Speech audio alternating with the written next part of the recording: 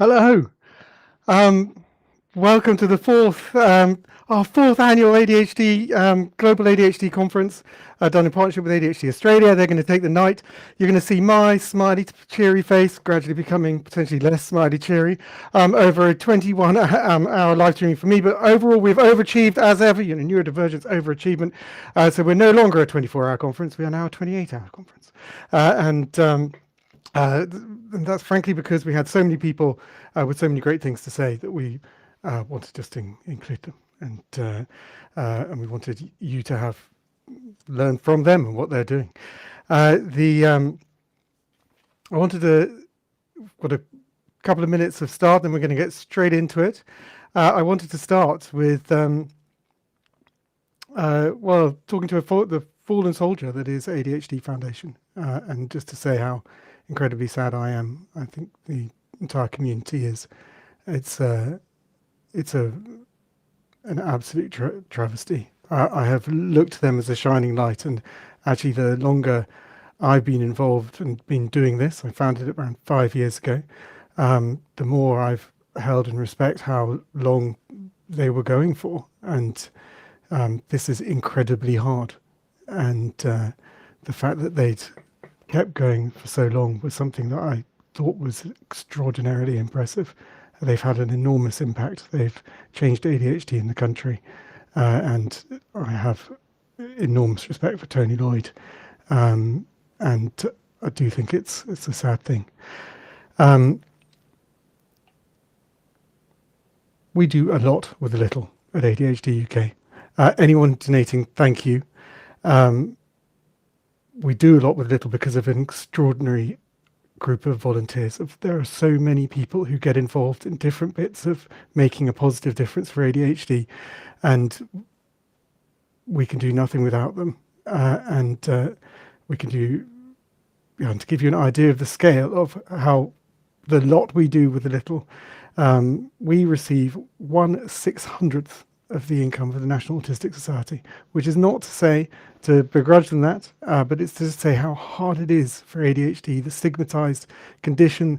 Many people, won't even tell close family.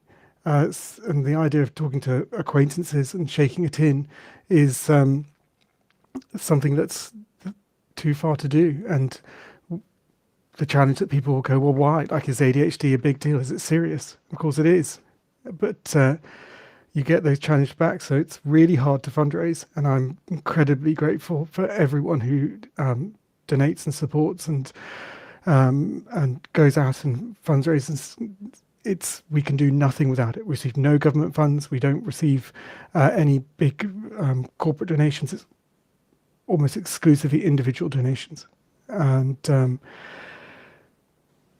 to give you an example of some of those changes, so we had a big challenge around right to choose changes earlier this year, and around March they're going to put in a cap. We had volunteer coders help us create a system so people could email really easily their MP.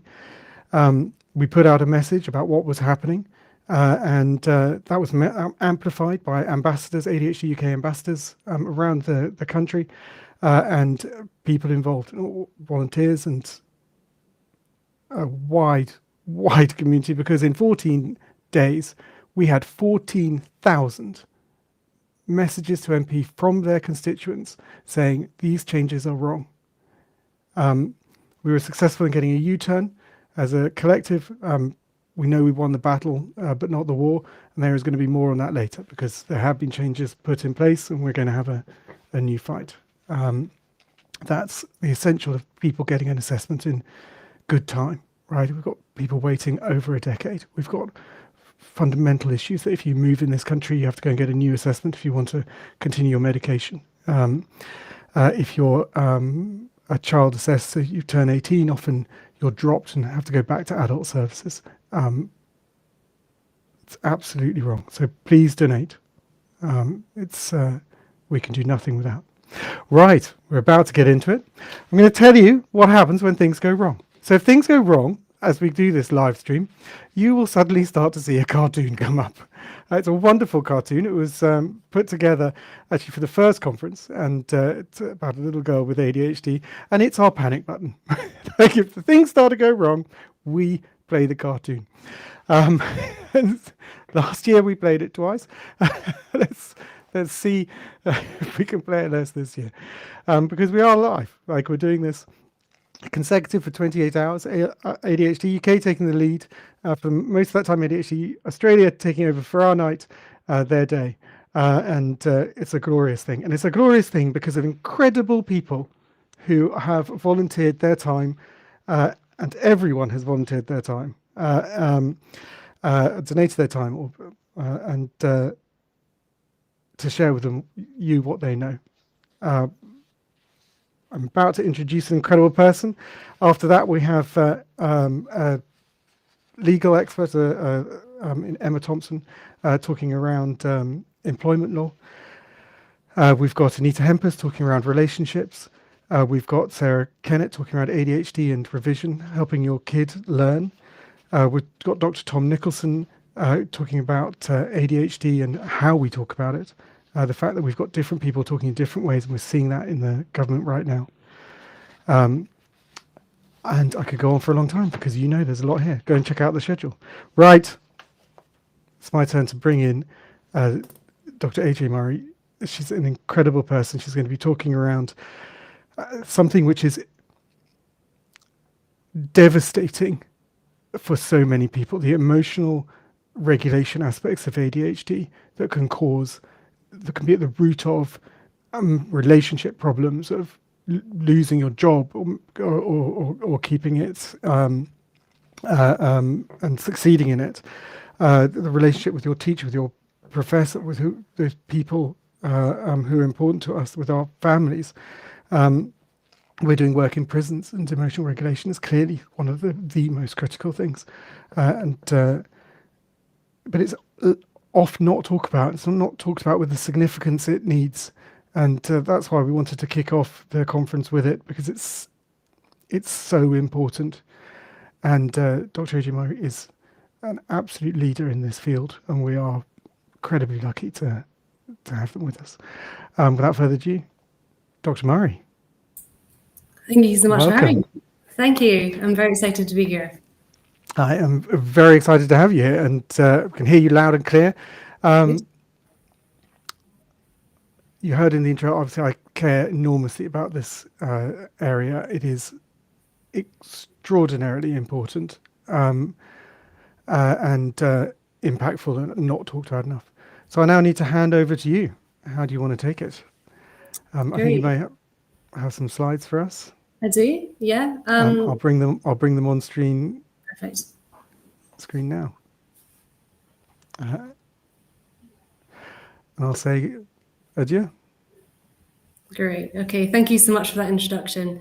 So yeah, as Henry says, I'm going to be talking about something which I think is quite important to a lot of people with ADHD, the emotion dysregulation aspects of ADHD. So what I'll do is I'll cover a bit of the background science of emotion dysregulation in ADHD, and then I'll move into talking about some practical tips based on the research evidence for how we can try to better regulate our emotions and kind of take the edge off of some of that emotion dysregulation. So I'll first just, my slides aren't moving on. Let me see. There we go. I'll first just super briefly introduce myself and our team. So I'm a professor in the developmental psychology of mental health, which means that I'm interested in what influences our mental health across the entire lifespan. But I'm particularly interested in mental health in relation to ADHD. So our group is really interested in understanding how we can better support mental health in ADHD. And that goes from sort of basic discovery science all the way through to developing interventions that can be used by people with ADHD to support their mental health. But what I'm going to be focusing on today is emotion dysregulation, something that is very important for mental health in ADHD. So what I'll do is I'll cover some of the kind of background about what emotion dysregulation is and what emotion regulation is. I'll talk about how that's relevant for ADHD, and then I'll move in to talk about some more practical strategies that we can use for regulating our emotions more effectively. So a good place to start would be, what is the definition of emotion regulation? Essentially, emotion regulation is the set of processes that we use to keep tabs on and modify our emotions as needed. There might be various different reasons why we want to modify our emotions. It might be that we have some particular goal that we need to achieve. Sometimes it's about displaying a certain behavior in a certain context, or sometimes it's just about feeling better. So there's loads of different reasons why we might want to modify our emotions in a particular situation. To be clear, what emotion regulation isn't, or what effective emotion regulation isn't, it's not tightly controlling our emotions. It's not about eliminating our emotions. It's not about trying to be a robot without any feelings. It's not that at all. It's much more about taking the feelings that come up and what we do with them, kind of doing something that's adaptive with them. Emotion regulation is a really complicated multi-stage process, which means that there's lots of different places where it can potentially go wrong, and different people might experience emotion dysregulation in different ways, or people might experience lots of different aspects of emotion dysregulation. It might be having difficulty with identifying or labeling feelings, so being able to realize that you feel sad and being able to call it sadness. Sometimes there might be a misidentification of feelings. We might think, I'm feeling really angry right now, but maybe the root is actually more something like anxiety. It might look like really strong reactions to situations or stressors, like feeling really angry, or actually it might be positive emotional reactions that are quite pronounced, like feeling super, super excited. And there is some evidence that even these more positive emotional reactions can sometimes cause trouble for us as well. It might look like taking a long time to come down after an emotional reaction to a situation. So something triggers us, we feel angry or sad, and we just really continue to feel that way for a long time. And it takes a long, long time for us to get back to our normal kind of baseline state. It might look like really rapid, marked changes in emotion, which is sometimes called lability. Or it might be more related to emotionally driven behaviors. For example, doing things like lashing out, self-medicating, it might be emotional eating, behaviors that are quite impulsive and emotionally driven that might, in the very short time, make us feel a bit better, but in the long term are definitely not going to make us feel better. On the other hand, many people report that being emotionally dysregulated is much more about being paralyzed by emotions. So just feeling unable to function, unable to get work done, unable to think properly, unable to get stuff done because of that feeling of being overwhelmed and paralyzed by emotions. Another element of emotion regulation is to do with interpersonal emotion regulation, which is the way that we might use other people to regulate our emotions. Again, that can have various different aspects. It might be that we don't have the confidence or don't think there's any point in looking to others for emotional support, so we don't do it in the first place. It might be about seeking support from the right people. There's definitely differences in terms of how good people are at making us feel better or worse, and whether they make us feel better in the short term by just agreeing with us, or make us feel better in the longer term by helping us solve a problem. So sometimes it's about who we seek support from. And then sometimes it's also about how we actually reach out to people. So doing that in an effective way, something that looks much more like reaching out for support rather than, for example, lashing out. Another important aspect of emotion regulation is emotion regulation strategy use. And I'll talk about this a lot more in detail in a few slides. But essentially, that's about whether we choose to, once an emotion arises, what we choose to do with it. If we, for example, try to suppress that feeling versus express it. If we judge ourselves for feeling a certain emotion rather than kind of accepting that feeling, or whether we kind of ruminate about something or solve problems, etc. So focus on solving the problem. So there's a variety of different emotion regulation strategies that people might use that play into emotion dysregulation as well. So I've got here some examples of what people have said, people with ADHD, as regards what emotion dysregulation feels like for them. So this person says, I'm very emotionally volatile. Something will happen and it'll be like, this is literally the best day ever, or something else will happen and I'll just be so sad that I cannot stop crying for 5 hours. And it's very little things that set me off. So this person is showing a degree of emotional ability. They're talking about being quite volatile emotionally. They're showing some example of inertia. So they're saying that they can't stop crying for 5 hours. So it's taking them quite a long time to get back to baseline after they've been upset by something. And they're also showing a degree of emotional reactivity because they're talking about how it's quite little things that might set them off in the first place. In this example, the person says, normally my brain can't comprehend emotions when they come up. This time I'm crying and I couldn't tell you why. My brain just doesn't cry when it's supposed to. It gets so scattered that I appear calm. So what this person seems to be showing is some difficulty with understanding emotions. They're saying that their brain can't comprehend emotions when they come up, but they're also showing some difficulties with expressing those emotions as well. So essentially they're saying that on the surface, they appear to be quite calm, but beneath the surface, it's a bit of an emotional storm. So they're showing this combination of having difficulty with understanding their own emotions and then subsequently showing those emotions. And then this person says, I can't really verbalize what it is that I'm feeling, which frustrates me even more because I can't put the words to what I'm feeling. If I don't know what's wrong with me, then why in the world am I upset? So this person is showing some difficulties with labeling their emotions, saying that they can't really verbalize what it is that they're feeling. And what they're also saying is that that is really frustrating for them. It is really frustrating when we can't express ourselves. And that's creating this additional meta layer of angst, being unable to properly label and verbalize their feelings.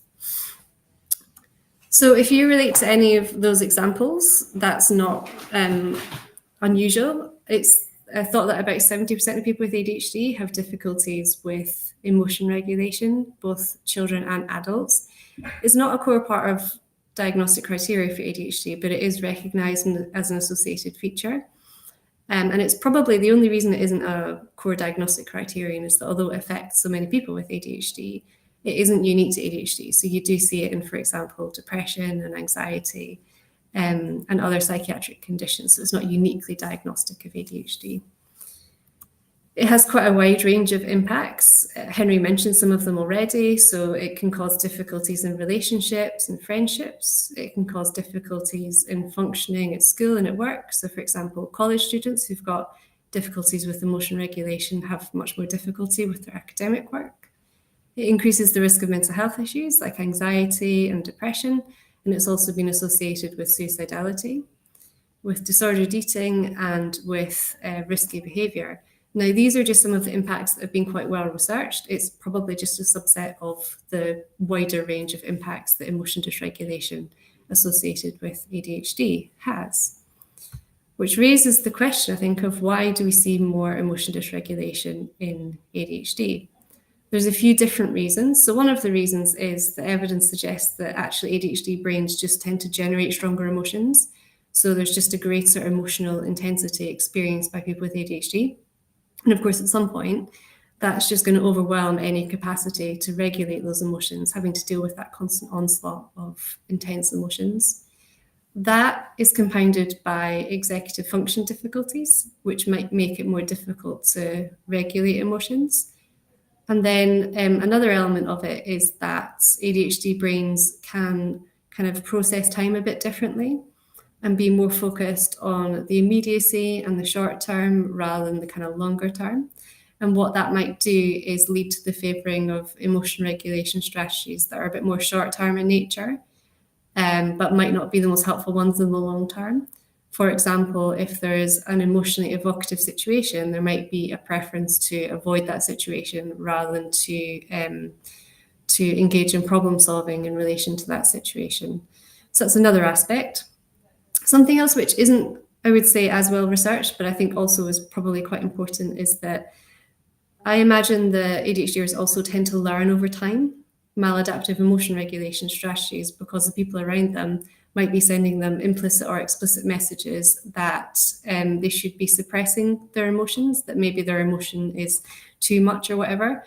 And so they're kind of being taught that they need to suppress their emotions, but aren't being taught more adaptive strategies for dealing with emotions. And so that becomes internalized and becomes more of a habit over time.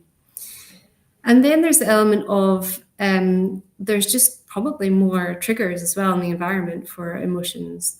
So there is the whole thing about obviously having an ADHD brain in a society which is much more kind of neurotypical in its setup and the difficulties associated with that. And then there's things like sensory sensitivities, cognitive overload, just a bunch of stuff that means there's just more environmental triggers for emotions as well. So all of these factors probably come together to make it much more difficult to regulate emotions in ADHD. On the other hand, there are definitely strengths associated with ADHD that are a positive for emotion regulation. For example, we know that people with ADHD are good at having an optimistic outlook, as well as thinking creatively and thinking outside the box. And that can be really good for serving emotion regulation strategies like reappraisal, which I'll talk about in more detail in a little bit. Also, we know that ADHD brains are good at absorption and distraction can be a really good way to, or it can be a really good part of adaptive emotion regulation as well.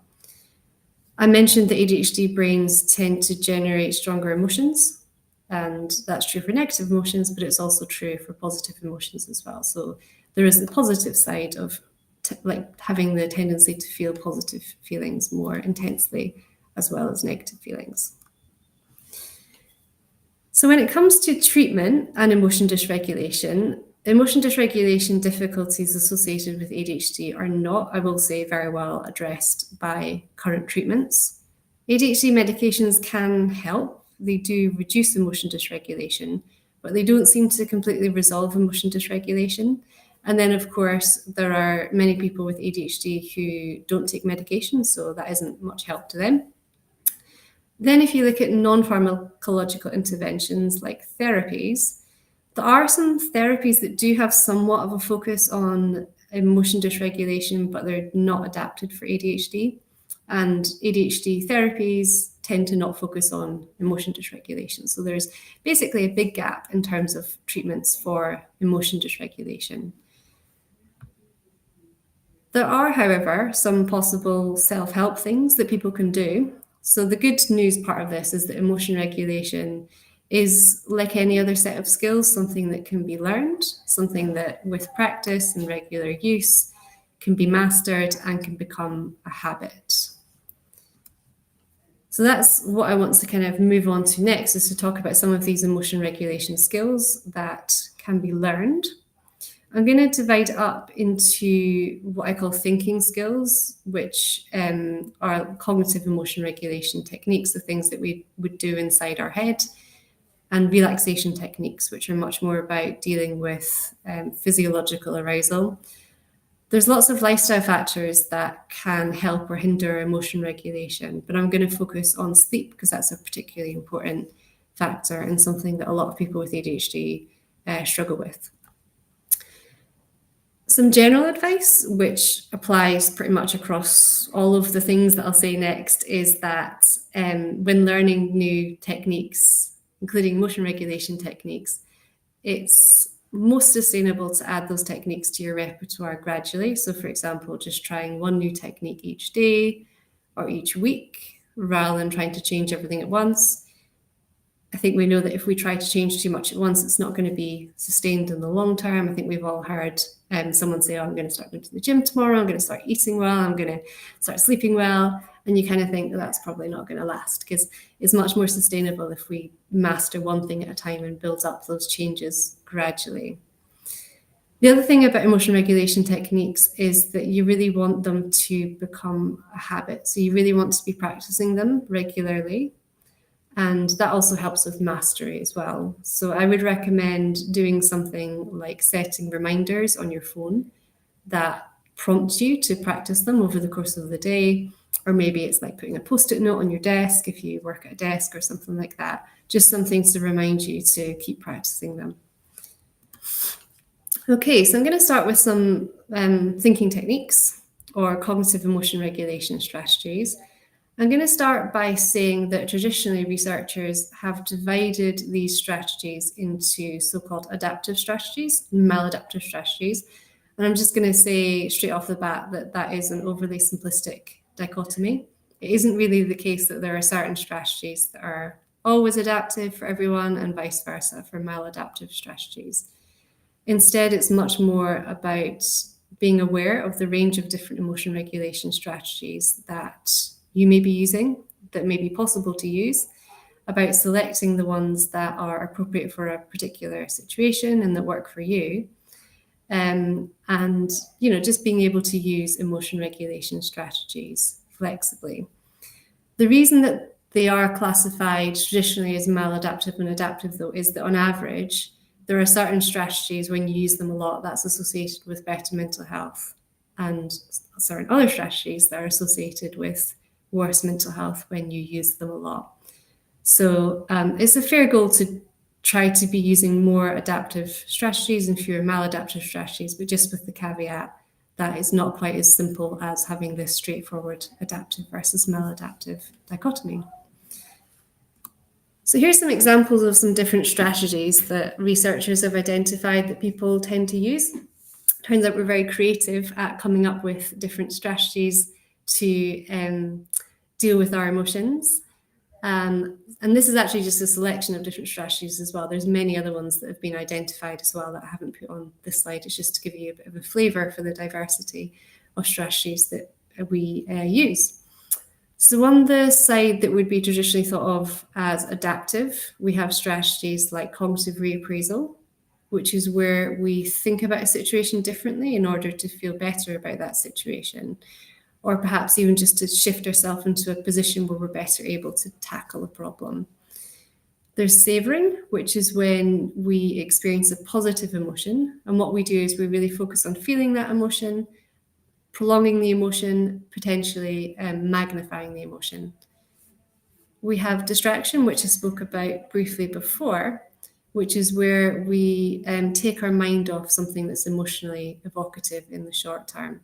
That might be helpful if we need a little bit of a break, we're not quite ready to tackle something, and just thinking about something isn't helping. So we can give ourselves a little bit of a break from that through distraction until we're in a better place to engage with something. Distancing, easy for me to say, is when we cognitively distance ourselves from something. So we take maybe a more detached, intellectualized view of something. Maybe we distance ourselves by imagining what an objective observer who isn't us would make of a situation. Maybe we imagine ourselves in 5 years' time looking back and thinking about a situation, and that can help give us a bit more perspective on that and take the emotional edge off of it. And then we have acceptance. Acceptance is basically where we allow ourselves to feel a feeling without judging ourselves for feeling that feeling. Sometimes we can really exacerbate a negative feeling because not only do we feel a negative feeling, we're also beating ourselves up for feeling that negative feeling. So not only are we feeling sad, we're also feeling annoyed with ourselves for feeling sad. Acceptance tries to take away that layer of meta-angst and just says, yes, I'm feeling sad right now. I'm just going to sit with that. I know it will pass. I know it's normal to feel sad, and we don't judge ourselves or beat ourselves up for feeling a negative emotion. And then we have social sharing, which is a form of interpersonal emotion regulation. And essentially that's like getting something off our chest. It's going to someone else and sharing a problem with someone else in order to help ourselves to feel better about that. Humor is probably fairly self-explanatory. That's about looking for the kind of funny side of something, which can help neutralize emotions around something a little bit and maybe put us in a better position to solve a problem. And then finally, we have problem solving, which is, again, as the name suggests, it's about really engaging with the problem. Rather than just worrying about it, we really take action towards solving whatever it is that's bothering us. So that's the more adaptive side of things. On the maladaptive side, we have strategies like rumination, which is like the king of maladaptive strategies. Rumination is where we just turn something over and over in our mind, but we don't get anywhere with it. We just make ourselves feel worse. We just focus on how we feel about something. We don't take any action. So we're really in a kind of negative cycle of thinking with rumination. Another one that's thought of as maladaptive is expressive suppression, so not expressing our emotions, which is just where we try to hide our feelings, not show them. We have avoidance of feelings, or experiential avoidance, which is where we actually try to avoid feeling the feelings in the first place. And then similarly, we have avoiding situations, which is where we stay away from situations that we know we're going to find emotional. You can kind of imagine how that would quickly become a problem if, for example, there's something that we really need to deal with, like we've got bills piling up or something, it's making us feel anxious. we're avoiding it, it's not going to get any better. It's only going to make the situation worse and make our anxiety about it worse. And then there's giving up, which I think is a little bit similar. It's about kind of just disengaging and just not bothering to try and kind of solve the problem anymore. Another one is self or other blaming, which is where we're very much focused on blaming ourselves or blaming others for something. So we're just, this is all my fault, or this is all such and such's fault, which doesn't help us to solve the problem. It just makes us feel bad. And then the last one is emotionally driven behaviors, which I mentioned briefly before, which is doing things like lashing out, self-medicating, emotional eating, the kind of behaviors that give you short-term relief, but long-term probably make you feel worse. So that's quite a list. And as I say, there's even more that I didn't list beyond the ones on the slide there. But just to kind of reiterate, the key thing is about being able to be flexible about what strategies are used according to the situation. And we need to be aware that there is some nuance to it. So for example, some strategies that we think of as adaptive might be maladaptive in some situations. We might use humor adaptively most of the time, but sometimes we might use humor in a way that we minimize or avoid a problem that actually we really need to engage with and solve. On the other hand, I mentioned that suppressive expression is a maladaptive strategy, but actually there are some situations where it's definitely adaptive to not express our feelings. So for example, if we were in a really solemn event and we thought of something funny and we really wanted to laugh, it's probably better that we hold on to that for that moment, and maybe we can laugh about it later in retrospect rather than laughing at the time and potentially causing offense. And then there are sometimes, like, it might be easy to blur the lines between different strategies. So we might start off solving a problem, but then we might actually find that we're not getting anywhere with it and we're actually morphing into rumination. Or sometimes we might be ruminating, but kind of kidding ourselves that we're problem solving, but we're really just turning something over and over in our mind and not actually getting anywhere with it. So it's important to be attuned to the subtle differences between some of these strategies and be aware when we might actually have slipped into using a more maladaptive strategy. So next I want to focus in a bit more detail on a couple of key strategies, starting with rumination. As I said, you're ruminating probably if what you find yourself doing is turning a problem or an emotional reaction to a problem just over and over in your mind, but you're not getting anywhere with it. Critically, that thinking is not leading to any action. It's not leading to any problem solving. You might find that you are struggling to think about anything else, and you'll probably find that rather than feeling better, you're actually feeling worse the more you turn the thing over and over in your mind. So rumination is really relevant for ADHD actually, because what researchers have found is that people with ADHD or ADHD symptoms tend to ruminate more. More than that, they also have found that it has a more negative impact on people with higher ADHD symptoms. So we did a study, for example, where over the course of the day, we asked people to tell us what emotion regulation strategies they were using and what they were feeling. We did this basically just by pinging them on their smartphones, and then each time they were pinged, which happened randomly across the day, they would tell us their feelings and their emotion regulation strategies. What we found was that people who were higher in ADHD symptoms were more likely at any given moment to tell us that they were ruminating. And then they showed a greater increase in negative emotions after ruminating. So it seems, if you take that together, that rumination might be a particularly toxic strategy for ADHD brains. Which leads us to the question of how can we stop ruminating? So I think half the battle is actually identifying when you're ruminating, because I think a lot of the time rumination can happen in quite an unconscious way, especially if it's a habit that's built up over many, many years. We might not be aware that we're actually ruminating. As I said before, we might be thinking that we're problem solving or preparing for something, but actually what we're doing is we're just thinking in negative circles. So the very first thing to do is to learn the warning signs of rumination. So looking at these characteristics and asking yourself, is this what I'm doing right now? Once you've become more attuned to the signs of rumination, the useful thing to do is to try and identify if there are particular times when you're more at risk of ruminating. So are there particular triggers? Are there particular times during the day, for example, when you're feeling tired, when you're feeling bored? For many people, it's when they're lying awake at night. That's a real risk period for them. And then what you can do is you can start to make if-then plans for what you'll do when you start to ruminate. So what you do is you identify that you're ruminating and then you do X.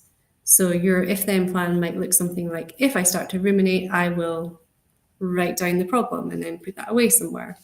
I will refocus my attention on an absorbing activity. I will talk to a friend.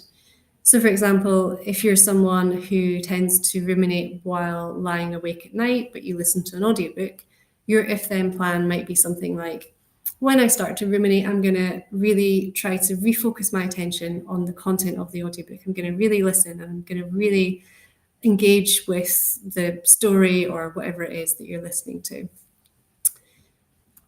Another thing that can be really helpful to help tackle rumination is to do a bit of an audit of yourself and figure out what kind of activities do you do that give you a sense of flow or a sense of absorption where you're just like really in the moment.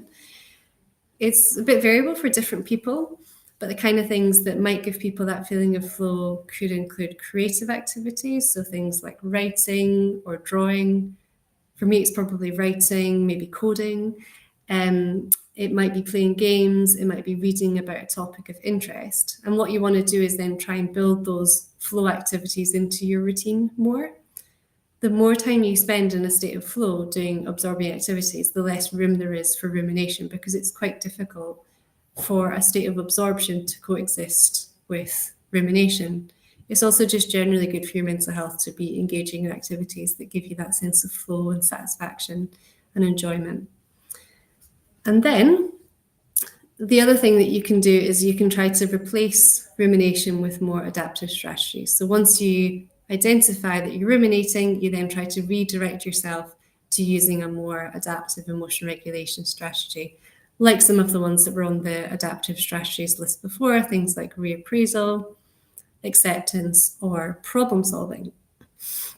The last one is particularly important, I would say, because sometimes what sustains rumination is because we have a problem, but it's not formulated in a way that really makes it tractable. So maybe it's a bit too abstract, a bit too vague.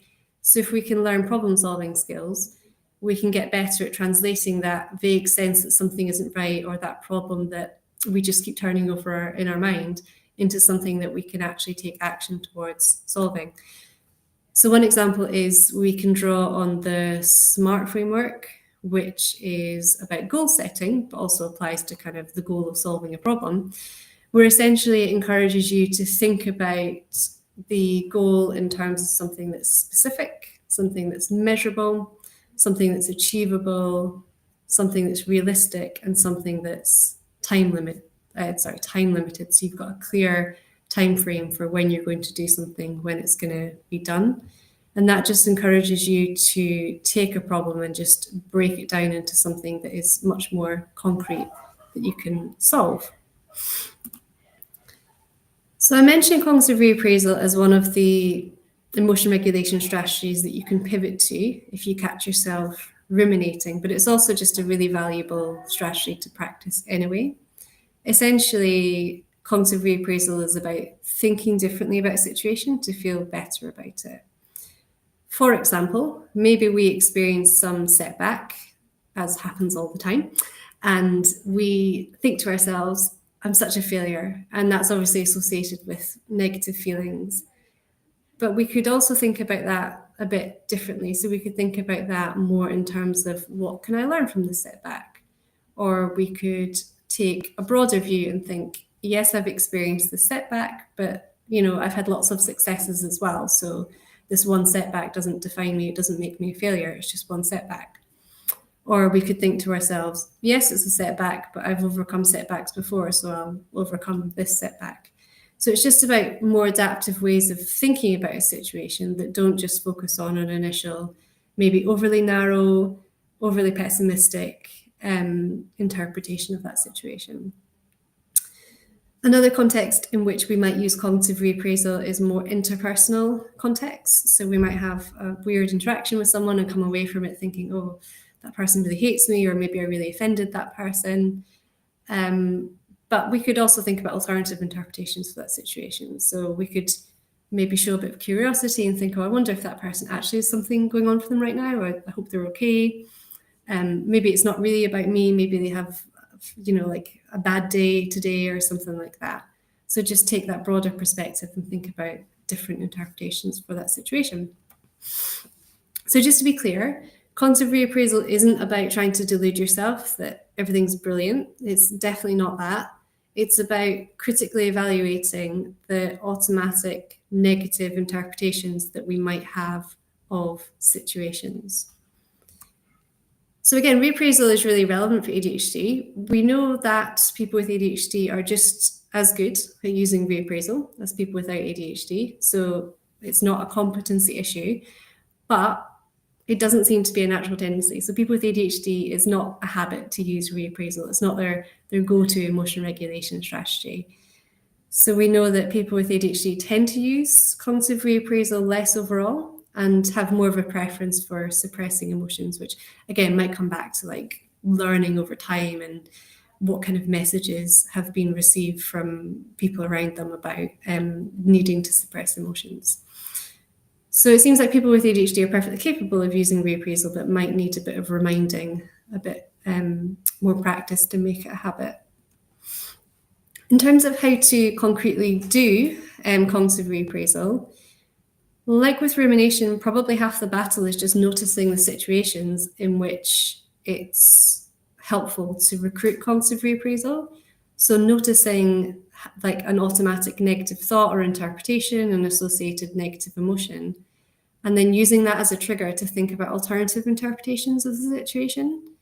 And then in generating those alternative interpretations, using things like compassion towards yourself and towards other people. For example, if somebody does something that's quite annoying, you could think to yourself, did they do that to deliberately annoy me? Or maybe actually they misunderstood something about the situation, or maybe they don't have the whole picture or whatever. So kind of giving people and yourself the benefit of the doubt. We want to avoid overgeneralizing interpretations. So for example, with the idea that you might experience a setback, not allowing that to lead to thoughts of, I'm a complete failure. Thinking about all of the evidence, thinking about the times when you have succeeded, thinking about the times when you have overcome setbacks, not just focusing on the evidence that supports that initial negative, more kind of catastrophic interpretation. Okay, so I'm now going to spend a little bit of time talking about relaxation techniques, which can be used as a complement to the cognitive emotion regulation techniques that I just spoke about. I'm going to cover 3 different techniques, but actually there's a whole world of different relaxation techniques out there that you could explore and find out what works for you. There's a lot of individual variation in terms of what people prefer. I'm going to cover 3 techniques just now. So grounding, breathing exercises, and progressive muscle relaxation. And with all 3, my suggestion would be to practice them at first when calm, because it's easier to master something when you're calm first, rather than trying to use something for the first time when you're already feeling in a state of emotional arousal. So we'll start with grounding, and got a little clip, hopefully that will play. Basically, grounding is something that helps you return to the present moment when your emotions are running high. So you start by looking around you and naming 5 things that you can see. Like I would say, I can see a pair of sunglasses, I can see my phone. And then you focus on 4 things that you can feel. So you might say that you can feel the cuff of your sleeve. And then 3 things that you can hear. So I can hear some building works, I can hear the buzz of my computer, I can hear some birds outside. 2 things that you can smell right now. So maybe you could say, I can smell some coffee or whatever. And then the last thing is to focus on 1 thing that you can taste. So as the name suggests, the idea is that it helps get you grounded. It helps take you out of your head and back into the present moment. Okay, so next one is breathing exercises, which taps into your physiology to help reduce physiological arousal. There's lots of different variants of breathing exercises out there. This one involves breathing in for 4, holding it for 4, breathing out for 6, holding it for 2, and then starting the cycle again. And you can just do it for several cycles. And then at the end of that process, you should feel more relaxed. It can take a little bit of time to master it, so it does take a bit of practice. We'll just go through one round here just now, just to demonstrate. So we start with breathing in for 4 seconds, holding it for 4 seconds, breathing out for 6 seconds, holding for 2, and then we start the cycle again. So I think you get the idea, but typically you would go through that a few times and then hopefully feel more relaxed at the end of it. Okay, and then the last one I want to just make you aware of is progressive muscle relaxation. So what that involves is going through the different muscles in your body, tensing them and then relaxing them. And what I've got here, I won't play it, but we've got a video here that basically talks you through that process, going through each of the different muscles in the body. Okay, so the next set of practical tips I want to cover are related to sleep. So sleep difficulties are really common in association with ADHD. And on top of that, ADHDers tend to be night owls. So there's kind of baseline sleep difficulties, but then there's also this mismatch between when ADHD bodies want to go to sleep and when society wants us to go to sleep and wake up and stuff. So that can compound the difficulties. Unfortunately, sleep difficulties can also exacerbate emotion regulation difficulties. On the other hand, the positive side of it is that maybe if we can work on our sleep, that can also improve emotion regulation. So what I'm going to do is I'm just going to go through some quick tips related to sleeping better. I'm going to start with some don'ts, and then I'll move on to some do's. So good sleep doesn't start when we go to bed. It actually starts much earlier in the day. And during the day, we want to be avoiding doing things like taking naps. Even though it might be quite tempting to take a nap to catch up on sleep, that can have a knock-on effect on the next night's sleep. So it's better to avoid taking long naps during the day. Similarly, we want to avoid spending time in bed when we're not intending to sleep. The reason is that when we spend time in bed, but we're not trying to sleep, so if we're like, on our phone or watching TV or something in bed, what happens is our body learns an association between being in bed and not sleeping. But what we want the association to be is between being in bed and sleeping. So the more we can avoid being in bed when we're not trying to sleep, the better. When it comes to around sleep time, we want to be avoiding things that are going to be quite arousing, like caffeine, as we might find in energy drinks and coffee and stuff like that. Emotionally arousing activities like emotionally charged conversations, or maybe even like, particularly exciting video games or films or something like that. It's a good practice to avoid screen use too close to bed, because that can also interfere with the process of becoming sleepy. We want to avoid things like big meals close to bed or drinking loads of water or whatever before bed, because that can delay our sleep or wake us up. And then another one that I think a lot of people don't do, because it's quite counterintuitive, is that if we go to bed or we can't get to sleep, or if we wake up in the night and can't get back to sleep, it's better to actually get up, do something relaxing for a while, do a bit of a reset, then go back to bed rather than just lying there awake. It's a similar logic to why you want to be avoiding spending time in bed during the day when you're not intending to sleep, because the more time you spend in bed not sleeping, the more your body learns an association between being in bed and not sleeping. So it's better just to set yourself a cut off and say that if you're not asleep within like 30 minutes, get up, reset, do something relaxing, and then try again. And then there's the do's. So again, this starts earlier in the day. Getting enough daylight during the day can be really helpful for sleep and for kind of regulating those circadian rhythms. Obviously, that can be difficult if you get shift work or something like that, but to the extent that you can, getting enough daylight, getting enough physical activity during the day as well can really set you up for a better night's sleep. And then when it comes to around bedtime, it's good to do some relaxation before bed, maybe some of the relaxation techniques that we just talked about before, or there might be another relaxing activity that works for you. It's good to have a consistent time of going to bed and waking up as well. And similarly, having a bedtime routine. And again, that just helps train the body so that it has an association between doing certain activities and going to bed, so it knows that it's time to wind down. And then in bed, paying attention to the sleep environment as well. So making sure that it's not too light, that the noise is the right amount of noise. I'm not saying no noise, because actually for some people a bit of noise is better than no noise, but making sure it's not too noisy and making sure that the temperature is right as well. Actually, temperature is something that a lot of people get wrong, because many people think that the room should be quite warm. We should be quite warm when we're sleeping, but actually typically the room needs to be much cooler than we expect it to be. So have a think about that as well and check if the temperature of the room is cool enough. But as a general principle, I think a really helpful way to think about sleep is not that it's like flicking a switch where you can go from awake mode to sleep mode as soon as it's time to go to bed, but think of it more as like landing a plane. You need to have a gradual winding down in the hours towards bed. It's not something that we should expect to happen suddenly. We need to plan a little bit ahead for it and do relaxing, winding down activities in the lead up to bed.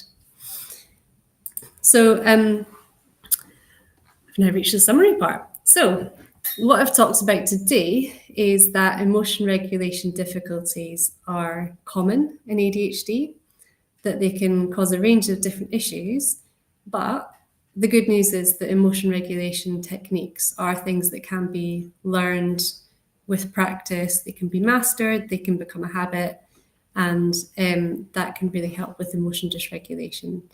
For more immediate issues with feeling physically over-aroused, relaxation techniques can be used. And then also sleep is a big factor in emotion dysregulation. So paying a bit of attention to sleep and behaviors around sleep that can help to sleep better can also help have a positive impact on emotion dysregulation. So I've talked quite briefly about quite a few different areas. If you'd like to learn more, I've got a few suggestions for additional resources and some keywords that you can look up for further research. So I talked about some emotion regulation strategies. There's also clinical therapeutic approaches that cover emotion regulation skills.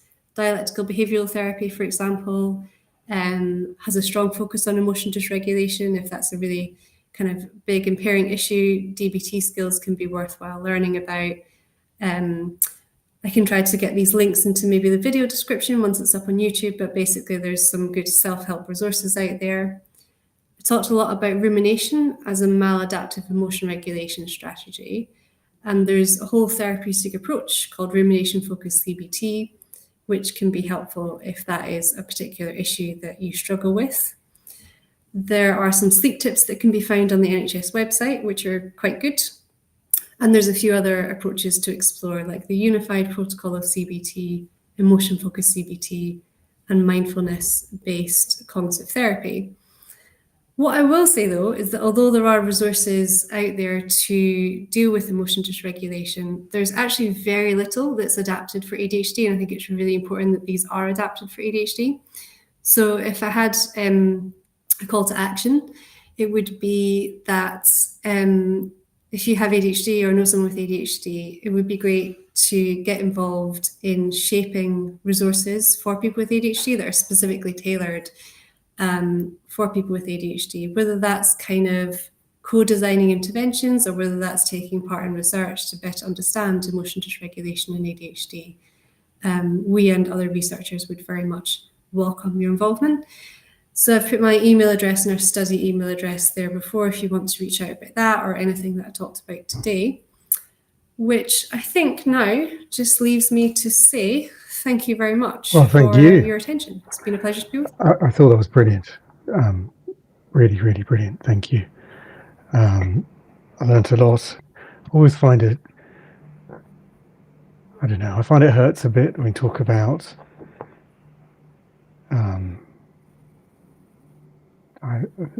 how hard it is, and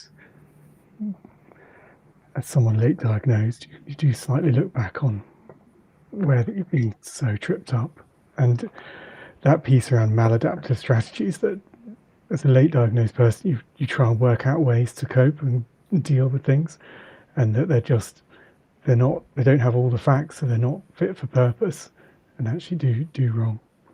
And I didn't introduce you properly, so I need to, because you talked about your research. So Dr. AJ Murray, Professor AJ Murray, is a professor of developmental psychology of mental health at the University of Edinburgh. So she is one of the preeminent researchers at one of the preeminent universities. Her research looks at mental health across the lifespan, ADHD and emotional dysregulation. So it's honestly, in my view, no one better on this. Yeah, thank you. We've had some questions, and then we'll have to skip on for a time. The very first conference we did, I thought it was kind of funny, and like a bit funny for the ADHD conference to run a bit late, because like, except then we suddenly started hitting like where we'd met people with their own hard deadlines, and like, okay, that's not funny at all. In fact, I've caused a crisis. I had a really good question. This is on the globaladhd.com site. We've had questions on social as well. One of the questions is it possible to get your slides? With your permission, can we put the slides up on the Global ADHD site? She's great, and I knew that, so we may have already done that. So it's very good that she said yes, because we did it about 5 minutes ago. So if you want to go and download those, because there's obviously clearly very, very useful things to go back on, just go to globaladhd.com, the conference site. Sharon uploaded a question there. Hi, I would love your thoughts on achieving co-regulation in families with multiple instances of ADHD and ASD. We're a family of 5 boys, 11, 13, 18, and all of us are neurodivergent. We are awash with teen and perimenopausal hormones. We struggle to detect and to respect each other's levels of volatility. It feels impossible to avoid triggering each other into a domino-style dysregulation. Any advice welcome? This is a really good question. I could do a whole presentation on that as well. Well, there's always next year. Actually, that would be good to come back and do it next year. Yeah, I think that's especially challenging. So, there's the element of kind of, if you're a parent dealing with a child who is dysregulated, and what's the effective way to do that, whilst also dealing with your own dysregulation. I think many of the techniques that I talked about today do generalize. And I think that one big gap is that there's a lack of kind of family system focused intervention approaches. So a lot of the intervention approaches that exist in relation to emotion dysregulation kind of like treat a person in isolation, rather than kind of thinking about a whole family system and how that might interact when you've got multiple people who are struggling with dysregulation. And it's an area that's a bit under-researched as well, I will say. But I think as a starting point, I think a lot of the things that I talked about today, if they can be used individually, that's a really good starting point, because it is interactive. If one person starts to get more of a handle on their dysregulation, that has a positive, in the same way as you can have like a perpetuating negative cycle, you can also have a perpetuating positive cycle as well. And in families, for example, people kind of learn through observational learning what others are doing. So if somebody starts to shift to more adaptive emotion regulation styles, that can have a positive impact on other family members who are seeing that, and they're seeing the positive effect of it and start to kind of internalize that themselves as well. So I think I would say it's quite overwhelming. It's quite a lot to deal with, but I would maybe just start focusing on the kind of individual things that each individual family member can do with regulating their own emotions, and that should propagate through the family system. That's wonderful advice. You can see Professor Murray, how she's an expert in her field, talking about, right, we need more research here, and wanting very clearly to, and it's the thing that we need, right, which is to do research to get us to the core understanding, to know what actually makes a difference. So beyond hyperbole and individual stories, which, whilst useful, we want cold hard facts, and it's how change really systemically happens. I'd certainly, thinking about that answer, and someone with a young family, I think one of the things parents can do, exactly as AJ said, is learn themselves, because you hand that down to your kids. So if you can work on yourself, your kids learn from you, and that changes things. And actually, if you do this learning together, you can help teach each other. You can have this shared understanding of what to do, and use that to go, okay, this is happening, let's do the grounding, which I thought was actually wonderful. I thought it was really like, I've often struggled with my brain running away and it being very hard to hold on to things, and as part of that, some memory issues, and I found it really simple and one I could remember. Which, and I could see that myself using it in my own life. You can do it anywhere, can't you? You can do it out and about. It almost doesn't matter what situation you're in. It's quick, it's simple. The other ones, you need to maybe have a little bit of space, but that one you can just do on the go whenever you need to. So it's a really good one to start with. Thank you. Look, thank you for kicking off our conference in such an important area. Thank you for doing this. It was truly wonderful and both inspiring, interesting, and improving of lives. So thank you, and thank you for the research you're doing, and a sort of forward thank you, because I mentioned at the very start that we're doing work in prisons, and Professor Murray has very kindly offered to help, and emotional dysregulation impacting people, and being in the prison population is, I think, something that we really see. So extraordinarily value that. So thank you very much. Goodbye, and thank you. Right, we're on to our next. We're running a cheerful 4 minutes late, but feeling good about it, and where we're at. So we're shortly going to come back with Emma Thompson.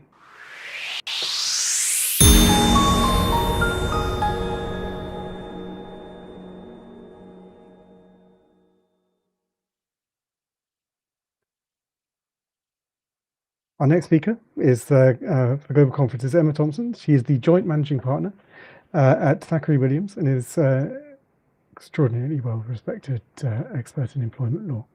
We're extremely lucky to have her talking about ADHD in the workplace, and how the law supports fairness and inclusion. She's going to talk about the Equality Act and neuro-inclusive cultures. Look, ADHD in employment is a very, very important topic. Having issues is unfortunately something we see a lot, and helping people understand that situation and understand their legal rights and is critical, and things like reasonable accommodations. And one of the things we see, people finding themselves hitting barriers that are barriers for them but not for other people, and that being completely unfair and a huge problem. Right, without further ado, I'm going to welcome Emma. Welcome, Emma. Oh, no, we can't hear you, Emma. So not quite sure what our problem is. I'm going to take her off for a second while she sorts out her microphone and can look at that.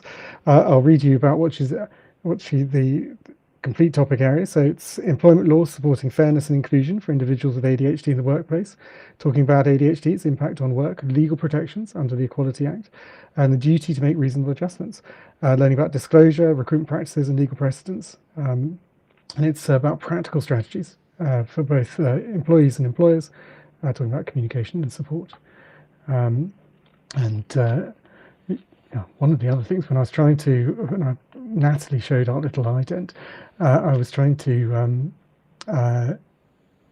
we have a beautiful interstitial to show people, but I'm not good at it yet. Let's see how we get on by the next one, if I can show them. And I can see a little window with Emma. Do you want to give me a thumbs up if you think it now works? And I can then bring her back. Otherwise, we might be hitting the cartoon people. So I told people at the very start of this, we have an emergency cartoon button. So someone created a wonderful cartoon about ADHD. In the very first year, we did, and if we hit serious problems, we bring up the cartoon so we can panic, work it out. I've got the thumbs up, so she's here. Hello, welcome. Oh no, she's not. Still can't hear you, Emma. This might be a, I heard something something just jumped in slightly. I'll take you off for a second. It may be the good old, and it's slightly annoying that it works so well, but the whole just turn your whole computer off, turn it on again, come back in, and do that. It works an extraordinary number of times. So we've got a lot of people coming up. I am ridiculously excited about what's to come. We've got after this, we've got Anita Empest. This wonderful title, when one of you speaks cat and the other speaks dog. The relationship impacts of being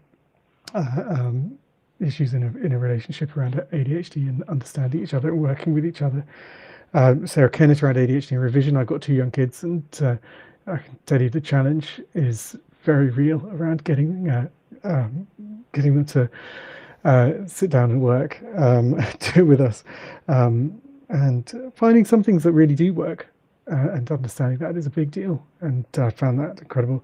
We've got Tom Nicholson talking about ADHD and how we talk about it, which is a big deal. I absolutely adore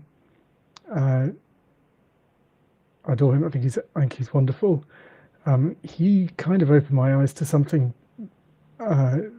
He interviewed myself and Dr.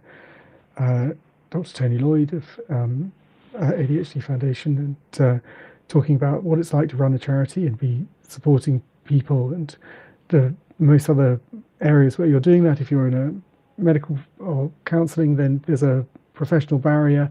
And it's very whereas if you're running a charity, there isn't. And his view was that that could cause quite serious damage and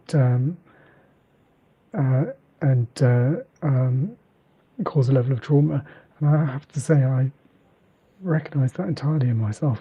Been doing this for a number of years, and it really helped change.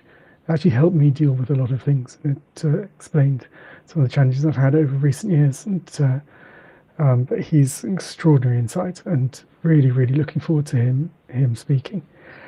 Got a critical one from Tina Squire. Why can't I just start? Talking about that core piece around ADHD and productivity, and just knowing what you've got to do and struggling to do it just being extraordinarily difficult. And then we have extraordinarily important from Dr. Jessica Eccles. She is the lead for neurodivergent conditions for the Royal College of Psychiatry. She's speaking in an independent capacity, and she's talking specifically around, we are seeing challenges from central government around, is ADHD serious? Should we spend money on assessments and support? And that's causing problems around potential funding around wait lists. So she is doing a retort to that to talk about how challenging ADHD and how difficult it is, and is incredibly important. Now I'm going to see if Emma Thompson, I can see now, has not one but 2 people helping her with her microphone issues. So I'm sure we'll get her on shortly. And as soon as she's ready, she's going to give me a thumbs up, and I'll bring her back in. And Jessica is going just before the wonderful Sam Thompson, our King of the Jungle, TV personality, radio host, co-host of the podcast Staying Relevant. He's an absolutely incredible person, and he's an ADHD UK ambassador. I mean, his Staying Relevant podcast now has, I think, about 1 million downloads every episode. They just sold out the O2. I was privileged to be there, and next year they're going to sell out Wembley, and I think they are. I think it's absolutely extraordinary. And afterwards, it's about 45 minutes. I think it's like, and I'm the one who edited it. So, and then we're having what it means to be an ambassador. And I'll ask Emma if she's ready to give it another go. Not sure. I don't have a thumbs up yet. And then we have the last session of ADHD UK, which is about CBT from Dr. Anita Gora. You just heard a discussion of CBT for ADHD. The problem is standard CBT, as many of you who've watched it, is a pretty pointless anger-making exercise. It's just like, there's no use to me at all. It is like just, it's one of those things that gets added to the list of like, I feel worse about myself now. And it being a just awful. And what Dr. Gora's done, Anita's done this, she's customized ADHD for people, customized CBT for people with ADHD, and it's a big deal and very, very important. And honestly, she has helped me. And so I really look forward to that session. Right, I'm going to see if, okay, and then we have Australia taking over, which is, so the way this works is at one point I get to go to sleep and restart the next day. We're going from 1 p.m. to 10 p.m. today, and then we hand over to ADHD Australia, who have extraordinary people coming on. So if you've yet to solve sleep issues, there's a good place to go.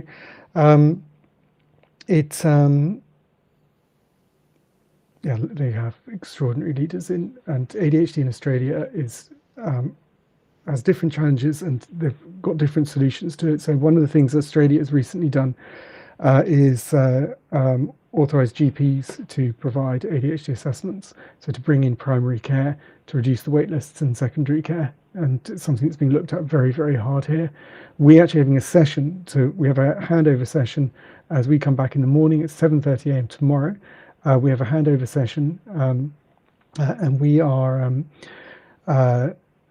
we've got the charities from ADHD New Zealand, Australia, Singapore, and ourselves, basically comparing notes. What's the different situation in our countries? What things are happening differently? It's a big deal, and it's really important because we can use those lessons to then advocate for change here, and that's what we need to do.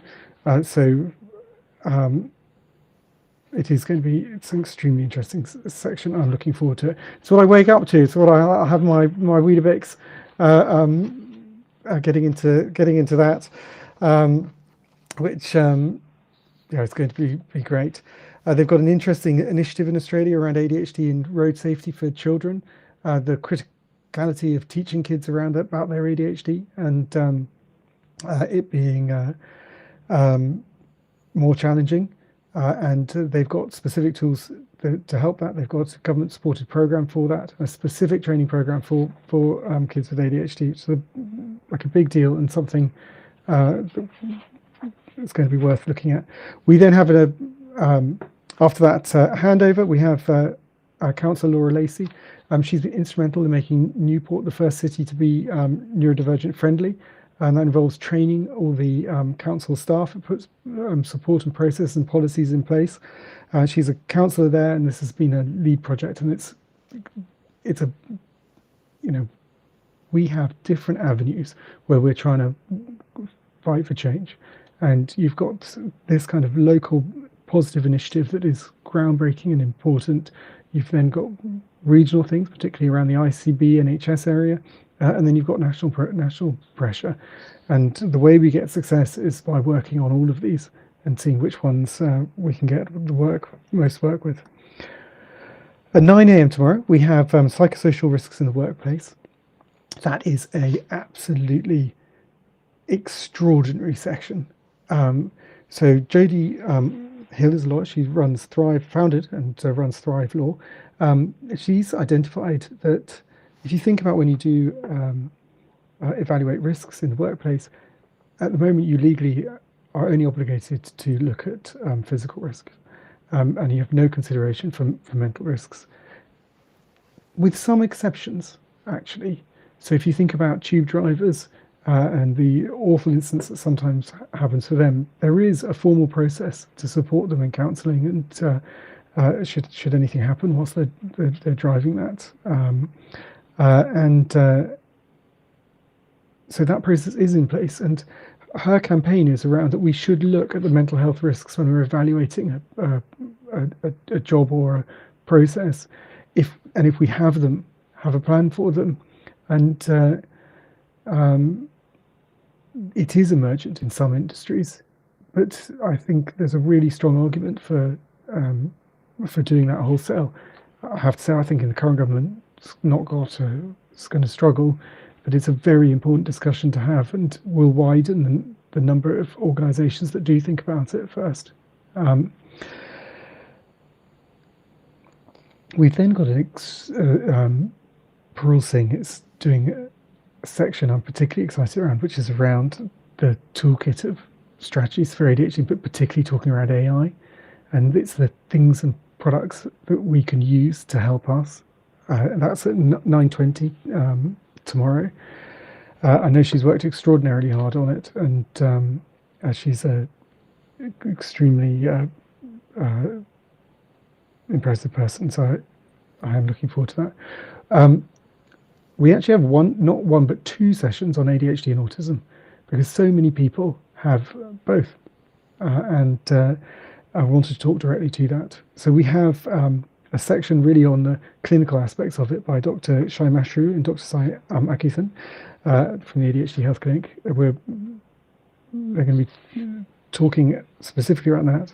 We then move back into politics. I'm talking with Sari Reid, who is a pioneer in change in Wales, and getting updates from her and the difference that they can make and have made, including the creation of a neurodivergent ministerial advisory group, which directly advises ministers on what change is needed to happen.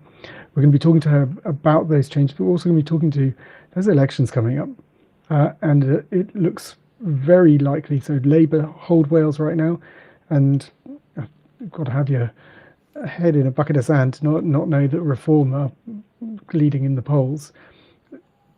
This is a big deal, because this will be Reform in government. We'll see what their attitudes are to neurodivergence with respect to the potential changes, what might happen nationally, should they take Westminster at the next election. So her thoughts on what's happening there and what might happen are really important. And we've seen some really, really challenging issues around the conversation around neurodiversity in the national picture, which leads us very nicely and straight into Bill Morgan giving us advice on political advocacy to make a difference. There's a big problem, right? We work our socks off to make change. We make a campaign, make a difference, and you push it through. And in number 10 Down Street, it's just a normal Tuesday. They get one of these, maybe multiple every day. Like, we're hitting a crescendo, looking for change, and they're like, not a big deal. And we were able to get change. We got 14,000 people collectively to write to their MP, and we were able to get an NHS change and stop a change that was going through. And we still have waits of enormous times and massive problems. So Bill Morgan used to work in number 10. He was the health advisor for Rishi Sunak, but he has been special advisor for health, social care and life sciences. He's worked in the Department of Health and Social Care. He co-founded and led a life sciences consultancy. He is basically quite a big deal and understands the internal machinations of central government at the highest level. And we really need to know what he thinks and how he thinks we can best fight for change. I mean, I have to say he was kind enough to offer his time. It was fairly late notice. We have to be very grateful to at least 3 different speakers who've all had some time taken away from them. One had to move entire slots, and the others had to see this. The 2 moved entire slots, sorry, and all 3 had time taken off to make the time for him. But like, I mean, you just don't get to talk to those kind of people. So he's an insider inspiration within politics, and then we have a neurodivergent inspiration. Right, we're going to give in Ben Branson, entrepreneur, founder of Seedlip. So extremely excited about that. I have Emma Thompson back, and I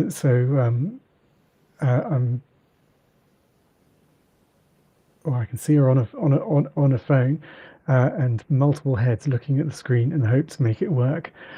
Then she needs to give me a thumbs up, and we can give it another go. I think that's a thumbs up. Okay, well, maybe continue to tell you more. But Ben Branson, founder of Seedlip, neurodivergent person, only discovered when he was 41, and now is running the charity Hidden 20%. Seedlip, he sold to Diageo for.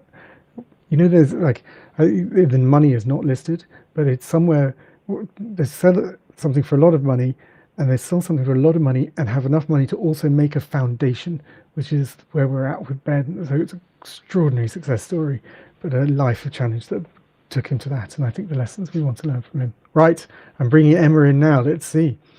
Emma, welcome. Hi, Henry. Can you hear me okay? Yeah, I can hear you. That's wonderful. God bless Mr. Apple. So I'm now on an iPad, and hopefully everyone can hear me well. Oh, amazing. I've been told not to say, but I feel like it's appropriate at this stage. So apologies for everyone that's been hanging around waiting to listen to my presentation. Henry, are you okay to share the slides as I'm coming from? I absolutely can do that. Super, thank you.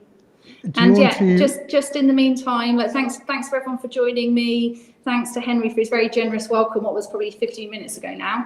But that was jolly generous of him. It really is an honour to be here actually presenting to ADHD UK. Henry and I have been working together all year on various various projects and collaborations, and I've got a support group that I run through ADHD UK for kind of employees that need support in the workplace, and I'm always kind of here to help educate employers as well, so that we're getting it right for neurodivergent employees.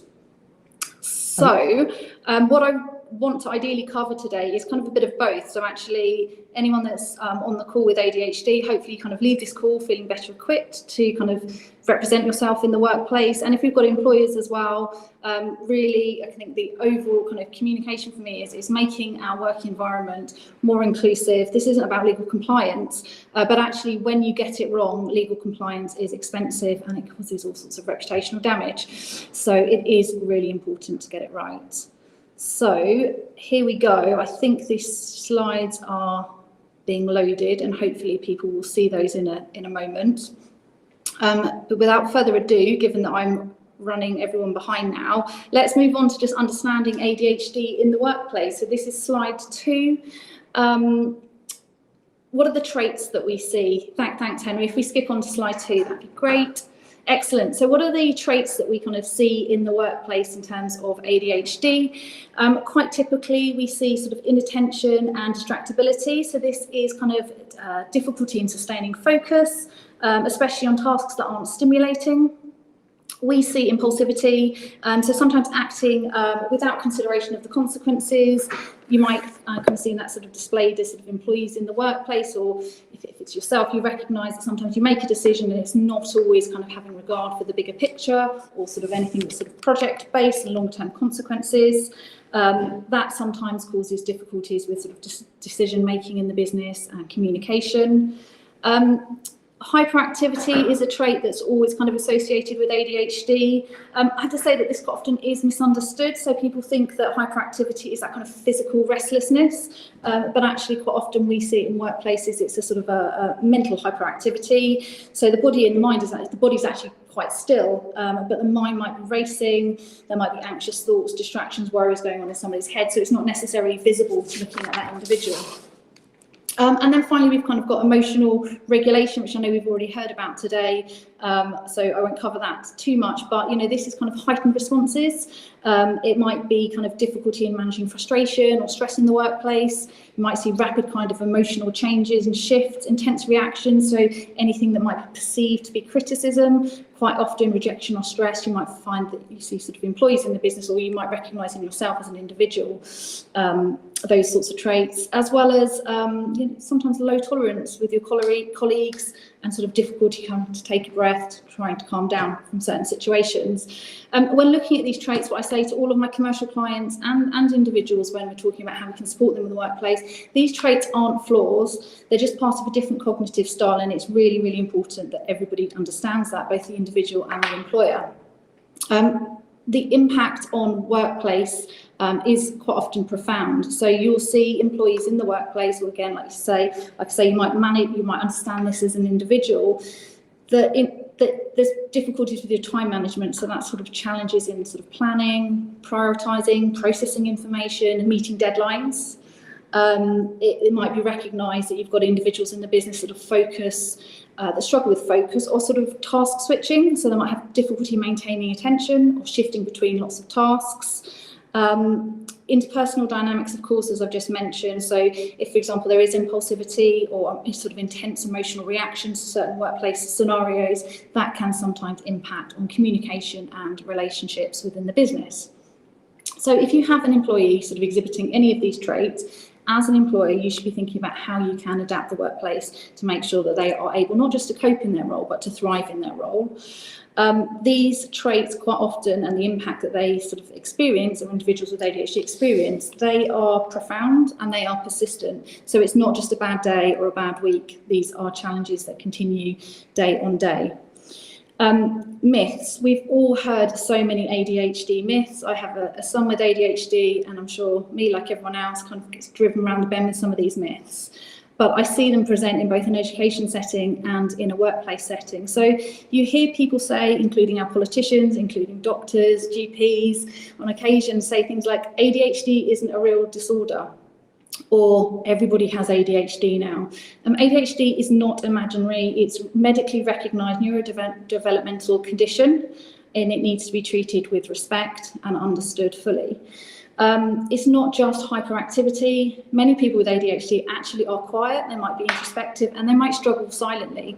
So there's lots of individuals that haven't been diagnosed for years, and Henry was mentioning that just a moment ago, but ADHD isn't overdiagnosed. There's whole missed generations of individuals that haven't been diagnosed, in particular women, adults, and marginalised groups. ADHD isn't a learning disability, although sometimes it presents with learning disabilities. It can co-occur, but again, it's a neurodevelopmental condition that affects just attention, impulsivity, and emotional regulation, and it's important that that's understood. And finally, probably most personally, people with ADHD are not lazy. So if you have somebody in the workplace that has ADHD and it looks like they're struggling, or they're coming in late, or they've taken an extra long break, this is because of the condition. It's not because they're lazy or unmotivated. ADHD is a different cognitive style, and what's really, really important is that myself as a business owner, myself as a discrimination lawyer, we equip all of our commercial clients and individuals to represent themselves so that people understand that it's important that the legal obligations are met, but that people are treated with compassion in the workplace, not just so they survive, but so that they can thrive in their employment. Thanks, Henry. Next slide. So let's skip on to the legal protections that essentially underpin workplace rights for people with ADHD, kicking off with the disability definition. So the definition of a disability, and I have to say this is a legal definition, not a medical definition, is a physical or mental impairment which has a substantial and long-term adverse effect on an employee's individual or an individual's ability to carry out normal day-to-day activities. So let's break that down. Substantial. Substantial means more than minor or trivial. So an employee with time blindness, they may miss their train, their bus, they might arrive late to work, they might by mistake take an extra long lunch break, they might forget to prioritise tasks with deadlines, and of course all of that will lead to frustrations in the workplace and potentially performance concerns. In some circumstances I see disciplinary proceedings. These struggles occur daily or often rather than occasionally. So an individual that occasionally does this will likely not meet the legal definition test, notwithstanding the fact they may have an ADHD diagnosis. So it's really important that you're able to impact as an individual the consequence of your ADHD and the struggles that you experience. It also needs to be long-term, which means that it's likely to last at least 12 months, or indeed already is existing for more than 12 months. And I think with ADHD, there's no difficulty with that. It's not something that gets better. Sometimes people have coping strategies and medication which assists with kind of managing ADHD. And also the day-to-day activities must affect day-to-day activities, and that is really simple, basic, straightforward things like just concentrating. So concentrating in a work environment, following instructions, like meeting this deadline, managing your time, interacting with people. Those are all day-to-day activities. So I think to take away from this slide, ADHD can qualify under the Legal Equality Act as a disability, but it doesn't necessarily, and it will all come down to the adverse substantial impact on your day-to-day activities. So if you have managed to develop coping strategies over the years and it doesn't present as a substantial disadvantage, then you are less likely to qualify as disabled. I'm going to come on to this case in a moment, but there is a really interesting case that came out in 2025. And one of the things I love about seeing tribunal cases coming out is that there's just such a broader, better awareness of how ADHD kind of affects people in the workplace. But this case this year was particularly pleasing. It's the case of Stedman and Haven Leisure Centre, and I'll talk about it in a moment in a bit more detail, but just to kind of follow up on this slide, it kind of directly relates to the definition of disability. And in this case, Mr. Stedman, he went to the employment tribunal, and the tribunal were trying to determine whether, in the circumstances, so in his individual circumstances, he qualified as disabled under the Equality Act. And the employment tribunal decided that he didn't. He appealed this decision. He didn't accept that he wasn't a disabled individual, and the Employment Appeals Tribunal, so the EAT, clarified that a single activity suffices. So you don't have to have multiple day-to-day activities affected by your condition to qualify as disabled under the Act, and that's really important because it lowers the hurdle for individuals with ADHD in being able to sort of illustrate that you are disabled under the Act and ensuring that you get sort of appropriate workplace protection and support. So that's a really important case. What is important to understand is not the diagnosis of ADHD that gives you the legal protection, it is the substantial impact on your day-to-day activities. So I do see clients that say to me, but I've been diagnosed with ADHD. That is not a slam dunk. You do have other cases, you do have other conditions that qualify automatically as a disability under the Equality Act, but ADHD as of yet isn't one of those. But once you are qualified as disabled or recognised as disabled, then an employer immediately has additional duties to you as an individual with ADHD. So firstly, they have a duty to prevent discrimination. They also have a duty to make reasonable adjustments. And these are not wholesale adjustments. These are tailoring adjustments so that the substantial disadvantage that you're experiencing is either removed or at least lessened. And they have to ensure that the environment that you're working in fosters an inclusive environment. So all employers have a duty to provide a healthy and safe working environment. And this all forms part of the same thing. So this is not about legal compliance. It's about making sure that people come to work and psychologically they feel safe in their work environment. Thank you, Henry. Next slide.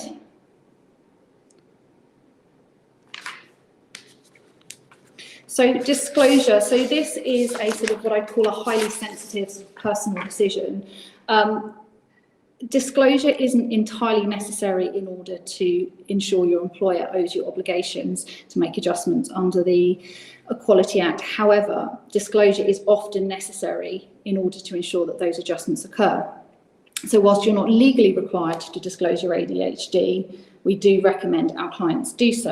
Well, why wouldn't people disclose ADHD? I think I've already covered it, and I'm sure it'll be covered a lot in the next sort of 25, 26 hours. There's a fear of stigma. There's still a lot of stigma attached to ADHD. People are concerned about judgment. People are concerned about if they disclose that, whether that will affect their career progression. And really, the ultimate aim has to be that we all work to a far more inclusive environment where people feel psychologically safe so they can talk about their condition and reach the right support.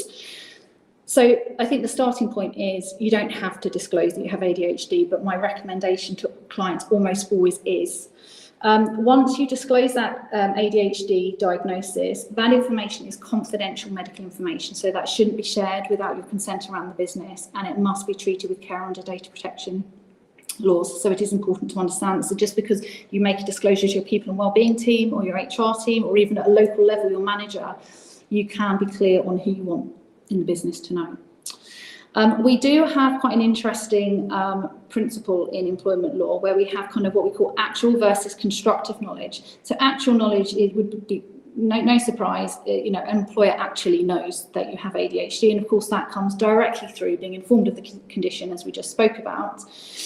Constructive knowledge is where an employer should reasonably know that an individual has ADHD. Obviously, that is more difficult to prove that you'd expect the employer to know. But as an example, if you imagine an employee with ADHD, they regularly miss deadlines, they regularly spend longer in the office than they're required to do, they struggle with organisation, they forget instructions, sometimes you see them feeling overwhelmed, they have difficulty concentrating or switching between tasks, or you see sort of emotional outbursts, some of the really typical ADHD traits. You could reasonably expect an employer in those circumstances to have enough knowledge to understand that that individual may have ADHD. And in those circumstances, it may be possible to make out a case for what we call constructive knowledge. So the employer should reasonably know, based on the observed behaviours or the circumstances, that the individual has ADHD. As you can imagine, for any lawyer, ensuring that there is actual knowledge that the employer or the workplace knows about it is always a far safer set of circumstances. However, it's not unusual for us to talk about constructive knowledge when representing our clients. And like I say, that broadly stems from employees not wanting to make disclosures and not feeling comfortable to make disclosures to their employer. Once an employer knows about ADHD in the workplace, legal duties apply. Regardless of whether or not they've been directly told or whether or not they have a suspicion. So it is not a good enough excuse for an employer to say, hey, I suspected that individual had ADHD, but I didn't ever ask them, so you can't expect me to make reasonable adjustments. At the point you suspect, there is a legal duty. And that duty is to avoid discrimination. So as an employer, you have a legal obligation to avoid any discrimination in the workplace. You have a duty to make reasonable adjustments, and Henry, I think, mentioned that at kind of the introduction of this. Making adjustments to support individuals in the workplace is probably the most pertinent support you can provide any employee with ADHD. And beyond that, creating an inclusive work environment, so employees feel safe coming to work and supported. So let's move on to talk about reasonable adjustments. Next slide, please, Henry. So reasonable adjustments, so this is really us looking at the practical action, both that an employer can take on your behalf, or if you're an employer on the call, what that support might look like in real terms. So under the Equality Act, an employer has a duty to make reasonable adjustments for disabled employees. The purpose of that adjustment is to remove the barriers so that everybody can essentially thrive in the workplace. What we're really looking at is employers to make adjustments to remove the substantial disadvantage, and this will come out in some of the case law that we'll look at later, but the substantial disadvantage caused by the condition. But beyond that, and I've talked to education establishments as well as kind of employers, some of these adjustments are really good for everybody. And I know Henry says what's good for everybody is actually essential for people with ADHD. So for the employers on the call, it's really good to start seeing a move to quieter work environments, partitions, sort of offering people the opportunity to work in smaller rooms. For people with ADHD, time and scheduling, so flexible start times. So if there's an employee that really does struggle with time blindness, or really does struggle to get into the office at a certain time of day, be alive to that, be more flexible, either change their start times or their end times, or just have more flexibility, so enabling them to make up their time at the end of the day or the beginning of another day if they're sort of extra early, so having that flexibility.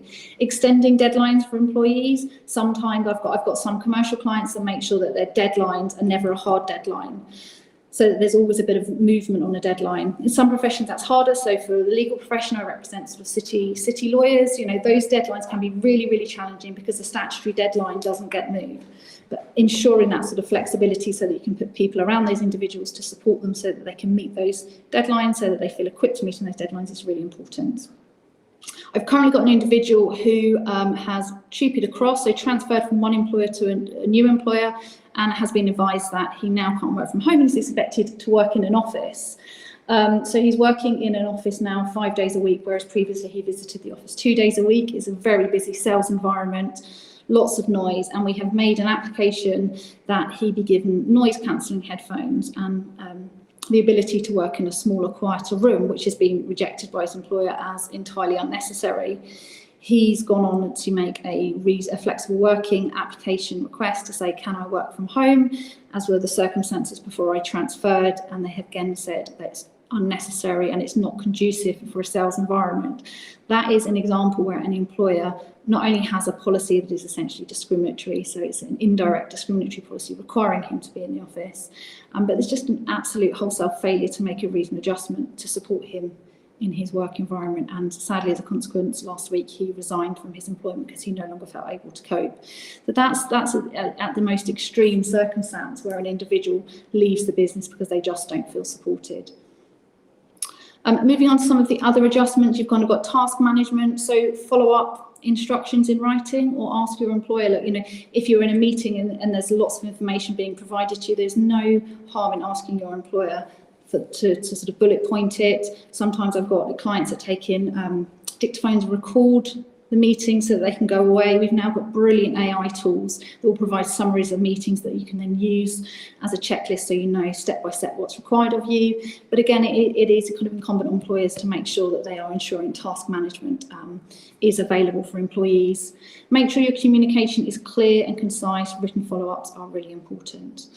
And training and support, so training for individuals in the workplace, because a lot of this is, it isn't always intolerance actually of colleagues, although that's sometimes how it appears. Actually, in fact, people just don't understand some of the traits of neurodiversity. They don't understand how to manage it. So making sure that you roll out training across your business, it really does help, both inclusivity, but that sort of tolerance piece, so people understand, people can respond proactively to their colleagues rather than reactively when they're having to ask for that support, and that is really, really important.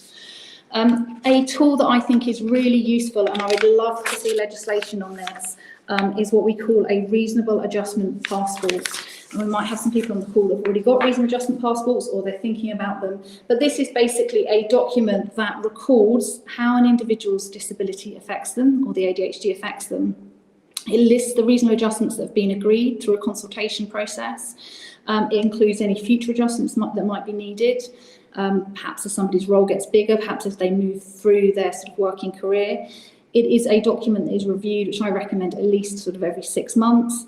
What you should have in place with your employees, neurodivergent employees, is kind of regular check-ins, so that it remains an open dialogue and people can talk about what's working and what's not working. The other real positivity about a reasonable adjustment passport is that the individual can decide who they share it with.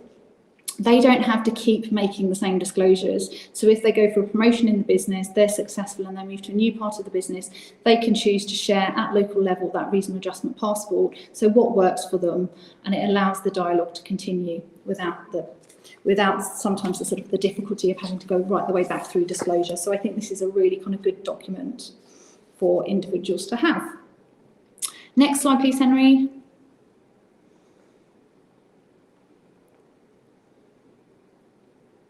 Thank you. So I think what's really important for everybody to understand, whether you're an individual with ADHD looking to move to a new employer, or alternatively you are an employer, inclusion doesn't start at the point that the individual joins your business. It is really, really important that anybody with ADHD is supported from the moment they look at the job advert. So recruitment practices need to be considered and reviewed, and I really believe that that's right across the country. You still see job adverts that use inappropriate jargon, like join this fast-paced environment, or requiring excellent communication skills or interpersonal skills. Be specific about what's essential for the role and what is a desirable criteria, because you may well just put off an absolutely brilliant neurodivergent candidate when they read those sorts of requirements. Be ready to adjust interview formats. So again, ADHD individuals may have challenges as early as the interview stage. Something I always recommend my commercial clients and businesses to do is make sure you share questions in advance so that they can go away, process that, and not feel overwhelmed in an interview. Allow the individuals to take notes, be sort of flexible with the timings of the interview, so maybe extend it. So you might normally have an hour interview, you might want to extend it beyond the hour, or you might want to break the interview down so you have 2 shorter interview processes. So think about how you can adjust the process for the individual. Make sure the environment is a disclosure-friendly environment. So before an individual arrives at the interview, ask if they need any adjustments. That will immediately platform that you're an inclusive environment and that you want to make sure that the interviewee is comfortable in that environment. So that is really, really important. And then, of course, once you're onboarding the individuals, early support really sets the tone of the workplace. So ensuring that you are clear on the expectations for the employee, the timelines are structured. So if there's an onboarding process, provide them with a scheduled timeline so they know what they need to be, where they need to be, what's expected. You might need to work with them to sort of protract that process because there's an awful lot of information when people join a business. It can be quite overwhelming for anybody, particularly individuals with ADHD. So ensure you get that support right early on. I recommend buddy systems. So pair new individuals in the business with trained colleagues. If you've got ADHD champions in the business, make sure they're paired with those individuals. If you're at that stage, you're aware of a diagnosis. You can offer informal guidance and help navigate all of the sort of workplace norms to make that sort of onboarding process more supportive and inclusive. And as I've already said this afternoon, recognising ADHD-related challenges is the best thing that you can do for anybody in your business. Make sure the environment that they work in is supportive, it is inclusive, and adapt the workplace so the communication around these matters is ongoing, there's dialogues, it's spoken about openly, and you start to sort of break down some of the challenges attached to ADHD and neurodiversity. Henry, let's move on to the next slide. And this is quite a sobering legal precedent, which I had to talk about today. Actually, you can imagine lots of my ADHD clients love to talk about this case with me because there was a record £4.6 million awarded for disability discrimination in this case. So what I'm going to do is take you through a bit of background of this case, where the employer went wrong, and then we've got some legal takeaways. Rachel Wright Turner was a senior public sector employee, and she had, previous to joining Hammersmith, she had been diagnosed with ADHD and PTSD following her work on the Grenfell Tower responses. So she was a super senior individual, and she'd worked, and she'd had those circumstances, quite unsurprisingly, had a profound impact on her. She disclosed the condition to Hammersmith, her ADHD and the PTSD, prior to joining them. Notwithstanding this, there was a series of, frankly, quite frightening circumstances, which included them failing to make any adjustments for her. So she disclosed her ADHD and PTSD to the council before joining. Despite this, her line manager discussed, on the first day of her employment, a traumatic YouTube video that she'd seen that related to the Grenfell fire, triggering a PTSD episode. Despite her discussing her neurodiversity, there were no adjustments made for her. She was accused, when flagging it later on, that she had failed to disclose the ADHD during the recruitment process, despite having already done so. All of the conduct that she was subjected to led to her having a mental health crisis at a work event. And she essentially had a breakdown in a bar and was unable to leave the toilets and had to be sort of escorted from the toilets. This was then misrepresented by senior members of staff at the council, who indicated to multiple employees that she was so intoxicated that she'd had to be removed from the premises, which was later proven as false. Her probation period, she was subsequently signed off work, but her probation period was extended without any proper justification or notice because she was unable to work. The tribunal actually found during the course of the tribunal proceedings that her dismissal letter had been doctored, so it would appear that the dismissal had been issued before she raised a grievance. So when she was off on leave, she raised a grievance about the conduct she'd been subjected to and the failure to make reasonable adjustments. At the Employment Tribunal, we had senior staff giving false and misleading testimonies around her condition, how that condition represented, and her behaviour was just broadly misrepresented. And the tribunal concluded that key figures at the council had conspired not only to cover up procedural failures, but to include inaccuracies around her discrimination. They'd also ignored medical advice, occupational health advice, which said do not touch her. Do not contact her. Despite this, repeated attempts were made to meet with her. The Employment Tribunal found at the end of this harrowing tribunal proceedings that disability discrimination had occurred, including harassment. So we had direct discrimination, we had indirect discrimination, we had harassment, some of the conduct that she was subjected to, and most pertinently, there was a complete wholesale failure to make any reasonable adjustments to support her in her employment. So she was awarded, as I say, a record £4.6 million for the discrimination. I think it's important to highlight here that it was thought that she was quite likely to not work again as a result of the conduct and the impact that had on her mental health. But turning back to kind of ADHD and the relevance of this case, or what is the legal takeaways for any employer on this call today? The disclosure of ADHD is frankly irrelevant. Whether somebody tells you prior to joining your organisation or whether they tell you at the time, protection applies even if an individual discloses ADHD after their employment. Dismissal linked to disability-related absence is discrimination. So she was essentially dismissed because she was unable to work. She was unable to work because of the harassment she'd experienced in the workplace, the mental health deterioration, and the failure to make any adjustments to support her in the workplace. Her probation was extended and wasn't justified, it wasn't procedurally fair, and the occupational health advice, as I just mentioned a moment ago, that was completely ignored. So this is a case where you see where you get it wrong, and it can be a very, very large tribunal award. And I have to say that, just to put that into context, I think the probably average tribunal award is sort of around 20,000, less than £20,000. So that is 4.6 million is huge when employers get discrimination wrong. Thank you, Henry. Next slide. So back to my case of Mr. Stedman, where the tribunal misapplied the disability test. I think going back to it, what is really interesting about this case, and for individuals with ADHD on the call, is that the tribunal provided really kind of sound guidance and guidelines to employers. So in the very first hearing, the Employment Tribunal decided that Mr. Stedman was not disabled under the Equality Act because he had academic success.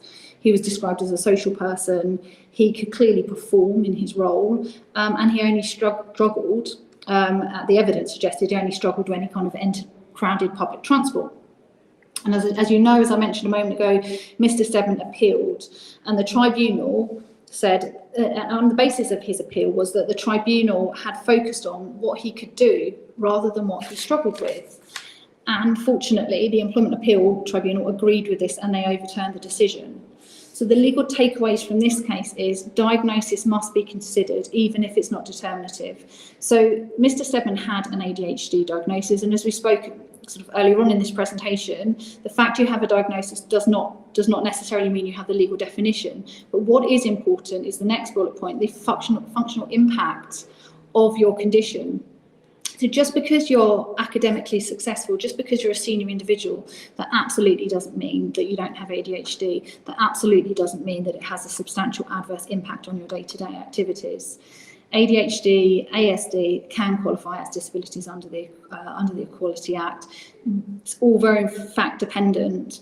For any employees on this call that want to sort of make representations about how it impacts them in the workplace, I always say to prepare a table. So what is it that you find challenging? So it could be, if it's time blindness, that you regularly find you miss your train in the morning so you get to work late.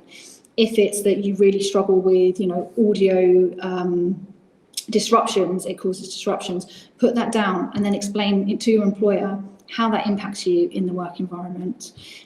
Be clear on the substantial impact that has on your day-to-day activities, as it really helps an employer understand what you're having to process, how you're having to manage these things. Thank you, Henry. Next slide, please. Creating a neuro-inclusive culture. Look, this is really, really important, and you know, most people on the call will understand why that's so important. But people with ADHD, neurodivergent thinkers, they often approach problems from an entirely unique angle. They're creative problem solvers, they've got diverse perspectives, they can excel in lots of different areas of their work, and it's really, really important that neurodiversity is not considered a challenge. Instead, it's a strength that we need to harness in our businesses. Employers need to make sure that they have the right strategies in place. So there needs to be manager training, equip managers so that they're knowledgeable of ADHD, recognise the neurodivergent traits, respond with empathy, respond with flexibility. How are you going to make this individual thrive in your business rather than treating them like they're a nuisance? And make the adjustments proactively. Like I said, the individuals don't need to always have to ask. If you've got a really open, inclusive environment, individuals see those adjustments being made across the workplace, and the stigma and the challenges around that will eventually sort of break down. Peer awareness, I think talking about it openly so that people do feel psychologically safe is also really, really important. Make sure that support is normalised and that employees feel safe to disclose. Sometimes it might be that you've got senior leaders in the business that have got these conditions, and again, it's really, really important to make sure that they feel equipped and able to say, I have these conditions, these are how I, you know, how I cope. So just making sure there is a greater awareness in your business. Next slide, thanks, Henry. So support resources, I think people probably will be aware of this, but we've got the Access to Work. So it's a government-funded workplace support. I think this is one of the most underutilised resources available, and possibly one of the most impactful. And what I always say to my commercial clients and individuals is that making adjustments for ADHD does not have to be expensive, but it can be so important to kind of overcome those challenges. But this government-funded scheme, it enables workplace assessments. It funds ADHD coaching, which is brilliant for personalised plans. So coaching enables individuals to really talk about what are the most profound challenges that they experience in their workplace, because it will vary from individual to individual. So these plans can be put together to better support them in the workplace. I think what's really, really important for individuals with ADHD is to see that they've got career progression in a business. So they are entitled to thrive in the business just in exactly the same way as anyone else. And I think if you've got clear plans in place, you've got support from coaches, mentors, senior people in the business, they're provided with tools to enable them to sort of move through the business successfully, then you'll find that you have a really diverse work environment where you have lots of neurodiverse employees that are thriving, that represent your business really, really well. So I'm going to round off with some practical tips for employers. So next slide, please, Henry. Thank you. So communication, it sounds obvious, but it's hard. Like, when you're a busy employer, getting communication right is really, really important. Be empathetic, be supportive, but be clear. Sometimes you need to break down your instructions. Following up in writing is really important, but work with the individual to see what works for them. In the same way you might have 2 children, 3 children, you need to manage your instructions to them differently, and that's absolutely fine. Be careful with any sort of performance management. Make sure it's strength-based and be empathetic with your feedback.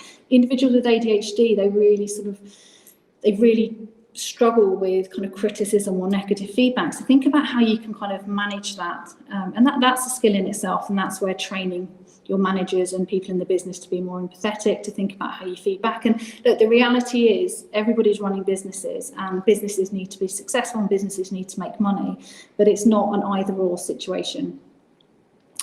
Make sure you've got regular check-ins and collaborative goal setting. So make sure all of your goal setting is realistic, and breaking it down. So asking somebody where they want to be in 5 years might be entirely overwhelming, but asking them what they want to achieve in the next 6 months might feel far more sort of achievable for them. So bear that in mind. And my final slide is practical tips for employees. So self-advocacy, so know your rights, and hopefully this presentation, if you want to come along to any of our sort of support groups we do through ADHD UK, know your rights. That just equips you to kind of speak to your employer more confidently. You know, it isn't an adversarial process asking for adjustments to be made.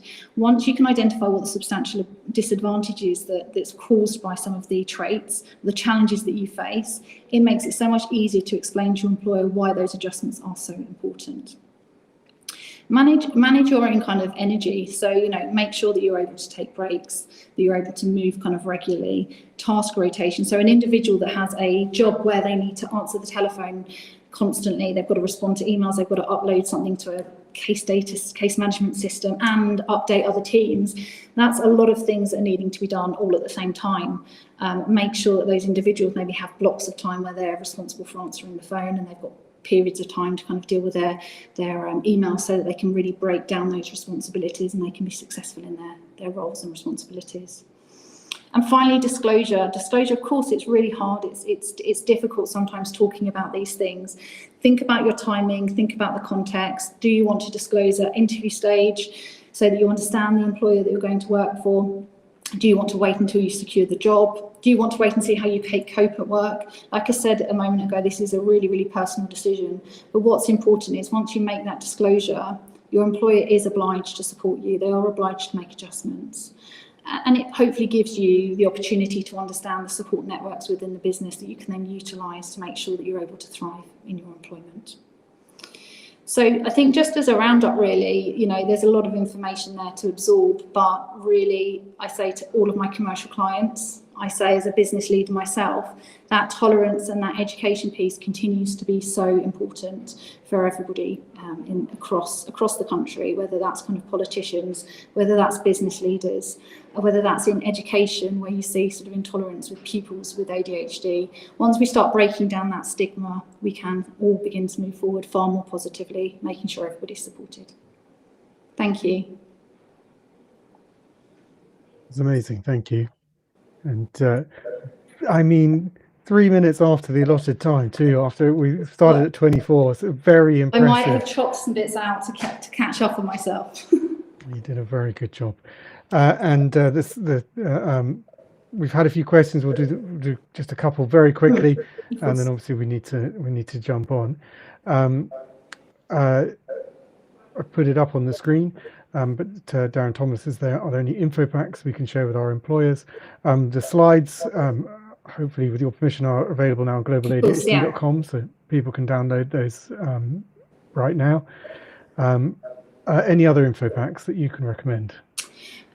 We prepare bespoke policies for our commercial clients or anybody that wants that support. So what we always say is, don't ever put a policy in place and think you've ticked a sort of compliance box. And I'm not suggesting for a minute that anyone's thinking about doing that, but tailoring a policy to your workplace is really important. So making sure you've got lots of access, and you'll find on my slides the workplace schemes and that sort of stuff is fantastic, but actually having a really meaningful policy in place which talks about some of the challenges that people might experience in your industry or in your sort of work environment is really important. So if anybody wants to sort of chat to us about that, we're more than happy to kind of give some guidance. And we have a download pack called the ADHD at Work Welfare Pack. But that's less about the legal. That's about supporting the workplace. It's got a description of ADHD for an employer. It's got a structured conversation to help people have a good conversation. It's got some ideas for adjustments. Structured conversation because often it's a really hard conversation to have, and many times both parties find it so awkward they almost shut it down. So the employee struggling with the answers, and sometimes that slightly kind but awful question of potentially very difficult question of like, how can I help? And you kind of look back at them going, well, why do you think I know? I really hoped you'd know. You're absolutely right, Henry. That's the education piece, in that we need to make sure that everybody is educated. So the whole sort of education right across the country, isn't it? Yeah, you're not obligated to know all the answers, but I think some of the approaches of trying to find them out, which could be an occupational therapist, it could be a workplace assessment. I think that's right, but also the Stedman case that I've mentioned a couple of times now, because I just think it's such a brilliant judgment, even though it's only quite a discrete point. But the judges are making noises now about saying, where are your ADHD champions, or where's your training, and why isn't there a better understanding? And honestly, it's brilliant to read these things, because I would say 12 months ago, 2 years ago, 5 years ago, that you just weren't reading that sort of thing in judgment. So there's such a shift, even legally, there's a better understanding. And our judges are sort of saying, no, you have a duty to understand how to support individuals, which should hopefully be music to everybody's ears. Yeah, it's important. And we had this comment come in from Kathleen Ann. This 14 months wait currently, that's around access to work. That is a big problem. It is, yeah, I mean, it is. And look, that's why we do have a lot of people reaching out to us, or Henry, the support group was really kind of oversubscribed last time, because people just want to access that sort of legal support. And, you know, if you're interested, come along to the next one and you can put questions in. It's a very open group, a supportive group. So put the questions in and we'll always answer as best we can. And actually, because we speeded across, one of the things you said as you arrived was, and when we could hear you, was that we've been working together for some time, and actually that belies the fact that Emma has been extremely kind with her time, and when we've got problems that we don't understand, we're trying to advise people, we try and put information on the site. She's been really helping us, and thank you for that. It really is a pleasure. It's a lot of the sort of background stuff that people don't know about, and people being so kind with their time, so thank you. Yeah, and you obviously got your support group, which was wonderful, that people can go to if you've got legal questions. Yeah. You know, all our support groups, just like this conference, they're free, but donate if you can. We don't believe in putting a financial barrier between people and information from the charitable side. Like we as a charity think, well, places to try and help people access everything, and Emma very generously gives some of her time to support that. So you've got someone you can go and talk to. The last one, and then we'll have to run, from Joshua. Thank you so much. Well, these are poignant and important discussions. The corporate sector in my country is not particularly keen on making some of these accommodations for ADHD. It's very sad. Which I hadn't clocked that was in my country. So like that's differ.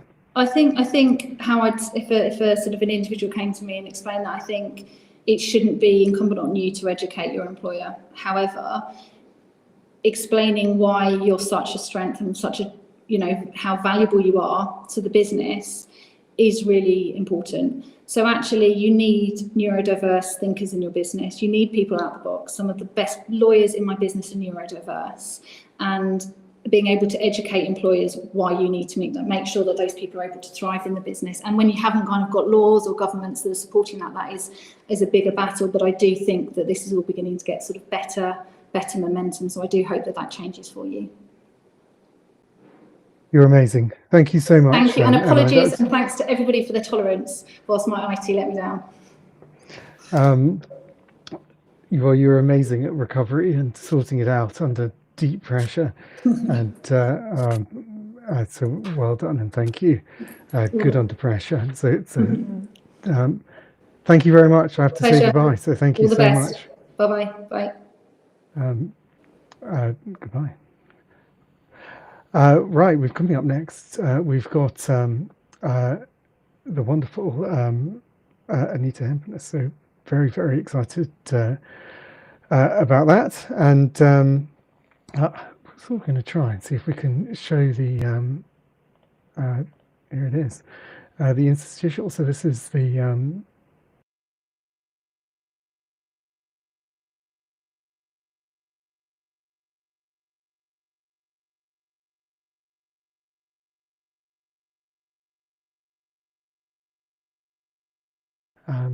right, I need to introduce the wonderful Anita. So she's an accredited integrative ADHD coach, works with individuals and couples to deepen understanding and strengthen relationships. She's going to be talking about ADHD and non-ADHD partners, how sometimes it can feel like they're speaking completely different languages, and how to turn that those differences into complementary strengths. And I love the title. When one of you speaks cat and the other speaks speaks dog. Welcome, Anita. Thank you. Yes, one of the biggest things I always come across when I work with couples is that language difference. There's often a sense that one partner just doesn't understand the other one, and vice versa.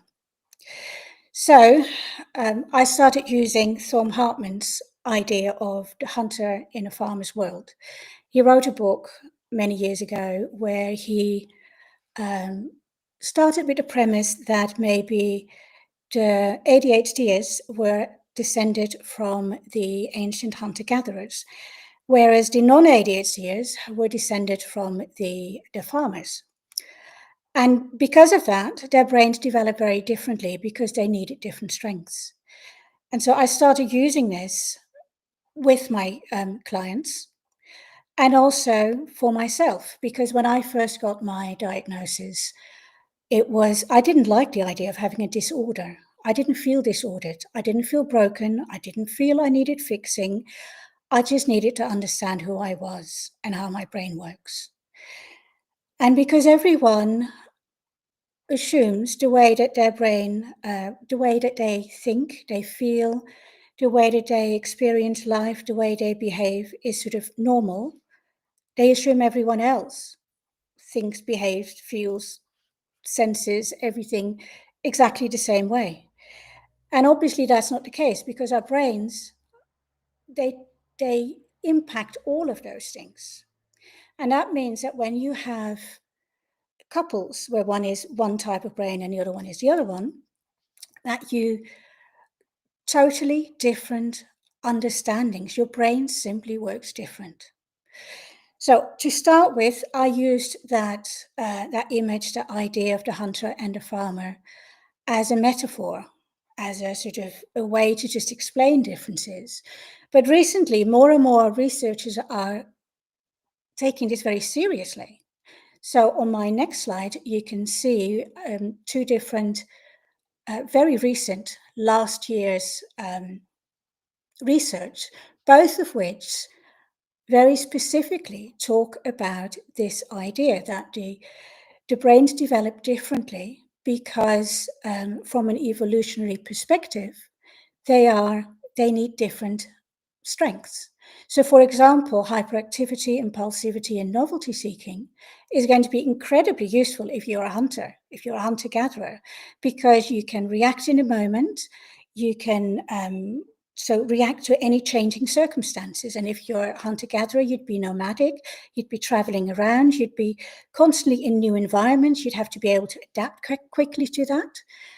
Whereas if you're a farmer, say, then you're fixed, you're in one place. And so what you need is very different.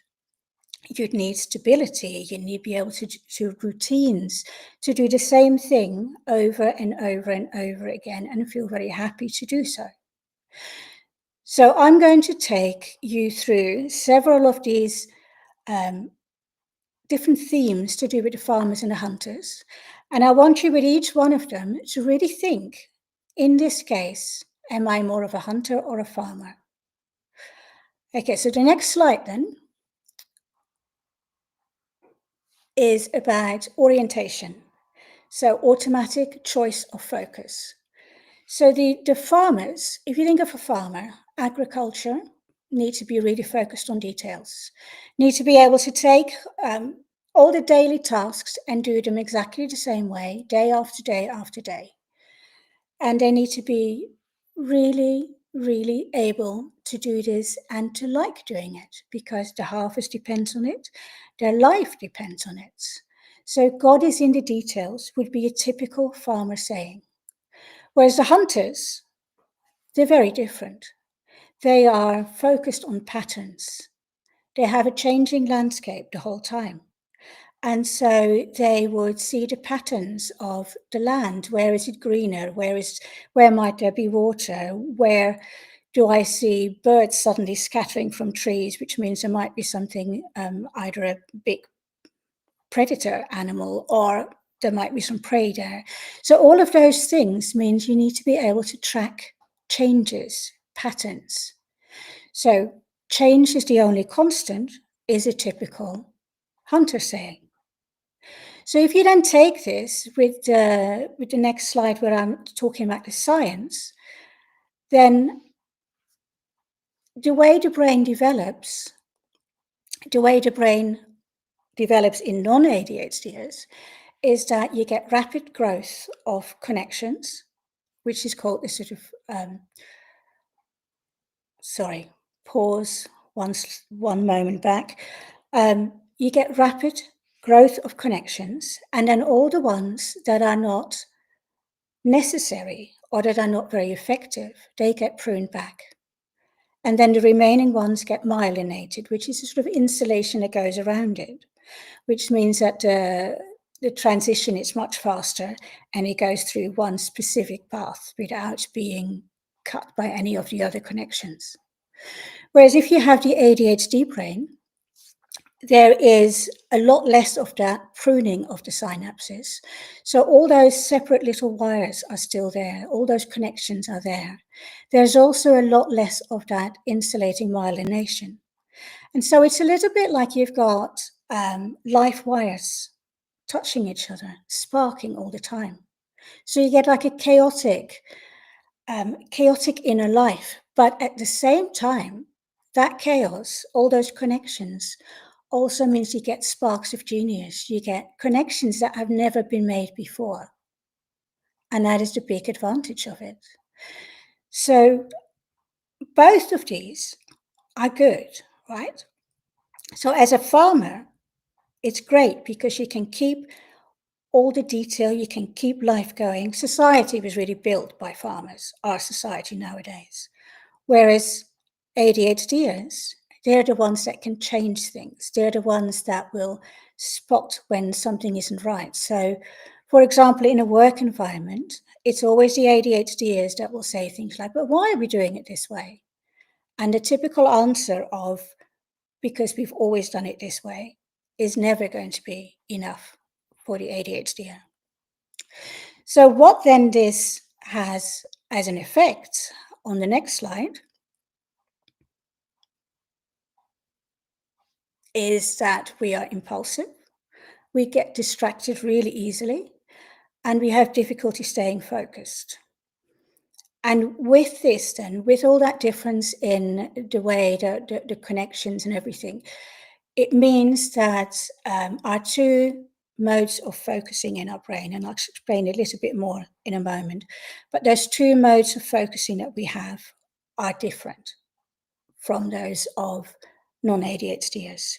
So normally you've got the default mode network, which is sort of like where you go back to it, your default. So you're completely relaxed. It's your daydreaming mode. It's where you go back after you've focused and you relax. So you're zoning out. It's where your thoughts go all over the place. Then you've got your focused mode network. Now, your focused mode network is where you go through an existing path. It's a very direct, very strong focusing, so a real concentration thing. Now, with non-ADHDers, when this focused mode network switches on, the default mode network switches off, which means they can really concentrate. With ADHDers, when the focused mode network switches on, the default mode network doesn't switch off or not completely. So that means that all the while they are trying to focus, they also get distracted. Their brains also go to all these different areas.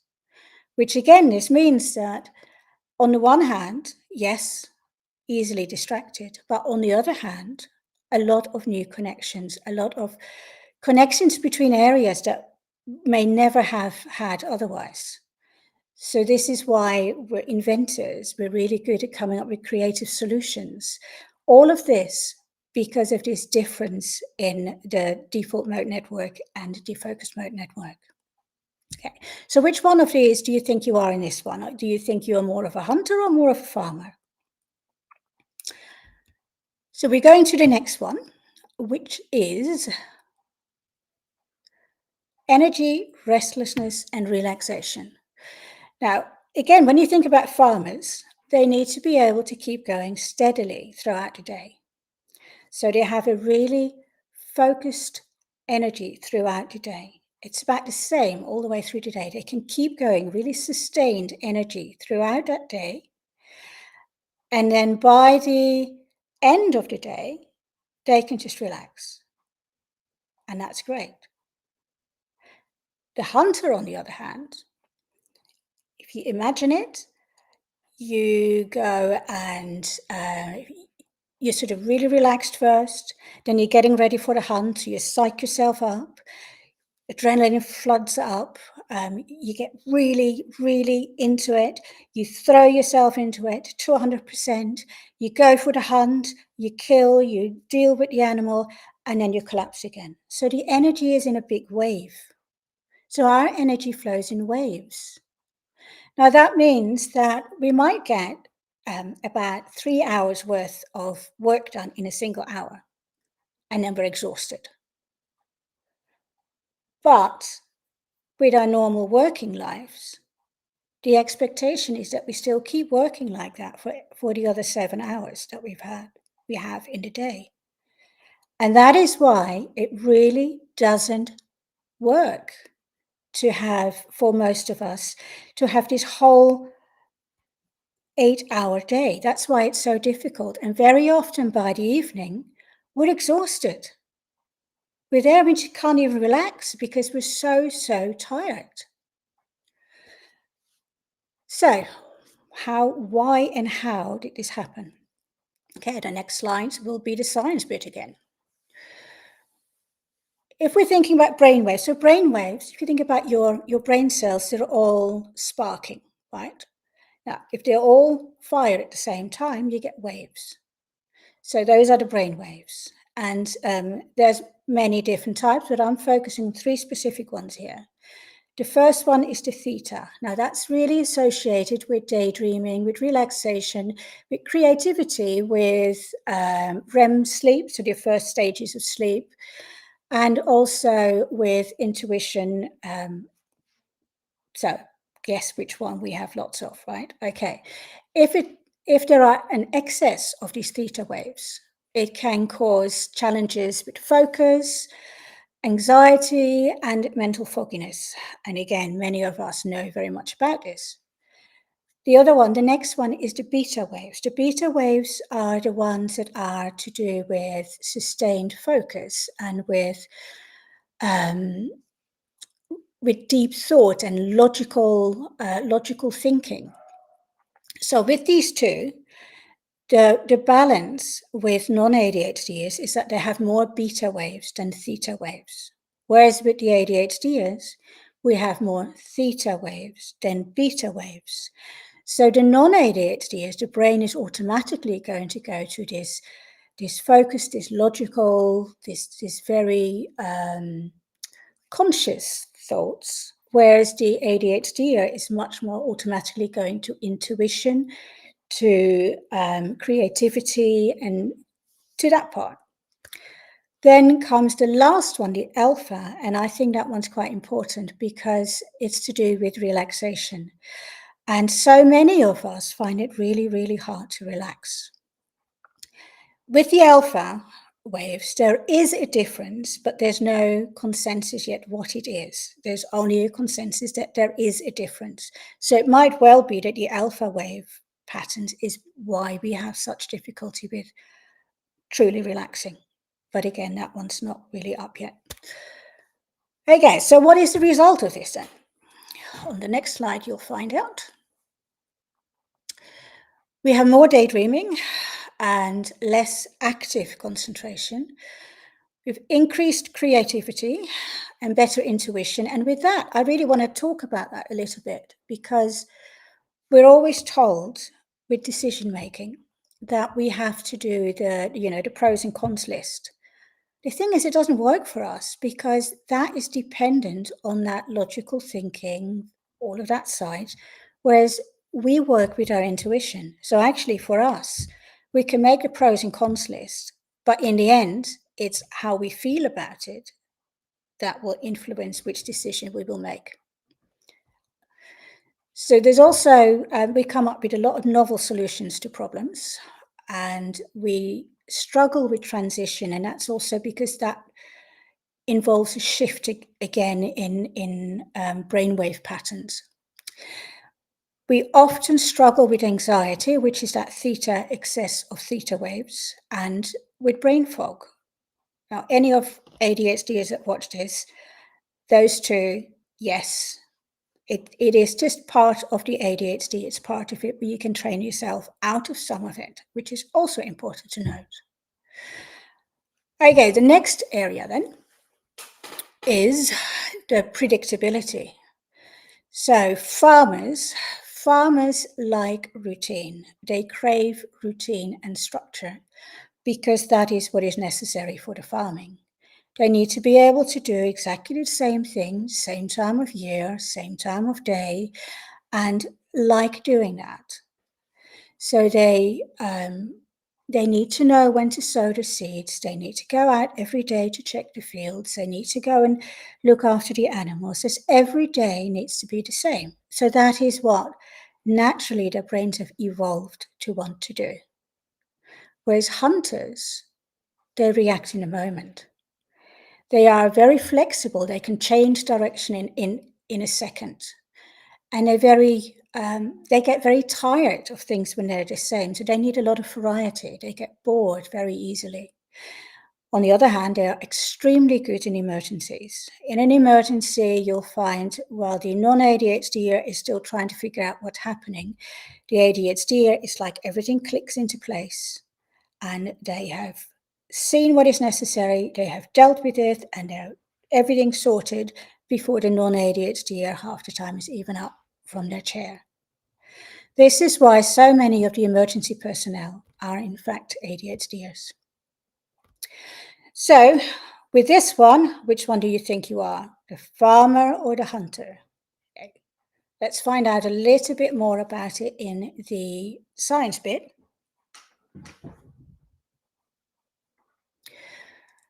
So with our brains, all of us, that includes ADHDers and non-ADHDers, our brain continually tests, it continually checks how our internal perception of our external environment and the reality of that external environment, how in sync they are. So it's like you've got an internal world that you assume the outside world is like. And then at the same time, you have the actual external environment. So the brain checks at times. With ADHD, that checking, that whole process is altered. And so that means we check much more often. So the focus is constant. There's a constant sense of checking our environment, checking what is going on. And in essence, that's what earlier I talked a little bit about, that we spot when anything can be done differently. So, I was talking about the work situation where we come up with this thing of why is it done this way? That is both our struggle and our strength. Because if you think about the current problems in society and in the world, the farmers are really the ones, the non-ADHDers are the ones that build society. And as you all know, you can't really change society. You can't change a system with the same tools that built it, because there's like a bias involved. So I think it's actually going to be the ADHDers, the autistic, dyslexic, that are going to solve a lot of problems. And yes, that's just my personal opinion. So what does this lead to, this constant shift then? On the next slide, you'll see that it's the constant and quick detection of any possibility of positive change, like I just said to you just now. So we are continually coming up with ideas of different ways that it could be better. So this particular system, why are we doing that way? Because that way would be much better. I'm assuming it can be really irritating to people that work with us that are used to systems and that just want to keep going the same way. But it is one of our strengths to analyze the whole pattern analysis, that analyze systems as they are, and then how we can change it. So with this one, if you think about the couples, where I haven't really talked much about that yet, have I? But if you take this one particularly with couples and you talk about situations, quite often you'll find that the non-ADHD partner will try to set up systems because that is how they work. But the systems are set up in a non-ADHD way. Whereas the ADHDers would set up totally different ways of doing things. It doesn't mean that they don't want any systems, because most ADHDers, we do recognize we need structure, some structure, but it's not the same structure. And so when I work with couples, this is one of the things we really talk about, is that the structure can be there, but it has to be flexible. So it's like a flexible structure where things can be changed. And if the ADHDer will come up with ideas to make it change, whereas a non-ADHDer will come up with a way that they can then implement it in a way that it makes it into a structure. So this is how you can complement these different strengths. Okay, next one. Sensitivity. This is something that is only slowly beginning to be clearly recognized, that ADHDers have a lot of sensitivities. But let's go back to the farmers and hunters first. So the farmers, if you think about farmers, they live in communities. They are in communities in a way that everyone has their own role, their own job. And so there will be someone whose task it is, for example, to guard everyone else, which means that the other individuals can just get on with the job. They can focus on it. They don't have to take everything else in. They can just focus on it because on their very specific role. Whereas the hunters, they are mostly on their own. And so they need to be able to pick up cues from everywhere. They need to notice when the weather changes. They need to know when there's a slight sound that might be a prey somewhere, or a slight sound of flock of birds coming from the trees, which might indicate a predator, or a rumble of thunder, or lots of different things. They have to pick it all up. And so they are much, much more sensitive. Most of us ADHDers are sensitive in a way with sound, for example, with light. I've never been to a concert. I can't cope with concerts because of the sheer volume of sound. But light as well, bright light or flickering light I struggle with. But there's also things like a change in air pressure. I will always know if a weather front is on its way because I'll get a migraine instant. So it's all these sensitivities, and they then have an influence on your life. So for the science bit now. So non-ADHDers seem to have some sort of inbuilt,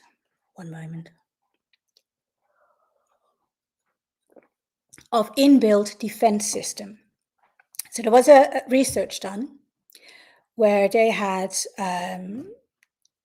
they took EEG scans of both non-ADHDers and ADHDers, and they exposed them to loud noises, bright lights, all of that sort of stuff, too cold, too hot. And what they noticed is that the non-ADHDers, part of the brain lit up. But the ADHDers, it did not lit up. So the non-ADHDers somehow switched on some sort of defense system, whereas the ADHDers, it did not. And what I find particularly interesting is that even when the ADHDers themselves were not conscious yet of it being too noisy, or too bright or too cold or too hot, their brains had picked it up already. So that's what the EEG showed. So this means then that when you come to even your home, if you constantly get lots of this sort of stuff coming at you, and it can also be emotions from people, it can be loud noises, people talking, etc., then it's very easy to get overwhelmed. And this is in a work situation, but it's also in a home situation. So what I find with ADHD, non-ADHD couples, is that the ADHDer tends to need some time when they first come home to just de-stress. Whereas often the non-ADHDer comes home and wants to talk. But the ADHDer can't cope with this because it's too much input. At that moment, if they try and talk, they probably blow up with some sort of silly argument that they never meant to start, but somehow they were already on that heightened state. And that talking was just like the last drop, total overwhelm, big arguments, both going off in different directions, and then having to deal with it. So it's important for the ADHDer that they get some time to actually just do whatever they need, and it's different for each one of us, what they need to just lower all those stressors. But it's equally important for the non-ADHDer that they get time to talk. So it's more a sort of figuring out when the talk can be. So it might be there's like a break first. The ADHD can do whatever they need to do first. Then they come together with a cup of coffee or a cup of tea or dinner or whatever, and then they talk. Okay. So the next slide will show us the, well, actually all it shows is the little bit about the defense system. So yes, so on this one, which one were you more, the hunter or the farmer? Okay. Next slide, please. Okay. So this is a little bit of what it feels like when you're the ADHDer and you get all those impulses coming towards you. I used to try and explain it to people that it's like watching 7 different television channels at the same time and trying to get all that information in at the same time. So it's like all those sheep coming towards you and you trying to deal with it. You try and move one sheep away and the other one comes back in. Okay. So this leads to oversensitivity, to burnout through sensory overwhelm. So the senses literally get completely overwhelmed. And even if you take this into the hunter-farmer scenario again, hunters would be out in nature all the time, right? So nature would calm them. Whereas the farmers, they'd be in a community all the time. So they would be much more used to being around people. So even with that, it would fit in. Okay, so the next one is about, I'll find out, can't remember, curiosity or perseverance. Okay, so farmers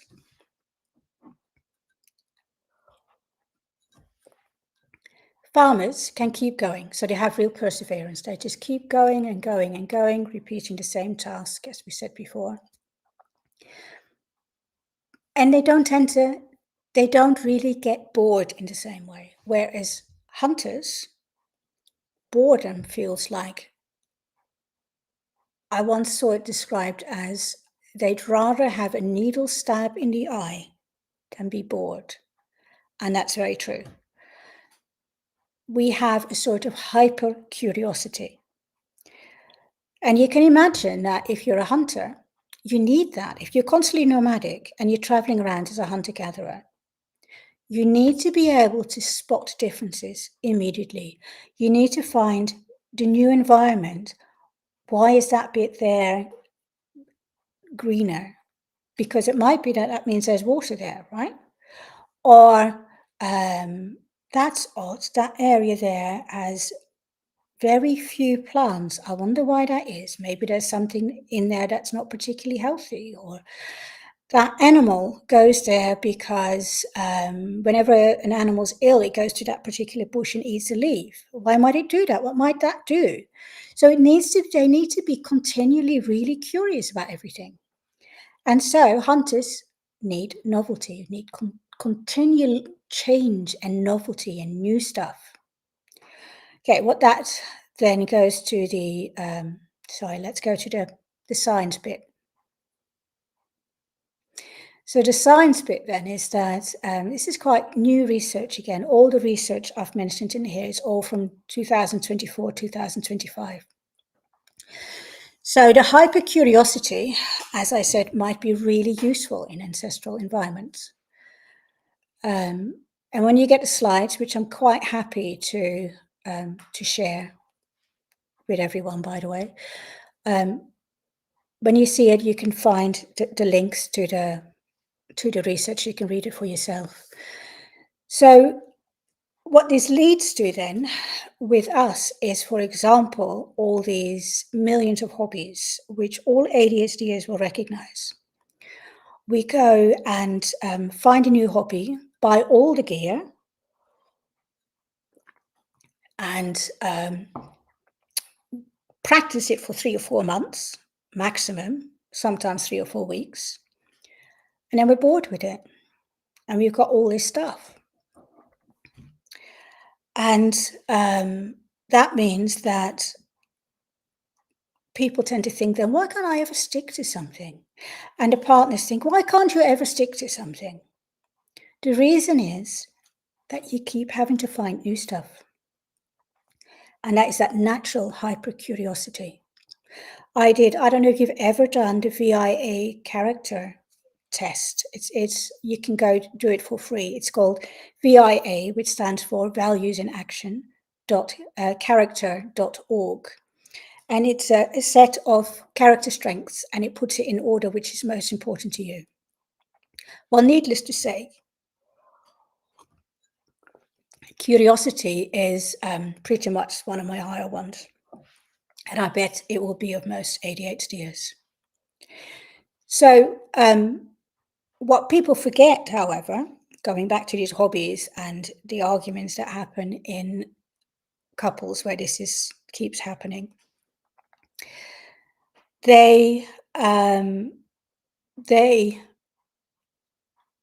sorry, I got distracted by the little thing at the bottom. Distraction, right? Okay. What happens is that the hobbies, instead of getting rid of them completely, we can cycle hobbies. And I had no idea until I realized that I did actually get back into the hobbies afterwards. So most of our hobbies, and it goes to exercise, it goes for any arts and crafts, it goes for anything basically. We have it for a few months, we get bored, we leave it. A year later, we might pick it back up again. So don't get rid of that stuff. Okay, you might actually go back at it. Although if you haven't used it for like 3 or 4 years, then maybe not. Okay, can we have the next slide, please? So yes. So lots of exploratory behavior and novelty seeking. And then this is often labeled as distractibility and impulsivity. But in essence, it's a never-ending carousel of hobbies. But it is because of this hypercuriosity, and there's also real thirst for learning. Not always academic learning, but there is still a lot of learning going on.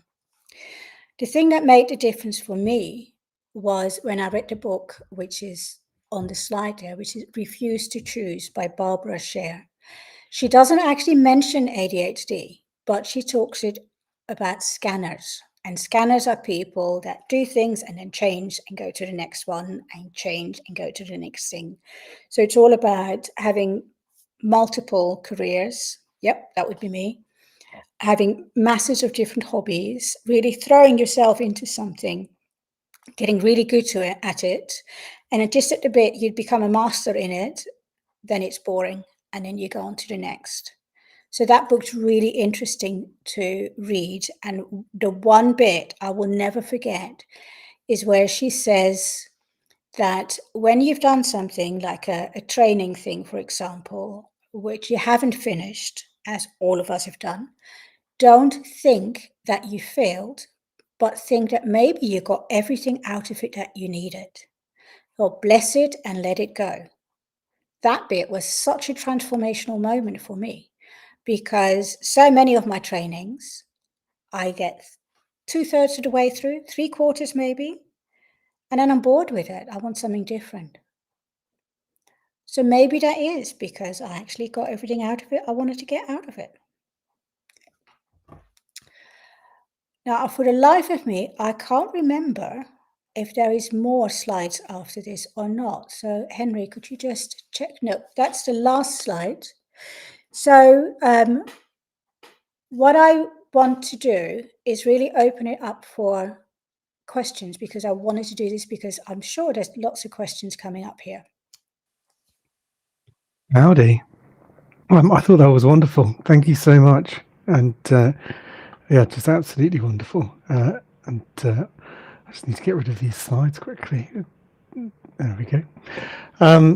No, I loved it. I particularly like the discussion we just had on hobbies is a favorite one for me. I love that framing of that you've got everything you want out of it, and I had my own interpretation of that, which is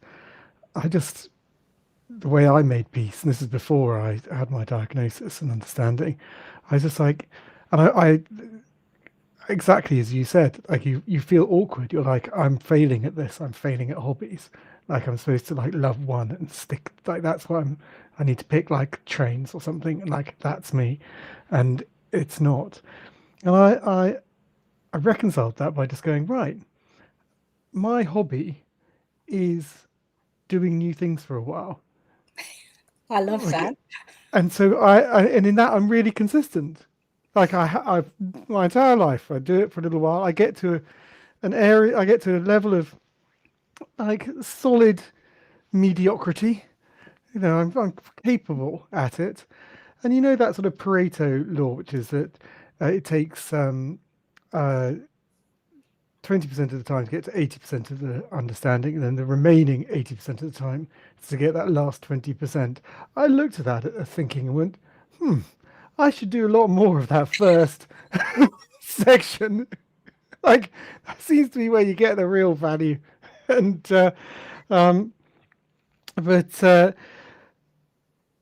obviously remains the problem of like the stuff you buy for the hobby. And I've also reconciled that with eBay. Like, what eBay giveth, eBay can taketh away. Like, if you buy it on eBay, then you're only now exposed to the marginal cost of like when you sell it and the difference you sell it for, which probably won't be huge. And yeah, I often thought there should be a library for ADHD hobbies with all the gear ready for the next one. A part of me thinks this is a great idea, but the other part of me knows that one of the things I love to do is dive deep into the stuff, find out the exact thing that I think is perfect and go get that. And which obviously a library, you know, won't have my exact one, but eBay is a very, you know, big thing. Yeah. Like it's actually maybe the way to think of it is eBay is the library. Yes. And you're just paying your fees. Right, we've got lots of questions, so I need to come on to those. Thank you. I thought it was fascinating, and I apologise. So, and we've got a team effort here. So there's the wonderful Lauren, who's actually on later, help with the slides. I took, and it was me who did the little messages at the bottom, which distracted you, which I felt a little bit bad. So my apologies for that. Right, questions. Let me pull them up. Anyone, you can put questions into the, we've got a feed from wherever you're watching, so we can pull questions in from there, and you should have seen us able to pop those up. for some of those that have come up. But you can also go to globaladhd.com, the main sort of site, and put them there. We are currently sitting at global live streams. When I last looked, we were at 50.1K, so 50,100 people. So far, I've seen some of the conference. Yeah, you can see us on Instagram, YouTube, X, LinkedIn, on the globaladhd.com site itself. Right. To the point where I'm like, where are those stashed questions? How do you handle household responsibilities when one person needs routine and the other thrives on flexibility? Okay, that one comes up a lot. I think household chore is quite a big one. The way I often get people to do it is to, first of all, write a whole long list of chores, everything. And I don't mean just the household bits, but also things like organizing holidays, birthday gifts, everything, a whole long list. Then divide up a piece of paper each where you have a big cross through the middle. So you divide it up in 4 quadrants. And then the top left, you put everything that you would love to do anyway. So that gives you energy. So any part of any of those chores that gives you energy, you pop in there. The top right, you pop all the things that you're really good at. They might take energy, but you're really good at them. So you pop them in there. Bottom right, you put all the things that you're quite willing to still learn and you think you might become good at. And anything left over, you pop in the bottom left. And you both do this, and then you compare. Anything that's in the top left, you keep hold of that because that gives you energy anyway, so you keep doing it. Anything in the top right, you discuss and you sort of make sure it's even the amount of stuff you do. And you go all the way around like that. And then the last bit, anything that both of you have put in the bottom left, you're going to really think about how much is it necessary? Can we afford to get anyone else to do it? And is it really, really necessary? Things like, a daily vacuuming of the house, for example. Is that actually necessary, or could we do it once a week?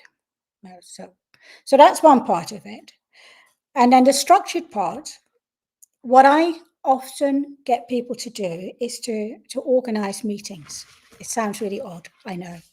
But a meeting between a couple, a weekly meeting, say, beginning of the week or a Sunday evening, where you sit down and you discuss the week ahead. What needs doing? What are all the things you still have to do? You put them on a joint calendar, but also who's going to do what of it? And where do we put the reminders? So that you've both organized it, because otherwise what happens is the non-ADHDer takes on the role, and the non-ADHDer gets absolutely exhausted with the role of managing the whole household, and that's not fair.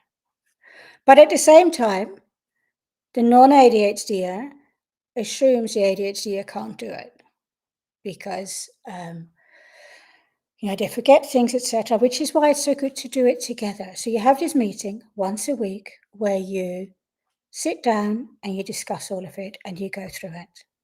And that then means there is a flexibility in that, because you've got the structure of the meeting and then sorting it out. But for the rest, it's up to each individual to figure out when. And then the last bit is that when it's anything to do with the chores that you hate and that, for example, ADHD you'll always forget, you do a body doubling episode. So you both do things. Doesn't mean you have to do the same thing. But for example, Friday after work, you come home and you think, right, it's cleaning time. Okay, we're both going to clean. What from this list are you going to do and what am I going to do? And then you do it. It's much easier for us to do it then because there's someone else doing it as well. Thank you. And I thought that matrix was really great. I can see why you're such a good coach. Thank you. But I thought it does a really good job of disconnecting a lot of people evaluate, particularly in a relationship, like it's how much effort they're putting into different things, and that can create a real disparity where people are putting a huge effort into something that actually the other party finds easy, and so don't value, like they don't recognize like it's such a big deal. And so splitting out and recognizing, like judging it by the results and being able to split it on effort, so it's a big deal. I was thinking we have in my own household, like we have similar things going on. Like I find well, putting together the regular shop, I'm not good at it. Like I'm definitely the right, who delivers in an hour type. I'll get this stuff now. My wife's very good at it, but it's like for her, not such a, still obviously effort, but not quite the level for me. And it's the exact opposite for, say, cooking. So like I'm happy as Larry cooking, and well, I have to be fair to her, she's like got quite into it in more recent years. And then we have like cleaning up after, like, so our deal is one cooks, the other cleans. But like once we hit like after basically dinner, I am out. Like the effort to tidy, I can basically do it, but I have to be really angry. I just like every part of my energy is gone. Like I just want to relax. Whereas in the morning, like I don't mind. I'm like, yeah, do. And it's taken a little while to get to that piece of like, we're just gonna shut the kitchen door, and then I'm like, I'll deal with it in the morning. See, I'm the opposite way around. I can't cope with the morning stuff. Yeah, I don't like. I've got better. Well, to be honest, I don't like it, but I like it a lot less than I don't like the evening. Doing it in the evening, and I'm reconciled with that. That is what I'm. But it's that split, which is wonderful. That was really great, Anita. Thank you so much for everything. That was just very, very interesting and a really great discussion on so many aspects. And I think that that juxtaposition in relationships is critical and continues from some of our earlier presentations. You've been absolutely wonderful. Thank you so very, very much. Thank you. I had a lovely time. Thank you, Anita. And she's also done us a wonderful service because we're caught up on time, which was very kind of her too, to go through things and achieve that. Right, on to the next. I'm very excited about it. We have got some rather nice videos from some of our ambassadors. I'm going to play one of them in just a second, and yeah.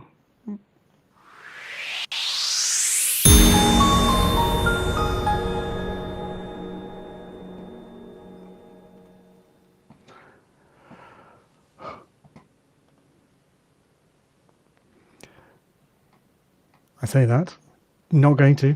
I don't think we've quite got that down. So I think we're going on to our next, and during which I'm going to go and practice my bringing in those videos because they're important and I really, really like them. Right, it's 4 o'clock and I am extremely excited for this session. So yeah, we've got Sarah Kennett. She is the founder and runs the Science Cafe, specialist business supporting children, their parents and carers, in helping neurodivergent minds optimize their revision. I've got 2 youngsters. We're not quite at this stage, but I can see it coming down the pipe. It's worth thinking about quite how critical exams are, and they are milestones, but in our lives, they can create entire tangents in where we go. We actually recently had a big battle with the Kent exam group, exam board such group. So Kent has the grammar school system. You have to take an exam at 11+, which will decide your direction of where you're going. And they decided to entirely ban extra time from children with attention issues. 100% ban. If you've got ADHD, no extra time.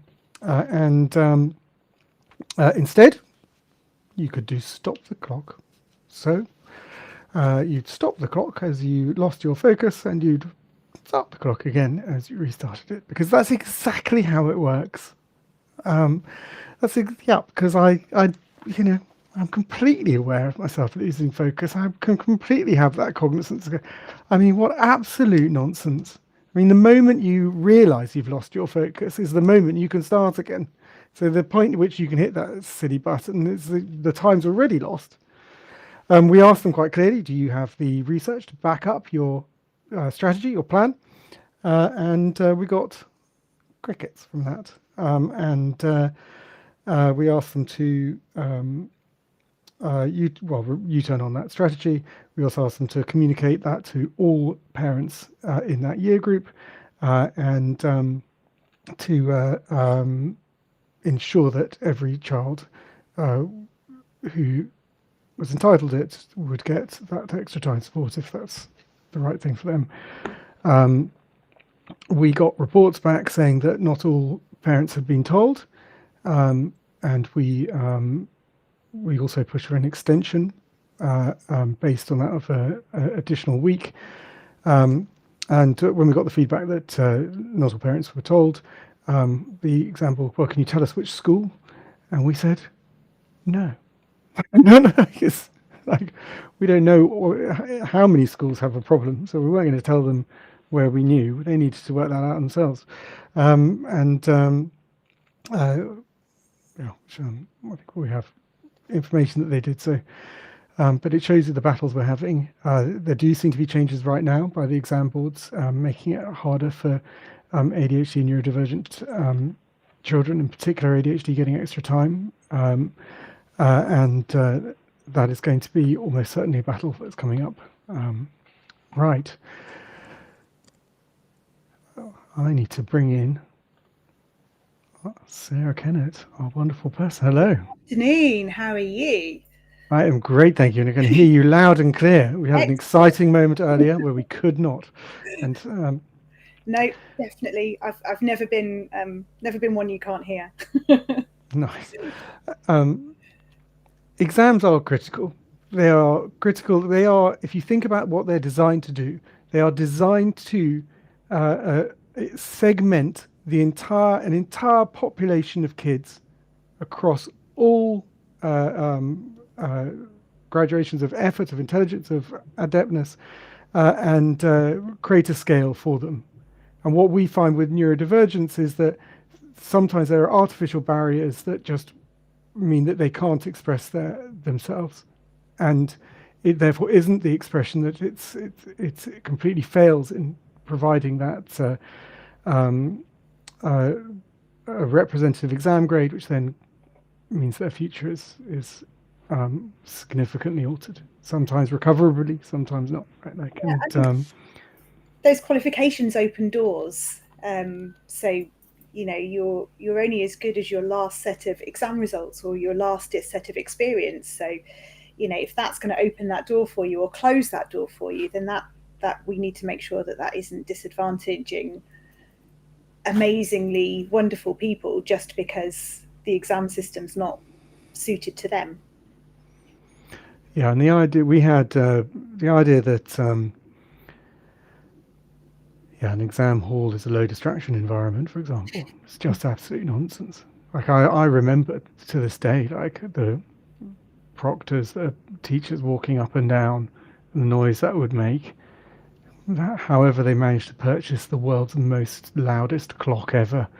Like it seems to be a constant. But finding it so hard, and it's cost me. Like I mucked up exams as a result of that. Right, you've got a lot to say. Mustn't bite into your time. This is an area of real passion for me, I think, and for every parent going through this stage. But like this is trajectory changing stuff, and is a big deal. Yeah, I mean, I've titled it "No More Revision Battles," but I don't think we can ever say no more. Never. But let's try and help reduce them and be aware as making them as easy as possible for everybody. Over to you. Thank you.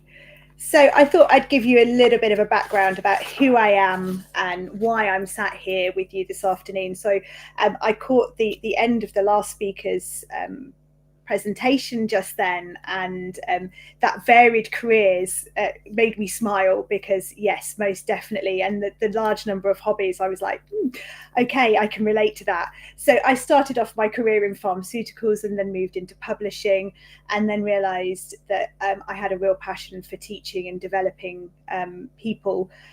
So I've been a head of science in 3 different schools, very different contexts, from everything from a developing school that requires improvement up to a private boarding school. I've been teaching for over 20 years, and I set up my tutoring company, Science Cafe, on the back of doing some work with students that seemed to be not achieving their potential, not knowing how to revise in one of the schools I was working in. So I set up a 6-week revision program with some small groups, just to help support those students that it was my responsibility as their teacher, as their head of science, to make sure that they got their qualifications. And we saw grades going from E's to C's, because students just knew what to revise and how to revise. And that kind of made me come up with Science Cafe. And I called it Science Cafe because of that 1990 movement in France of scientists sharing information with people through, well, everybody through these science cafes. And that's why I wanted it's about sharing, it's about working together, and it's about inspiring. So I have ADHD. I will probably talk too fast, and I will definitely use my hands to speak, and all sorts of different things. I've always had it. I've always been different. I only got my diagnosis when I was 49. But a lot of the things that I've put into the system and what I've built is, and this knowledge and understanding has come from me trialing and erroring different things that have worked with my brain. So my values are definitely about inclusion, building confidence, reducing stress, because ADHDers don't work to very well with stress. Structure. I crave new things all the time, but I also crave structure, and that was something that resonated with that hobbies. I constantly wanted to change hobbies, but I also need some structure around making things practical and real world, and caring for the whole family, just basically trying to give people that support in their families. So traditional revision techniques. Those traditional revision techniques are very passive, where we're reading or highlighting information, and they tend to be long, unstructured sessions. I remember when I was working in a lab and I had to read lots and lots of clinical papers. I could easily put my hair around my hands and fall asleep pretending I was reading a clinical paper, just because I would get fatigue from reading lots and lots of information. So I worked out that short bursts were really useful for me, because I was getting that sensory overload. I do also have very noise sensitive, and I'm going to talk about the noise sensitivity in the exam room a bit later on. But it's about making sure that we're not in those busy environments, and we're reducing the amount of memory that we're expected to use. So long, unstructured sessions just don't work for our ADHD brains. And passive strategies, we need to actively use information. So those kind of traditional ways of, copying out notes or highlighting them just really don't work for us. So how can we make it sticky? And I thought I wanted to bring you some really practical ways that we can help support the young people around us. So the first one is successive learning.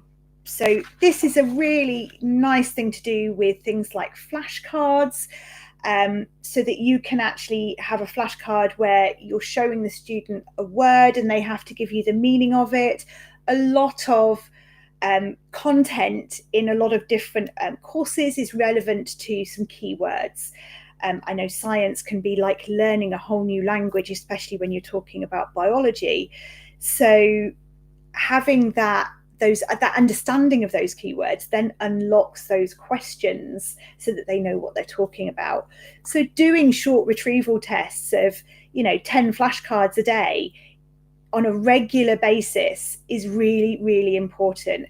I do a lot of audio listening and audio learning. And one of the books that's in my audio at the moment, and I listen to many depending on my mood, is The Slight Edge by Jeff Olson. And there was a story that was in that this morning that I've brought to this presentation just because it really resonated with what I'm trying to explain. And it's this idea that if we do small things consistently, regularly, then we can make a compound change. So a really good example of this is if I gave you a penny and said every day for 30 days, I am going to double that penny. So on day 2, you have 2 pennies. On day 3, you have 4 pennies, and so on. Eventually, after 30 days, and I worked this out before the session, you will have 10,737,418 pounds and 24 pence. And so this just demonstrates that idea of small changes done consistently can absolutely really make a difference. So 10 cards a day, 10 keywords, pick 5, check and then put them into a pile. They know that one, they don't know that one. So that one goes back into the redo pile. And then every now and again, you go back through the ones that they do know just to make sure it's still there. So those short retrieval tests done frequently are actually a really, really positive way of having that engagement, but making that revision not a revision session, sit down in front of a book, but making it engaging and interactive. Again, micro sessions, the Pomodoro technique, the timers, having that timer on, making sure that they are short sessions. I'm terrible for hyper-focus sessions and can sit down at this desk for hours and hours on end. And I'm really trying to be more strict with myself of I've got a task, 20 minutes, and then go do something else. But if they're doing revision, then something maybe like them closing the book and going, what do I remember? What did I get from that 15 minutes? Or just talking to it to somebody else, like that voice note that's on the screen. I use audio a lot. Even as a child, I would record all of my notes onto my Sony Walkman. There are other Walkmans available. And I would listen back to them just because that was a way of me multitasking, a way of me having that interaction, dual task going on just to keep my many different tracks open. So you may want to listen to something and then say it back and then see if you can write it down. It's using it in lots of different ways. And we used to talk a lot about visual, auditory and kinesthetic learners. And I don't believe anybody's one type of learning profile. I think we have different learning profiles for different pieces of information, and we need to use them and experience them in lots of different ways. And the research shows that generally we need to use information 7 or 8 times before we start to build those neuropathic pathways. So in order to make revision work, we need to experience that information in lots of different forums and ways and applications. So doing these kind of micro sessions on a regular basis is going to make it much more sticky, for want of a better word. So that low stimulus setup, we've talked a lot about distractions. Henry talked about distractions in that exam room. Having a decluttered desk. I wish I could show you my desk because it's really not decluttered. But that's because I've been preparing for this. But 1-page packets, so splitting things down into small topics and going, right, I am going to learn how to do this, and making sure that you've got some kind of checking in that you know it. Maybe drawing a diagram, maybe doing some multiple choice questions. The previous speaker mentioned body doubling. I use body doubling a lot. I've actually started using, and I'm going to come on to the use of AI in a little bit, but I've started using body doubling with AI. And I'm also an ADHD coach, and I do some body doubling with some of my ADHD clients as well, even just through WhatsApp. But then it's also about motivation, having those rewards, that dopamine response, that dopamine feedback, and Henry was talking about using eBay and making sure I do have a real shopping penchant and trying to stop that dopamine searching from shopping. But we need to have tiny wins, that visible progress, the small rewards, even if it's a sticker. Even I will tell you now, after working all of these years in secondary schools, I have seen students fight over a sticker. So even at 15, so if they say they don't like stickers, they're lying. They do. They really do. They just like to be told that they are doing the right thing. So here's an example recipe for an ADHD revision session. So setting up the scene, setting that environment so that we get everything ready, the flashcards, what they're going to learn, that 1-page packet for that session, and set a timer. So that there's that cue to the brain. This is what we're going to do. This is how long we're going to do it for. And it stops that time blindness and lowers the stress. Okay. And it stops the stress about starting it, because one of the things as ADHD is we find it really difficult to get started, that motivation of where do I start? What do I do? So that's a really key thing, to have that set up so that this is what you're going to do. A 10-minute retrieval section, so 5 questions, doing some flashcards, writing or saying the answers. So retrieval practice is all about strengthening memory. So it's looking at the information on a regular basis throughout time. So 1 day, 3 days, 7 days apart, so that you are constantly going back to that information so that it's not overwhelming in our brains. Night before cramming doesn't work. We know this. We need to make things doable and allow that focus.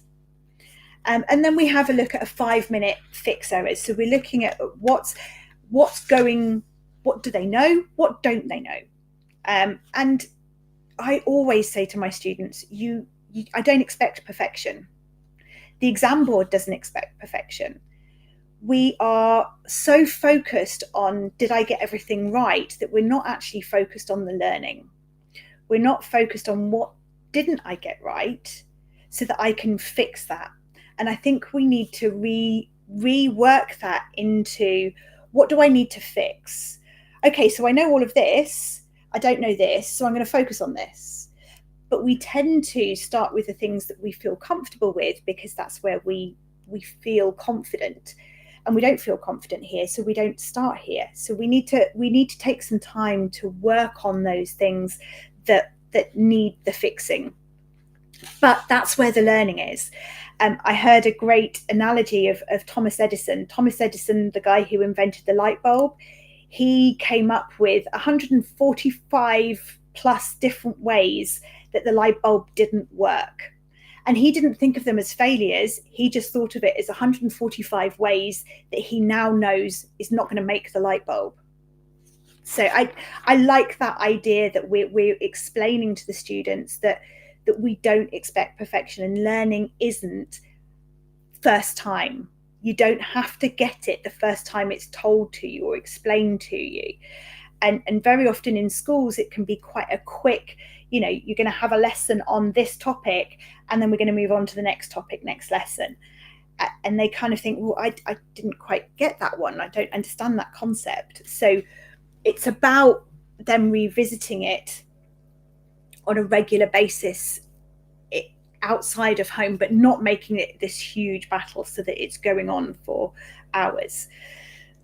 So a 3-minute exit ticket, just them going through verbally the key things that they can remember.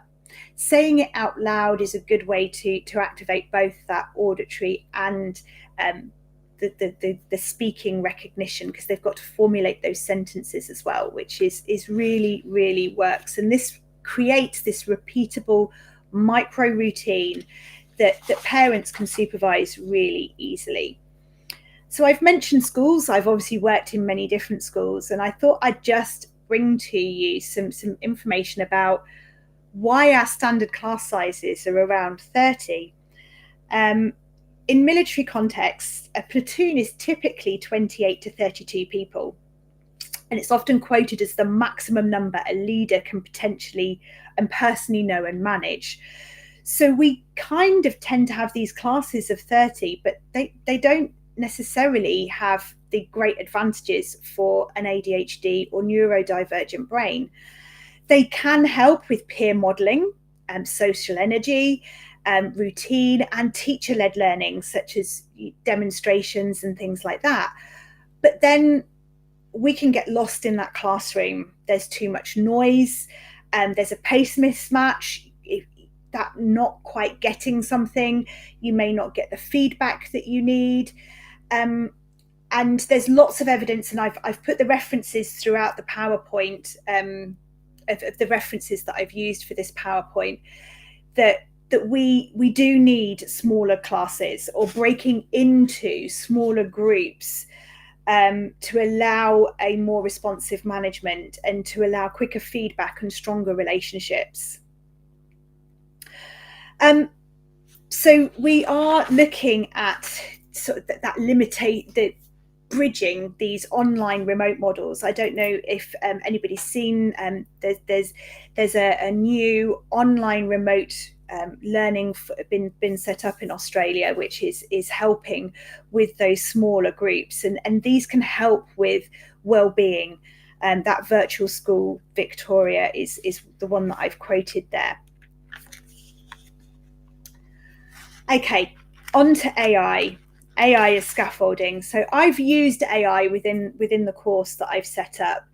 I've created a Sarah Science bot so that students can access a tutor that they can ask questions of. So they can use AI as a scaffold within the online system that's created. I would use AI in many different ways within my lessons, within my teaching. I may use it to generate questions, to turn notes into quick questions. So I use Cam Scanner a lot. There's lots of apps available that you can scan notes into PDF, and then you can put it into ChatGPT and you can say, generate some multiple choice questions. And then you can get the answer key, and you can use those as parents or teachers to help support that learning. You can get it to prompt for planning, so you can get it to plan those micro sessions. You can get it to plan sessions that are specific for students' desires and needs. So I have a student I'm working with at the moment who really likes the rapper Bugsy Malone, and he has a lot of key messages about being resilient and working hard. So I've started to use AI to help me bring those, because I don't know the lyrics of the rapper Bugsy Malone, but I can use AI to help me bring that into maybe my PSHE lessons with this gentleman, or with the English lessons, so we can analyze his language and the purpose and the intent behind it.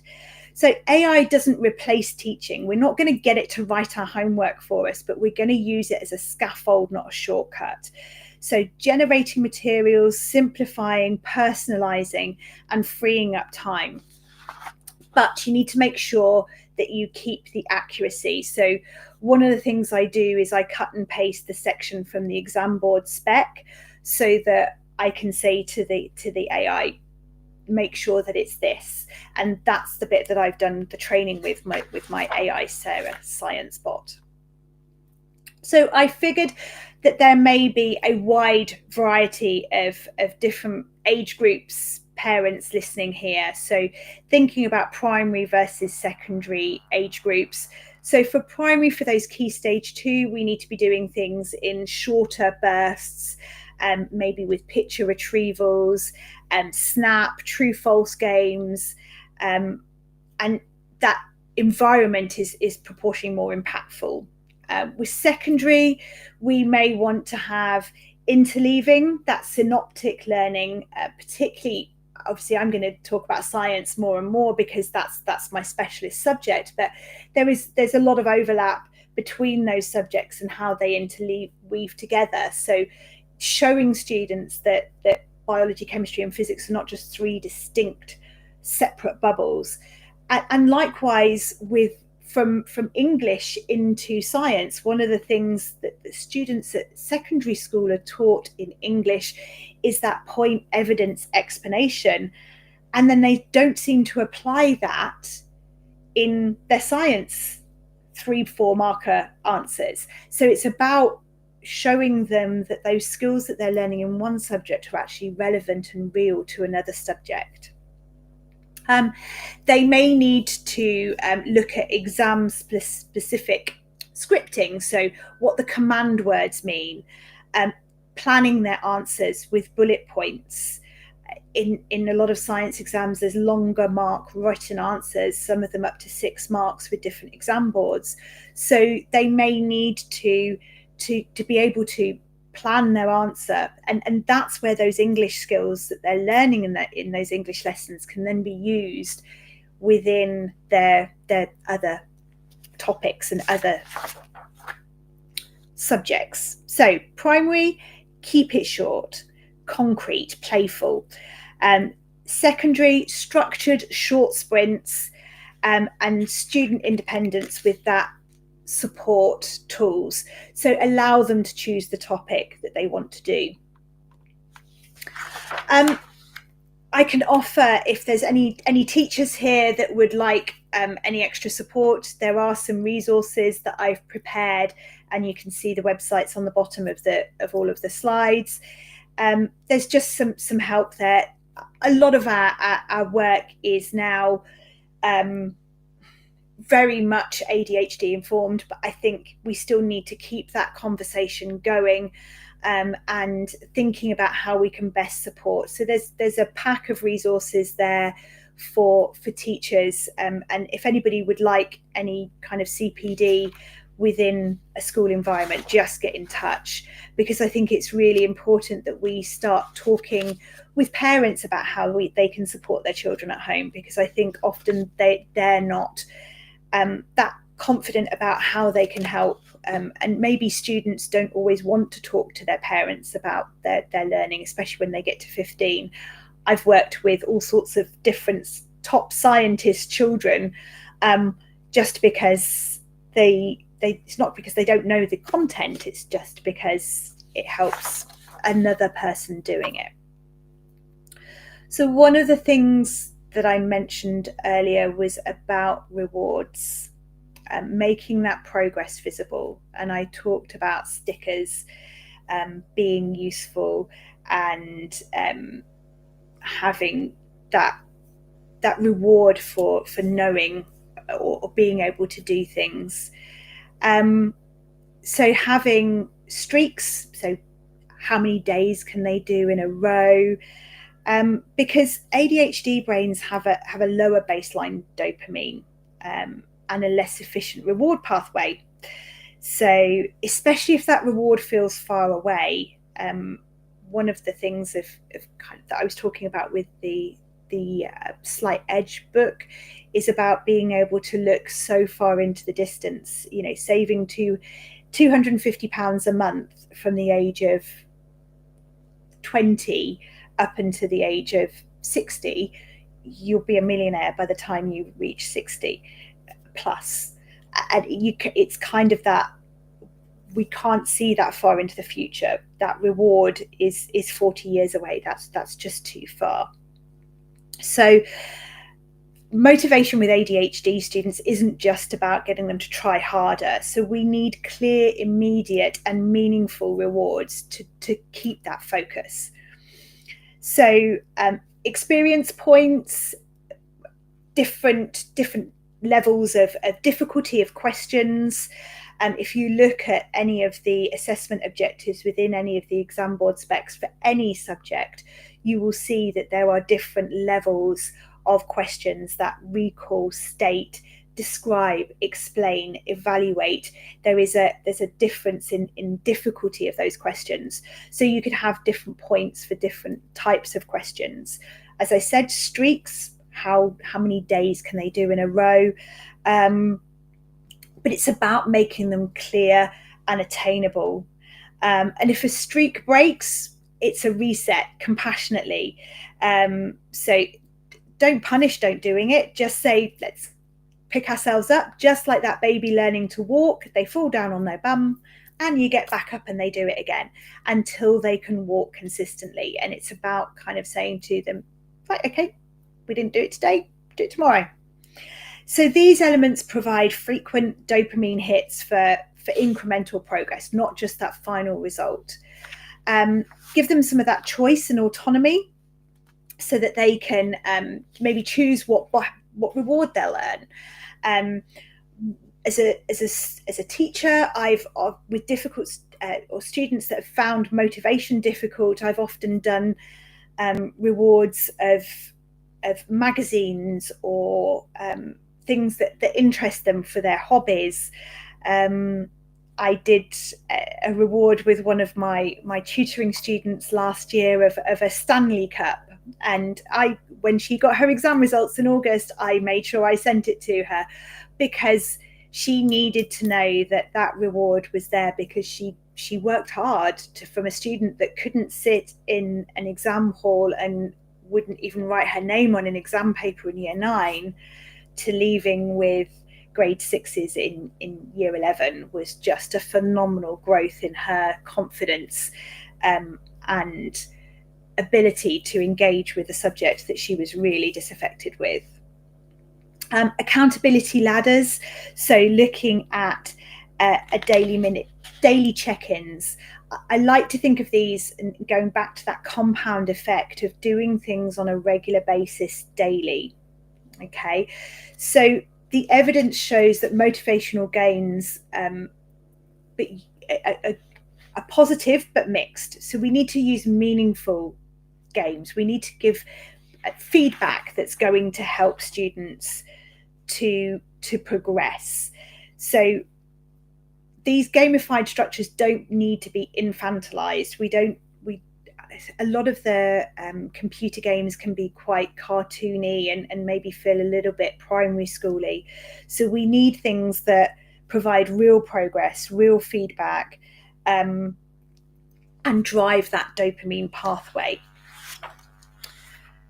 So Henry, at the start of the session, spoke about the exam hall and large drafty halls with rows of desks can create a massive sensory overload, even for a neurotypical student. If you are like me and noise sensitive, the environment would magnify that stress. Every pen scratch, every cough or chair scrape becomes a massive distraction. So this is a massive built-in disadvantage that isn't about that ability or effort that we were talking about at the very beginning. And I'm a massive fan of being able to use on-screen exams so that they can be done in small, comfortable environments. There's obviously huge challenges and limitations of these, but a lot of the exam boards are looking into these. So AQA are piloting digital exams for some subjects from 2027, so not too far away. Obviously, that's approval pending. Pearson aims to offer on-screen options by 2030. But there's some implications for that because people need to be able to type. So we need that keyboard fluency. When I was at school, we learned to type on electric typewriters. I'm definitely showing my age there. But they need to be able to read on screen, have split screen reading. I think we're getting better at that now with using a lot more technology like we're using today to communicate across the world. So we need to be prepared now. We need to have typing warm-ups, on-screen practice, keyboard shortcuts, and lots of mock digital items. So we've got some real leading work within Australia, looking at virtual schools and mentoring programs for virtual learners, which show scalable models that we can look to in the UK to actually help with our neurodivergent ADHD learners. And so digital exams aren't just a technical upgrade. They're a chance to level the playing field. And that's what it's really all about. It's about not having that stop the clock in your 11 plus exam, because as Henry said at the start, how on earth are we going to know that we've actually lost focus? But we need to make sure that we're building that keyboard fluency and navigation fluency right now. So I thought I would just give you a couple of case studies, and I've mentioned a couple of students whilst I've been talking.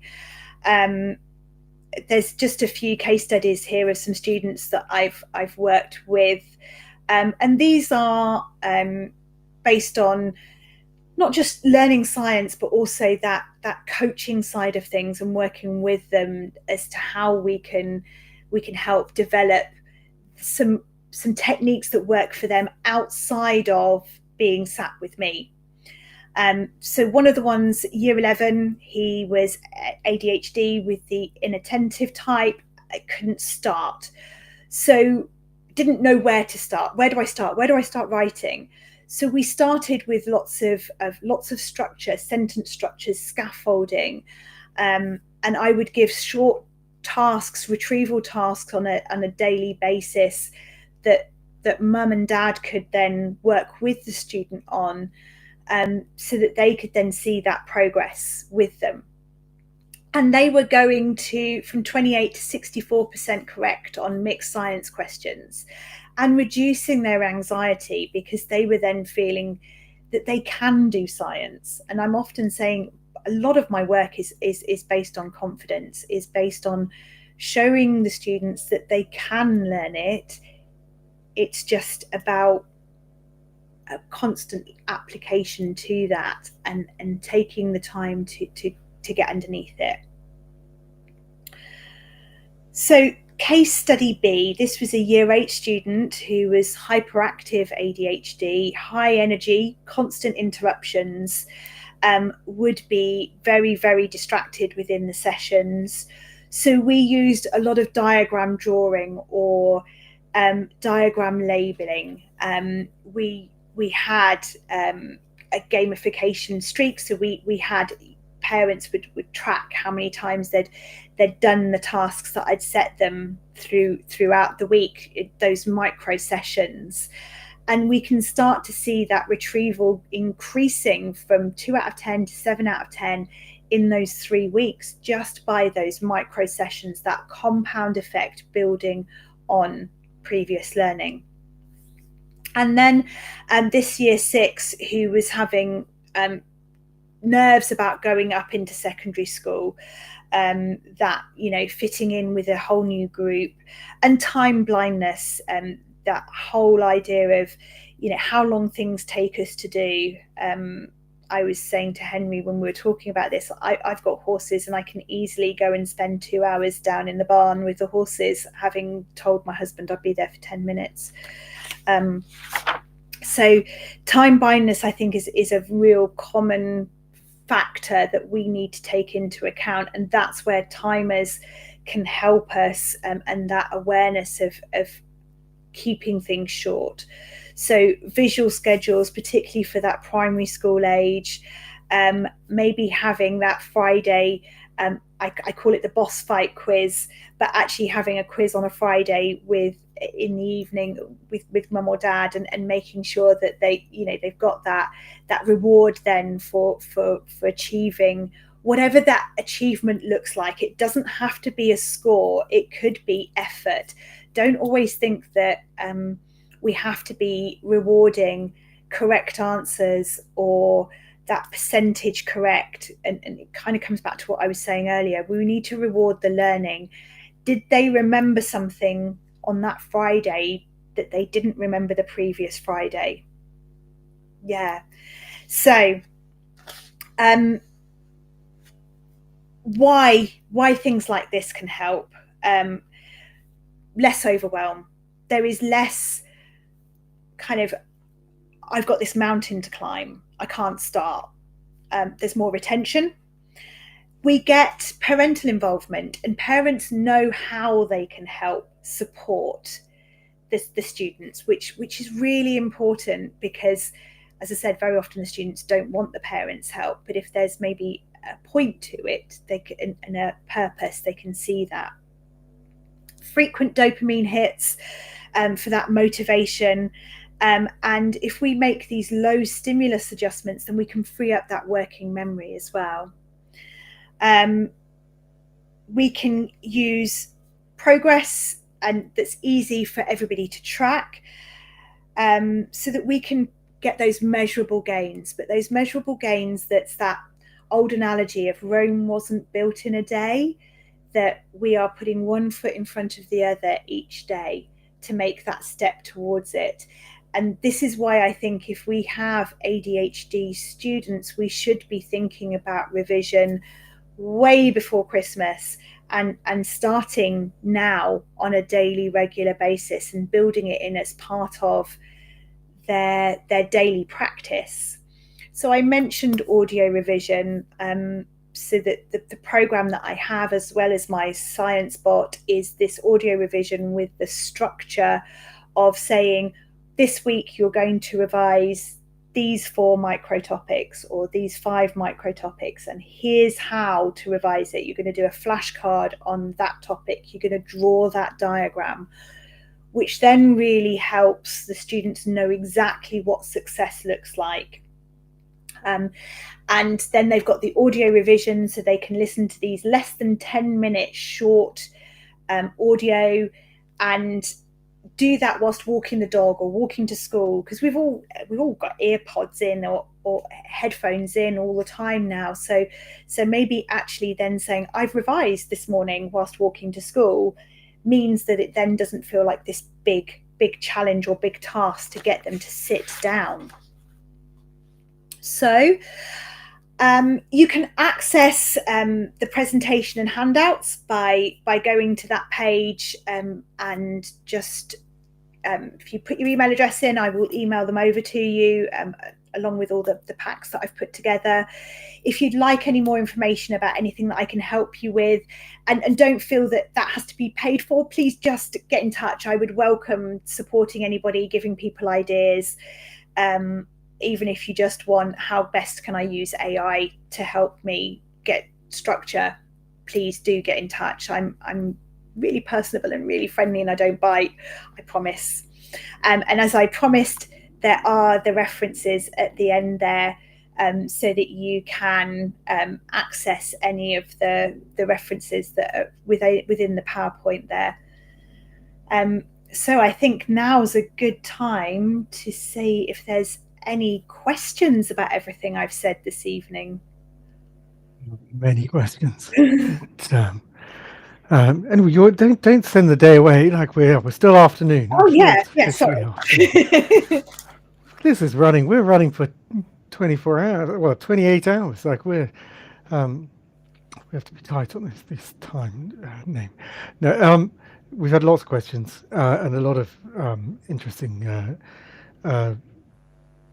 comments. I enjoyed that enormously. I think it really talked to the specificity of how different we are, and that we just need the rules, the guidance that is created for everyone else just isn't necessarily a fit for us. And that sort of came, well, to be honest, what came through was more than that, which is like, obviously within the neurodivergent community we're quite different, and when you gave those examples of this is what I did with this kid, this is what I did with this kid, and you can see why it would work and why it was so impactful, and I think it's brilliant. Now, we've talked before about AI, and AI within the classroom is, I mean, it's like you're talking about the devil. Like it's people get excited, and yet we're seeing, as you pointed out, really amazing uses of AI. And I've certainly talked to a parent who, with their child talking particularly around memorization, I think we talked about this, that they'd used AI to create a mnemonic. They were struggling to remember something. For me, memory is a massive issue. And I remember making mnemonics. I won't tell you the mnemonic I have for remembering exactly how the months go, which I have to use to this day, but I can tell you it's very rude. Like the rude ones they remember even more. I encourage rude mnemonics. Anyway, in a more child-friendly focused one, so she asked her AI for a mnemonic, and it was decent, but fundamentally not memorable. You talked about a student being really into a rapper. In this case, this kid's really into Grey's Anatomy. So they said, can you give me a mnemonic based on Grey's Anatomy? And suddenly, in instant, you've got a mnemonic that actually works, that is memorable. And the use of AI for that kind of thing is spectacular. I thought where you talked about using the prompt as a tutor, I have to say, like, it's what I do these days. I'm trying to use it to try and work through things. I think there's another use of the prompt which is interesting, which is, the inertia that many with ADHD, myself included, like getting started. But actually starting the prompt is a really low way to get into it. And so I think you were talking about using the prompt, say, to create flashcards. I suppose where I'd started to think about was sometimes the making of the revision items is the revision. So making flashcards, putting diagrams and squiggling things in is actually the learning. Agreed completely. I want to ask you about that. But then having them pre-made and then writing them out onto a hard flashcard, so you can get AI to say put together 20 flashcards for this set of notes, and it will pull out the keywords and make the flashcards based on that student's set of notes. And there's a massive advantage to that as well, because obviously we lose things as ADHDers. So actually scanning the notes and having them as an electronic file, it may be a good thing for a parent to have anyway. For, if they've got a year 10 book, I would highly recommend, having those electronic resources and repositories of those books, so that you've got those notes to go back to. But then actually writing them out and putting their own diagrams and their own extra information around that, making their own mnemonics that go with that flashcard, as you say, is part of that learning. And then that interaction of using those flashcards in those short spaces on a daily basis is where that retrieval practice and that spaced learning comes in, to keep it going throughout time and get those neuropathic pathways built. It goes to what you've shown with your examples, which is that the difference amongst kids means you need to think like, for this kid, actually making all the diagrams, that's going to be incredible revision and it'll really capture them. This kid will, we should print out the flashcards and go through them on a regular basis and go like a lot of times a little. I thought your points on dopamine. Go on. Or the other thing is using multiple choice questions. If you've got a student that doesn't like writing at all, then multiple choice questions are a great way of giving them. They know the answers there. They then just need to decipher and decode which one is the correct one. I agree. I've done some American exams, so which were all multiple choice, very sophisticated. So the question, if you got it right, the next question was harder, and kept getting harder until it gets sort of a wiggle where you're getting them right and wrong, and it evaluates you that way. It does make me when we're talking about looking to get our exams on in 5 years' time, getting them electronic. I mean, the disparity now, I can tell you, as an adult, number of essays written with a pen, very, very low. I don't do that. And whereas typing large, long things all the time. So the idea that our exams should be handwritten is a bit weird. And as an examiner, resistance in my own opinion. As an examiner, there's a lot of students out there with very difficult to read handwriting. Yeah, but the thing is, though, the other thing you see with online exams on computers is it actually is much easier to have separate rooms, put people in more individualized settings, and some of these issues of these massive halls or very difficult exam halls. We had a very odd battle with involving Cambridge University. So we had a GP, a Cambridge GP, took it upon themselves to write to the Times and say too many Cambridge students were getting an ADHD diagnosis, and they were doing it so that they could get out of taking their exams in the main exam hall, which is, I think, a 16th century glorious thing. And the idea that the 16th century hall is an important qualifier for your future career livelihood, I thought it was such an odd thing to get upset about, and I just thought it extraordinary.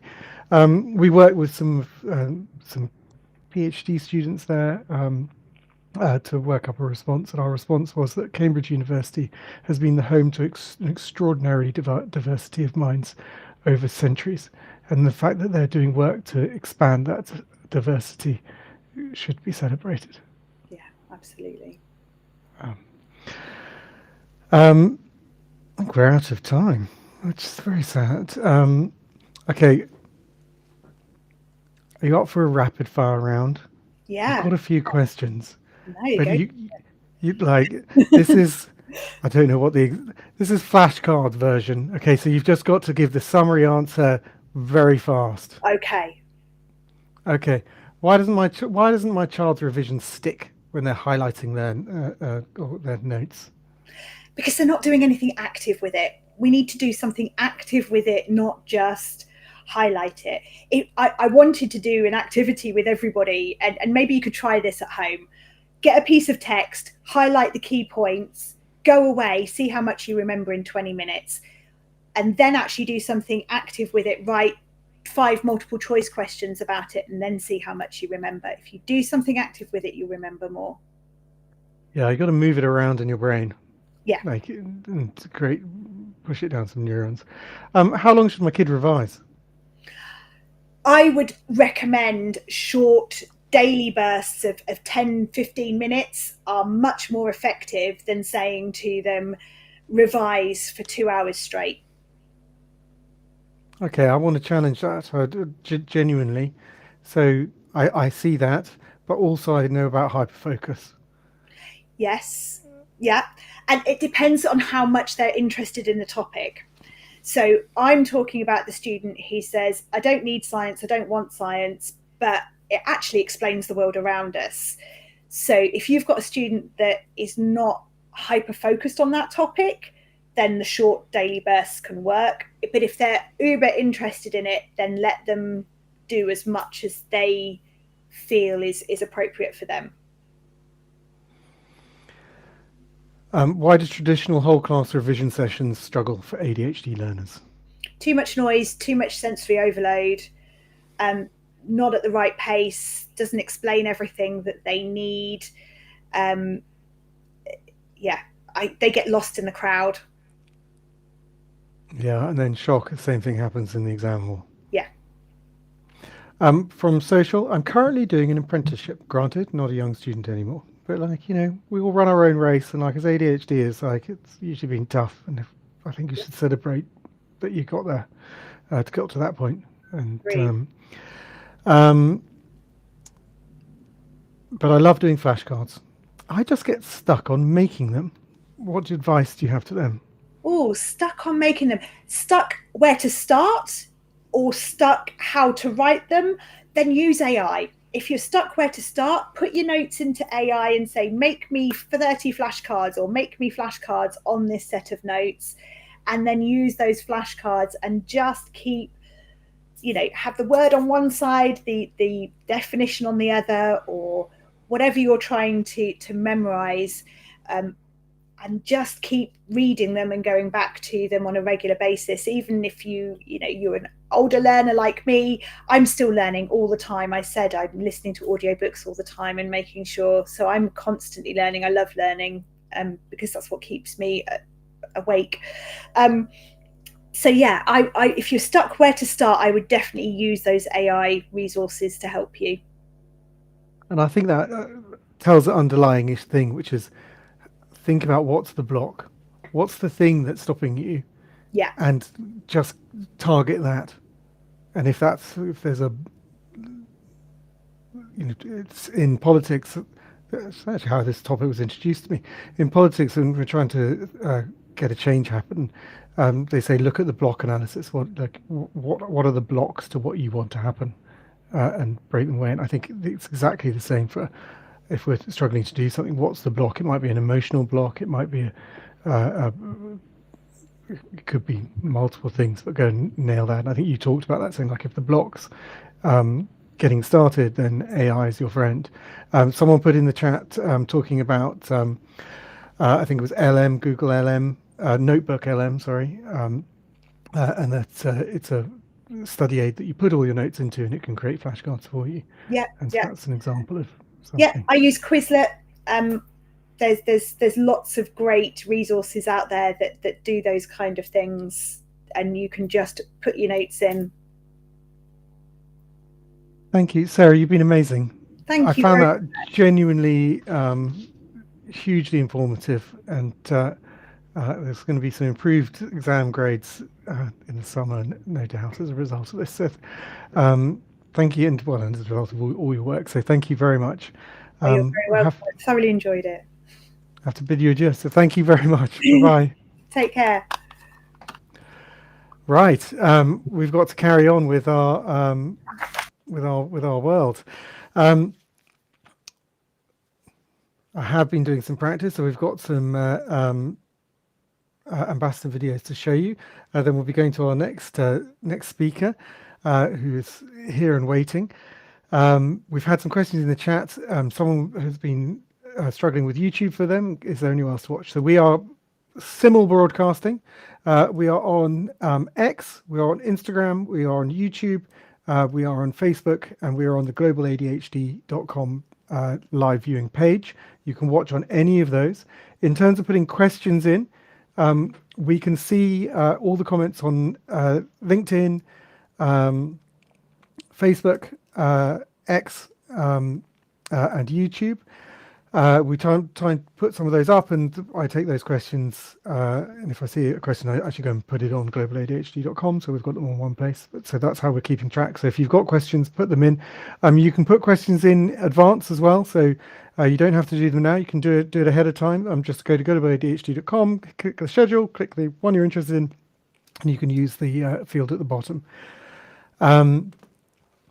Right. I'm going to play some ambassador videos. Having just said that about where we're broadcasting, so you can only live broadcast for 4 hours on Instagram and LinkedIn.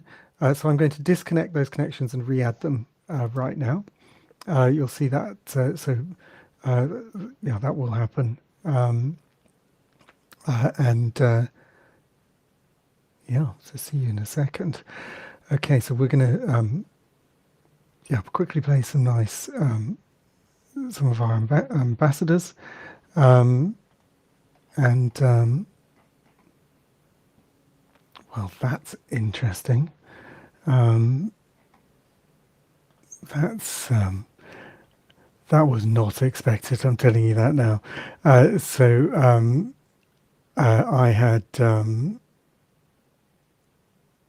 very cunningly uploaded a whole load of lovely videos, and you can't see them, which is awful. Right, we've got a wonderful video from our ambassador, Lauren. Behind almost every undiagnosed neurodivergent child is a parent fighting battles that no one else sees. I know because I have been that parent. I've also been that child.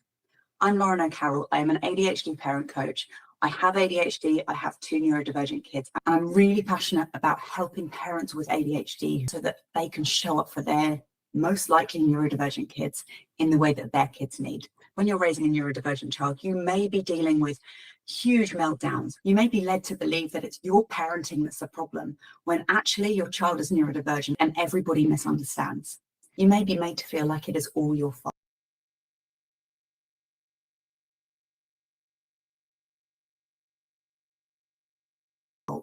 And if you've grown up with ADHD, you probably believe it is all your fault. You're fighting systems that don't always want to listen. And that's why I'm so passionate about the work that ADHD UK do. Their work around the right to choose pathway matters so deeply. And I have been informally sharing about this for years because so many people don't know about it. And it's so important that we get the message out there because it can change lives to get a diagnosis for your child or for yourself. Parents shouldn't have to beg for their children to be seen. My mission as an ambassador is to change that, to give parents the tools, the language, and the confidence to advocate for their needs and for the needs of their children, and to help dissolve the shame that they may be feeling from years of being gaslit and for years of growing up undiagnosed ADHD themselves. Through Positively Parenting, I've created memberships, coaching programs, and I've got a book coming out later this year about parenting when you have ADHD. Because when parents are supported, kids grow up with their self-esteem intact. And those kids, well, they're the ones that I believe are going to change the world. I want to leave you with this. Dr. Ross Green, author of The Explosive Child, says that kids do well if they can. I wholeheartedly agree with that. But I also believe that parents do well if they can. And if you're a parent with ADHD, you are very often on the back foot. And that doesn't mean that you're a bad parent or you're doing a bad job. You just need a different type of support. Find community, surround yourself with other people with ADHD, with other families who are in a similar situation to you, and know that you are not alone. And I feel like this conference is going to help you do that. I'm Lauren O'Carroll from Positively Parenting. It was great to meet you. Hello, I'm Annalise Ashley. I'm 23, and at the age of 22, I received my official ADHD diagnosis. I am really proud to be an ADHD UK ambassador because the charity really aligns with my beliefs and my passion. I'm currently studying psychology at university as I would love to be a psychologist, specialising in ADHD. I mean, everyone always says, oh, ADHD is your superpower. And let me tell you, it doesn't feel like that sometimes. If we learn to work with our brains, we can get that good out of it. And that's what I want to help people be able to do. Also, due to my lived experience, I am really looking forward to researching the link between anorexia and ADHD with the hopes of creating a pathway for treatment for those patients. From my experience, our brains work different, so our needs are different, and I think if treatment was tailored, it would be more successful. So as an ADHDer, I am very creative. To fundraise for the charity, I have decided that I'm going to sell my kind of crochet project. I have a Instagram account where I post a lot about ADHD. There is still a long way to go with ADHD, and to be part of it would be really special to me. I honestly think that what ADHD UK does is amazing. It's so important, the work that they do, because ADHD can be a real pain to live with, but the resources that ADHD UK provide, the help, the support, the advocacy, will really make a big difference to a person's life.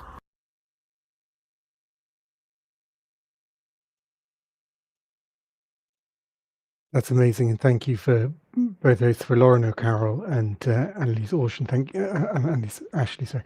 Thank you for being ADHD UK ambassadors. It's a big deal. We're going to be talking more about the ambassador program. It's a way to, well, for us to say thank you to people getting involved. It's a way to amplify your voice, be part of our sort of direct community. You support us by fundraising, which is we can do nothing without. It's a big deal. We're extraordinarily grateful to people who become ambassadors.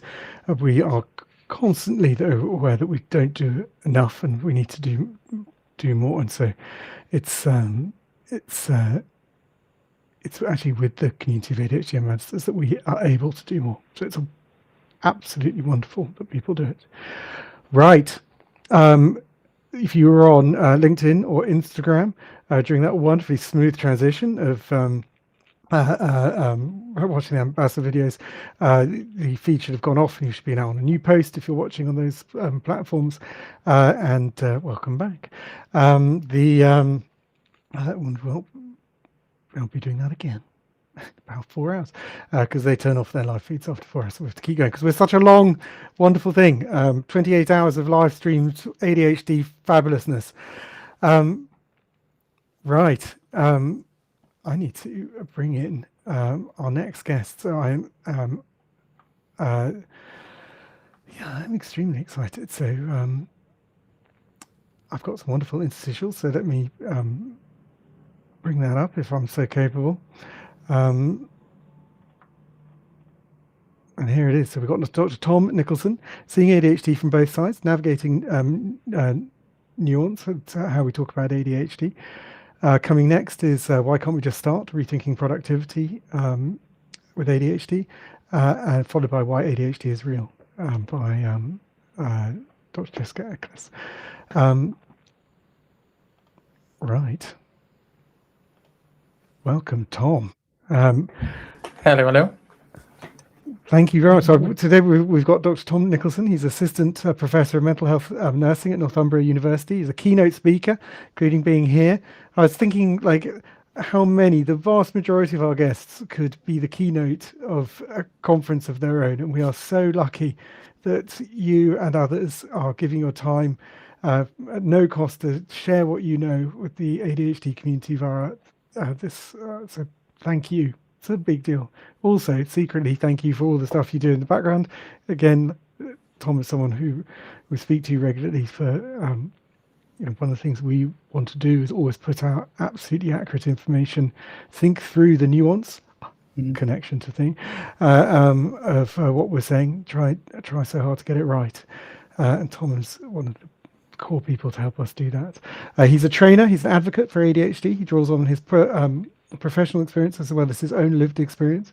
He's going to talk about how we conceptualize ADHD, exploring the different models, medical and neurodiversity, their strengths and limitations, and finding the middle ground. This is a topic you were passionate to talk about. Like, it's how we talk about ADHD and how different people talk. So, like, if I'm on LBC having a Barney with Nick Ferrari, and he just thinks it's a whole load of nonsense, and we're all load of like, just wasters basically, and we just need to get a bit of gumption and get on with it. And then you talk to people who understand and have that difference. And actually, I had a very recent experience. I talked to BBC Radio Manchester, being interviewed by a presenter who's in their 70s, and I was forewarned that they would want to know, like, where's this ADHD malarkey come from? Wasn't around when I was a kid. That entire argument.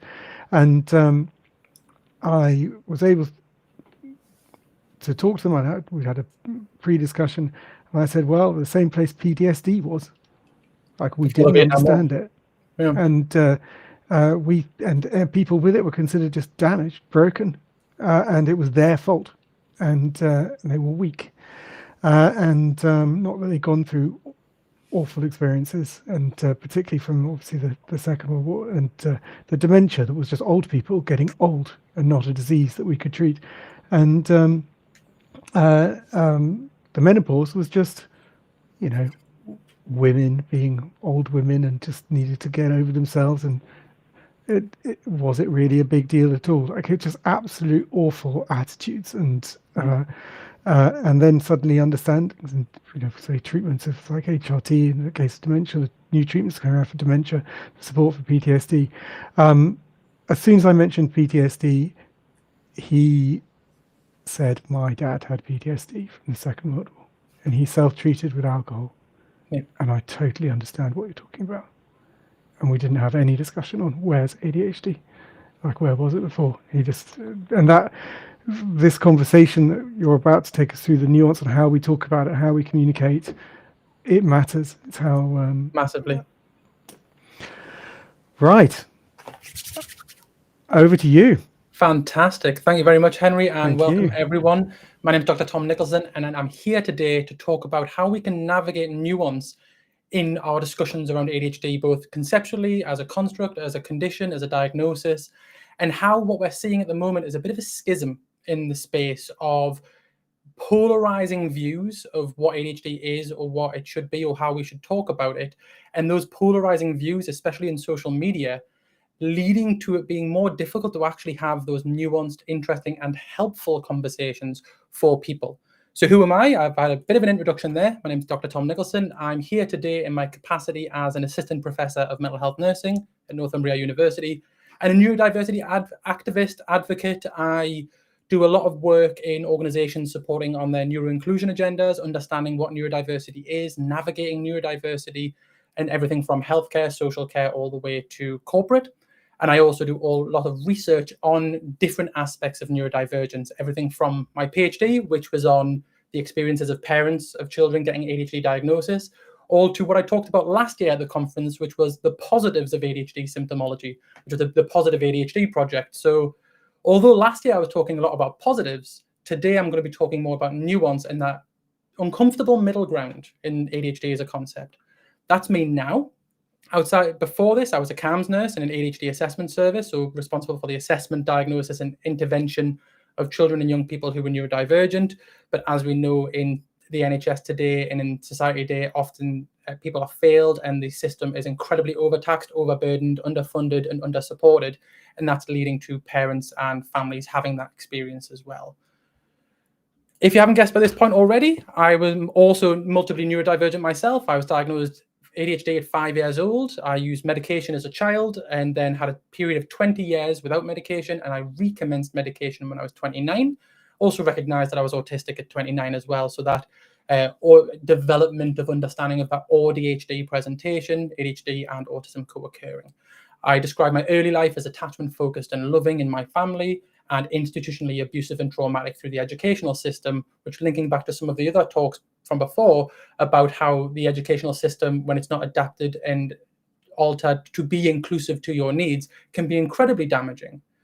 But nonetheless, what we're going to be exploring today is the context of the two dominant ways of thinking about ADHD. There's two main sort of concepts. They are the medical perspective of ADHD, and this emerging neurodiversity movement. I say emerging because it's still finding its feet, it's still developing, it's still altering and changing. And these two positions of the strong medical and the strong neurodiversity perspectives seem to be completely at odds.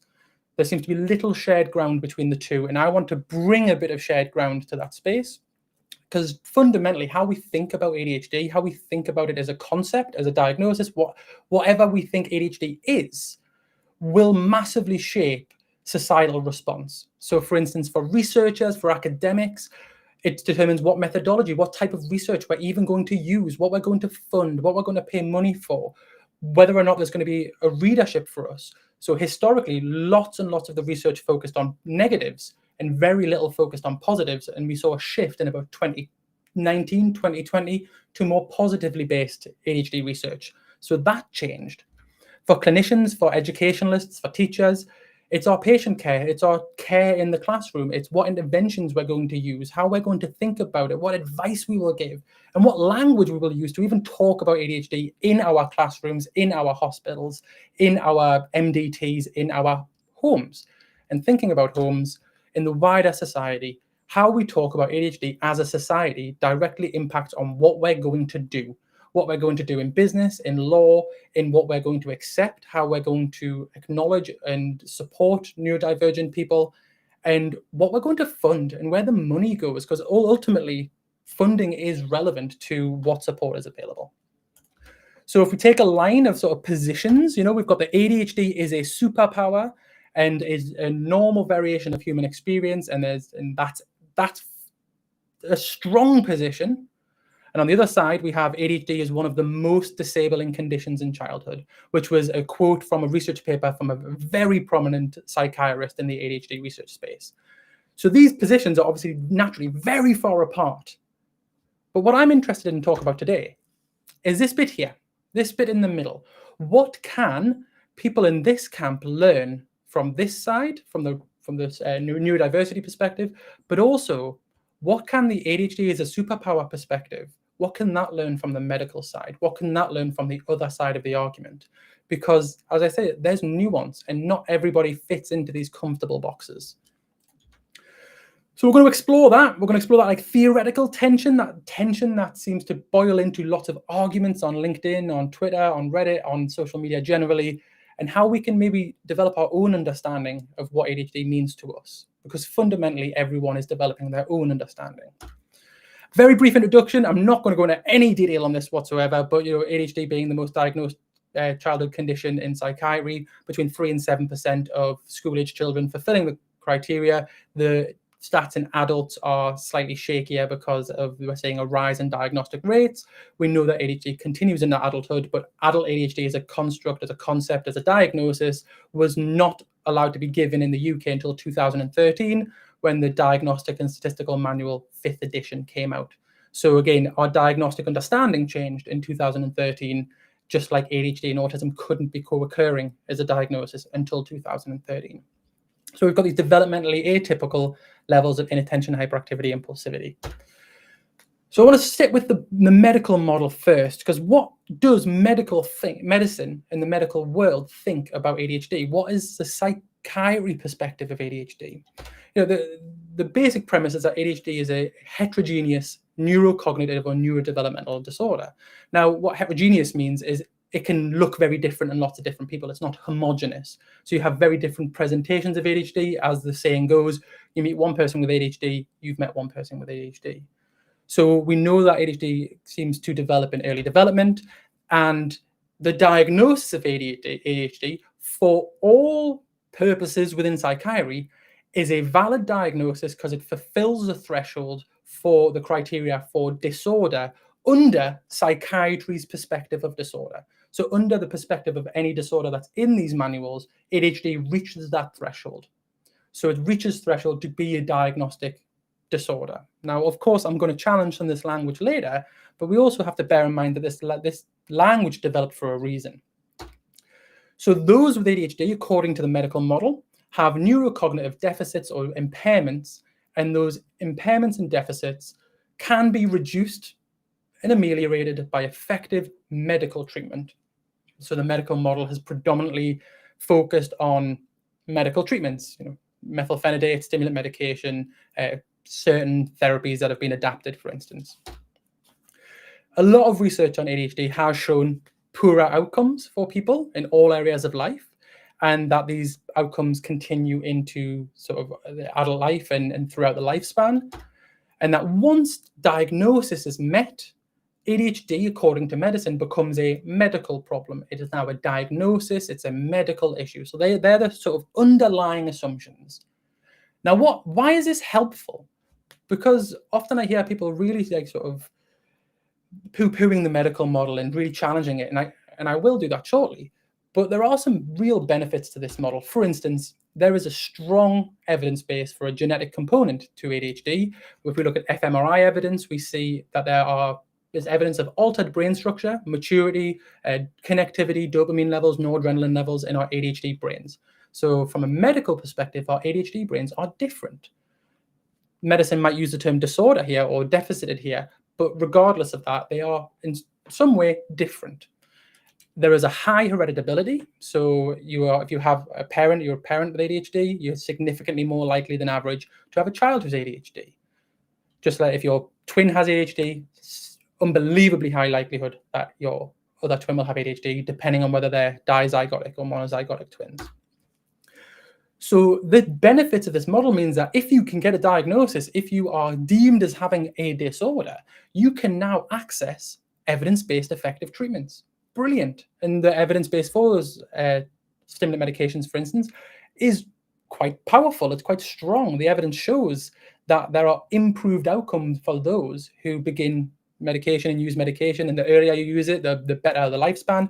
A recent meta-analysis showed that ADHD medication reduces suicide risk and also reduces lifetime substance use risk. That's really helpful stuff. There's significant evidence of quality of life improvements that people talk about sort of qualitatively. So people talk about how their life improves after ADHD medication. That's not everyone, of course, but for a large subset of people. Medical diagnosis as well, what it does is it legitimizes the requirement for intervention and support. When something becomes a medical problem and we are using a medical perspective, we can then, as a people, as a group, argue that we require interventions and support that are additional to the average or typical person. I heard in one of the talks earlier about the legal perspective of ADHD. We get to use disability legislation, and disability legislation becomes relevant to us only by nature, well, partly by nature of it becoming a disability under the legal justifications, those legal protections, and that medical perspective is what's helped give that. So it has these real genuine benefits. This also justifies funding. It justifies us to put research into treatment, recognition, better assessment, more effective assessment, and the like. So these are some really powerful benefits to seeing ADHD from a medical perspective, from a psychiatric perspective. But of course, there's some criticisms here. There's some negatives here, some difficulties. There's a big argument that medical perspectives of ADHD are completely reductionist, that they discount extenuating factors, that they ignore the impact that your environment might have. They ignore the impact of society, of your family dynamic, of the way you're being treated. So for instance, if a child's struggling to pay attention and listen for a 50-minute lesson, a medical perspective might prioritize medication so that the child can perform in that context. Whereas a different perspective might say, maybe the lesson's rubbish. Maybe we need to change the lesson structure. Maybe they're not in the right environment. And a medical perspective can ignore this biomedical perspective. It's devoid of contextual data, contextual being the context, the environmental context, the social context, etc. There's arguments around subjectivity and value base in the diagnostic process. So what do I mean by that? Well, what constitutes impact in functioning? Because you need evidence of impact in functioning for a diagnosis. It needs to impact on your life, your ADHD symptoms. But what is impact? How often is often? What does it mean to be severe versus not severe in terms of symptoms? And different people might have different positions and perspectives on that. This variation has led to problems of underrepresentation and underdiagnosis in large groups, minoritized groups. Obviously, we've seen a massive rise in the discussion of ADHD in women. And we're also seeing a failure to appropriately support people from minoritized groups or minority groups, thinking our Black, Asian, minority, ethnic communities, our LGBTQ plus communities, etc. So there becomes this lack of real clarity between what is a diagnosable level of ADHD and a non-diagnosable level of ADHD. What is the threshold? And I think this is quite a valid criticism of the biomedical model, and where we've seen in the ADHD task force, the report that came out a few months back, that they talked about ADHD, the diagnosis, as being separate from ADHD, the experience. So there's some interesting sort of changes happening in the world here. Got 2 pages of criticisms. I'm not biased to one position, by the way. What I will say now is I don't believe one position is significantly stronger than the other. I think they both have merits and benefits to different people at different times. There's linguistic problems with a medical perspective. You know, even the label itself, attention deficit hyperactivity disorder. We have 2 labels in our title of what is wrong with us. It prioritizes the dysfunction, the deficit, the disability. And that, for some people, can be really helpful to that they go, oh, people see the struggles that I have. But for others, it's felt like the medical perspective completely ignores the potential strengths and benefits that come from having ADHD, from being neurodivergent. And so this nuanced perspective, we're seeing some medical research coming out now that's exploring much more of the strength-based perspectives, but majority of the research is coming out in psychology and in sociology and not in our psychiatry research, for instance. Some have argued that we are over-medicalizing the normal experience. And there will be people arguing, do we need this label for everything? Do we need to say that ADHD is a thing? Do we need these boxes to put people in? And there's a big piece of research and a big piece of discussion in sociology around this, about the sort of colonization of medicine into everyday life. We don't all need labels. We don't all need this. Medicine itself is being argued to be steeped in sort of patriarchal power dynamics of normality, about what is normal. You know, what is normal 60 years ago is very different to what is considered normal or typical today. And Henry said earlier about how our understanding of diagnoses like PTSD, of menopause, of dementia has changed over time. And that the medical construction of ADHD has been steeped in sort of white male perspectives of what ADHD looks like, hence the underdiagnosis of women. And what about those who don't get a diagnosis, but do have ADHD? What about those who are, because this medical perspective in part assumes that we're capturing everyone, in part assumes that this perspective is really helpful because everyone will eventually get a diagnosis. But that's not how it works. That doesn't happen in practice. In fact, we're seeing real inconsistencies in diagnostic trends. So these are our sort of main strengths and criticisms of that biomedical perspective. Again, I've wrote a research paper on this that's currently under review, so which goes into a bit more detail, but it's thinking about how can we recognize and understand these strengths and these difficulties of each position. And then we come to the neurodiversity paradigm. So we've sat with that medical perspective. We've argued that medical perspective. It seems to have some real strengths. It seems to have some real challenges to it. And so many people will then navigate and meander over to a neurodiversity paradigm.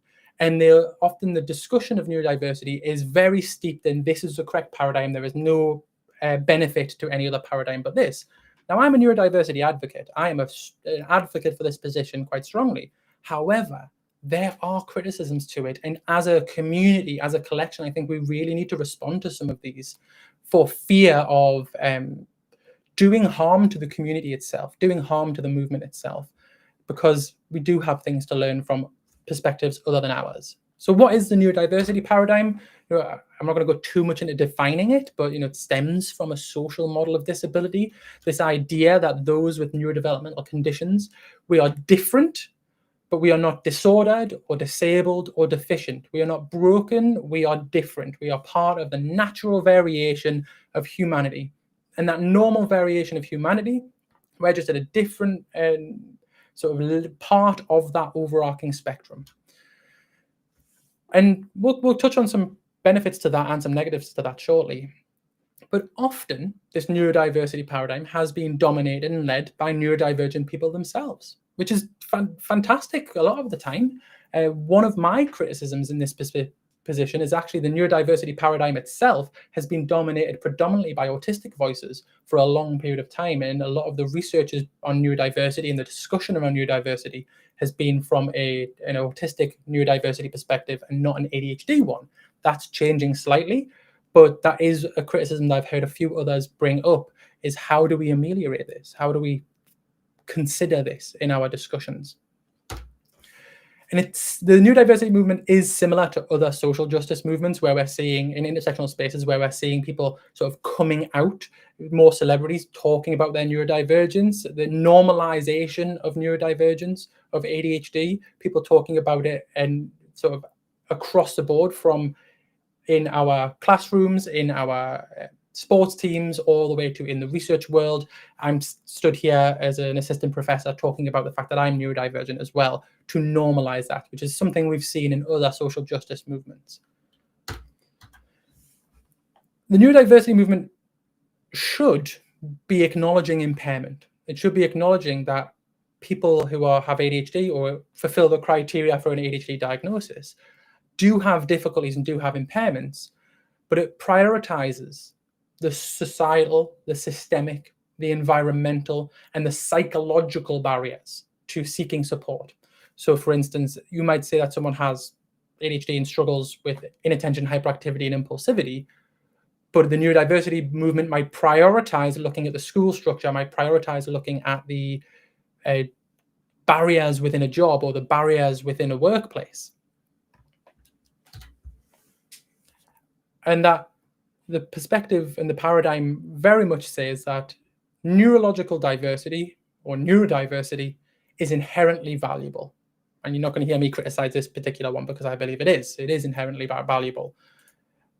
But we need to be able to express that value in a safe way. The neurodiversity movement also challenges those dominant power structures. It challenges what has always been, the structures that have always been. It's challenging the school system to say, as we've heard in the last talk, the exam structure is unfair. The exam structures are unreasonable.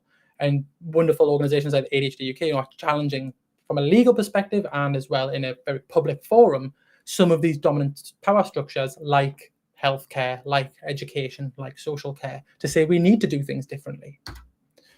So this model, this neurodiversity perspective has some wonderful benefits. It can be really beneficial to people. It can allow us to avoid putting people into groups of you're the disabled group, you're the non-disabled group, to we are all neurodiverse and we are all in this group, but some of us are neurodivergent. Some of us just diverge more from the typical or the psychological norm than others. It prioritizes those neurodivergent strengths. This is an area that's really close to my heart because a lot of my research is on what are the actual evidence-based benefits of ADHD, of autism, because we've got to make sure that they're evidence-based, because sometimes people talk about strengths as if every single person has them who's autistic or who has ADHD, and that's just not true. Not everyone who has ADHD is hyper-creative, but there are links to creativity and ADHD. We see more creativity and we see different types of creativity and out-of-the-box thinking, but not for everyone, but for large proportions of people.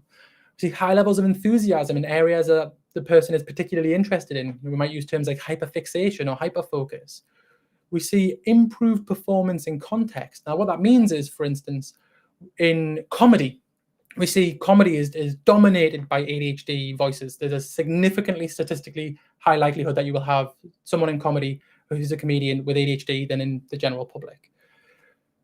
But that's because comedy itself and the job of comedy is incredibly beneficial contextually, environmentally for someone with ADHD. You're on stage, you're the center of attention. Often if you're hyperactive and you have lots of sort of energy and passion, and you can think on your feet, which is linked with impulsivity of being able to respond very quickly to people shouting out or heckling, and also the inattention leading to sort of more novel, unexpected creative thoughts. So inattention is linked to higher creativity because people aren't paying attention to one thing, they're thinking of lots of different ideas.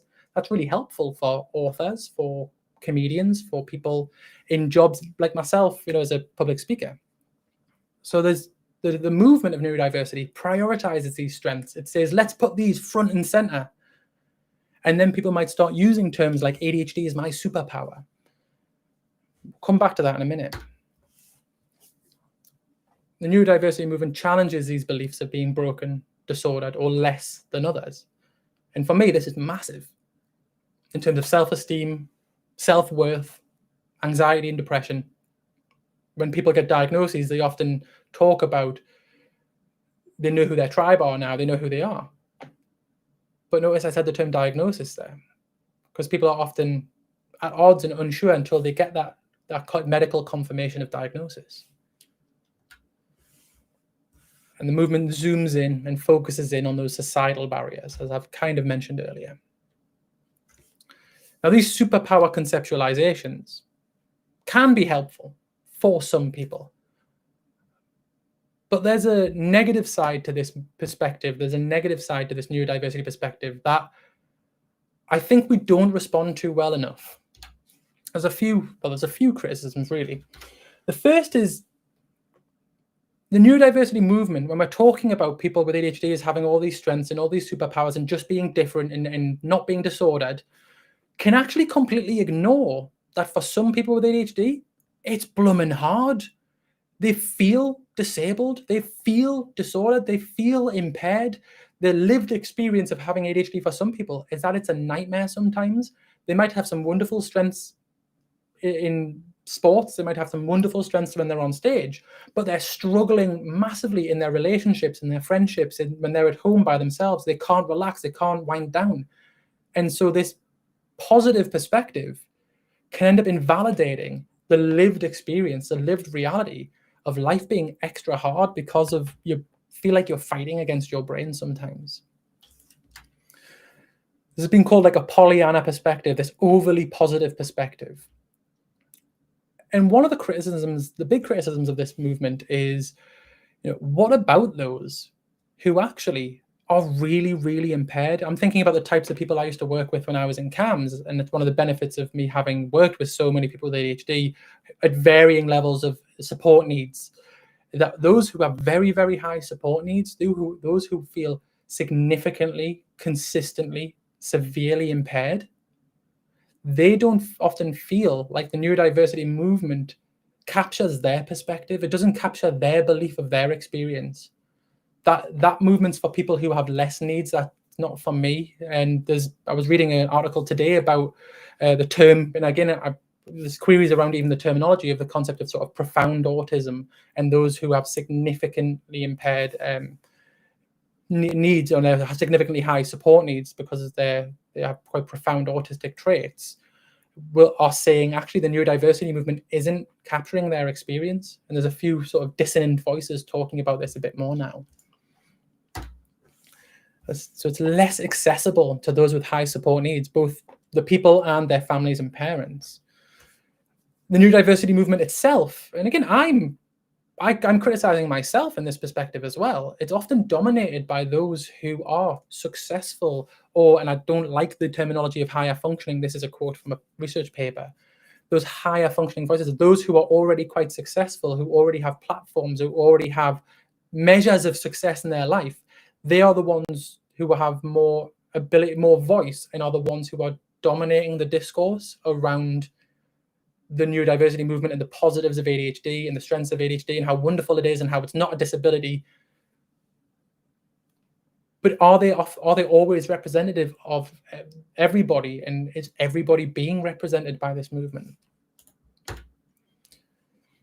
As I've said, those with severe manifestations, I'm thinking young people who have very severe impulsivity that puts their life in danger regularly because they struggle to conceptualize the risks when crossing the road, or they don't even think about crossing roads and the real immediate dangers that can happen.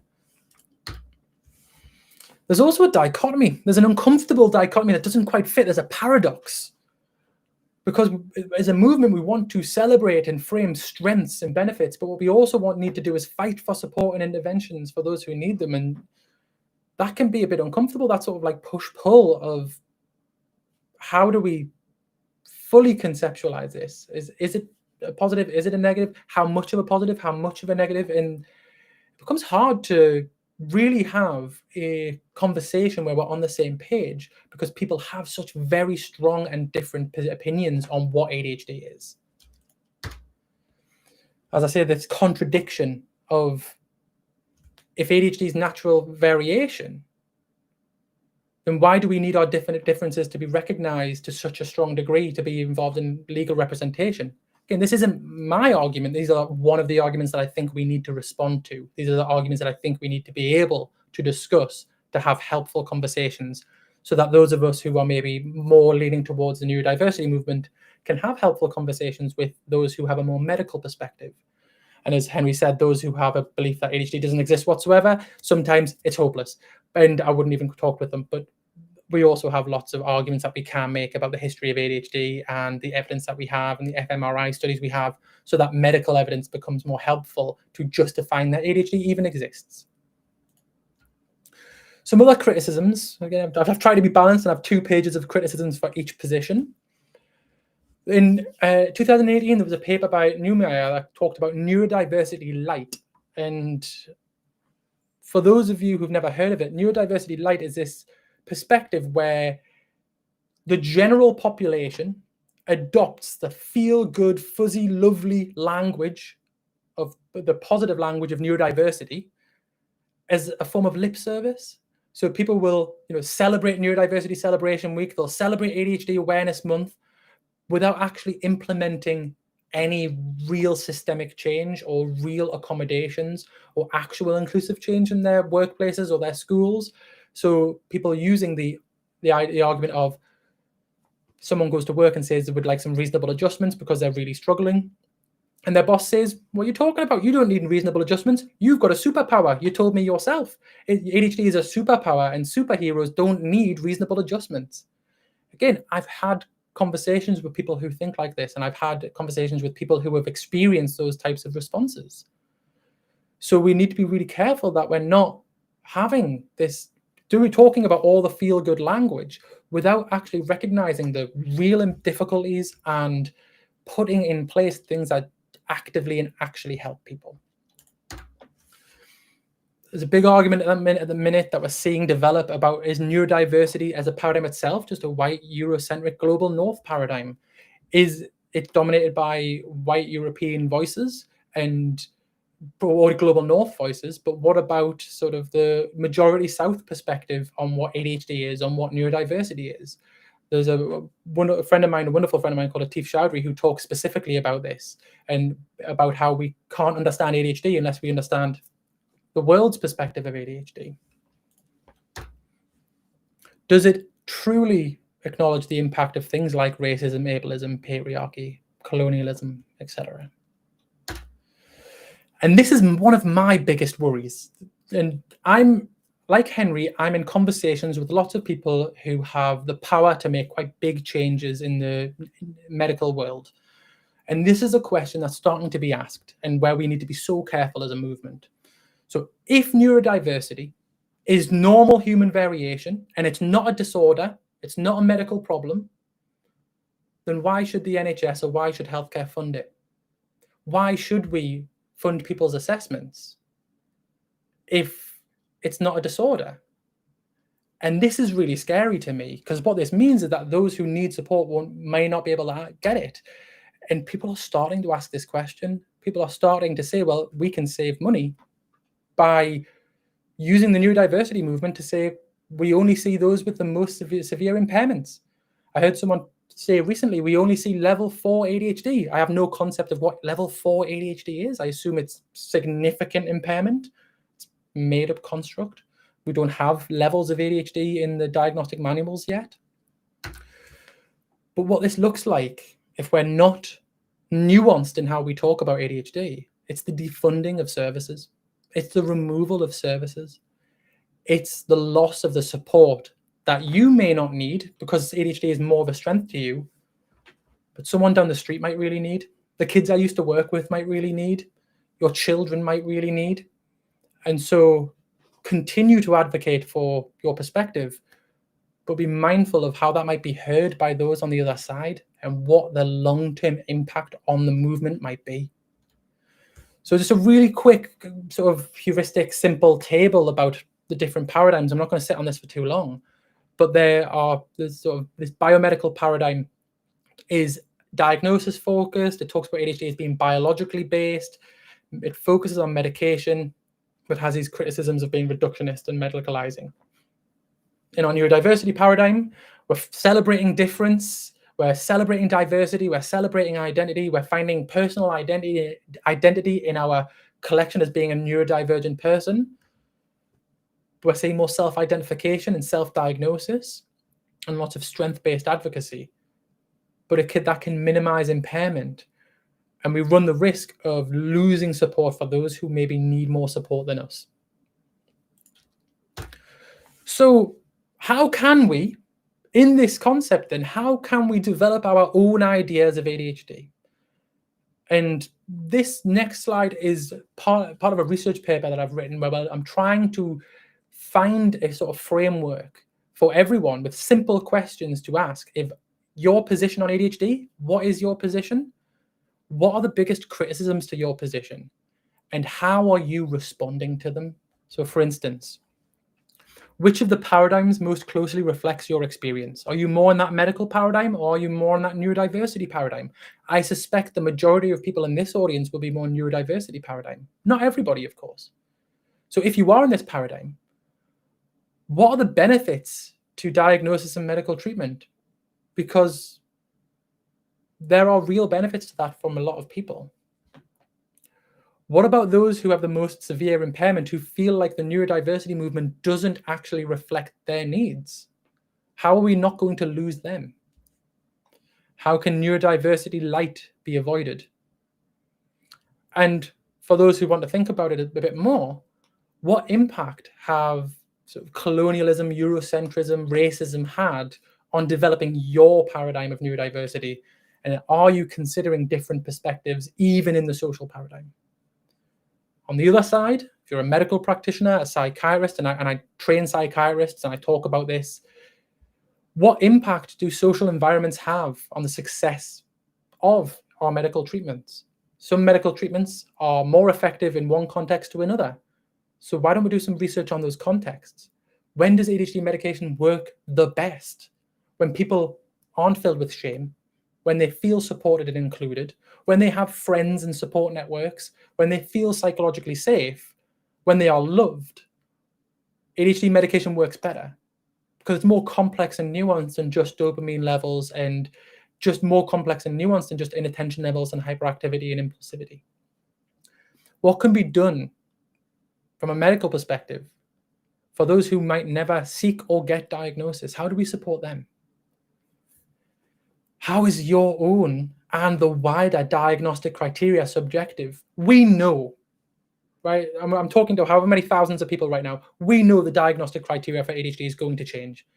It changes regularly. It's changed many times since 1902, when it was classified as a morbid defect of moral control, and then it became post-encephalactic behavior disorder, and then minimal brain damage, and then hyperkinetic disorder, then ADHD. And then in 2013, we realized that ADHD also exists in adults. And then we realized you can also be autistic.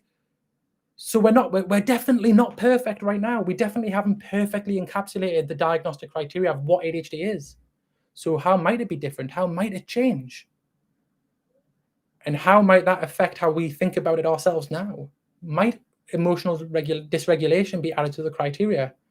Is RSD something specific to ADHD, or is RSD its own thing that people who have also experienced trauma, who aren't neurodivergent, might experience? Is RSD rejection sensitivity to dysphoria, is it specific to ADHD, or is it something more ubiquitous that a lot of ADHDers also experience? We don't have the answers to this yet, not the evidence-based strong answers that we need research to be able to justify and prove, but the answers will come. And ultimately, what I want you to all ask yourselves, based on your position right now, is what are the main strengths of that alternative paradigm? What benefits does the other way of thinking give to people that maybe you don't see those benefits, but other people might? So that we can have less of a polarized argument and more of a helpful, nuanced discussion. Because ultimately, we're all here to support people with ADHD. We're all here to support neurodivergent people. But I don't want the movement to eat itself from the inside.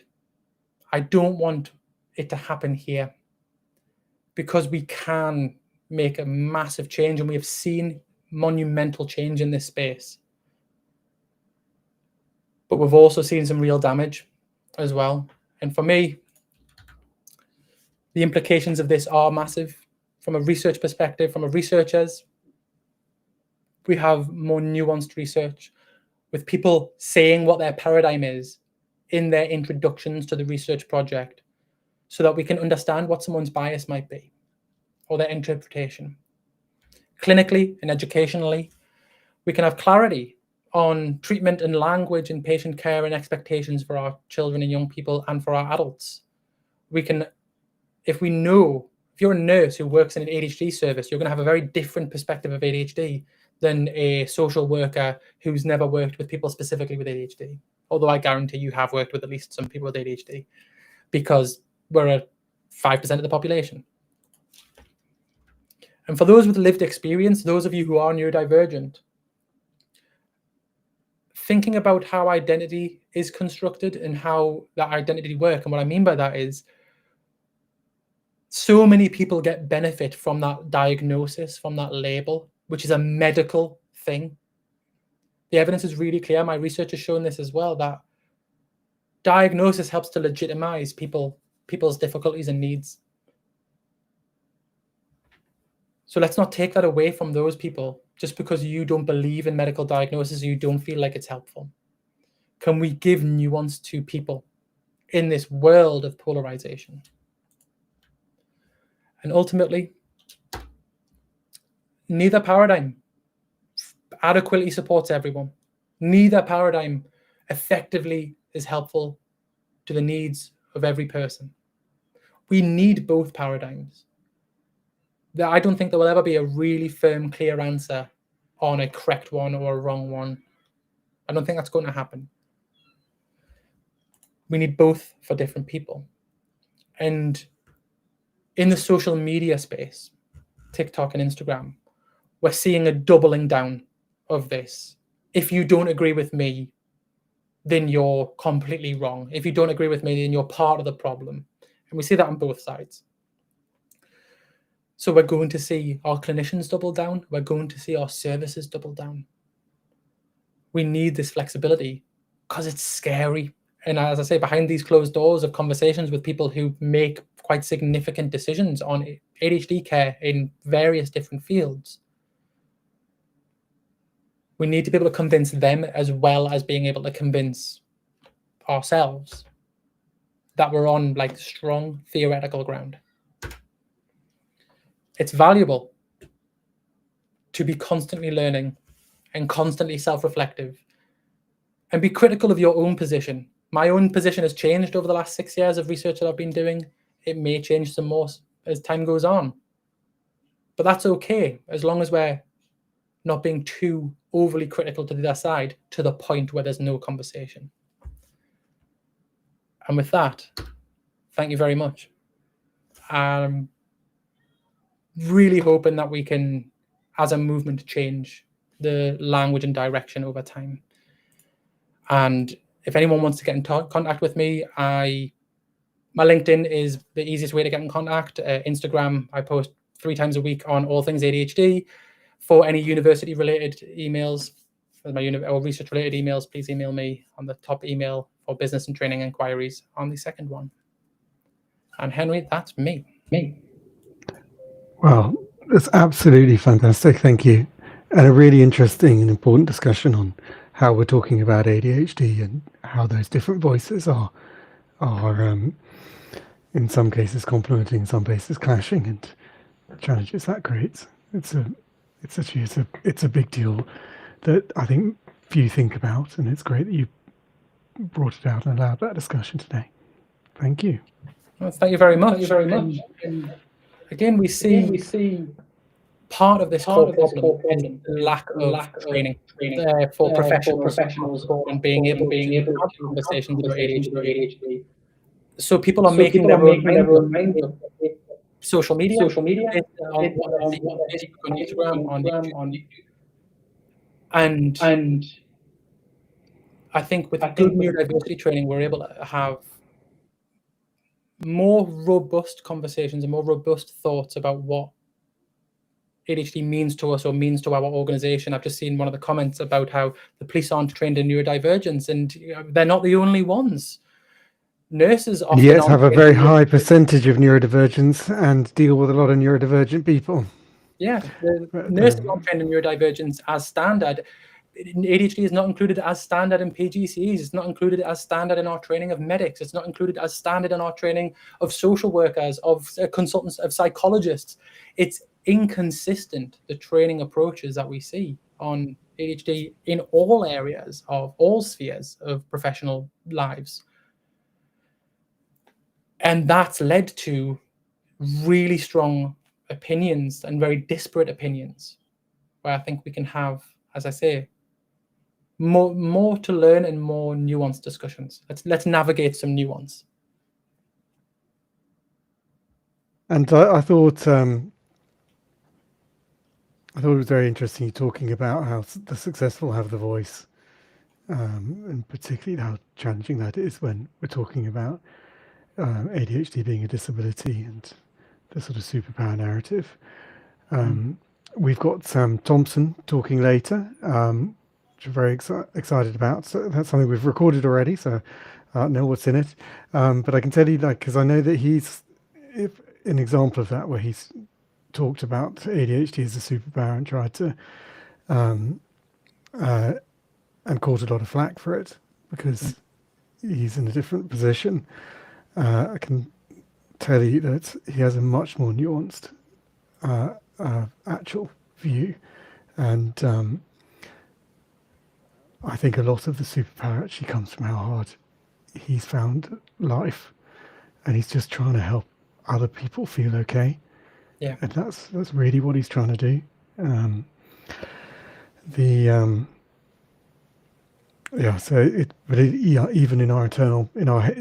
in our heads, we've got these clashes, and it is difficult.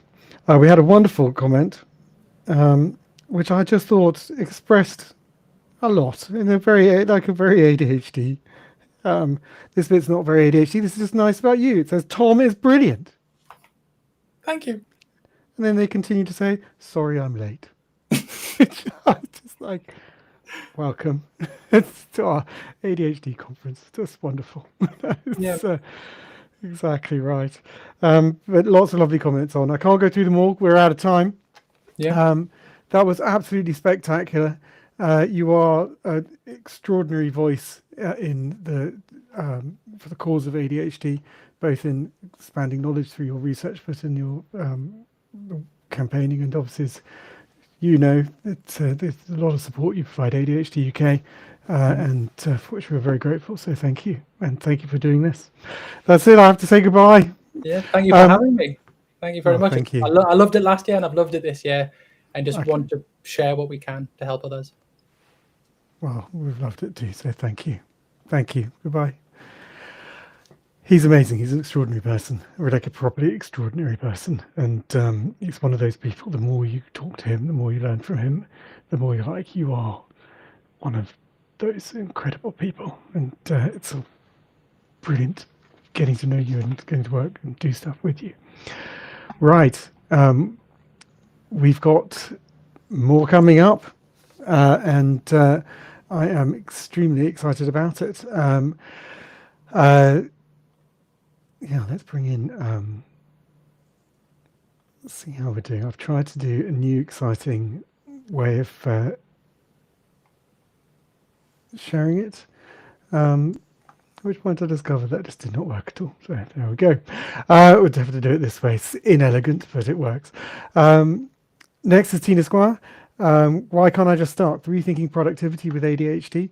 Extraordinarily important and a really, really big deal. And she's an incredible person. We've then got Jessica Eccles talking about why ADHD is real and why we need to take it seriously. It's a direct riposte to those people, particularly those that in positions of power, saying that it's not a big deal and we shouldn't worry about it. It's a big deal. And then we've got our celebrity interview with Sam Thompson, which I just started to talk about and we're very, very excited about. And we're going to watch a couple of videos and then I'm going to introduce Tina.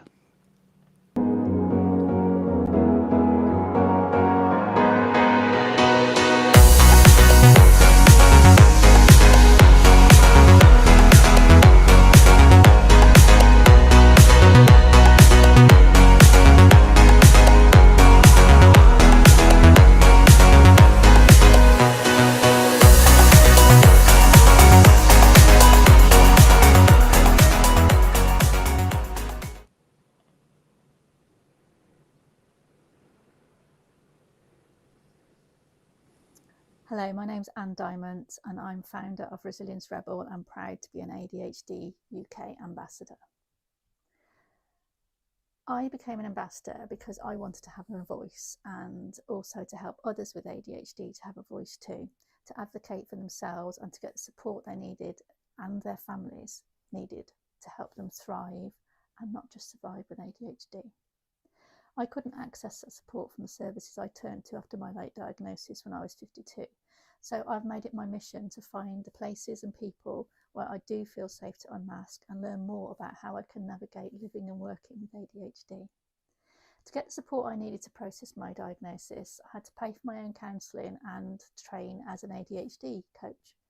My employer at the time had declined to give me the reasonable adjustments I'd requested, which included a workplace assessment to understand my needs better and some other minor adjustments, instead opting to force me through an occupational health process, which I declined and left the job. I set up my own coaching and consultancy business. I'm coming back because it's playing for some people but not for others, so I'm aware that there's something we need to fix there. You missed out on some wonderful one video on our Active for ADHD program. So Active for ADHD is a fundraising challenge, starting anytime in October to celebrate October and ADHD Awareness Month, and doing something every day for 31 days. So October is 31 days long. It doesn't matter when you start in in October, but you keep going. It's a significant challenge. And so far raised over £1,000, which is a big deal. Do get involved and join in. Right. I'm excited about this. So please join me in welcoming our next speaker. So it's Tina Squire. She's a professional certified ADHD coach, former senior business leader with 20 years experience in corporate leadership across sales, HR, strategy and operations. She is one of those unique people who across both ADHD and senior business positions. She's going to be talking about rethinking productivity with ADHD, starting tasks and why that's difficult, and talking through compassionate practical strategies to reduce stress, harness strengths for sustainable change. I have to say I hold her in extraordinarily high regard. I think she's a spectacular individual and someone with a deep depth of impactful knowledge, and I'm thrilled she's agreed to do this and do what is essentially a keynote on getting stuff done on ADHD, and it's one of the biggest topics that we all face. Welcome, Tina. Thank you. That was such a lovely introduction. That's very sweet of you. And I'm so glad to be here. I do specialize a lot working in the workplace, which is how I naturally end up talking a lot about productivity, like how do I get stuff done? So it's great to be here talking about it. Oh, thank you. And obviously in the workplace, you don't get stuff done, you get fired. So it's and actually it's more than that. You end up usually with massive issues around anxiety, depression, around self-worth, and the knock-on impacts are enormous. And unraveling how to get stuff done it's more than getting stuff done. And I think absolutely. I mean, Emma it was Emma Thompson, wasn't it, talking about workplace stuff earlier. I'm going to have to go back and listen to that again, because I thought that was really good as well in terms of tips and understanding, and there was a lot of stuff in there as well in terms of what employers can do. So there was, and she did a very good job because her microphone did not work, and she started 24 minutes late and managed to squeeze it all in. I was impressed. But also, under pressure, sorted it out, swapped out the computer, got a new one in place, got it going. I was like, well done. Right. Wow. I'm going to share your slides and hand over to you. Excellent. Thank you. Get going. Right, yeah. So why can't I just start? I mean, a question that I get a lot, and we're going to talk about how we can sort of build a productivity framework by just understanding ourselves a little bit better, so make it a little bit more accessible. So Henry's already said lots of lovely things about me. This is what I look like when I'm having a cup of tea. I am an ADHD coach, but I also work as a neuro-inclusive consultant with organizations. To that end, I'm also a certified diversity, equity, and inclusion practitioners, but I still specialize in neurodiversity. I'm also a mental coach, and I train other ADHD coaches at the Neurodiversity Training Academy. I'm also Swedish. Now, why am I telling you that at the beginning? Because some of you will be neurodivergent and might spend a lot of time trying to figure out what that sort of twang is, because at some point you'll hear something. So now you know, so hopefully that helps focusing on the content at hand. I also run a monthly drop-in session for ADHD UK on the first Tuesday of every month at 5 p.m, where you can come and ask any questions about ADHD in the workplace. It's a great group of people that show up, and it's always really welcoming. So feel free to join us there as well. What I really want you to come away with today is a fresh perspective on motivation and productivity for ADHD brains, and an understanding of why common strategies sometimes work and sometimes they don't. And of course, I'm a coach, so I want you to come away with some practical takeaways as well that you can take on and replicate and experiment with, ideally. So some common dilemmas. How do you make yourself start? How, why are so many of us buying new notebooks or stationery ever so often, even if the last one is still like half empty? Or, we have piles of empty stationery. That was really exciting at one point. And what is the hype about noise cancelling headphones? And why are deadlines sometimes the only thing that seems to get us moving? And how do we manage that in a kind of healthier way without burning out? Because there's a huge risk of kind of getting into burnout cycles with that one. Well, so we're all kind of told the same story here, that important things should motivate us. Society basically tells us on a daily basis that if it matters, you'll just do it. You should just be able to do it. Things like, parking fines that we need to pay, or sending a card for Mother's Day, something that I have been guilty of several times of missing. So Mother, if you're watching, I am really sorry. I know she understands though. But also remembering to organize an outfit for World Book Day, for example. I'm sure lots of you can relate to that as well. We think we should remember stuff because they are important, and we do care about them, right? We care about not spending too much money on parking fines because, who wants to do that anyway? And we care about our family. But when we don't, this voice often shows up, I should just do it, Why do I just get stuck? We blame ourselves. We think we're lazy, and why can't we just do it? And maybe we just need a little bit of more willpower. But essentially, it is a wiring difference, which I know everyone has spoken to today that have spoken anything about the ADHD brain. It's not that we don't know that these things are important. Sometimes it's not even that we can't remember. We know, we can even feel the importance more than others a lot of the time. We have very thinking, feeling brains, right? But the point is that the importance doesn't flip the switch in ADHD brains a lot of the time. So what if productivity was never about getting better at the important things? And obviously, I'll explain what I mean by that. Like with an ADHD brain, it often feels like we just can't get the car started, i.e. ourselves started.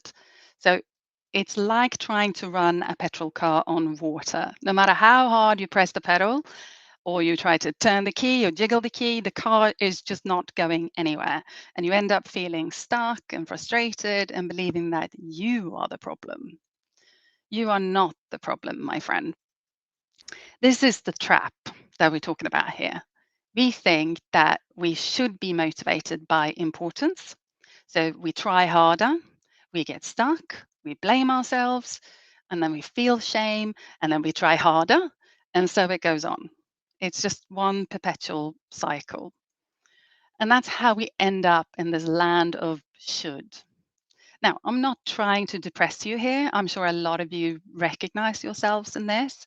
But the point of showing this is that having an awareness of this perpetuating cycle, and hopefully the visual helps as well, allows you to start doing something differently and maybe stop trying to push harder on that should button, or just need to try harder. So the issue isn't willpower. It is about fuel, energy essentially. But today we're going to call it fuel. Your brain isn't not starting because it's broken. It's because you're using the wrong fuel or fuel sources. ADHD brains are not motivated by importance. So for most people, especially neurotypical brains, importance works like that car key, right? You just put it in, you turn it, dopamine fires up, and off you go. The importance equals action. It's very simple, it's very logical, and because it looks so simple and logical as well, to us as well, it's easy to look at that and kind of go, well, I should be able to do that. It doesn't look that hard. But for ADHD brains, not so much. And let's be real, like how many of us have like sat staring at something really important and absolutely nothing happens. And then like half an hour later, we're deep diving into some random rabbit hole, like it's our like life and death mission. And to get some community going here, wherever chat you're in, if you can relate to that, put like a little quick yes in the chat so that other people don't feel lonely if that's their experience too. So if importance isn't the ignition for us, what actually is? So ADHD brains are fueled by these things, like interest and novelty and urgency and passion and meaning. I feel like I'm doing that. More passion, more, yeah, that meme thing. Anyway, I digress. These are the sort of things that sparks and that actually switch our brains on, ADHD brains. They're what trigger dopamine in our brains. And that's what allows us to start, focus, and finish. So if you think about it, right, interest, for example, if you have an ADHD child and maybe they love dinosaurs, they'll happily read 10 books on dinosaurs, they'll memorize 50 species, and they'll lecture you everything about the Jurassic era. But you ask them to do like 2 maths equations on their homework, and suddenly it's like you're trying to make them climb Mount Everest or something.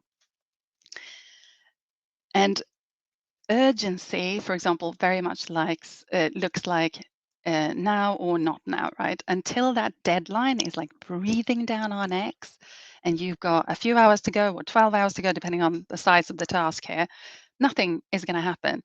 And then all of a sudden, we get closer to it, and it's literally like a switch gone on in our brains. It goes into turbo mode, but of course, great fuel to some extent, but it's easy to lead to burnout cycles. It has literal physical side effects. So if that's your main fuel and you know that works for you, we might still need to look at that. So it's not a flaw in our brains. Like we talk a lot about how the ADHD brain is, there's nothing wrong with it. It's just wired differently.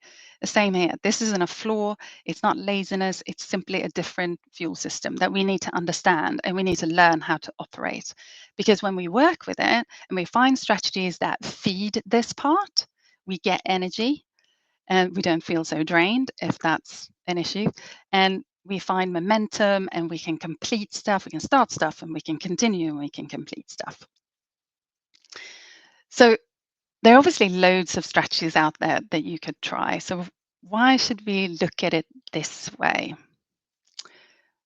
Well, because strategies within themselves, they stop working sometimes, right? You might have a perfectly good list that worked yesterday and that it pulled you into action, and today it's just not doing anything for you. And this is because if lists was about some sort of clarity, and now you got so excited about the list that you've added another 20 things to it, that clarity has just started to fade away and overwhelm has taken hold. So whereas we kind of felt like, well, lists was really working, it's now isn't anymore, because it's not bringing you the clarity fuel that you had that was working to start with. We didn't realize maybe that clarity was the thing that was so important. So now our list is less actionable, it's less energizing, and it's not working anymore. And the brain can't see the next step, right? So it just stops working. But that doesn't necessarily mean that the strategy was bad or that failed. It just means that what was fueling that list working is no longer working, or it's shifted. And I often hear this from clients of mine as well, that they come in and say, when I was writing lists, it was really working. And I just want to get back to the way that I was doing things before. However, if the list in this example, I'm going to stick to that example, if the list was about novelty or like a newness, freshness, the idea of going back to that is never actually going to work, because your brain is looking for something fresh and exciting, something new. So the idea of going back to it isn't going to be the best strategy. And let's face it as well, hacks, they kind of lose their magic, right? Many of us think that if I just have the right app or the right planner or the right routine, or everything is just going to fall into place. And maybe you've even had it working like that at some point. So you have evidence that that was working. And the idea that there is something out there that will actually fix things for us is very alluring. And this is why this is why marketing for apps and bullet journals or planners or sometimes feels irresistible, right? Or you're in a stationery shop, for example, because we want to believe that this is the thing that's going to do it. This is the thing that's going to make all the difference. But what you actually need is a better understanding of you with some built-in flexibility, something that gives you a menu of options, different ways to kind of spark maybe similar fuel or the fuel that you understand works for you, or switch to a different fuel entirely for different things. And that's where the flexibility part of it comes in. So we're going to look at what that can look like.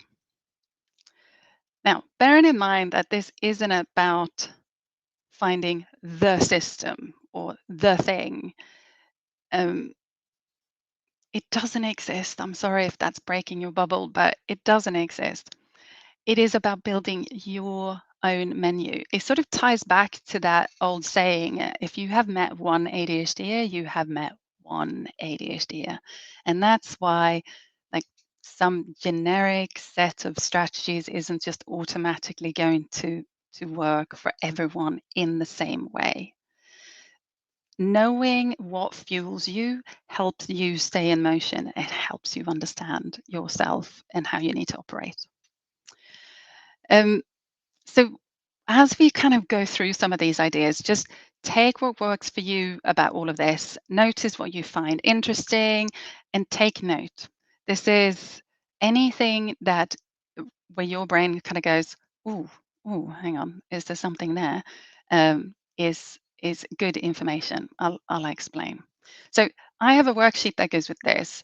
I had it. It's possibly also already on the website as well, so you don't need to scan this. But if you can also scan it and download it. But yeah, you can check on the ADHD Global website as well, and it should be available there. Now, also, you don't need this right now. You can look at it later. You don't need it at all. You can just stay present and listen to everything going on. So don't worry too much about it, especially if you're in a position where you can't look at it right now. It's not needed. But it's there to kind of help you with this self-exploration of what works for you. So as we're going through this, like I said, just notice if something gives you energy, or you feel excited about it, or feels like useful information.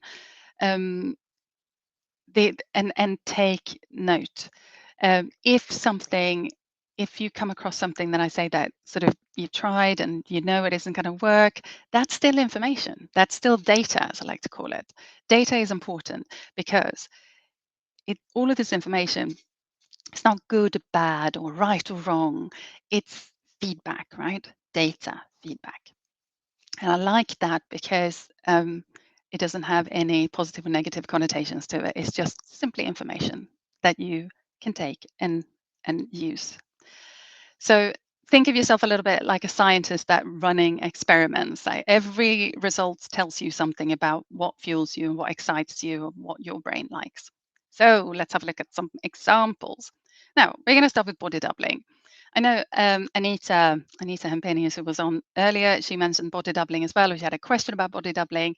But in case you haven't heard about body doubling, it's basically simply when you work along somebody else. So they don't have to be doing the same task as you. Sometimes they're just there. They might be sitting nearby.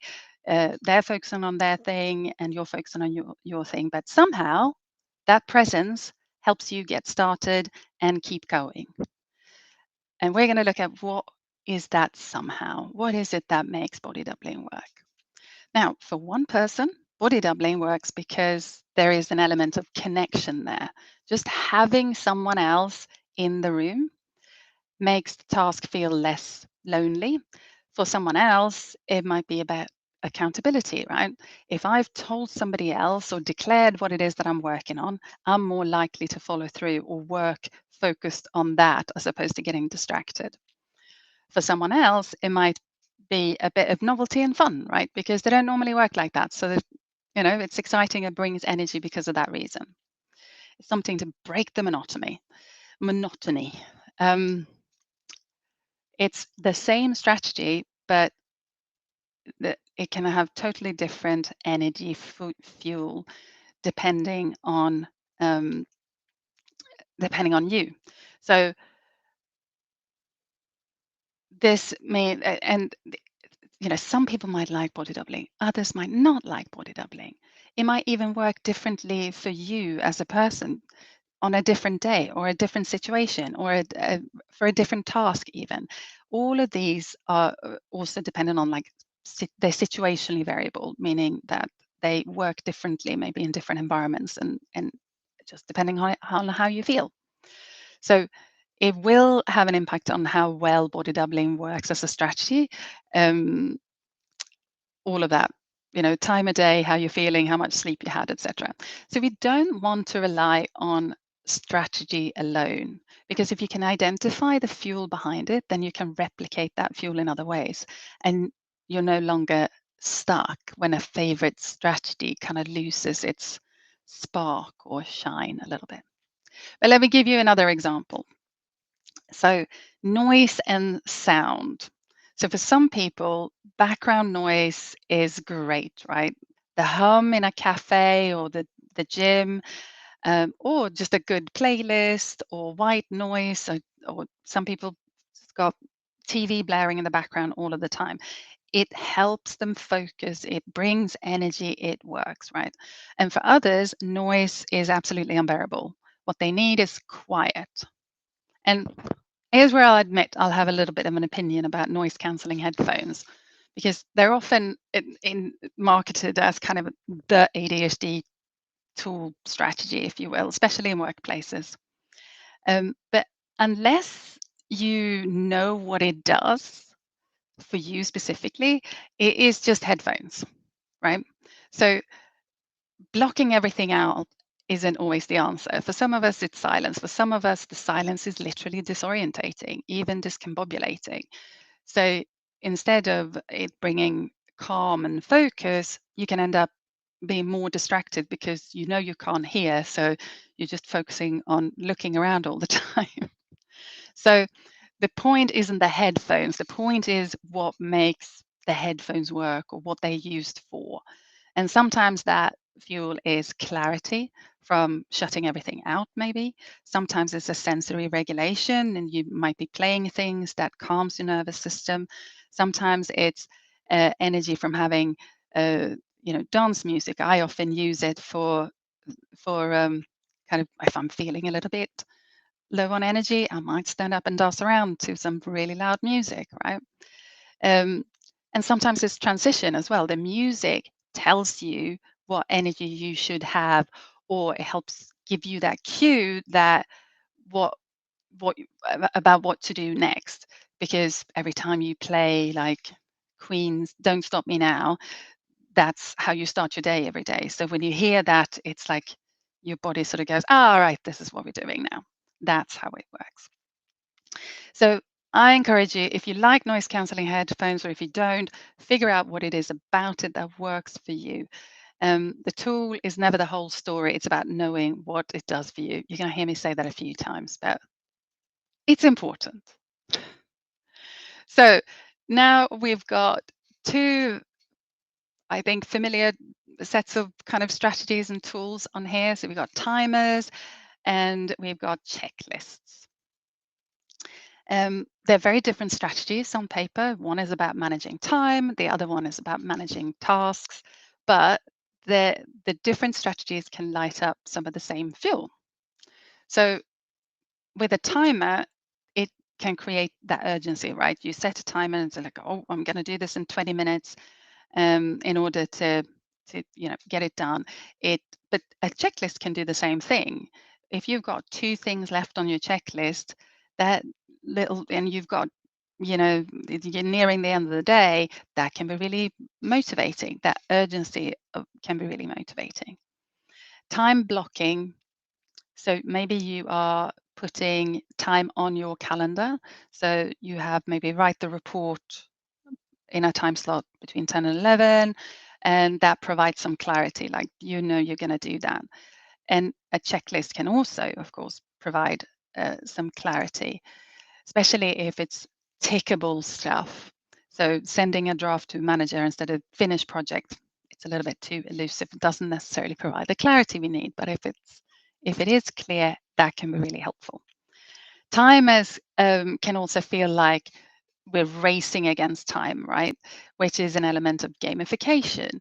And a habit tracker or app can also feel like gamification, because you often get on habit trackers those sort of sequences, like how many have you done in a row? And we don't want to break that sequence, and that's the gamification. I think the clients of mine are talking about some other app that's got some sort of Tamagotchi type thing. So you have to do the things you list for this thing to be alive. Stuff like that's gamification. But the point of this, of looking at it in this way, is that that's the pathway. What really matters is what about that is exciting to you, because you can use that again. And with checklists as well, like it can also be about transition, right? So it's the place that you go to reorientate yourself, to check what's next and how you then move on to the next thing. It can be about visualizing, seeing what's going to happen next. What have you got left? And that can be about visualizing. That can be about clarity. You start to kind of get like, yeah, there's overlap here. And maybe that is starting to sound a little bit messy, but that's kind of the point. So I'll show you an even messier slide. It's intentional. So this looks busy, and of course it's deliberate, because ADHD productivity is messy. And it's a good thing, because you'll notice that there are lots of things here, right? There's in our pathways, we've got clarity, accountability, connection, and strictly speaking, they aren't necessarily separate fuels. They're just access points to these 5 main things of interest, novelty, challenge, urgency, and passion.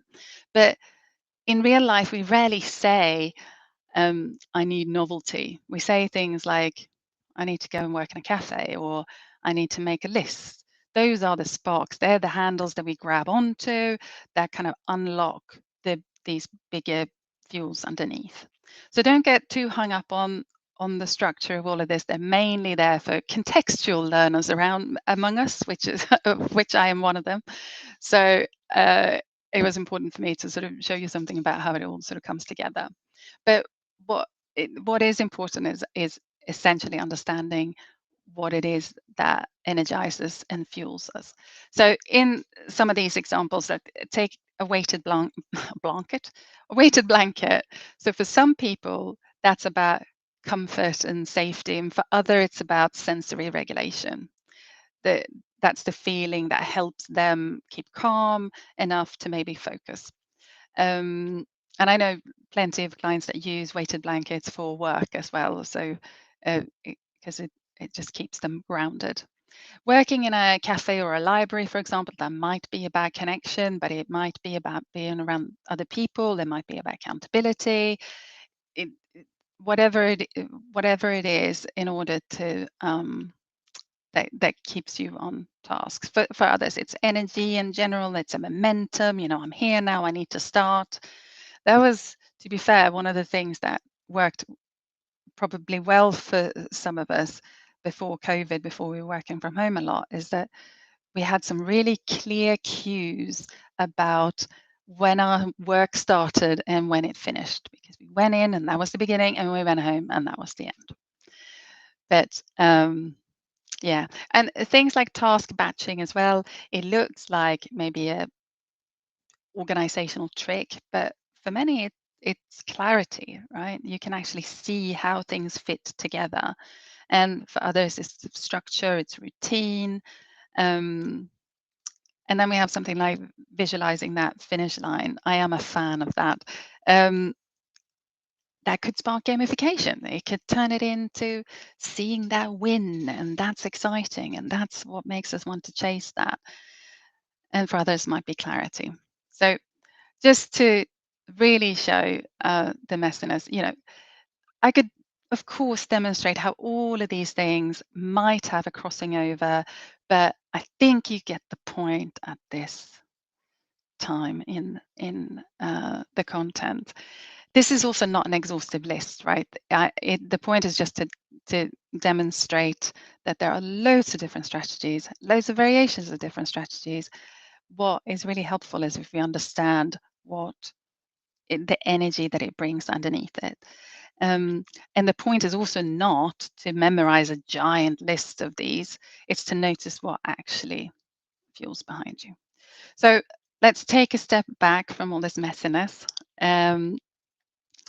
And if we zoom out, the process itself can be quite straightforward. So our brains are fueled by interest, novelty, challenge, urgency, and passion. And then we need to ask ourselves, okay, what do I need right now? That's the lived experience. But rather than tying that to a strategy, it's like, what is the fuel that we need right now? Is it clarity? Is it novelty? Is it something else?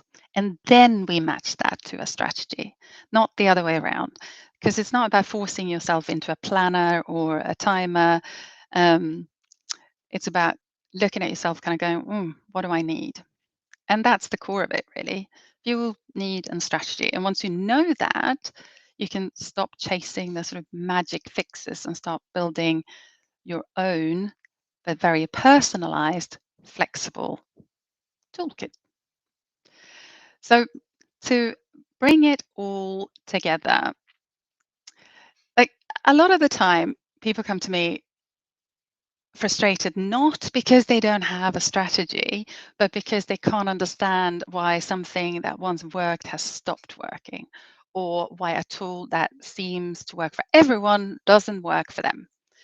I had a client once who said, I used to be brilliant with lists. I'd make a list, I'd tick things off, and it felt amazing. Now I can't.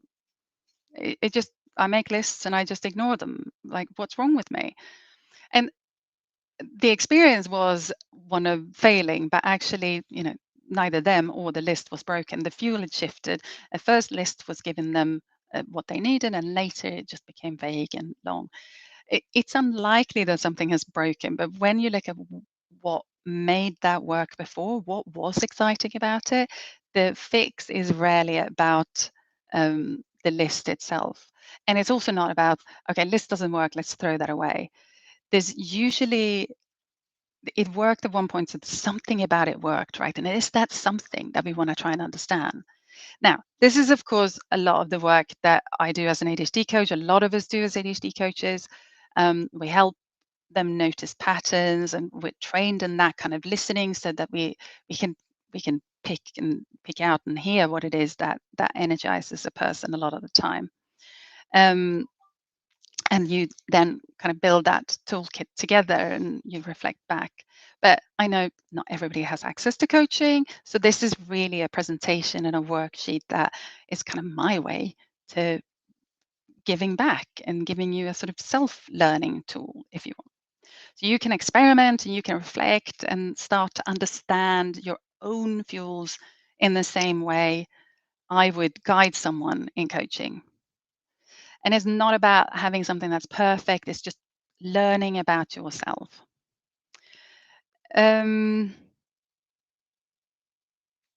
Yeah, let's, oh yeah, breaking. Now, we've got to be clear about this. Even with all of the tools and everything worked out, things will still break. And when a strategy stops working, it doesn't mean that it's failed. It means that we've got some information, it's bringing you data. It might be that you've changed, the situation's changed, your day's changed, your physical fitness has changed. Something will break, right? It is not a bug, it is a feature, it is feedback. We need to ask ourselves, okay, what did change? What do I need now? Circumstances might have changed and preferences might have changed. And how you talk to yourself in these moments really matters. Because self-compassion is not about fluffy self-care. It is a literal productivity tool, because guilt and shame just steals energy. But when we're kind to ourselves and we look at the data and the information, it does change things. It keeps us resilient, it reduces that emotional overwhelm, and it keeps us being able to move forward. So next time you get stuck, try this. Just pause, take a breath, and ask yourself, what would you say to a friend who was struggling with this? And then you say that to yourself. Because being kind to yourself isn't letting yourself off the hook. It's keeping yourself in the game. It's what helps you to get stuff done. So again, if you want to download that worksheet, by all means do. It is, if it's not there already, it will be on the ADHD Global website as well. And remember, this is not about creating something perfect. So you don't need that either. But I want you to consider what you want to take away from this. Whether you download a worksheet or not, right?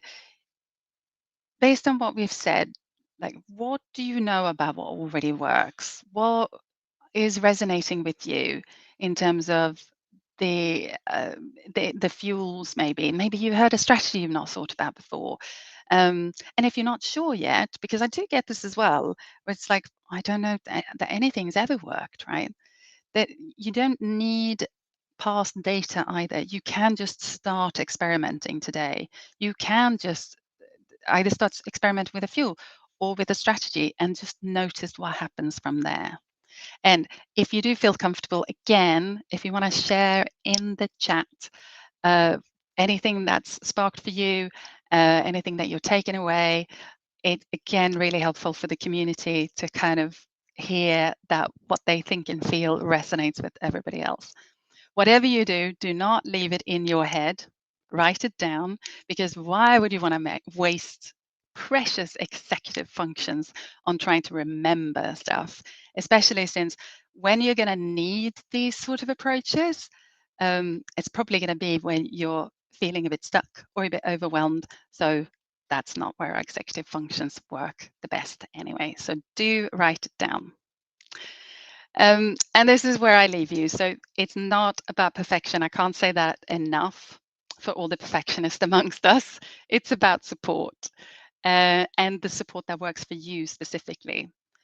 And do remember that when something works, it's fuel. When something doesn't work, it's data. You don't have to spiral into guilt.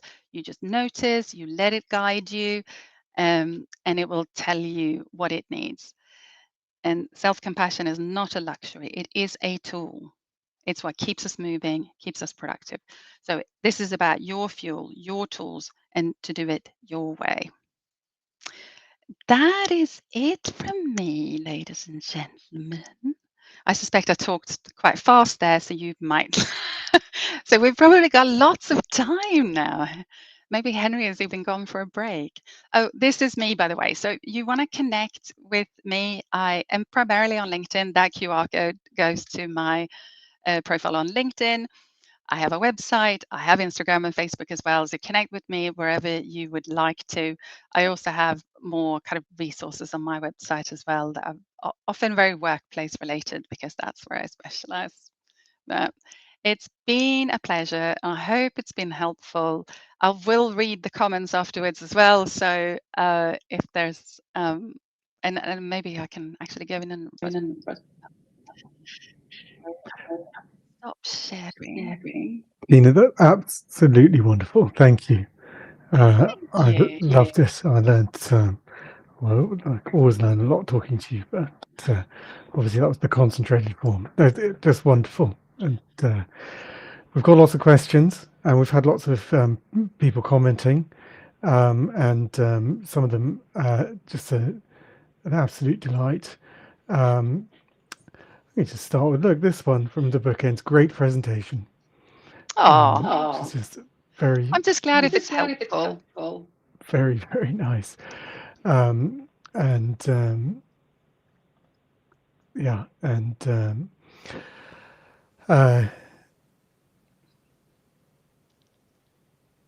I feel like I might have just cut your break short as well.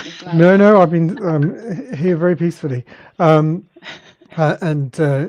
hopefully we'll shortly be able to show our videos in the way that we hoped. We tried to show them earlier, and they showed for some people, not others. But we may have that may have been the thing I was sorting out. Comment from Focus, Declutter, Organize, Manage. Learning how to do things differently is a way that works just for us is so important. I have to obviously a shout out to May. Says, I've donated. I hope more people do too. Yes. Yay. Like, thank you. Talking of donations, obviously you've donated your time to do this. Thank you. And thank you for sharing everything. And but as a charity, we have very little money. I think I've said earlier, you know, we honestly, every month is tight. This is extraordinarily difficult. And thank you for you donating your time. Thank you for people donating their money. Like organising this conference, I know it's not a small thing. A lot of effort goes into it, and a lot of stuff behind the scenes. So no, sure. I think it's but not great. obviously not on mine. Your effort in creating this presentation. We have a lovely comment actually on that film from Star Walker. To all of you brought this conference to fruition, thank you. There's a lot of people. Yeah, there's a lot of people, and so thank you. Right, we've got some questions, so let's throw those out for you. You don't get let off the hook that easily.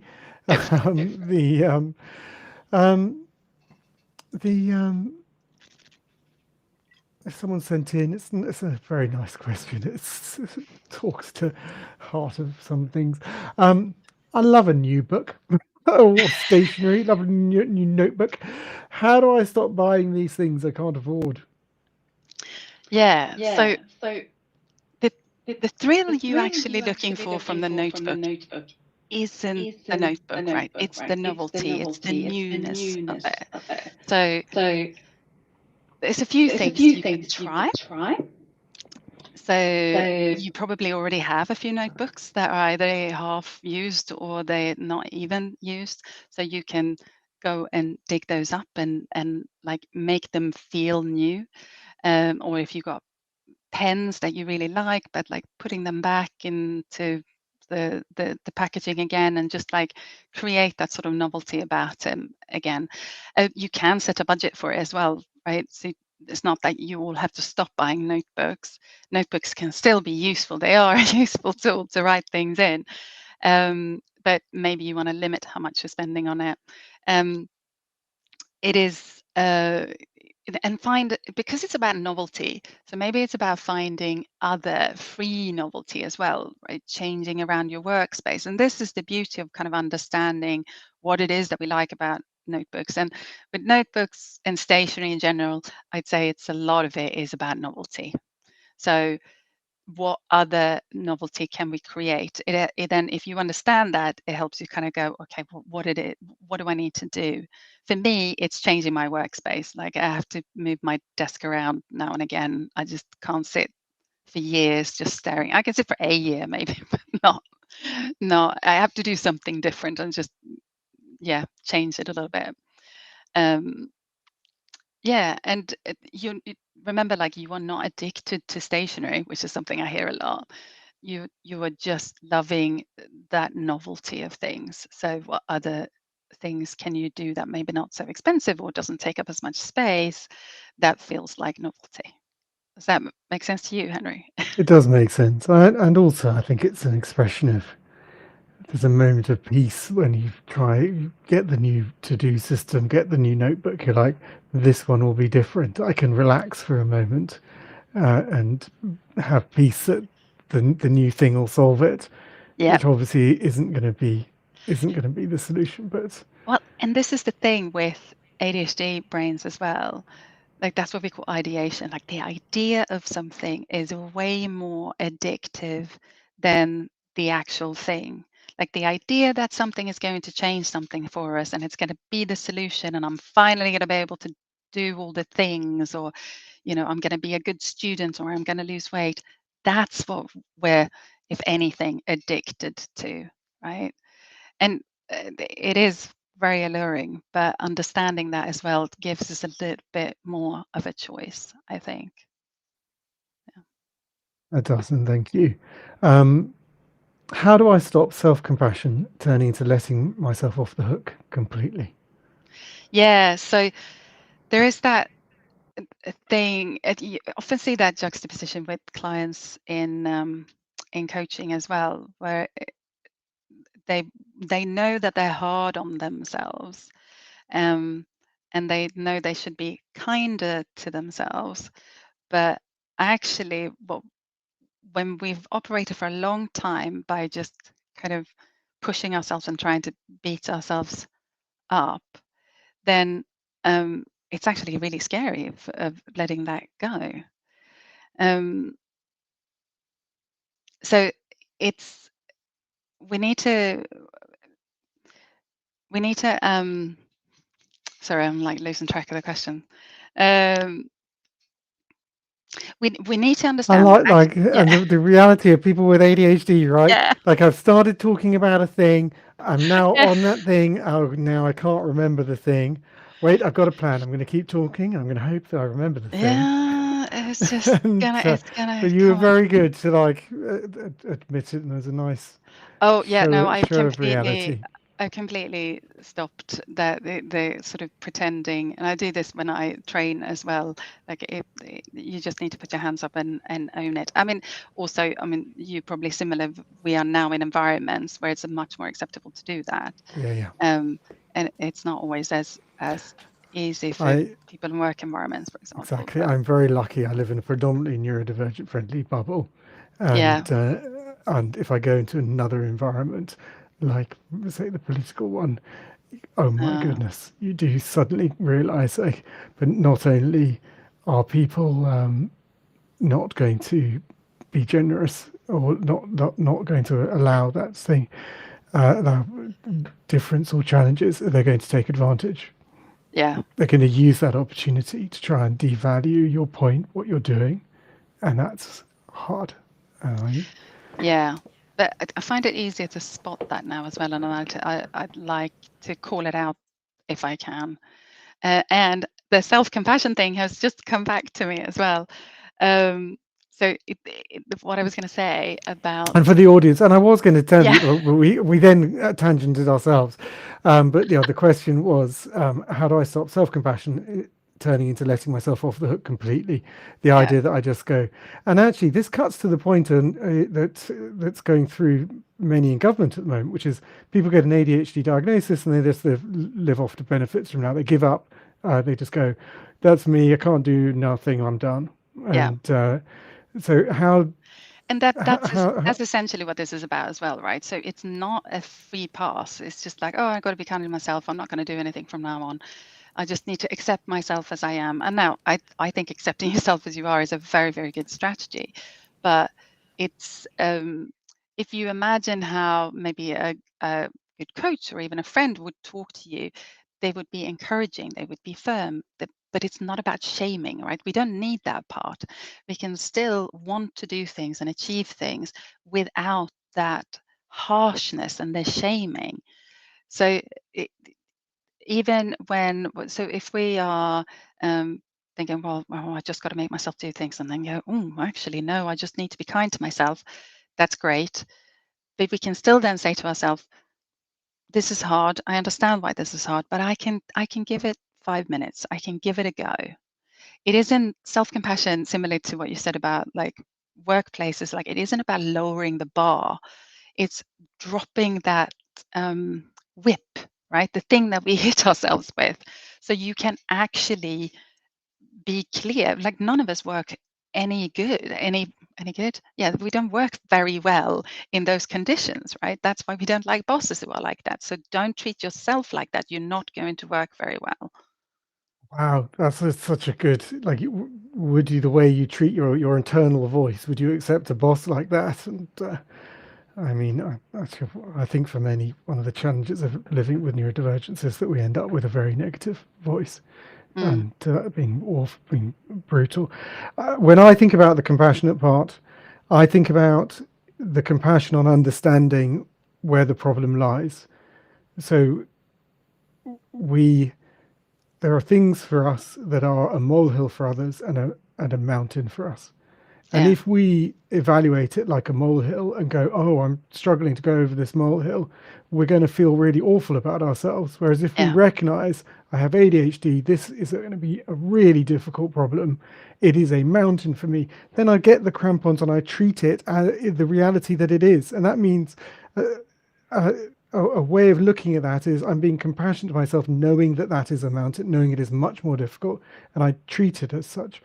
The complexity part is that, like all humans, we're perfectly capable of making a mountain out of a molehill, and that's the us part. And having to work out where those, that self-awareness, where the lines are, the boundaries are, I'm just making a big fuss about nothing, and it's an all me problem, and I just need to push myself and do that. Whereas this is something that that's where the principle of getting stuff out of your head fits in so well here, right? Because in our head, things move really, really fast in our head. So a million miles an hour, we're not even noticing all of the crazy stuff that's going on there. And that's the self-critical voice as well can wreak havoc in there if we're not getting ourselves out of our head. So with your example as well, like, use other people, speak to other people. It's not just about accountability. Sometimes it is just like verbalizing it. So many of us are verbal processors. If you haven't come across that expression before, it's basically where you need to speak in order to make sense of what you're thinking. So it's and if you hear that for the first time, you're going, oh my God, that makes so much sense. Yes, that makes a lot of sense to all of us. So even if you don't have people around you to talk to, I just encourage you to talk out loud. Like, if you're going on a walk, just like talk your thoughts out loud. It's a great opportunity as well to catch that self-criticizing voice, because when we're saying it out loud, we're more likely to slow down so we can hear our inner voice, our inner critic, and B, we can sort of take the thought to court, which is an expression borrowed from another amazing woman in this space. take the thought to court and really kind of go, well, is that true? If we're saying some really derogatory things about ourselves, then we get an opportunity to actually question that when we get stuff out of our heads. It's one of those things that works universally very well, which having spoken a lot about how this is about individuals and personalization, which it absolutely is. There are such few things that actually are universally good things, but that's one of them. Yeah, and I think we are all unique individuals plus ADHD. You know, the strong understanding of ADHD, that commonality. That's why we're coming together today. We're learning from each other, but there is this layer that we are all individuals, unique individuals as well, and that has to go through that filter for when we're thinking about what makes difference. And a unique person plus their job is unique further. I've got to leave you. We're out of time. You've been amazing. You are always amazing. Thank you so much. Thank you for everything you do for the charity as well. I'll catch up with you when you've recovered from this, I think. Thank you. But you do such great work. So jog on kind. with the good stuff, and I'll catch you on the other side. Thank you. Bye, Tina. Everyone. Thank you very, very much. Thank you. She's amazing. She's an extraordinary person, and her insights are very deeply thought through and effective. And I'm just thrilled she's been so kind as to do a session here, and obviously a keynote on getting things done. It's one of the absolute major issues for people with ADHD. We've shortly got the incredible Dr. Jessica Eccles coming up. We're going to have a little break for some videos. We've got some more of our wonderful, we had some issues before, which hopefully we've fixed, but we'll find out in a second. The first of this is our Active for ADHD for October Awareness Month. We've got a fundraising idea that people get involved, exercise for 31 days, doesn't matter when you start in October, but every single day, and harder than it sounds, but also something that's effective for people with ADHD, talking to the benefit of exercise. Let's see if this one works.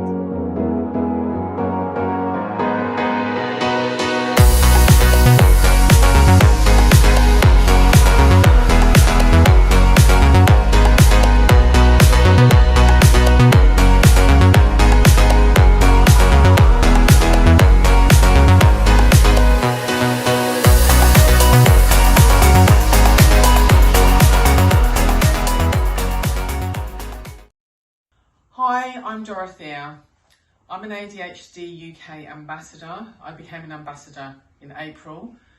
I was diagnosed in 2022, and the reason I decided to become an ambassador was because I wanted to see more women that look like me and do this kind of work. I was diagnosed in my 50s and I'm a mixed heritage woman, and I did not see anyone that looked like me, so that's why I decided to do it, because you've got to see it to be it, right? I love being an ADHD UK ambassador because there's a lot of connection, there's a lot of support within the community, and I'm really hoping to raise some money by jumping out of a plane. So thank you for listening. Hi, I'm Dhirandoshi Smith. I'm a therapeutic counsellor, a model and a speaker, and now I'm proud to be an ADHD UK ambassador. For me, the role is about visibility and authenticity. As someone who is queer, a person of colour and neurodivergent, I know how often our experiences aren't fully seen or understood. Becoming an ambassador is my way of saying our voices matter and our stories matter. As an ambassador, I want to raise awareness of ADHD, especially at the intersections of identity, where it's often overlooked.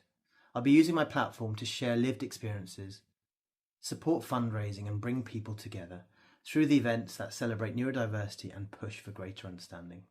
I'm excited to be on this journey and I can't wait to connect with you all. Hi, I'm Ellie.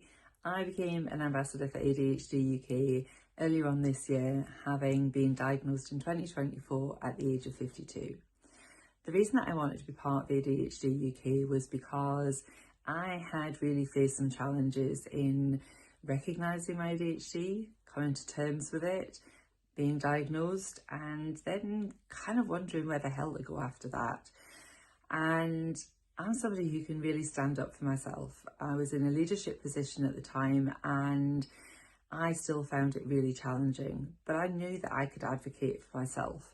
And I knew that there were other people out there that weren't so fortunate and that could do with support and help advocating for themselves and people out there to advocate for them.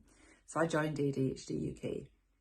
What I've come across and what I've found is a community where I have felt safe, I felt seen, I felt accepted, and the sense of community is incredible.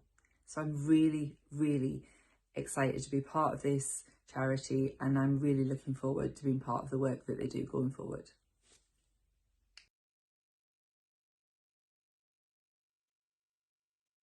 Honestly, I might cry watching all of these.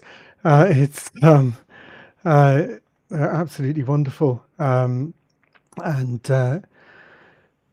absolutely wonderful. Right, we'll be talking more about the ADHD UK Ambassador Scheme. It's about getting involved and amplifying your voice and supporting the charity, and it's a really big deal that people do it.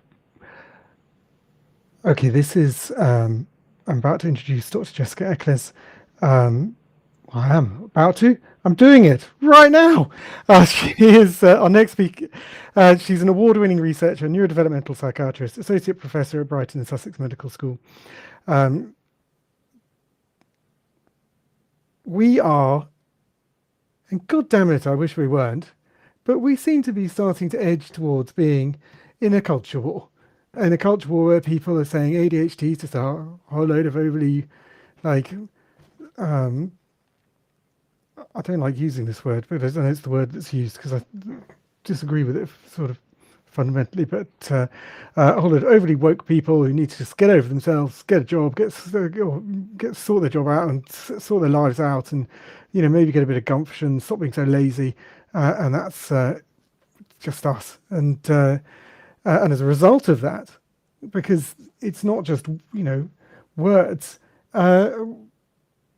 we're struggling to get the issues around wait lists looked at, that people are waiting over 10 years, that kids are waiting over 5 years, that when you turn 18, you get pushed to the adult queue and if you're on medication, you get dropped. That if you move area, so you get a new job and you move from, say, London to Manchester, well, the Manchester wait, and you're needing medication, well, the Manchester wait is 35 years for you to get medication. And how it's not a national scandal that people are economically being deprived of because of simple NHS failures is outrageous. But we have the same people leaving prison and going to a new area. Again, the transfer of care. We have schools where we talked about, where we have an exam board who just said kids with ADHD, no time extensions, they can use stop the clock. Because absolutely, I notice when I've lost focus. That's a hallmark of it. Of course I don't. I only notice when I realize I've lost focus. I come back. That's the point. I could press such a button, but the time's already gone. And Dr. Eccles is an absolute passionate advocate for people with ADHD, and she's been so generous to do a keynote on why ADHD is real, why we need to take it seriously from a science perspective. It's a pushback against the non-science arguments. And at this point, I feel like I should take some paracetamol to up my ADHD-ness, according to Trump and Kennedy. Just dealing with this, it's absolutely awful. We then got to do my stuff properly. So we've then got the Sam Thompson, our celebrity interview. He's an ADHD UK ambassador. He's an incredible individual and compassionate individual. He talks about wanting to see positive ADHD change as his legacy. I think he'd say the same you would definitely say the same of me. I'm sure the same for Jessica. And then we have what it means to be an ADHD UK ambassador with our amazing lead ambassador, Lauren. Right, it's enough intro. Hello and welcome. Absolutely wonderful. I can see you and can hear you. And can you see the slides, Henry? Not as yet. We were going to do chit chat. Oh, there we go. That's absolutely fine. That's absolutely fine. we don't need to. You can just throw me out. I'm on a lot, so like people are kind of used to me. No, like you heard me talk. Like you're amazing. Oh, and thank you, Henry. Something that when we spoke about this, the passion and desire to make these points was so fervent from you. It was honestly, it was like a shining flame of wonderfulness, and I warmed my soul. It was beautiful. Right, shall I share the slides? You'll get on with it, because I know I've seen the slides. You've got a lot to get through because you're here to make a point. Thank you, Henry. So welcome everybody. I'm Jessica Eccles and I work in an adult neurodevelopmental service diagnosing ADHD, autism and Tourette syndrome, which frequently co-occur together. I trained as a liaison psychiatrist, so that's brain-body connections, and I co-lead in Sussex the world's first neurodivergent brain-body clinic. More about why in a minute. I also have a role, but I am not speaking on behalf of them. I am the chair of the Royal College of Psychiatry's Neurodevelopmental Psychiatry Special Interest Group, which means I convene interested clinicians working in the ADHD, autism and neurodevelopmental space in the UK, and we try and change education and policy and practice. And I'm patron of a wonderful Sussex-based but now international charity called SEDS Connective and the Sussex charity ADHD Aware UK. So I'm going to talk to you to what Henry has been speaking about, which is basically how we find ourselves in a culture war. And I want to explain to you why I think those narratives are not well informed. I'm going to talk you through what I consider to be the big idea about brain-body connections in neurodivergence, a little bit about the flip side, and some reflections on typicality. And then I will thank by saying thank you, and then we'll be followed by Sam. And I have to say, I have the pleasure of diagnosing Sam, and you can watch that on Channel 4. Sam Thompson is that ADHD. So I've explained who I am. So I'm a medical doctor, but I'm also a researcher. So I have a PhD, and I am a specialist in brain-body links and ADHD and autism. So for me, in our very busy, very small NHS service, I am seeing adults, and I mainly see female patients or non-binary patients. I mean, that might be because of being in Brighton, but I think it's also because these are the types of patients that are not diagnosed in childhood. Many of my patients have a substantial psychiatric history. They also have features that suggest that they might have dyslexia, dyspraxia, which is called developmental coordination disorder, or dyscalculia. And that may be things like difficulty learning to tie shoelaces, difficulty holding a knife and fork, difficulty learning to swim or drive, problems with reading and writing, and numbers. And often they have many, many psychiatric diagnoses. So things like eating disorder, depression, anxiety, OCD. They may have been diagnosed with emotionally unstable personality disorder. There may be a query of bipolar or psychosis, trauma, and complex PTSD. Many of them have body-focused repetitive behaviours, and they often have a complex physical health history. And because our service is under such demand, we are often only seeing the most risky and the most unwell patients. And it is shocking to see how neurodevelopmental features in autism, ADHD, and in Tourette's, which we so rarely think about, interplay to shape risk profiles in mental health. So what have we learnt over the years from clinical practice and research? Basically, what we think about neurodivergence, what I learned at medical school about neurodivergence was probably very wrong. That basically what we thought of as a male condition, these gender ratios are probably 1 to 1. Many key elements, particularly in ADHD, are not captured well by the diagnostic criteria. So as we all know, ADHD is not really a deficit of attention, it is a problem with switching attention. And people with ADHD often hyperfocus and struggle to maintain attention on more boring tasks. But the real thing is ADHD, and this was kind of been debated as whether it should be in the original diagnostic criteria, is really a problem of emotion regulation. Sorry, I'm battling a bit of a virus. And also energy fluctuations. And co-occurrence is the norm rather than the exception. So we know, and estimates vary, but probably at least half of autistic people have ADHD and vice versa. So really, when we're designing services, we must consider, surely it would be more efficient to assess for both conditions at one time than have separate pathways.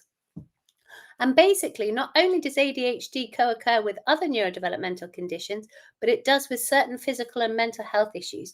And although we may get stuck in arguments about, is the population prevalence of ADHD 4 or 5%? What we know is that wherever there is complexity, wherever there is difficulty, wherever there is challenge, there is more likely to be neurodivergence. So the current overdiagnosis narrative has really been at the fore this year on both sides of the pond. But here we are surrounded by articles saying that basically the number of people with chronic conditions is soaring. Are we less healthy than we used to be, or are we overdiagnosing illness? Are ordinary life experiences, bodily imperfections and normal differences being unnecessarily pathologized? One doctor argues just that, and that particular doctor has been all over the press. At the same time, in the same moment, our government is wondering, are mental health conditions overdiagnosed?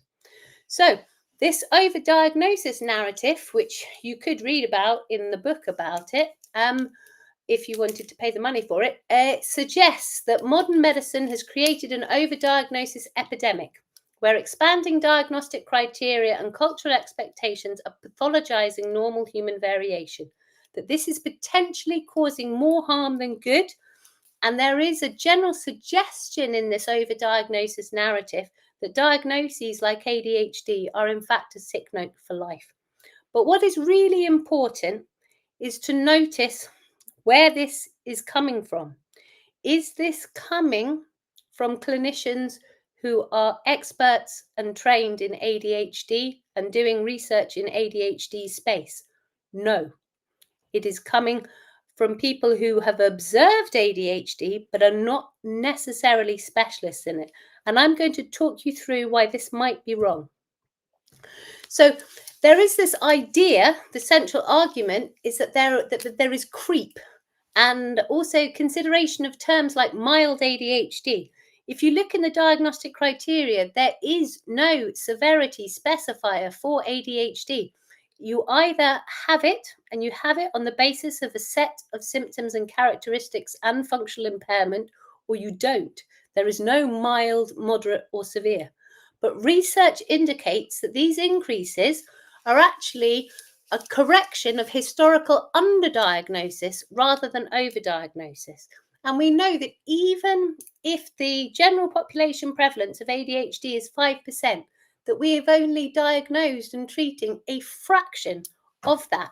We know that women and marginalised groups have been systemically missed in earlier diagnostic frameworks.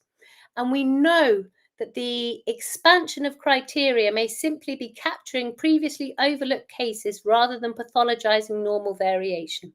The ADHD Task Force interim report categorically confirms that ADHD is underdiagnosed. What is true, though, is there is a terrible postcode lottery in terms of there is not currently equitable access to diagnosis. So we know that there's basically greater public awareness. ADHD, the number 2 search term on the NHS website, second only to COVID, and that there is increased research, and that what we really need to worry about is not whether 4 or 5% of the population have ADHD, whether it's 4% or 5%, but how we can help the people who have it and who are most disadvantaged. And we need targeted focus and interventions. There is also in this overdiagnosis narrative the idea that physical conditions such as long COVID may in fact be psychological. We, if you wish, I have a podcast on the ADHD Women's Wellbeing podcast where we talk about the relationship between long COVID, hypermobility, and neurodivergence. We've just published, maybe last week or the week before, the follow-up to this seminal paper in BMJ Public Health, where we show that a demonstrable, so categorically demonstrable difference in physicality, the presence of flexible joints, is linked to a 30% greater chance of developing long COVID. So there is this idea that we shouldn't pathologize everyday life, but this perspective actually may minimize genuine suffering and disability. Yes, there are elements of ADHD that everyone experiences, but not everyone experiences them almost all of the time. And research demonstrates that autism and ADHD diagnoses are a fact associated with significant improvements in quality of life, functioning, and esteem. What is the purpose of labels? I was talking to a colleague, a friend who is a doctor about this, and they said, well, isn't, everyone's talking about neurodiversity. I said, you are a doctor, you are a researcher. We need labels because we need labels in order to count things. And it is only by counting things that we can realize the scope and scale of a problem and do something to address it. And many individuals report that diagnosis actually provides crucial access to support services, accommodations, and self-understanding that substantially improves their daily functioning and well-being. I have rarely, if ever, met a patient who said, I wish you hadn't diagnosed me with ADHD. So there is also in this overdiagnosis narrative a question about, should we even go looking for things? What will we find if we do? And is this important? Extensive evidence supports the benefits of early intervention across the board. We know that outcomes are better if you get in early. Henry spoke about problems in schools, about problems in the criminal justice system. It is absolutely essential to identify people who need support.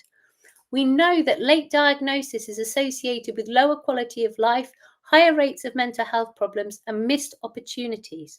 And in this overdiagnosis narrative, there is a suggestion that we're even taking it too far in things like cancer. But we know screening programs are a most amazing public health initiative. They reduce mortality, they reduce morbidity. And I will go on to tell us why actually ADHD is associated with mortality. Then finally, the last argument, that diagnostic labels are potentially harmful as identity, that people take on an illness identity. But we know, and we talk to people and ADHD UK ambassadors, everyone attests to the fact that being diagnosed later in life actually provides profound relief, is a pathway to self-acceptance and connection. And we know that adults receiving neurodevelopmental diagnoses report overwhelmingly positive impacts. My patients describe it as transformative.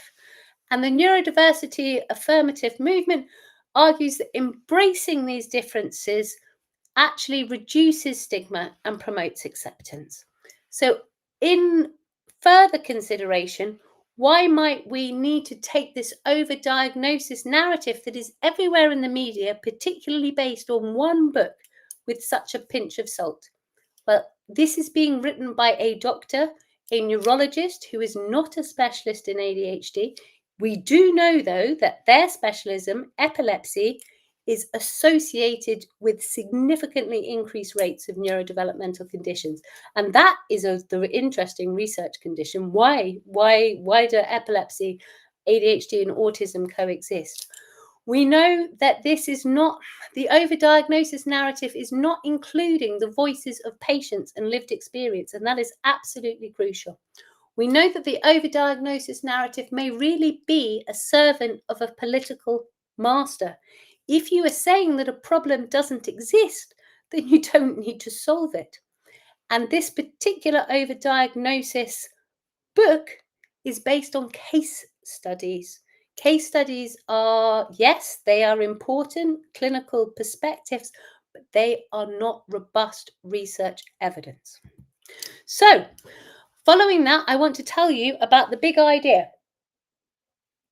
And we often think of ADHD as a neurotype, neurotribe, and people say, oh, you know, you can't say I look like I have ADHD. But actually, the big idea is that mental health and physical health are completely intertwined, and that the current false distinction holds back research and stigmatizes patients.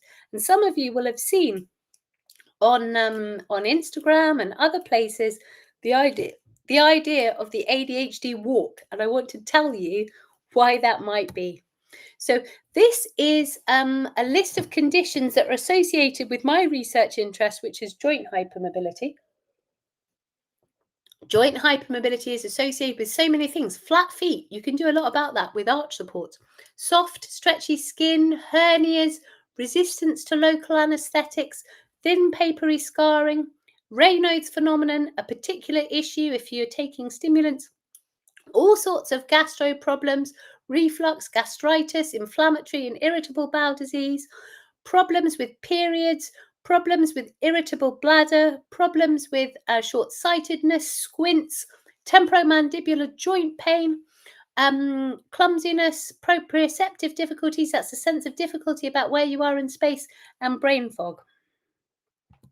So this is what I'm talking about. This is hypermobility. This is showing you what is hypermobility. So sway back knees, being able to curl your fingers upwards. Sorry, my screen is trying to update, which we were told to make sure that it didn't, and I tried not to, but there we go. So a child sitting in the W position, being able to do a reverse yoga pose. These are all features of a difference in the body called joint hypermobility. Now, you technically, in order to get a joint hypermobility diagnosis, you need a physical examination, but these 5 questions, if you answered 2 or more, it's highly likely that you have joint hypermobility. So can you now or could you ever place your hands flat on the floor without bending your knees? Can you now or could you ever bend your thumb to touch your forearm? As a child, did you amuse your friends by contorting your body into strange shapes, or could you do the splits? As a child or teenager, did your shoulder or kneecap dislocate on more than one occasion? Do you consider yourself double jointed? Now, if you don't score 2 or more, this is a bit like doing a COVID test and it being negative. Doesn't mean to say you don't have COVID. If you don't score 2 or more, it doesn't mean you're not hypermobile. You're probably a man and the diagnostic screening hasn't captured you.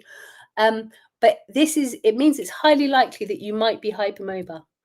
And being hypermobile is actually a red herring. It's just a sign of an underlying difference in the cling film that holds the body together. And that cling film is everywhere. And this difference in flexibility is in fact very common, and it can be advantageous. So Simone Biles, Michael Phelps, they both are hypermobile. They both have ADHD. They are both athletes in an absolute class of their own. But hypermobility, because it is a difference in the connective tissue that is everywhere in the body, this is linked to a variety of medical issues, and they cross systems and involve both the body and the brain. And because they cross systems, they're in silos and people don't join up the dots and think about them together. And one of the big problems is that there are so many acronyms associated with it and different diagnostic criteria through the years that I think, frankly, most doctors who don't have a PhD in hypermobility are confused. And I'm patron of SEDS Connective, and they've done this graphic. There are so many acronyms used to describe hypermobility that it's frankly very confusing. And so you either have hypermobility and problems, symptomatic hypermobility, or you just have hypermobility. And what tips someone from just having hypermobility into having problems? Well, that's an area of research that really needs to be undertaken. So this is a hypermobility spectrum, and it's a bit like the spiky profiles you might see in neurodivergence. One person may have some particular problems with dislocations, where joints come in or nearly out of socket, problems with allergies, problems with pain, problems with fatigue, gut issues, problems of standing, so dizzy when you stand up, dizzy, lightheaded, palpitations if you have a large meal or have to feel like you lie down after a hot bath or a shower, headaches, anxiety, and every person is affected differently. We know that if you take 100 people with panic disorder, 70% of them are hypermobile compared to less than 20% in the general population. We showed in the brains of people that hypermobile people have a different sized part of their brain involved in fear. That is the amygdala, and that they have smaller area involved in where you think you are in space, and that their images look similar to those seen in ADHD and autism. We know that people, the vast majority of people with symptomatic hypermobility experience this problem with postural tachycardia syndrome. So the cling film in the body, which is where you get a heartbeat rise of more than 30 beats per minute on standing. This is where the cling film in the body means that when you try and get blood back to the heart, it might pool in your feet. You might even notice that you have pink or purple or dusky feet when you stand up or have a shower. That this means that the heart has to beat faster in order to maintain cardiac output to vital organs like the brain and the heart. And this means that you get this massive fight or flight nervous system response. And we showed that hypermobile children, kind of teenagers, are more likely to experience depression and anxiety at 18, and that was partly explained by high heart rate. We showed that there's this tug of war in the brain in terms of hypermobile, anxious people.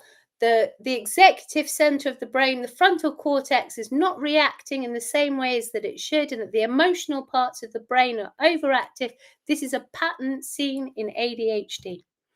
We have shown that hypermobility is associated with all sorts of physical health, all sorts of mental health problems, and fibromyalgia, so chronic pain, and MECFS, chronic fatigue. We have shown that childhood ADHD and autistic traits are related to subsequent fatigue at 18, and that is because of your levels of inflammation age 9. As I said, we mentioned that hypermobility is associated with increased risk of long COVID, and we know that long COVID seems to be overrepresented in neurodivergent people. Now, back in the day when I was first getting into hypermobility, I read these articles that said that hypermobility was associated with eating more chocolate, and that you were maybe more anxious, and that maybe eating more chocolate was a way of coping with anxiety. There was also an article saying that people with hypermobility were more likely to smoke and more likely to drink. And was this a way to cope with anxiety? Well, I wonder, is it a way to self-medicate and self-regulate neurodivergence? So this Swedish, in Sweden, they have great registries. They looked at all of the population in Sweden and found that if you had a hypermobility diagnosis, you were 7 times more likely to have an autism diagnosis, 5 times more likely to have an ADHD diagnosis, 3 times more likely to have a bipolar disorder diagnosis, and twice as likely to ever have attempted suicide.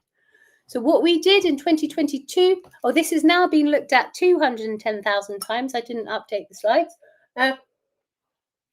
We showed if you were neurodivergent, you were 4 times more likely to be hypermobile than the general population. That our neurodivergent group reported greater physical health symptoms, particularly pain and difficulties with the autonomic nervous system, and that hypermobility explains the link between neurodivergence and physical health problems. And as you can see here, in our ADHD and autism group, people assigned female at birth, more than nearly 80% of them hypermobile, compared to 20% in the comparison group. We have just, this is under review with the British Journal of Psychiatry at the moment. We have showed how in people with a diagnosis of bipolar, nearly 85% of them are screening positive for autism, and for likely autism, and nearly 70% for likely ADHD. I told you that in the Swedish data, there was a link between hypermobility and bipolar. We put this all together, and it seems that there is this brain-body link in that having flexible joints, this difference in connective tissue, is related to mental health problems like bipolar because of ADHD and autism. We have done this, and this is my new PhD student, pharmacist, Nick Nicolak, led this really groundbreaking piece of work in our trust that was published in the BJ Psych Bulletin. They looked at people with first episode psychosis. We looked at people with first episode psychosis and found that 40% of them were likely neurodivergent, and that the likely neurodivergent patients with first episode psychosis unfortunately required twice as long in hospital, that they experienced the onset of psychotic symptoms 10 years earlier. Now, if ever there is a rationale for getting in and identifying people who are at risk of psychosis, then finding and managing and supporting ADHD would be a really good way to go. We just are going to present this next month at the Royal College of Psychiatry's Eating Disorders Conference. We looked at 3,500 18-year-olds in the Alspat birth cohort. So that's all the children born in Bristol and Avon in the 1990s. And we see those with probable eating disorder age 18, that this was related to autistic traits at age 7, interacting with ADHD traits in the presence of joint hypermobility, which can lead to gut problems. And you can see that autism and ADHD converge to lead to the development of eating disorder. We've just looked at people attending A&E in crisis, in a mental health crisis, and found that nearly 4/5 of them are likely autistic. And even if we use the most conservative estimates of that screening measure, at least half of those people are autistic, and that there was a correlation between that and joint hypermobility. Unfortunately, we didn't look at ADHD, but I suspect if we look at ADHD, we would have found exactly the same. So do you remember I said that hypermobility was associated with an increased likelihood of ADHD, autism, bipolar disorder, and attempted suicide? You must be thinking, well, how do you get from having flexible joints to being more likely to attempt suicide? And this is the elephant in the room. Suicide is one of the leading causes of early death in neurodivergent people. And autistic people are at least 7 times more likely to die by suicide. Psychosis doubles the risk of suicide. The rate of suicide in bipolar is 20 times greater than in the general population. Adults with a history of eating disorder are nearly 5 times more likely to attempt suicide. This study published this year shows that adults diagnosed with ADHD have shorter life expectancy, that on average, people with ADHD die 9 years earlier. Now, myself, in my college role and with my colleague, Dr. Ulrich Müller-Sedgwick, we are part of the clinical reference group that feeds into the ADHD task force. We were in a meeting. Henry was, in fact, in this meeting too, where we were talking about ADHD and suicide. I found that conversation really interesting. Obviously, from a research perspective, it's very hard to measure suicide. It is a rare event, and most people who die by suicide do not fill in questionnaires before their death. So Ulrich and I were talking, and we thought, well, could we look at self-harm? So I sent this text to a friend and collaborator. So once a month, I have a really boring meeting. That's not the ADHD task force meeting. I mainly zone out and do some stats instead. Yesterday, I was in an interesting meeting for the ADHD task force looking at ADHD and suicide. So today in my boring meeting, I decided to look into it in the birth cohort. Wow, autism age 7 predicts self-harm at 18 because of ADHD traits, and this effect is more than double in those with symptomatic hypermobility. Mind is slightly blown. So this is the diagram. So this is looking at 3,400 18-year-olds. This is particularly looking at women, females. So autistic traits age 7 and ADHD traits interact for the presence of self-harm at 18 with hypermobility. Now, you might be thinking, this is observational data. We've done some really interesting experimental medicine. And we looked at people with pain and fatigue and people without pain and fatigue. And we looked to see, not at their genes. I don't think we're going to find a single genetic cause for ADHD or for autism or for hypermobility. We do know they're heritable.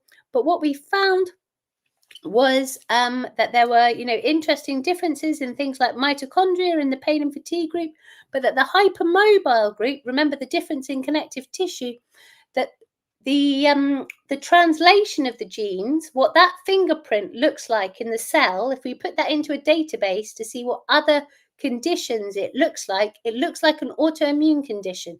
It looks like lupus. It looks like dermatitis. It looks like eczema.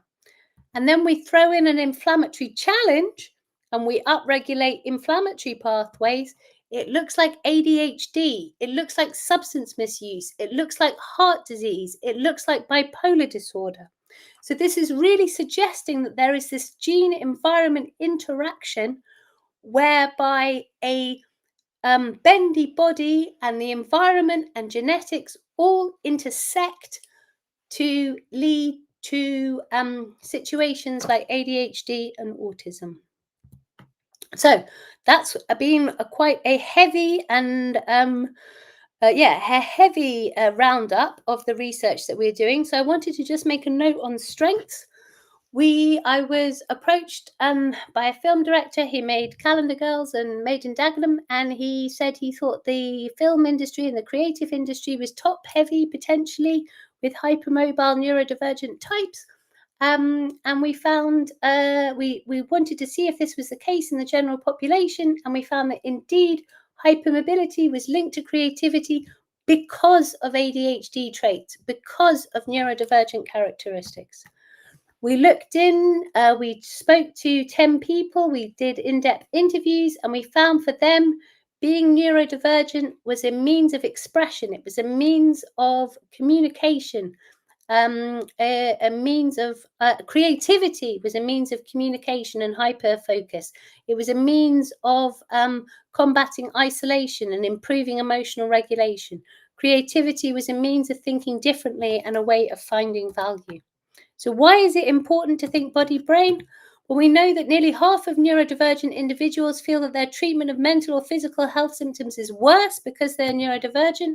Our involvement work tells us that people struggle for years to get an assessment and diagnosis for both mental and physical health problems, that they feel a strong sense of being dismissed, misbelieved, or overlooked when interacting with professionals and institutions. They repeatedly encounter poor understanding and few or no adjustments for their needs within healthcare and education. And why this is going to be really interesting in the future is we published this, a model linking emotional dysregulation in neurodivergent people to the proprioceptive impact of joint hypermobility. Proprioception is the sense of where you are in space. And we showed that having neurodivergent characteristics was associated with emotion difficulties, partly because of a sense of uncertainty about where you are in space, and that effect was double in hypermobile people. Hypermobile people are more likely to experience coordination difficulties. And maybe improving proprioception may improve emotion regulation in neurodivergence. That's research that needs to be done. So we have articles coming out soon on bipolar, eating disorder, self-harm, and mental health crisis. And I just wanted to say a final bit about spiky profiles. Everyone is different and people are dynamically challenged at different points in their life. Do you struggle with socializing? No. After years of intensive study on things like body language, tone, facial expression, eye contact, and psychology, whilst also observing and copying my peers, I have created an adaptable script to follow. I am good at socializing. Can I socialize with large groups of people? Yes. Do I need bed rest from physical and mental exhaustion after socializing? Also, yes. I think this is how the biology, the brain-body interacts with neurodivergence and pain and fatigue and masking. And now we all, as doctors, as clinicians, as policymakers, we need to look to ourselves. If you were in the gifted and talented program at your school in the 90s, how's your ADHD, high-functioning anxiety and perfectionist-based procrastination going? Bonus if you are also the oldest daughter. Kids who grew up academically gifted are now anxious adults who have thousands of abandoned hobbies and spiral into self-hate whenever they make basic mistakes, or they are doctors. There is no in between. We know that ADHD is as heritable as height. I had the pleasure of representing the college in the BBC Archive Hour, Trouble Staying Still, ADHD's Identity Crisis. And in that, we interviewed my mother, who is late diagnosed, ADHD, diagnosed at 72. I'm just going to, I don't think you'll hear this, so I'm just going to stop that. So this is my mum. Wonder how I became articulate, bendy and ADHD all at once. Listen to me interview my mum on BBC Radio 4 Archive Hour. And this is my school report, which may be familiar to some of you in the room. I'm delighted that Jessica continues to enjoy life at school. She brings a lively intelligence and humour to every activity. This is about age 12. As some comments here suggest, she must resist any temptation to lose concentration or rely simply upon her native wit to see her through. My geography teacher, Jessica's originality borders on the eccentric. So from social media, it's crazy how if you get good grades, they just let you raw dog ADHD your whole life. So to the ADHDers out there, strengths, works well under pressure. Weaknesses, doesn't work otherwise. Shout out to everyone who simply cannot work at an even, steady pace and instead facilitates between frenzied hyperwork mode and a near catatonic state of existential dread and avoidance. When the job requires creative problem solving, the ADHDers are summoned. We need creative solutions to a very serious crisis that we have in this country at the moment. And we need neurodivergent people to lead this and to help this. And I wish to say autism is a lifelong condition often characterized by an inability to bullshit, a pathological need for fairness, a compulsion to help others, an inexplicable need to expose hypocrisy, an excessive tendency to let other people be. There is no known cure. So there's been a huge amount of people who have been involved in the research that I'm presenting to you today, but I have to say a particular thank you to Professor Kevin Davis and Professor Hugo Critchley and Lisa Quat, and also to Sarah Garfinkel and Dr. Charlotte Ray, and to Lisa Page and Nigel Cole, who inspired the Creativity Project, and a big, big thank you to Rebecca Dew at Sussex Partnership, who is our amazing nurse consultant, and a huge thank you also to Jane Green from SEDS Connective. So, and all of the thousands and thousands of participants who have taken part in our research. Now, if you want to find out more, please follow me on Instagram, on Blue Sky, and I have lots of webinars and resources on Linktree Bendy Brain. SEDS Connective have excellent resources for hypermobility and neurodivergence. If you're wondering about what to tell your GP about hypermobility, please do check out the EDS UK GP Toolkit, and please look at Bendy Brain on YouTube. We hope to be launching the channel shortly. It's Bendy Brain, Dr. Jessica Eccles. And I think that that is it, Henry. Absolutely extraordinary. You're both you and the presentation. Thank you. Well done for fighting through the lurgy. Yeah, it's definitely going around. My family's all down except me. I've been very grateful. I've not yet. We'll see tomorrow. Well, I don't know what 24 hours of ADHD will do to your immune system. Yeah, I know. Well, it could be tricky. I've realised I put an echo on the thing.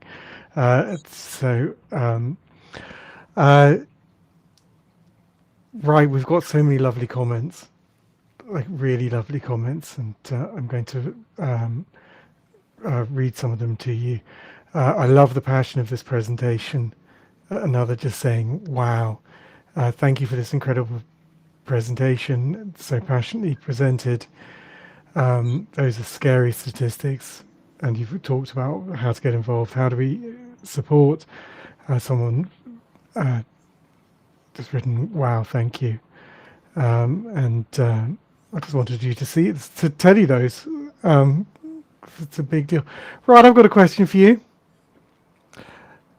You're casually in one of those high-to-do places that you hang out, where streeting gets in the lift with you.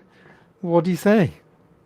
The ADHD and autism are one of the public health crises of a generation, in that if we could intervene early and support neurodivergent people, we could improve the educational, the social, the physical and mental health trajectories of at least 2 children in every classroom, of a vast number of the workforce, that we could improve the lives of so many people. And I genuinely think that if we join our heads together and we think about this in a creative way, that this can be done even within, the idea that there is no more money tree.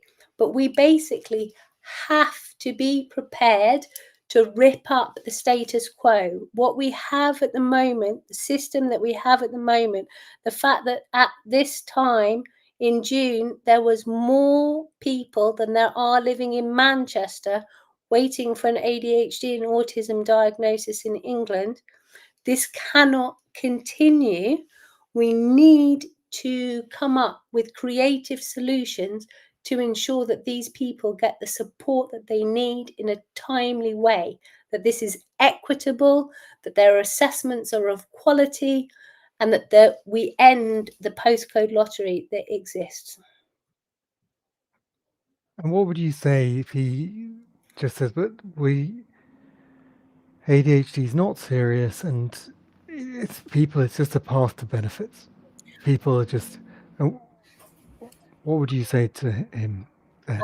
I would say to him that if he better understood ADHD or autism and the physical health associations, he would be able to recognize probably half of the people in outpatients departments in psychiatry, the majority of the people attending A&E, the majority of the people who are stuck in hospital, languishing inside rooms where doctors don't understand what is going on, that almost probably, the top 5 presentations to GP practices are things like chronic pain, fatigue, stomach troubles, that if they actually understood how all of this was interconnected, this brain body type, that we could target support and interventions to people.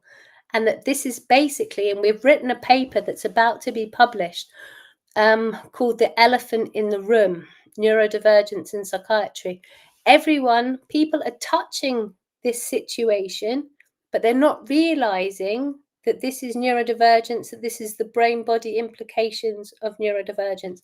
The other thing is that ADHD and autism are huge. As I said, at least 1/5 of mental health team patients are autistic. Probably 40% of them have ADHD. That is even higher for people on wards and in hospitals and attending in crisis. If we must acknowledge and accept that neurodivergence is the elephant in the room. It is here, it is everywhere. It is everywhere where politicians should be interested, and we are not talking about it.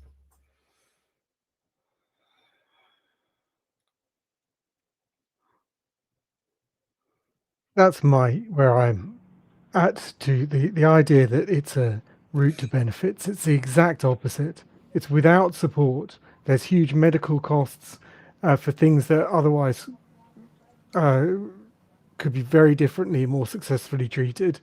There are economic damages that if people understood themselves, they'd be able to frame their life in a way that they could succeed.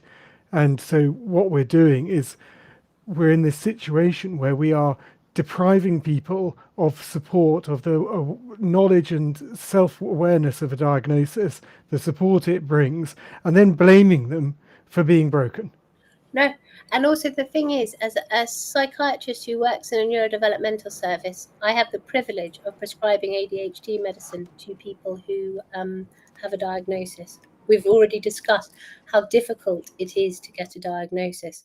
But it is a real ADHD medication is generally safe and effective. It's much more satisfying for me to treat ADHD than I'm sure it is for most doctors handing out other medicines.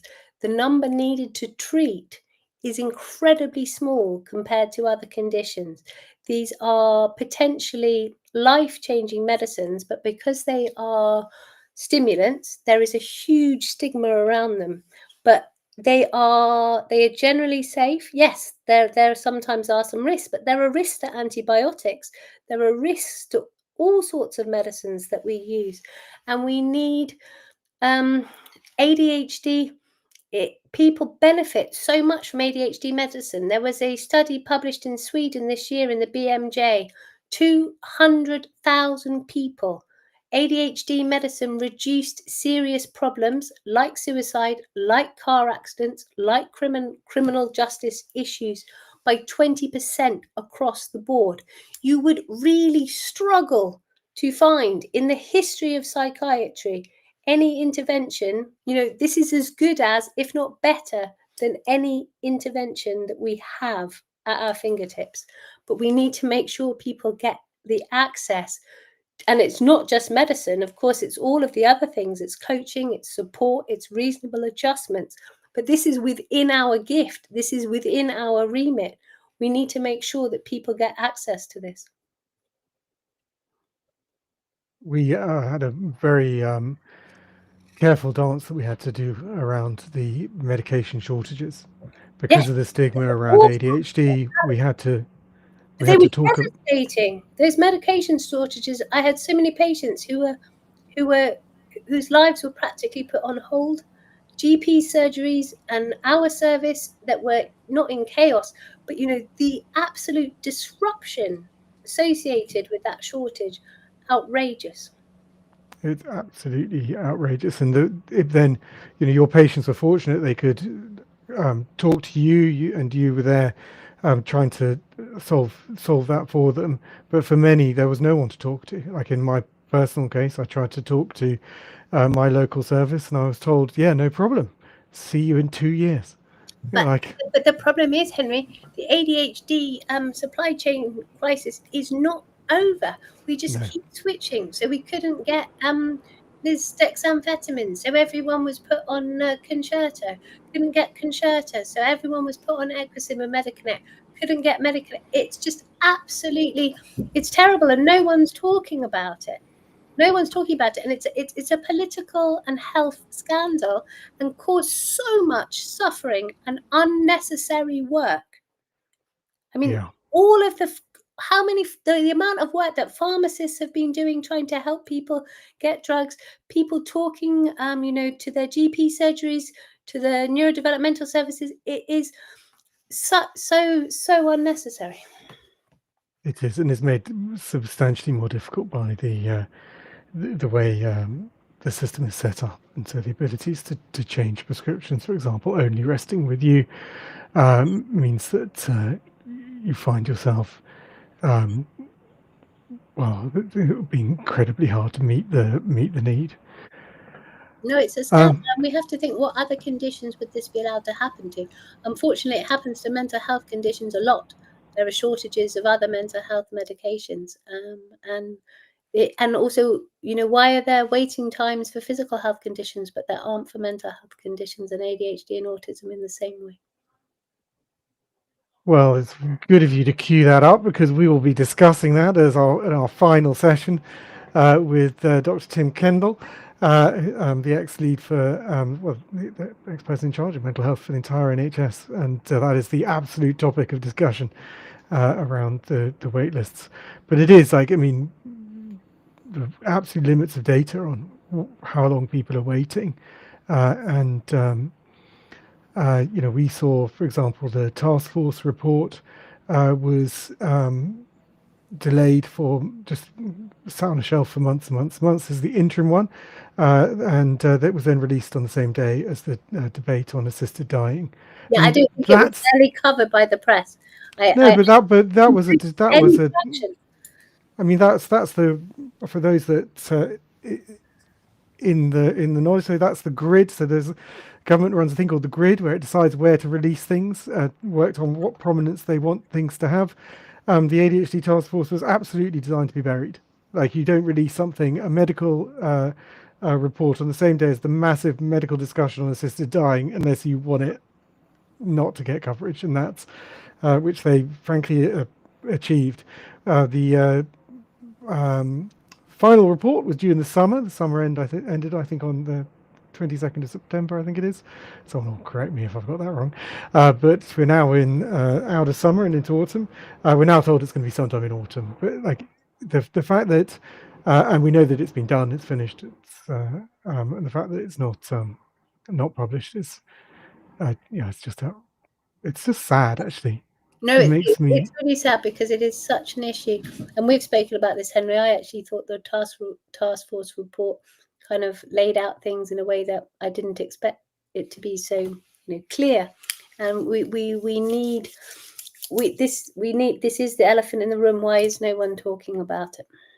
Well, you've done a great job this evening talking about it, and also, really importantly, actually arming a lot of people to continue that conversation and to put that conversation to other people and put your points to other people, and so that you have helped arm people for those discussions, because that's what's happening. We are being challenged with, like, it's just overdiagnosis. It's not a big deal, and you yes, and we have a paper out last week in the British Journal of General Practice called Overdiagnosis or Opportunity, and we lay out these points. So if you go to my Linktree, subscribe to the YouTube. If you go to my Linktree, well, you will find the paper, and use that. Take it, write to your MP.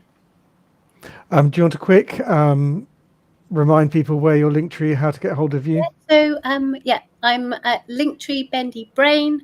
It's got all my papers, it's got all our webinars, and it's got importantly the link to the new Bendy Brain YouTube channel. Nice.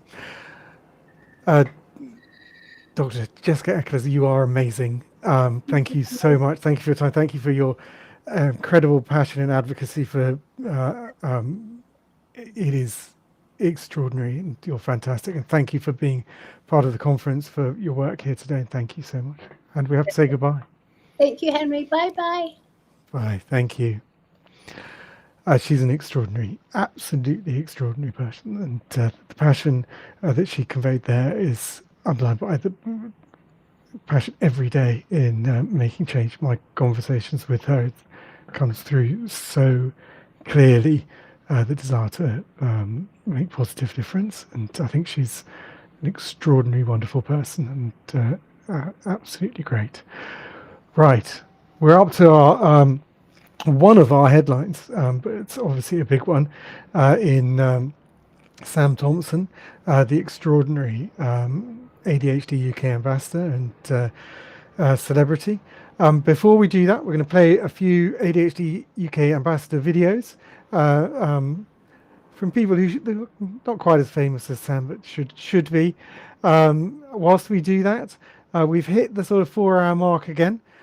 Which means that we have to restart LinkedIn and Instagram feeds. So if you're watching there, the feed is going to drop, but it'll be back again within sort of 30 seconds to a minute. Facebook, its limit is 8 hours. We're hitting that as well. So we're going to watch a few videos of wonderful ADHD UK ambassadors, and then and in the background, we'll be making those reconnections to the live feed. This is the problem doing an amazing 28-hour live stream, in that the technology just can't keep up, and we have to keep resetting it. It stays continuous on the Global ADHD.com website. So if it's a big issue for you, the frustration of the reposting, there's a place for you too. Yeah. And honestly, I think this is a wonderful, wonderful conference. It's because of the extraordinary people, and absolutely just thrilled by it. But it is a team effort, and the ambassadors are a big part of that. So, and you can be meeting one, Lauren, shortly. For now, let me hand you over to Jamie. Hello there, I'm Jamie and I'm one of the lead ambassadors for ADHD UK. I was diagnosed with ADHD in 2020 and it was 4 months from when I spoke to my GP until I was finally diagnosed. It felt like a lifetime. In hindsight, actually, I think I was very lucky. Now, the problem started for me was when I moved. I changed doctor. I had to wait 2 years for a medication review. It felt and looked like a reassessment, honestly. I remember thinking to myself, why are we wasting so many resources reassessing everybody as and when they move? Anyway, I became an ambassador because in this country, ADHD is still so widely misunderstood. And in all honesty, I think ADHD UK are the best charity because they provide free online workshops, free online drop-in centres. They're constantly in the media challenging misinformation and they work tirelessly trying to retain right to choose. And they do all of this off of the back of donations, which is why at the end of the month, I'm going to be running a half marathon because I want to raise £1,000 for the cause. The most exciting opportunity I've had as an ambassador was when the UK Parliament reached out for volunteers, for people to go into Parliament and help make the visitors' experience a little bit more ADHD friendly.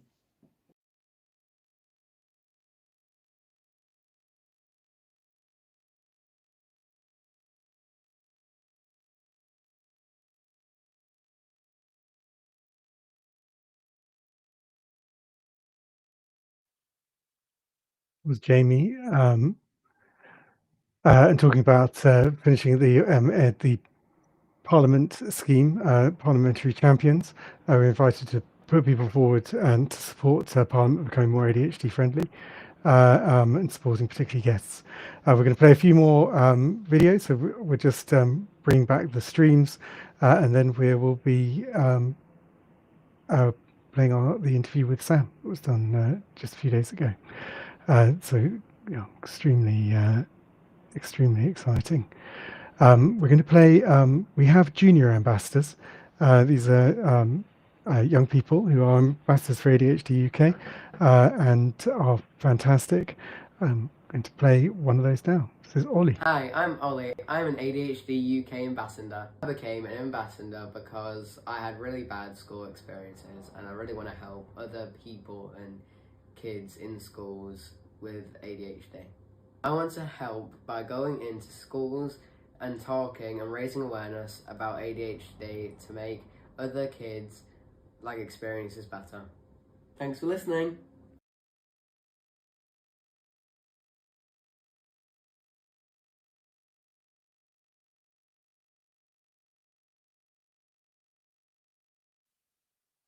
He's fantastic and yeah, very, very excited that he's an ambassador and thank you. We have another junior ambassador coming up now. Hi, my name's Hannah, I'm 16 years old and I'm an ADHD UK Junior Ambassador. I was diagnosed with ADHD at 14 years old and ever since then I've really been passionate about advocating in ADHD, especially in young women and young girls, as for me having a late diagnosis meant that I faced a lot of struggles in primary school and my early years of high school, which could have easily been avoided if I knew about my ADHD and had strategies how to cope with it. And I think this is really important. I'm also a finalist for Miss Teen Great Britain. I compete on the 12th of October and I'm representing my home county, North Lanarkshire. And I'm so happy and so proud that I get to represent ADHD and other types of neurodiversity at Miss Teen Great Britain. And I really hope that this inspires other young girls with ADHD that they can still go and achieve great things in life. It doesn't define you and you can empower it and embrace it as part of who you are. And I've done loads of fundraising for ADHD UK. For example, I done a 5k in the Edinburgh Marathon Festival. It was a tough run, it was warm, but I managed to do it. I've also done raffle giveaways and I'm so thankful to tell you guys that I've been able to raise over £800 for ADHD UK. And in the future, I have plans to do more fundraising and also hopefully go into local primary schools in the not so distant future and talk to not only the children but the teachers about ADHD, and I really hope that I can help some adults or younger kids out. Bye! Amazing, and thank you. So the Junior Ambassador Programme, people under the age of 18 to get involved, and obviously and predominantly often talking about ADHD in schools, giving their own experience, helping change their experience. It's a big deal, and and obviously has done some fundraising too, and is competing in her case for Miss Junior Great Britain, which is just amazing. Yeah, just a wonderful thing. In the background, you saw some, and there's some little pauses from me, and that's as I sorted out Instagram. So we're now live on YouTube, X, LinkedIn, Facebook, and Instagram. We've had to restart and pick up again Facebook, Instagram, and LinkedIn. Wonderful, and I mean it's time. So Sam Thompson is. So I've obviously had the pleasure to talk to him. He's a TV personality, radio host, rose to fame on Made in Chelsea, has built a career in entertainment. He has just a wonderful podcast, Staying Relevant, which is now around 1 million downloads each one. They did a show a year ago. I think potentially in Manchester, and they said, Sam said at the end, next year we're going to do the O2, we're going to sell out the O2, and this year they did, and at the end, so that's I think 16,000 bums on seats, and that's for staying for the podcast, and he has at the end of that show he said, next year we're going to do Wembley, which I think is. So that's 60 something, 80,000, and he's amazing. He did a documentary, Is This ADHD? Sam Thompson, Is This ADHD? Talking about his own diagnosis, and I think his honesty resonated with a lot, and he helped raise awareness, break down stigma around ADHD. It's a big deal. Celebrities coming out and saying, I've got ADHD. I can tell you for free, they do not get like a big round of applause.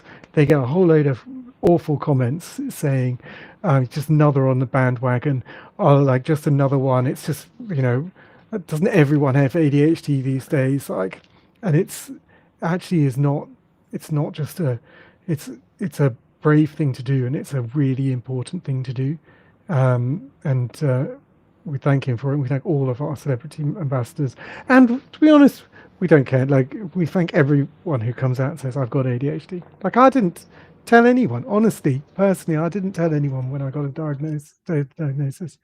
I think a very limited circle of my partner at the time, and I think my brother, and a very small circle for years, until I founded the charity, at which point I thought, you know what, I should probably tell my parents. Genuinely, the same day the website went live, I was like, I should tell them, probably should do that. After one of the worries, like, I didn't want them to feel they'd done anything wrong, or they'd mucked up when I was a kid, or taken too much paracetamol, which, like, just to be very clear, is clearly not a thing. And but I think that when you're a parent, you worry. So I just didn't want them to feel like there's anything to do with them. Over to Sam. So I'm absolutely thrilled to introduce Sam. He is Sam Thompson, ADHD UK ambassador, person with ADHD, extraordinary entertainer, and someone who talks from the heart. Over to him.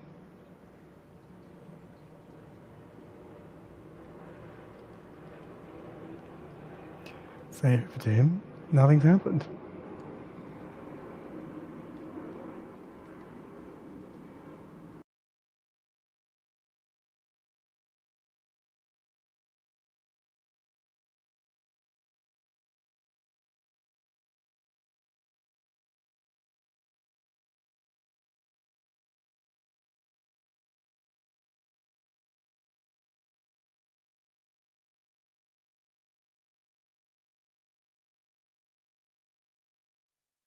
I mean, don't you love it when a plan comes together?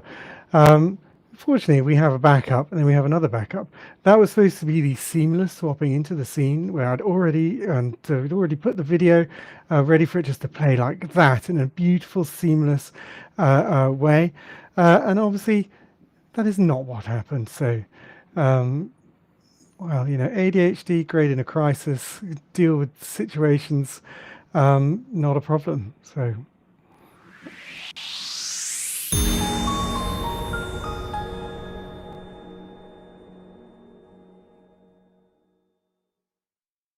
I'm absolutely thrilled and excited to have Sam Thompson here.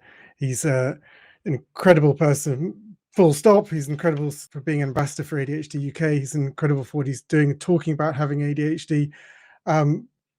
He doesn't really need an introduction. He's incredible. Welcome, Sam.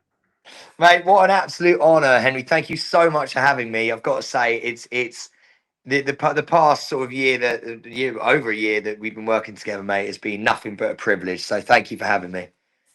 Honestly, it's hard. Look, I've got to thank you first for being an ambassador for ADHD UK. It's a huge deal, but it's an ambassador for everyone with ADHD. It's a big deal. You speak out for people with ADHD, that you share your experience, that you help people feel less alone, and you know, you're well, an exemplar. It's wonderful to see someone doing so well and having ADHD and talking about it. And I also need to thank you for making us your charity for Deal or No Deal. Oh yeah, mate, of course. I think we won. What did we win? Like 16 grand, I think. 16.5 grand. It's such a big deal for us. Like, it's such a big deal. Like, and honestly, it literally funds all our support groups. We have around 50 every month. Like, we are a small charity that does a lot, and we stretch money because we have to, because it's hard to raise money for ADHD. Like, you know, many people don't tell close friends or family, let alone tell acquaintances and shake a tin.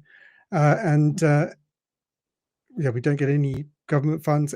So everything is personal donations. So your donation is, like, what you did was a big deal and has supported an enormous amount of work. Well, mate, I just want to say, sort of, before you know anything else, I said this to you just before. Like, I think this is just the beginning, man. I think we can do so much, and I want to do so much with you guys, and raise as much money as I possibly can. So, yeah, that's just the beginning, mate. I promise you, we will do even more. Thank you. I look forward to it, and it's very exciting. Thank you. We've got a little clip to remind you of Deal or No Deal. Oh, really? Great. For everyone in the ADHD world, you do amazing things. The first box of the night. Come on, Dean, show us a blue. Let's get us off to a nice start. Come on, Dean. Go on, Dean. Come on, Dean. No! I can't believe For the charity tonight. Good man, James. Come on. Yes! Yes! Come on! Ah! He's now doubled your last offer to £8,250. Think about that money and your charity. Okay. That's a lot of cash. That's a lot of cash, and you can do so much with that money. All right, ask me a question. Okay. Yeah. £8,250. Deal or no deal? No deal, Louise. And now, remember, we mustn't touch the 50 or the 75,000. Yeah. Oh, it's going to be a low blue. Yes!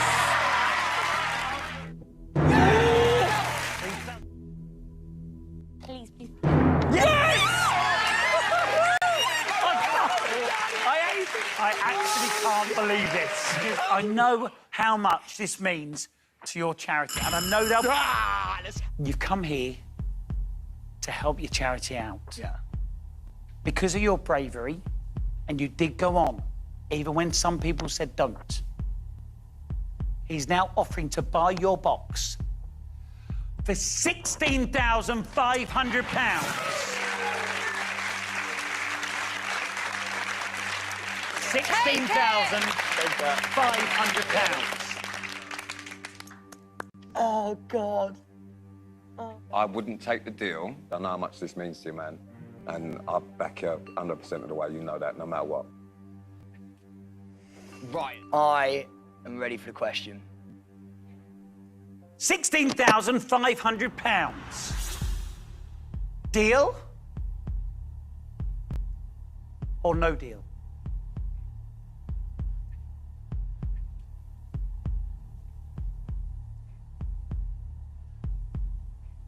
Deal. You are taking away £16,500. Just gone for it. It's too much. Do you know what? It's because I'm looking at it and I'm seeing numbers on a screen. And as much as I love this game and all I want to do is carry on, it's about the charity. Oh, mate. Yes! So thank you. Like, that was wonderful and terrifying. Oh, dude, when I tell you right now, when Louise said take it, and I went no, and then she opened the box with like I think it was like 70,000. I was like, oh no, the panic that I felt, mate. I was like, what is gonna happen now? But mate, it was just it was such a great feeling to be able to like. I wish I'd got more. But it was such a great feeling to be able to do that. And actually, there's gonna be so many more times, mate, that I'm gonna be able to, I think, raise money. So I cannot wait for the next chance. I can't wait. Oh, well, look, thank you. It's like it's huge. It's that money again. It helps us keep the support groups, funds the support groups. It helps us with our campaigns on awareness, on understanding, and positive change for ADHD. That's our. I think a shared mission we both have. Right, on to questions. Yeah, go on, mate. Shoot from the hip. What do you got? Right, we've got a shared mission for positive change for people with ADHD. You've been out looking, and it's wonderful. You've said you want change for ADHD to be your legacy. Why is it that important to you personally? So it's if you had asked me this after I did the documentary about ADHD, I probably would have had a different answer. But weirdly, it was ever since I came out the jungle, it was just the most amazing experience meeting people who I don't know whether you watched I'm a Celeb, but I spoke to Marvin when I was in there, and you don't know what's being filmed and you don't know what's being edited together and stuff like that. And Marvin's got 3 young kids, and he was asking about how how it was for me and what it was like growing up with ADHD and not knowing until late on in life and stuff like that. He was just genuinely inquisitive as to what it was like, as he's such a great guy and he just wanted to know. And that got played out in front of the nation, and I had no idea. And then when I came out, the biggest surprise I got wasn't anything to do with winning the show. It was the community that surrounded neurodiversity and the positive change that one conversation on a national TV show had. It's the amount of parents who came up with their kids sometimes being like, my child has been like ashamed of having ADHD, and after watching that thing on I'm a Celeb and watching you and stuff like that, like they've completely changed their perspective. Like that feeling of if I can do that, if that much has changed in a positive way from one conversation on one TV show, like and the difference that it seems to have made in like a few of these kids' lives, I've never felt like that before. I've never felt community like that before, and I've never felt family like that before. And it's literally just made me so laser focused in wanting that to be my why.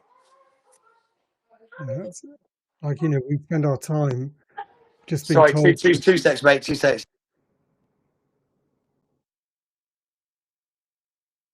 Sorry, mate. Everyone's just rolled into my door. Sorry. Carry on, brother. No, that was wonderful. And like, we spend our time being told we're broken, right? Like that we're failures, that we're not doing it right, or like that we're just lazy and need to buck up, and like, Yeah. it's an us problem, and not getting to see people talking honestly about it, how hard it is, like, and talking about how people can, with neurodiversity, with ADHD, that they can be amazing and do amazing things. Well, do you know what as well, man? I really think that you've hit the nail on the head about, people, especially young kids, mate, being told that they can't do things. That, like, and being told they're like naughty, or they're not listening, or their energy's wrong, and all these kind of things. And this is something that happened to me at school when I'm 33. I think I was the last generation of like no one really understanding it at all, and sort of just calling you naughty in school, and it made me feel so bad about myself. And to like, and I remember when I got diagnosed with it, and the lady goes, "I can't believe this, because I'm not really a crier." And when the documentary was being filmed, and we finally got the diagnosis, and we sit there, and she's literally like, "Okay, you have ADHD," and I was like, "Okay." And I said to the producers, like, "I'm not going to cry. I promise you, I'm not going to cry. Like, this isn't going to be one of those sort of like TV moments where I like shed a tear." And she goes, "You're a very special boy, and I hope you realize that you can forgive yourself for like things that other people might have said about you." Mate, I burst into tears, Henry. I literally burst into tears. I was like, I just didn't expect to, and I did, and I felt this massive weight off my shoulders.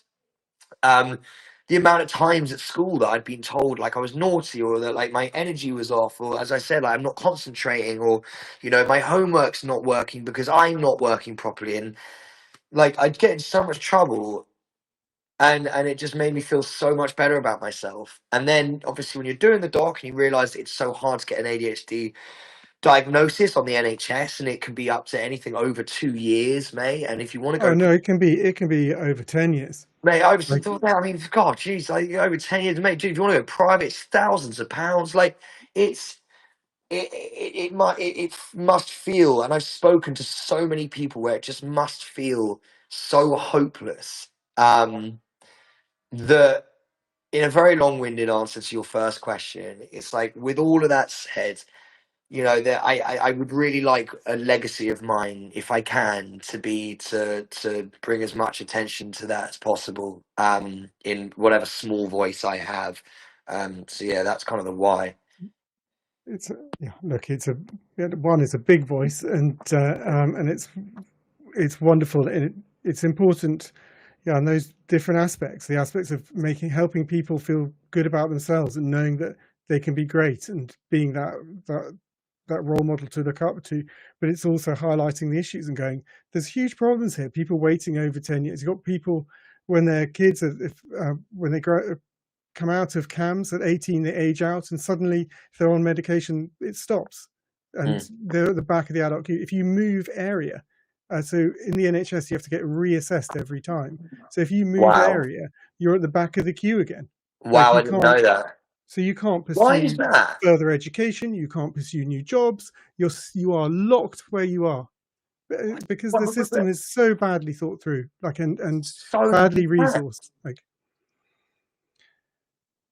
it's good, honestly. Like it's and the life impacts that has. Do you know what, mate? It's interesting you say that, because I come at ADHD in quite an aggressive form. Like, for example, whenever parents speak to me about their kids having ADHD, they're like, oh, as I said earlier, sometimes they feel like they're embarrassed or ashamed, and it makes you really freaking sad, because I'm like, I don't want you to feel embarrassed. I don't want you to feel ashamed. I want you to feel like this is something that is like, it's part of you. It's who you are, and that's not always a negative. So what I sometimes do is overcompensate, and I like to sit there and tell them it's a superpower, right? And because I genuinely believe it can be. I think that if you can laser focus on something that you adore, some sort of subject or industry that you adore, or hobby that you love, and I think you can, if you could channel that ADHD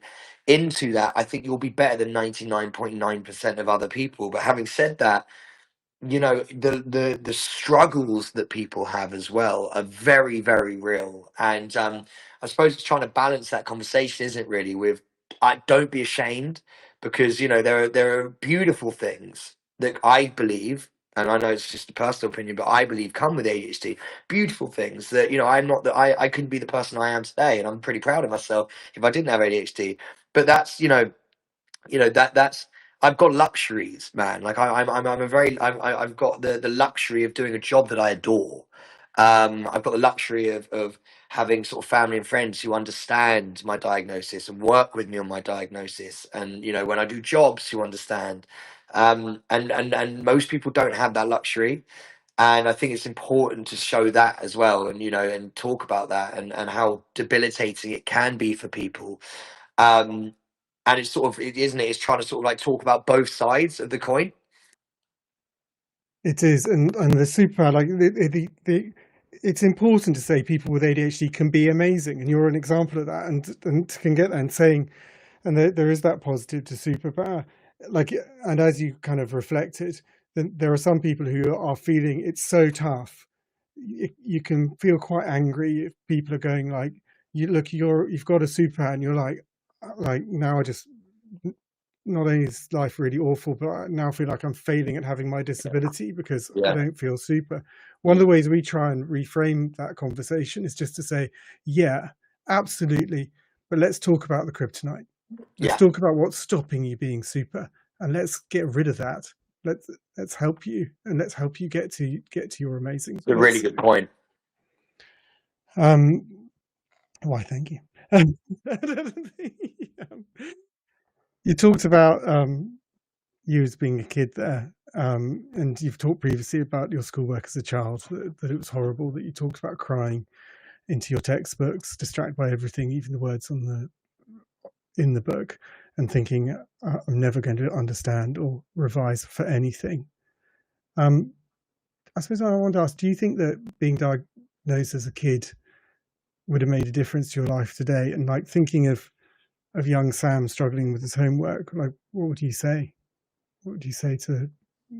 I would say it would have made a massive difference. I really do believe that as well. I think it would have made a huge, huge difference in my life.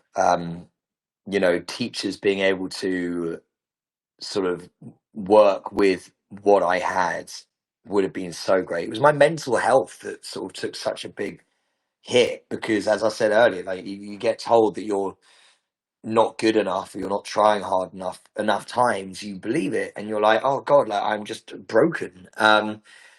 And for me, it was all about forgiving myself, still trying my best and applying myself the best, but also forgiving myself. And I think I would have been a lot more forgiving. I think the teachers would have been a lot more forgiving on me as well. And I think we could have, you know, gone into classes and revision and homework maybe a little bit differently, and, you know, structured what I had to do a little bit differently to maybe what a neurotypical person would have to do. And I think it would have really, really helped. I don't think it would have been the be all and end all, of course not. You know, I am still who I am, and, you know, I would still be, you know, make mistakes as well and all this other kind of stuff. It wouldn't have been plain sailing, but I definitely think it would have helped a lot. The mental health aspects so we see with ADHD regularly people having diagnosis, treatment of years, sometimes decades, for depression, for anxiety, and the toll of undiagnosed ADHD. We have a very high suicide rate. It's 1 in 10 men or boys with ADHD will at some point try and take their own life, and it's 1 in 4 women or girls with ADHD will at some point try and take their own life. For the first 2 years of the charity, we were almost exclusively funded by parents whose children had completed suicide. Wow. And it's that mental health toll is a big, that you just referred to, is a big, big deal. And when people are like, oh, you know, ADHD is not that big a deal, like just get over yourself, like you're very angry. Yeah. Well, I mean, of course you can, I can only, you know, I know I've been there. It's one of those things where no one understand. It's so hard to understand. It's very hard to make people understand as well. You know, people go, just get over it. You know, it is what it is. And it's like, no, but it's not. Yeah. It rules my life. and you know that I obviously have ADHD. It's impacted every aspect of my life. every aspect of my life is at least touched by my ADHD, and you almost feel, even and I'm, you know, known for it, I still get a little bit embarrassed maybe by being like, oh, sorry, it's my ADHD. I don't know why, but I still sometimes do feel like, oh God, I shouldn't be being like, sorry, it's my ADHD. Like, and I don't like the feeling of that, actually. And I think I need to be a little bit more honest with the fact that it does touch my every life. And because it really does. And sorry for swearing. And it's I think it's really important that people who are neurotypical, who don't really understand that it's all encompassing. It's not just one avenue of your life. It is everything in your life. And I think that that's a really big awareness that we need to get out there. It is, and that you can't choose it. Like, okay, right, we've got this intense thing going. I can just turn off my ADHD for a while. Yeah. Do you know what? I've got a job that means that I have to be ADHD right this second. Okay, cool. Switch it on. Like, that's not how. That's what happens. Don't get me wrong. There will be times where I will do a job and then I will be like, oh, do you know what? Actually, being excitable and energetic and really all over the place has been a really good thing for that job that I've done. But guess what? I get home and I crash, or I have sort of like I'm all over the place, and most of the time, or I try and, you know, pay a parking ticket and I can't do it, and I have a complete breakdown. Like, the arguments I've got in from not being able to focus on a conversation, and like not being able to sit still. I've been chastised for like fidgeting at dinner before, at like a dinner party with like work colleagues, because I can't sit still, and you're like, I don't know what to fucking do. Like, it's just I physically can't sit here for as long as that. And I'm, you know, I'm making this about me, but like, yeah, it's I know exactly what you mean when it's the all encompassing thing and you can't turn it off. Yeah, and yeah. No, and thank you for sharing that about you. Yeah, certainly, like he says, putting down the pen he was playing with. yeah. No, I'm fiddling with these sunnies. Nice. We skipped the question to young Sam struggling to do the homework. What would you say to Sam? What I say to Sam, I would say that be kinder to yourself. I would say that you are, I think, a decent human being, and that even though, you know, you're being told at this moment in time that maybe you're you know, wrong, that you're not, and that there is a reason for who you are. Your brain is wired differently than certain other people, and you know, be kind to yourself, because I think I really wasn't kind to myself when I was a kid, because of the things I was being told about myself. And that would be the main thing I would say to myself: be kind to yourself. And also, actually, I just didn't realize like the community and the people who had what I had, until I'm a celeb. And I came out of that, and I just feel like I'm part of such an amazing community. And that was something that I think I'd say to my younger self as well: is you're not feeling this way alone. There are many other people who are feeling exactly the way you are, if not a lot harder. And you're in it together, you know. I just honestly, like, I just, that's when you said like I wasn't sure I was a decent human being. Like, Yeah, that's brutal. yeah, mate. It's. I'm sure I'm sure you felt that. I felt that. Like, everyone feels that. You feel like you're a terrible student, son, like all of these things, and you feel like, I remember the reason I did the documentary was because I was like, I need to find out like what kind of person am I, and that's probably why I cried when I got told with my diagnosis, because I genuinely was starting to think that, you know, all of these faults in me was unique to me, and that I was somehow broken, and it was a really horrible feeling, to be honest. Yeah. It's an important point. So you just talked about the diagnosis. Like, lots of people think that people are getting ADHD diagnosis because they're just worried. Well, just a bit forgetful, struggling, maybe a bit struggling to concentrate, a bit too much energy, and that it's not that serious. And but the truth is that getting a diagnosis, like you do it because it's having ADHD, it's having a significant impact on you. To an outsider, your life looked amazing. So why did you go get that diagnosis? Well, one of the reasons was what I just said, is that I didn't feel like the best possible version of myself. I didn't feel like the best human being. I think I was getting told quite a lot, I wasn't. And another thing was I'm getting to an age where I want a family and kids. And I think knowing a lot about yourself when you are going through sort of wanting to have these things in your life, I think you need to know as much about yourself as you possibly can. And I felt like there were so many unanswered questions about who I was and so many confusing aspects of my personality that I didn't understand myself. And it was scary not knowing yourself and not understanding yourself. And I thought to myself, I want, for the sake of other people and mainly for myself, I want to know who I am, and I want to know what is going on with me. And I just thought, as I'm getting older, I have to do this. It was something I had to do. And I was so lucky, mate. The fact that I got to do this diagnosis through a documentary, which fast-tracked so much for me. I mean, it wasn't lost on me. Like you just said, it can be out to 10 years, mate, to get a diagnosis. And I was incredibly fortunate by that. Really, really, really lucky. And it was, and I really hope that documentary helped people. I thought I obviously went and rewatched it for this, and I was just so touched by it. It's an incredible documentary. It's important. Talking of it, you've spoken about your mum getting a lot of flack about saying she didn't want you to get a diagnosis because she didn't want you to get a label. And little at that time did she know that you'd come back not only with one label but three. Yeah, we do. So ADHD, autism, and a tic. So, good standard overachievement there, Sam. Good work. Yeah, as always. It's never just one. They come in threes. There is a thing, though, right? This idea that the label's more damaging than the condition, than the damage of the knowledge. Like, what do you have to say to parents worried about the ADHD label? You know what? It's a weird one because my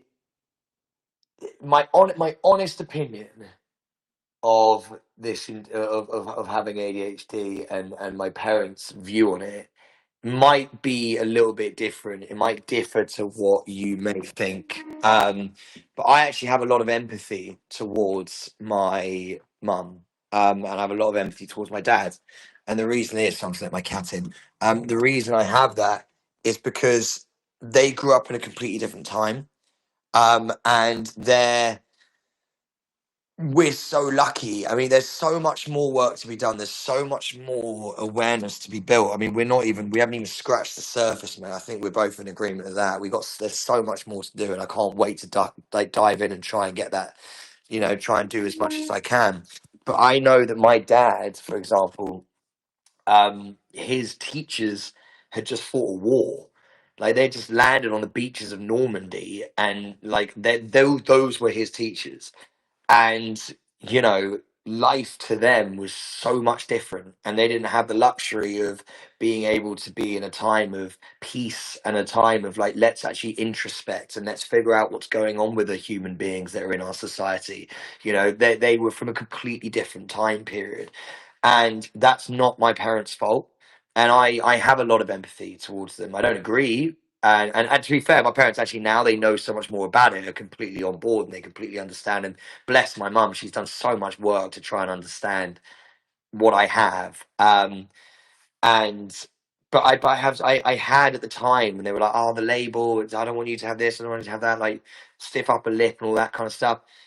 I have empathy towards it because I'm like, you know what? It's you're a different time. Like I can't expect you to just understand what it is that we're discussing now, because in your generation you never did discuss that. And I hope that we look at people who don't understand it with a degree of empathy if they're from the older generation, because, you know, they didn't have that time to discuss these kind of things. But in terms of labels, I hate the way there is a label to it. I wish it was just like, yeah, you just learn differently, or you just have a different way of being coded, instead of like you have, like, it's almost like looked down upon. And I can't understand why that is. Like, it makes me really sad when kids are like embarrassed about the label that is ADHD. And it's like, I think you're beautiful. I think you can achieve anything you want. And I think we've got a long way to go with that, to be honest.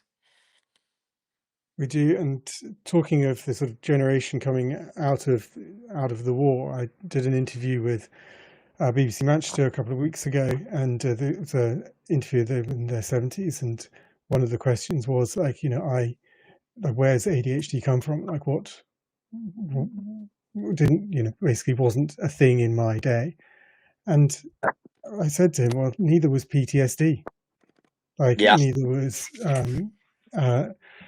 and dementia was just old people getting old. It wasn't a disease or a condition that we can start to look to treat. The menopause was just that's so interesting. That's women so getting true. old. And he said, my dad had PTSD and from the war, and he self-medicated with alcohol. And I totally get what you're saying. And it totally, that analogy to allows him to sort of understand and to talking directly to that sort of war, that lack of understanding. Like, there's an exact example. The label, the only reason the label's an issue is because of the stigma around ADHD that's put on it. Otherwise it wouldn't be. And Pete actually in the documentary gives you advice on it. He says, when you're talking about being worried, and he says, but like, it doesn't change you. You remain you. You just know a bit more about you. It doesn't make any actual difference. And if there's something school's all about, it's that knowledge is good, and that, you know, you have to understand yourself to succeed. Like, this is critical understanding, and without it, we see so many people flounder and struggle. It's so true. I think that, you know, knowing about yourself, especially when there's so much to know with us, you know, and like, as you say, it's in your everyday life. And if you don't, that's, you know, you're asking me about why when I got the diagnosis. I mean, God, I would still be wondering and floundering, as you said, and not fully understanding who I am. I'm just so grateful that I've got it, and the fact there's so many people who are still waiting, who need a diagnosis more than I did. It makes me really sad, actually, and it just makes me want to do what I can, because I've met a lot of these people, man. Like, I've met a lot of people on the street. I've met a lot of people in just various places that I go, and there's a lot of people who are struggling. And then a 10-year diagnosis, mate. I mean, there's something going massively wrong with that. There is, and obviously, like, a part of what we're doing, and what your support is helping do this campaign to talk about that and highlight it. And that's something, this is obviously playing out in the global conference. It's something we're going to be talking about directly during the conference. You talked then just about how hard it is, and you've talked specifically about how hard things are sometimes for you. You've talked about being close to being overwhelmed. You've talked about needing hours on your own when you come home to decompress. About having a panic attack on the first day of the jungle. I think these are things that people don't, you know, they don't see, or don't know so much about. If you're talking to someone struggling with their ADHD, with their neurodiversity, and having similar challenges, what would you say to them? I'm super lucky. I've got an amazing friendship group of people who understand, or at least try and understand, what it is that I have. I would say that if you're lucky enough to have people you talk to about that, then absolutely do. I mean that example in the jungle was terrifying, because I was sat there going, I'm going to piss people off. I was like, I know I am. I was like, I feel like I've already been too much. I'm too excited. I'm too energetic. I can't sit down. I'm here, I'm there, I'm everywhere. I'm left and right. I'm going to annoy people. And it really scared me. And then I got to be friends with people like Marvin Humes, who are just so accepting of who I am. I'm friends with Pete, who is so accepting of who I am as a person. And to be around people who accept who you are, I think is just so vitally important. But we don't all have that. We don't all have people that we can be around, and that's why I think ADHD UK is so vital, mate. And this isn't just me saying it for the sake of saying it. To be in a community of people, to be able to go online on Instagram and see all the people who interact, and the community that that you've built, mate, is beautiful. And I would say go and talk to people who are going through the same thing. I think it's so important to know that you're not alone. I think it's if not the most important thing. No, I absolutely agree. And look, we've got, and people watching, we've got all our support groups. Majority are done virtually, and they're all free, but donate if you can. We don't put a financial barrier to you getting going and talking to people. Yeah. It's things like sound support that allows us to do that. So it's a big deal. And I've learned a lot from talking to people and felt less alone, and stop feeling stupid or daft or lazy. Like, just understand, like, having other people talk. You talked about supportive people and community, and you built your own community. And I had the pleasure of watching you on stage at the O2. No, I didn't even know you came. It was wonderful. I like it, honestly. Oh, It mate, was what wonderful. an honor! What an honor to have you there. Like all mine, and I can. You did incredible. You kept the energy of it, all the wonderful things. What is it? Your 7th world record. Yeah. Which is just a delight. Did you enjoy it? I really did. I loved it. It's just and I loved, the whole, right, we've got O2 money. So, like, I'm flying in on a broomstick. Yeah. I don't want to. Mate, do you know what's hilarious? Yes. Is that we made no money. we went all on the pyro, on the broom, on the world record, but that's exactly what we wanted. We were like, we just want this to be a once in a lifetime sort of like just bucket list thing to tick off, and that's what we did. It was wonderful. Although when you say once in a lifetime, well, it's never. I don't know. To be honest, and this is where I think the ADHD helps me, because I'm sitting there and I'm already thinking, I'm overthinking about the next thing. I'm hyper focused on Wembley, mate. Like that's 80,000 people. It's a big difference from the O2. But I'm already being like, how do we make it work? How do we do it? Like, and that will not be the end of it. I'm so glad you came, mate. That's a real honour to have you there. Oh no, it was an honour to be there. Like, honestly, we've talked often, and you've talked about back on questions. Can you tell the key change? Read question. But like, look, you talked about the show's wonderful. You talked about masking and camouflaging with neurodivergence, trying to putting on the face, seeming capable and calm, but often feeling scattered and exhausted. Always feeling on for others. I think a lot of neurodivergent people feel like that. Like, is that something you do? Yeah. I think I mask a lot, and it's sorry for swearing. It's really tiring. Sometimes my energy. You know this. Everyone who's got ADHD knows this. Is that you switch on, and you're like, okay, I know what I feel like I should be doing in this social situation with these kind of people, so I'm going to do it, but it's not me. So you're literally spending your entire day or night. I've spent weeks pretending to be someone I'm not, because I thought that's better than what I am and who I am and what I have. And mate, the mental taxation, the burnout that I've got and I've had from that, it's not, I don't do it anymore. Actually, it's a promise that I made myself. Actually, is that I would. I mean, look, we always mask at some points, but like I try my hardest not to. It's really hard especially in this industry. But I'm really trying not to mask, because I get so drained, man. I get so drained by it. Yeah, no, it's extraordinarily hard. I have a traditional final question. Yeah, go on. What's the most positive thing that's come out from your from having ADHD, and what's the most negative thing? And if you could do negative first, then positive, Yeah. so we end on a high note. The most negative thing I've had from ADHD, I would say, was my viewpoint of myself and who I was as a human being before I found out about it. And it was my feeling of not being normal, and not understanding as to why, and that really affected my mental health. And not knowing myself was just really, really tough throughout the years.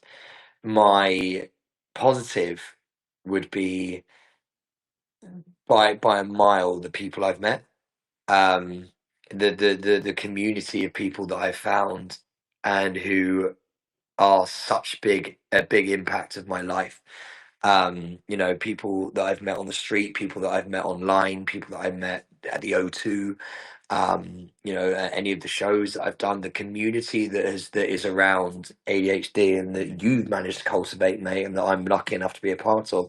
I genuinely think that is the best thing about having ADHD is the love that we all have for each other, and the willingness for us all to be there and have each other's backs. And I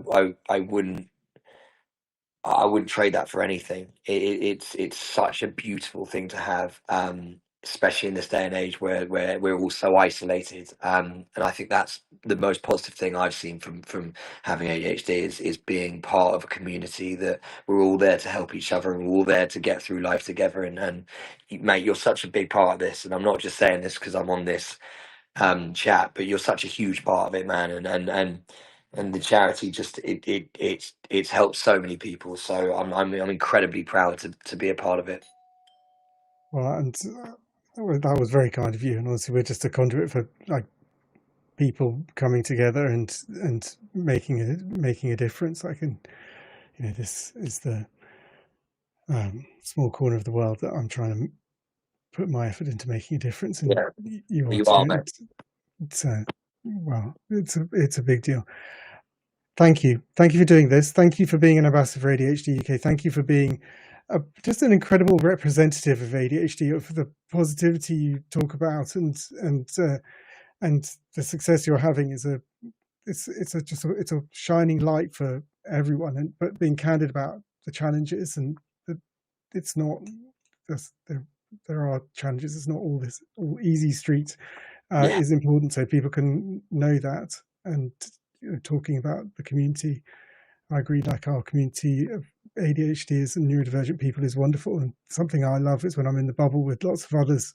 The acceptance that you can be you is the nicest thing. Oh, it's the most amazing. It's the most relaxing thing as well. You'll find you mentally relaxed. It's great. That's it. Thank you so much. Thank you very much, Sam. Thank you so much, mate. A real pleasure. I've got to go though. My videographer's staring at me through the window, being like, "You're late." Mate, what an absolute pleasure, mate. And I really mean this. I think this is just the beginning, Henry. I think there's a lot of things that we're going to do and achieve together, mate. And yeah, this is just the start. I can promise you that, mate. Thank you, Sam. So much. Thank you, brother. Appreciate you so much, mate. See you later.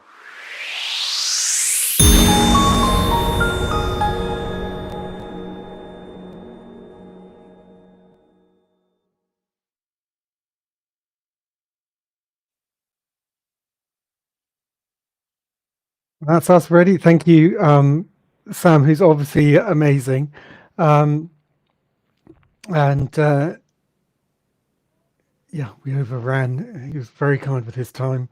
It was, I thought he was very honest, very candid. He's very deeply thought through and cares a lot. And I thought it was wonderful talking to him. He's a wonderful ADHD UK ambassador. Talking of which, next up we've got Lauren Jennings talking about, she's our lead ADHD ambassador. She's the person in charge of helping organise everyone together. She's absolutely amazing. And then we've got Dr. Anita Garaya afterwards. She is an extraordinary person. She's a specialist, trained doctor, GP, then trained to become a CBT therapist for people with ADHD. I have to say she's helped me personally. I think she's an extraordinary person, and I'm really looking forward to her segment. Before that, let's bring on Lauren.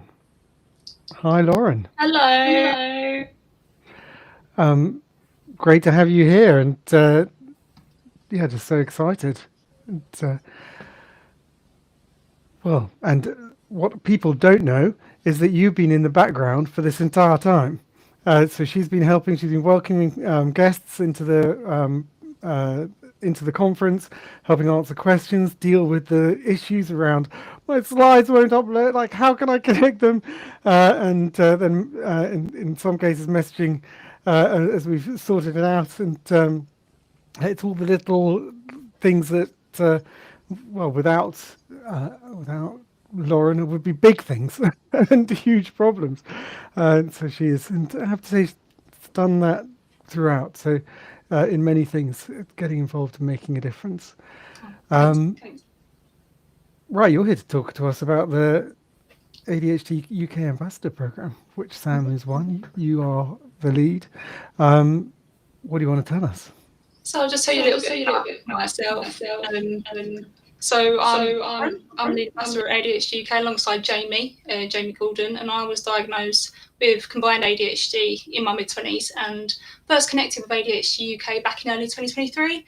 I actually knew about ADHD UK beforehand because I had looked at their resources when I was going through my own journey, and I wanted to help raise awareness from my own lived experience in order to help others and for the current generations and for those to follow.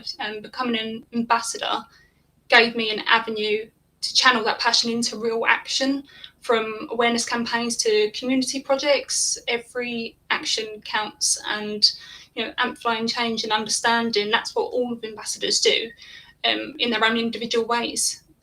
So a little bit about sort of how the programme has grown. So when I first started back in 2023, there was, I think there's less than 10 of us, and now we have over 100 ambassadors across the United Kingdom.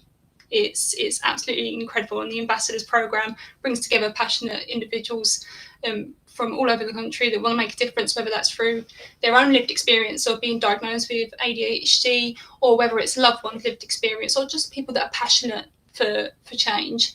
And we do things such as fundraising, advocacy, campaigning, speaking with politicians, public speaking, and attending local events in schools, or owning individual local projects like community coffee mornings, or holding support groups in local individual areas. It's just incredible, and every single ambassador is just amazing. It's so inspiring.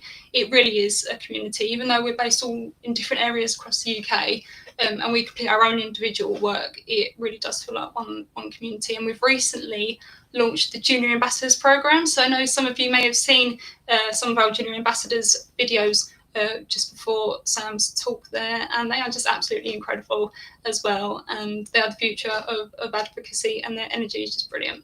So what ambassadors do within their role, their statutory role, is fundraising. So we all fundraise in our own individual ways, like Hannah mentioned as well, raising over £800 for ADHD UK, which is just incredible. We've had fundraising challenges completed individually by ambassadors, and some notable ones have been Andy's Coast to Coast Challenge, which was just absolutely phenomenal. Himmel's Half Marathon, Rebecca's Manchester Marathon, Laura's Ab Sale, Abigail's Bake Sale, and there's just so many incredible fundraising initiatives that ambassadors have completed. And it's honestly just so inspiring to see the incredible work that everyone completes in their own ways. And as well as fundraising, ambassadors do wear many hats. Ambassadors also focus on community outreach, so giving, like I said earlier, about giving in schools and workplaces and organisations, and they raise awareness through social media as well. So, you know, social media is such a great tool because we're able to connect with people all over the world. Like this conference today, we're able to connect in all different parts of the world. So we do use our voices on social media as well to create change, and obviously signposts, because ADHD UK has so many resources, including the online support group, that are really valuable for people to know about as well, because not everyone knows about them. So that's why we need to raise as much awareness of ADHD UK as possible. And obviously with the fundraising, it goes towards the 5 pillars of ADHD UK, with information, support, research, awareness and advocacy, because we don't get any government funding or large corporate donations. So every single penny counts. And then tell you a little bit about how to sign up as well. So if you'd like to be ambassador or junior ambassador, so junior ambassadors are age rated, you can sign up on the website. We are currently hub at the moment, but if you want to sign up. Sorry, that was my fault. Wrong button. You can sign up on the website and join us. We're all passionate. We've got our own lived experience or loved ones' experience, and we create change.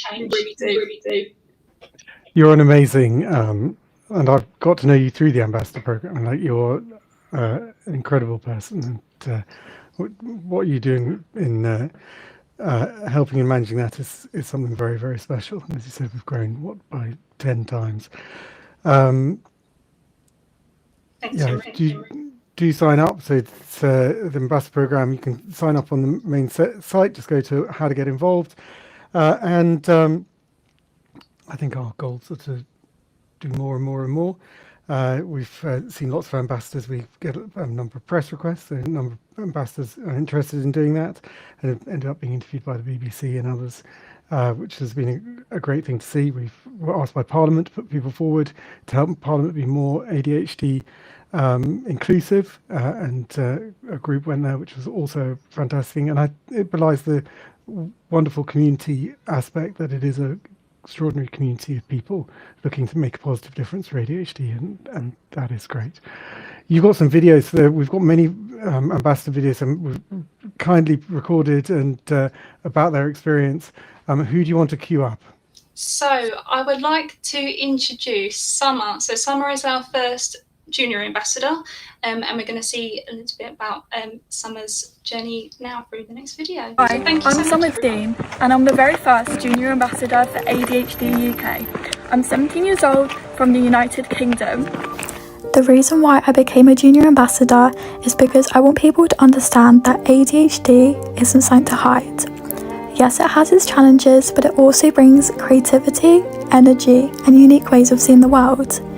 For me, I struggle with the attentive side of ADHD, and sometimes I process things more slowly. At school, I often felt like I didn't fit in or have any friends. If you felt like that too, please know it's not because you're unlikable, it's just hard sometimes, and that's okay. What I've learned is you don't have to change who you are, the right people will come your way. As a junior ambassador, I've been raising awareness and sharing my experiences to help people understand ADHD better. My message is simple. You are not broken, your brain is super powerful, and your differences are your strengths.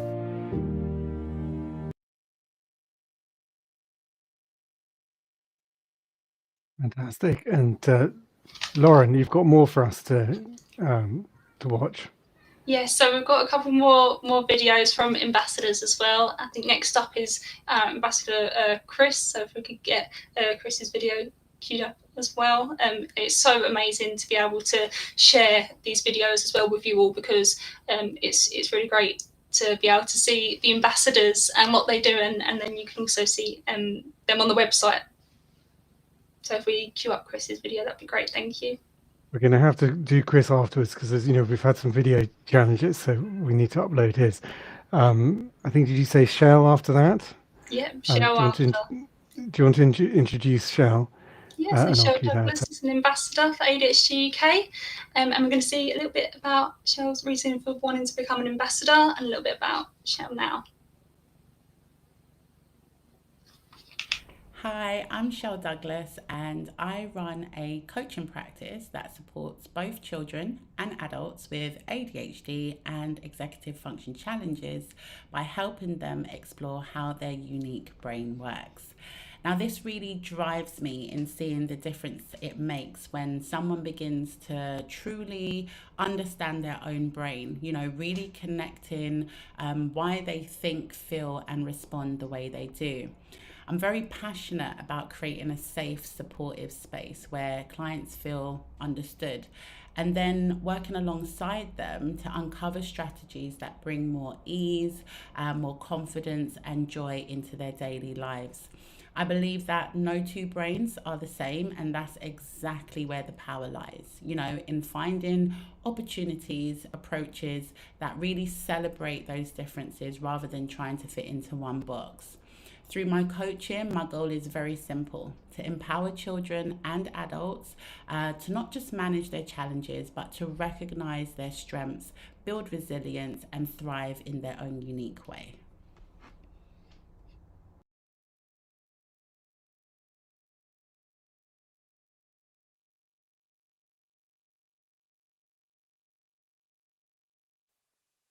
Amazing, and we should have Chris's video now as well. Yeah, at least I'm hoping so. It's loaded up. I can see that, and we do. Over to Chris. Hi there. My name's Chris, and I'm a proud ambassador for ADHD UK. I was diagnosed last August with combined type ADHD following years of pressing for what I felt was a fair assessment.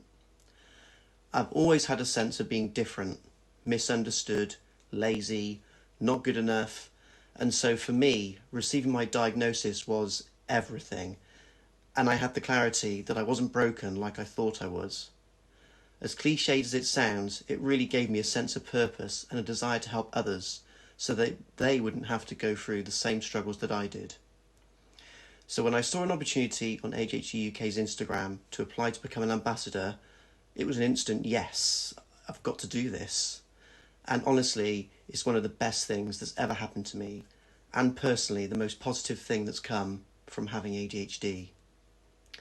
As well as raising money for such an incredible charity and being able to advocate for change on a national scale, it's provided me a platform to raise awareness by speaking with people in my community who may suspect that they or someone close to them could have ADHD, but also to educate those who are genuinely curious or may have misconceptions of the stereotypes surrounding ADHD, but in a positive and understanding way. Since becoming an ambassador, I've spoken on my local radio station about my ADHD, represented the charity at various events, both nationally and locally, and I'm currently organising a local peer support group, as well as talking in local schools to parents and students. Ultimately, for me, being able to share my lived experience and to have somebody relate to it, if I can give them that light bulb moment I have myself to think that they may have ADHD and then look to getting themselves assessed, that can be life-changing for them. And to me, that's everything, and that's really made my journey worthwhile.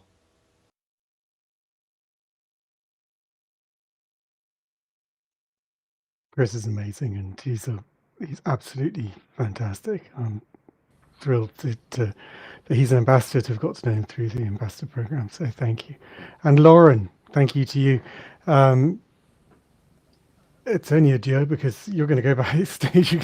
You've been continuing to help, and she's obviously just wonderful. So thank you.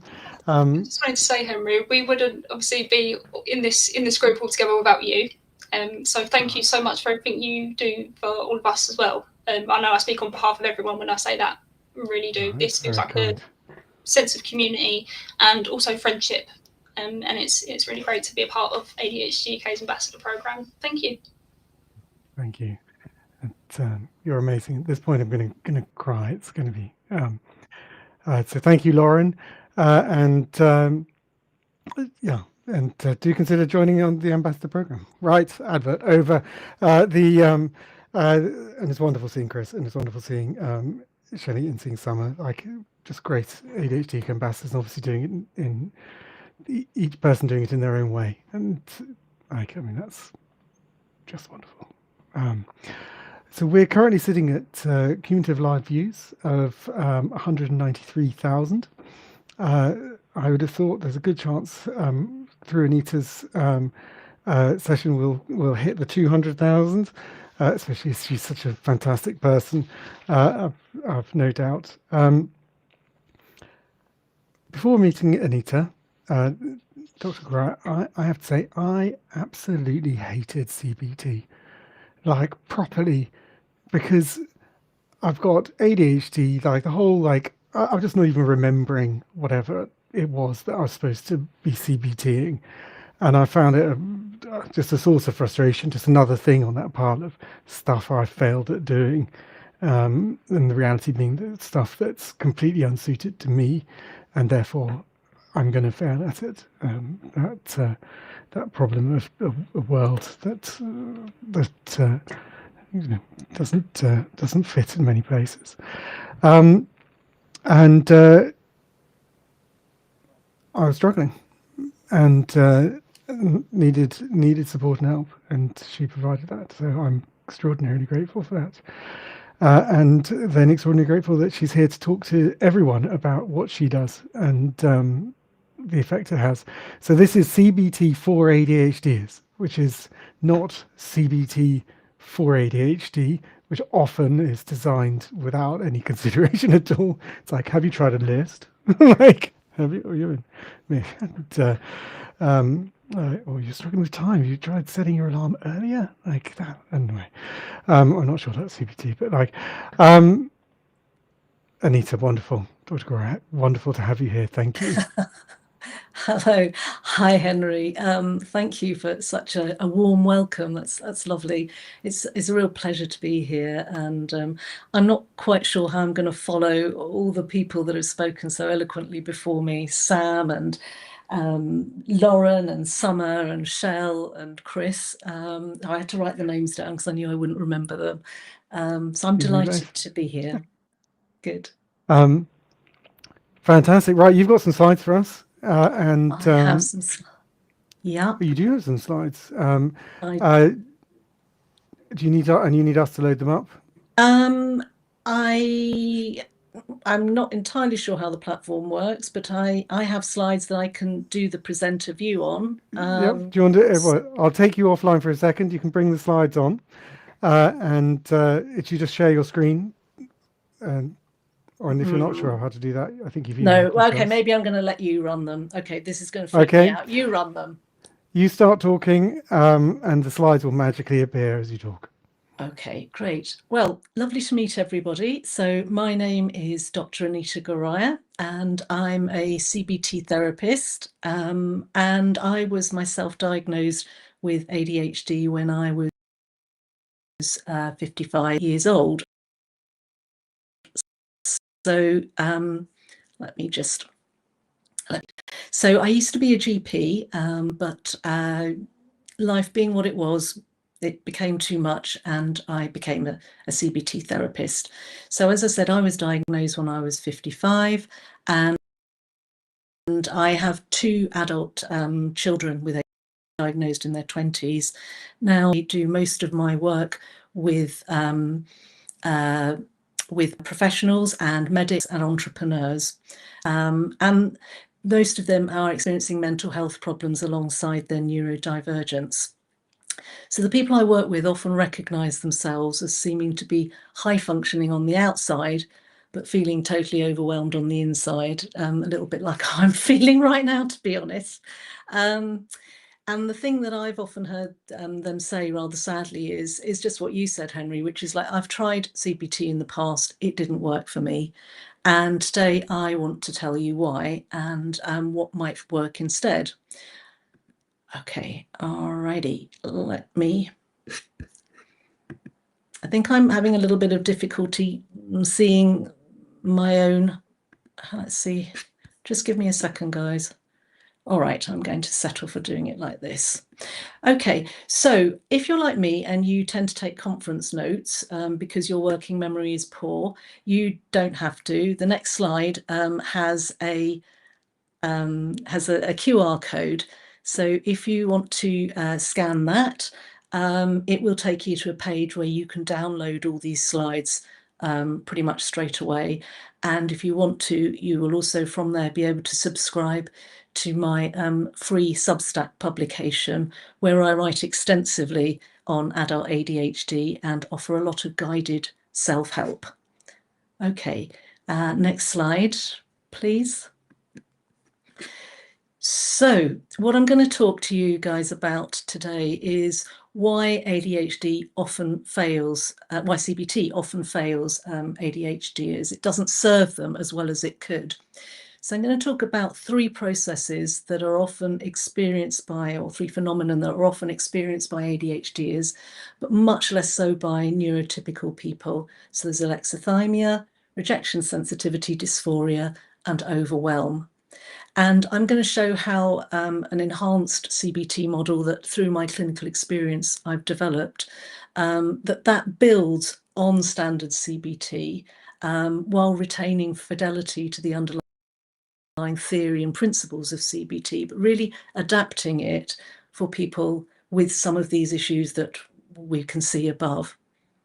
After we've done that, we'll move to the more participatory bit of the presentation, in which I'll give a brief demonstration of how all human minds are designed to work. And Henry, I'm going to need your support for this, okay? So you'll be my guinea pig, my co-experimenter, if that's okay. And then after that, we'll move into a guided self-soothing practice, which I've pre-recorded. It's called the campfire visualization, and it's a practical skill that we can all do together in order to soothe our emotional distress whenever it appears. Okay, so next slide, please. Okay. So here we are. Why does CBT often fail ADHDers? Well, CBT is based on some basic premises, one of which is that you can access calm, reflective thinking and that you can regulate your emotions fairly readily. But as we all know, ADHD brains often go into hijack and we become overwhelmed. And of course, being able to think calmly and reflect isn't going to land when your whole nervous system is on fire. So if we touch here on just a little bit of basic neuroscience, the brain has two parts. This is quite simplified, of course, but it holds true, largely speaking. So there's the ancient part of the brain called the amygdala, and there's a more evolutionarily advanced part of the brain called the prefrontal cortex.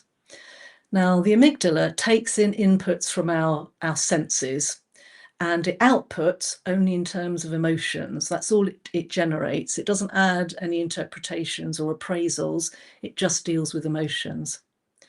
The prefrontal cortex, the more evolutionarily advanced part of the brain, that's where we do our logical, rational thinking. We add in context and we make appraisals. Now, the way that the human brain is designed is that all inputs get to the amygdala marginally before they reach the prefrontal cortex. And if the amygdala is highly activated, or what I've termed as hijacked, into a big emotional response, like fear or really feeling terribly sad, this literally switches off the neural pathways to the prefrontal cortex. So that when people say, I was so scared I couldn't think straight, they are literally telling the truth. They couldn't think straight because this has switched off the prefrontal cortex. So there's no access to rational thinking. And of course, we know that our ADHD brains often go into hijack. And when that happens, we're in survival mode. We're not in thinking clearly mode. So any CBT that doesn't really acknowledge and work with that sort of, what for us is a rather tough reality, may not land. We may well need to do quite a lot of emotional recognition and regulation work before we're ready to do anything else. Okay, so next slide, please. Okie doke. So the three common experiences that I've mentioned are Alexa, when you can't name what you're feeling, rejection sensitivity, when rejection really hits very hard and fast, and overwhelm, which is when we become flooded over either by lots of thoughts or by our emotions. Next slide, please. So let's start with alexithymia. Well, what is alexithymia? It means no words for emotions, and it affects, a pretty high percentage, up to 40% of people with ADHD. Now, alexithymia doesn't mean that people with it don't have any feelings. Absolutely, they have lots of feelings. The core features are that they have difficulty in identifying the feelings, in being aware of what emotions have turned up.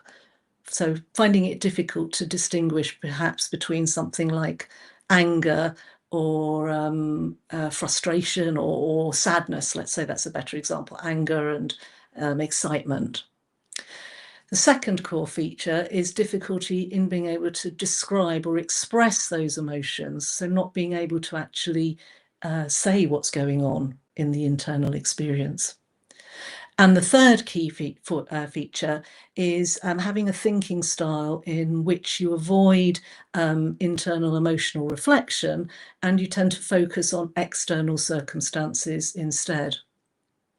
So alexithymia is linked to weak interoception, and interoception is the ability to tune in to what's happening internally, both in your body, physically, and in your emotional state.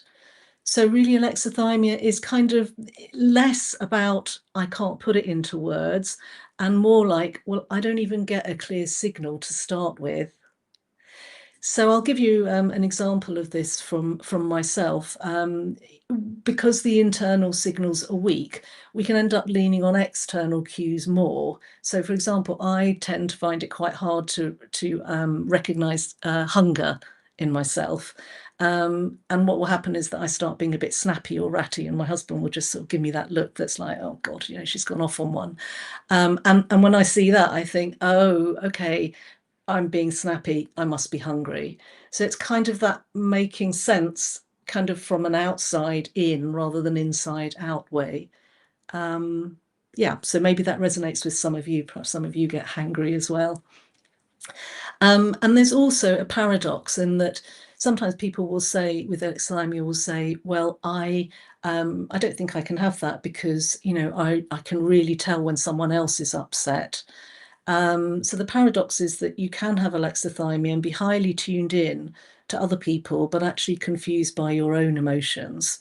And sometimes this can happen because people, it's not genuinely a kind of true compassion. It's more that people with alexithymia can sense that there are strong emotions about somewhere, but not quite kind of sure who they belong to, because this internal external thing is quite fuzzy. So it means that people with alexithymia can detect and find other people's distress as very aversive. It's very kind of, I don't like this reaction, more than a sort of genuine compassion for the other person. Not to say that people with alexithymia don't have compassion, but because they do, but to make the point that it can be quite a nuanced situation. Next slide, please. So what are the key clues that you might be experiencing alexithymia? So if you often feel overwhelmed or flooded, but you can't really explain why, or if you sense that there is something going on inside, but you don't feel anything much, or when someone asks you, how do you feel? What's going, how are you? There's often the answer, I don't really know. So that will happen in therapy a lot. I'll ask someone, how are you feeling now? And they'll say, I don't really know. So that can be a clue. If you struggle to tell your emotions apart from one another, to differentiate between them, so not being quite sure whether it's sadness or guilt or shame or what. If you tend to be uneasy with other people's feelings, or you find that you avoid emotional conversations, or if you have a tendency to attribute your decisions to events external to you rather than to your own emotional state. That can be a clue. And another one is if you tend to describe states rather than feelings. So, for example, it was stressful. Oh, it was really difficult for me that day, rather than being able to articulate, I felt anxious, I felt panicky, I felt scared, whatever the emotion might be. So this is a variety of clues. Next slide, please. And okay, so actually there is something called the Toronto Alexithymia Scale, which is available free online, which if you're interested in looking into alexithymia a bit more, you can have do that as questionnaire. It is a reliable, validated construct. So it has been peer reviewed psychologically as a construct. But why does the alexithymia matter? Because if you can't name your emotion, it's difficult to get into the basics of CBT, because CBT, the basic underlying theory is that your thoughts, your feelings, your emotions, your bodily sensations, and your behaviors are all linked. These four features work as a system, and they all feed one another and work as a unit. And some of these constellations can be helpful and some can be unhelpful. And in order to create change, you need to be able to name quite clearly what your feeling is. And if you can't do that, you can see how it's going to be difficult to affect change in that four-component model. So that's why it matters. So what are we going to do if we have alexithymia? Is it game over? Does that mean CBT is just not for you?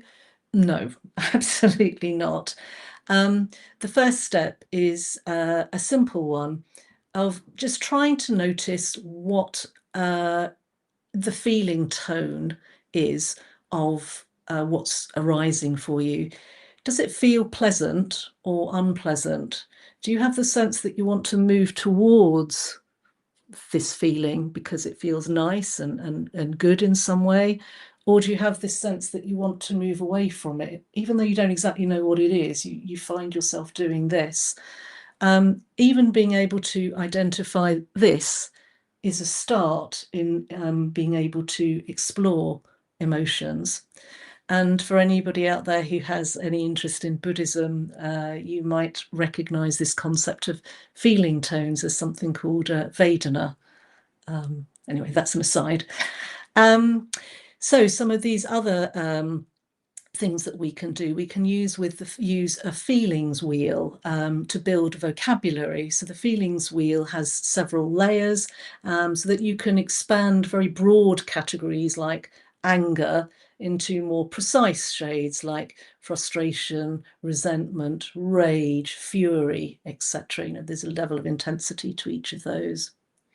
And in fact, the feelings gauge is yet another exploration in which what you're looking at is an intensity of an emotion. So you rate it from 0 to 10. And the idea being that if you can notice it quicker, then before you get to crisis point, if you can notice that you're sort of 6 out of 10 angry, you might be able to intervene more effectively at that point rather than only recognizing it when you're absolutely enraged at 10 out of 10. And then finally, there are some simple daily noticing practices, like just jotting down at the end of each day 3 emotions that you've experienced, or using music or photos or characters in novels to name the emotions that the music gives you, or that when you look at a photo, what does it evoke in you? So these are ways that, for sure, I have offered these ways to many of my clients. They build an emotional vocabulary. Next slide, please. So the next thing that we want to talk about, the experience, is of something called rejection sensitivity dysphoria. Now, everybody dislikes rejection, but RSD is a different thing. It's not about taking things personally or being thin-skinned. What it is a sudden, overwhelming pain that can literally be felt physically. You know, people will say, it's like I was, you know, stabbed. I felt that much pain with it, or like there was a lump or a boulder in my stomach. So it is a sudden, wordless pain after real or perceived loss of approval, love, or respect. It's always triggered by something. It might be by criticism, teasing, humiliation, or the sense that you've let yourself or someone down. And when it hits, your whole system is hijacked. You hit that amygdala hijack.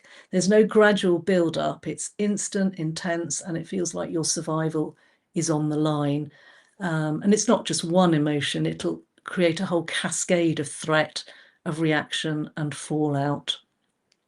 Remember that when you have a rejection sensitivity dysphoria episode, it is an amygdala hijack, and it means that your prefrontal cortex is switched off. So there's no chance for you to assess realistically whether that funny look was actually someone rejecting you, or perhaps it was just them having a bad moment while they happen to look in your direction. You know, you're not going to be able to do that when your amygdala's on fire like this. And just to mention the point that rejection sensitivity dysphoria can coexist with alexithymia. So yeah, that adds to the fun of it, I guess. Next slide, please. So how might you work out if you're experiencing rejection sensitivity dysphoria? Well, people are often on very high alert. They're constantly scanning for even tiny cues of disapproval. And when the rejection hits, some people explode and rage, tears, collapse, whereas others implode internally and spiraling internally into shame or despair or withdrawal.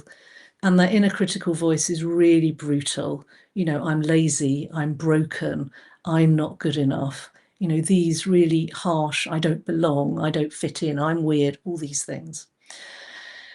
Naturally enough, if you're experiencing this, people cope by, well, doing what feels safe, which is to withdraw, to avoid taking risks.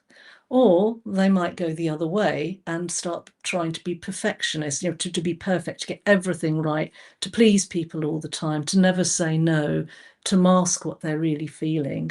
So they may present differently in different people, but inside it's the same raw pain of rejection. Next slide, please. So why does RSD matter and what helps? Well, it matters because it doesn't fade away quickly, the amygdala. It sticks and it spirals. And as we've said, it triggers these cycles of avoidance, harsh criticism.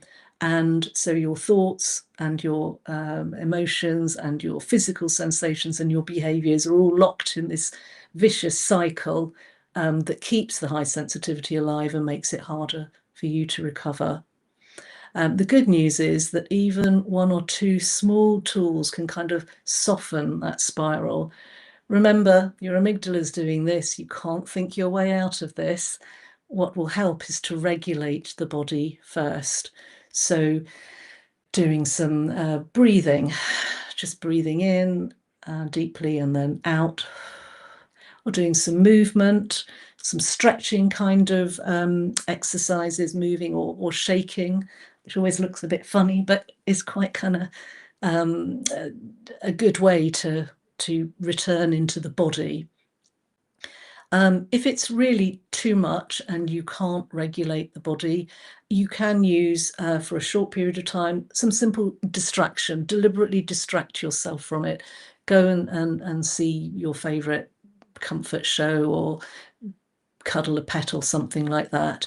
And you're doing this knowing that it is in order to give your nervous system a breather, to let that amygdala calm down.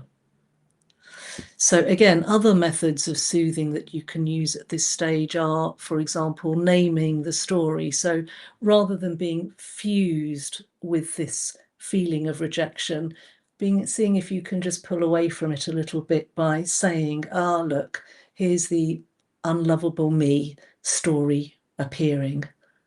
Or you might write it down. Journaling can be very helpful to people to contain their distress. And the most powerful of all is to be compassionate to yourself, to talk to yourself as you would to a friend with kindness. Now, these things don't erase rejection sensitivity dysphoria, but they can break the cycle and give you a way back.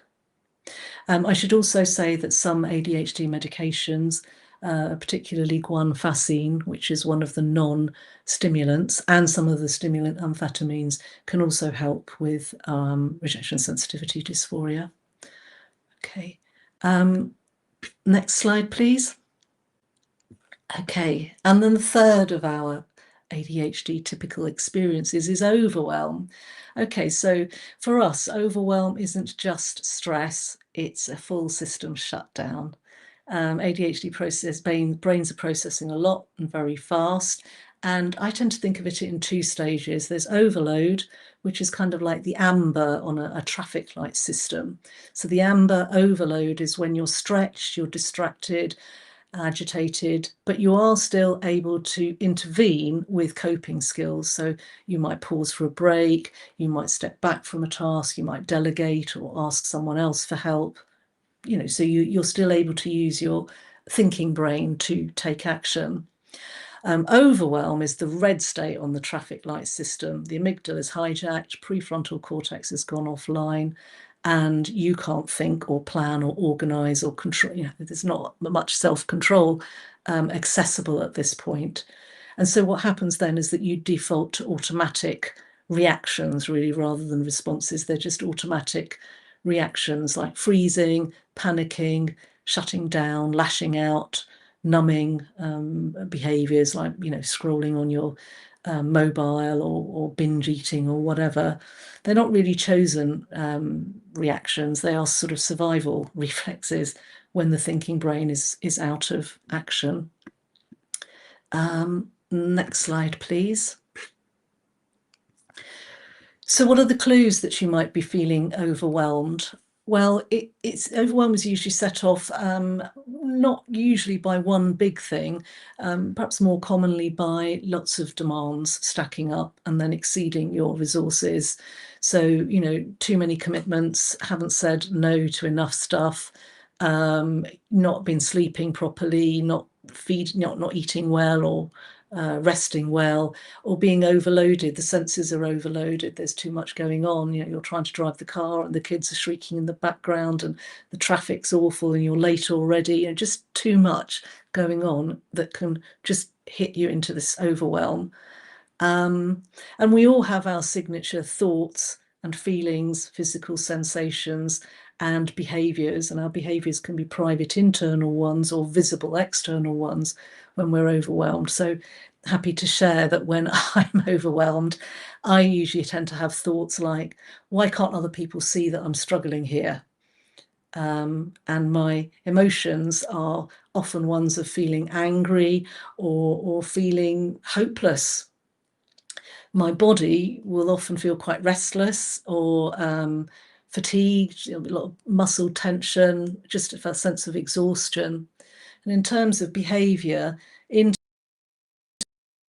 internally, I'm often doing quite a lot of blaming and relentlessly worrying about what if this happens now, what if that happens now.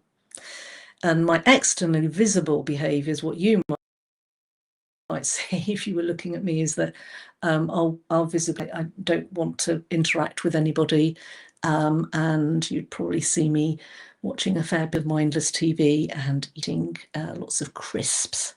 So while these are all understandable in the short term, it's understandable that we would do these things, ultimately they do maintain my distress, because they're not actually helpful. They don't resolve anything as such. Okay. So next slide, please. So why does overwhelm matter, and what helps? So again, it matters because it's an amygdala hijack. You can't think your way out. So the first step is going to be, again, to soothe the body. And we've already talked about some things that you can do, the breathing exercises, but there are other things like smelling a favourite scent that perhaps is related to your past in some way, something that makes you feel happy, or it could be having, massaging yourself. I often find that relieving tension around my temples or around my jaw can just help a little bit. Now, I want to manage your expectations here. I'm not for one moment suggesting that these soothing techniques are going to reduce your overwhelm from, like a 10 out of 10 down to a 0. That's not going to happen. But even if it reduces it from, let's say, an 8 down to a 6 within 10 minutes, well, let me tell you, if that was a drug that could give you 20% reduction in your symptoms within 10 minutes, that drug company would be making a hell of a lot of money. Okay, so that's a massive return on investment if you can spend some minutes doing something and achieve a shift in your sense of reduction in stress. Okay, so some other methods are to use visualizations, and we're going to do one later on, as I've already said. And it's and also offering yourself some compassion. Again, we're going to come to this, but that shift from battling overwhelm to offering compassion is what's going to help your prefrontal cortex to come back online so that thinking becomes possible again. Okay, so the next slide, please. Okay, great.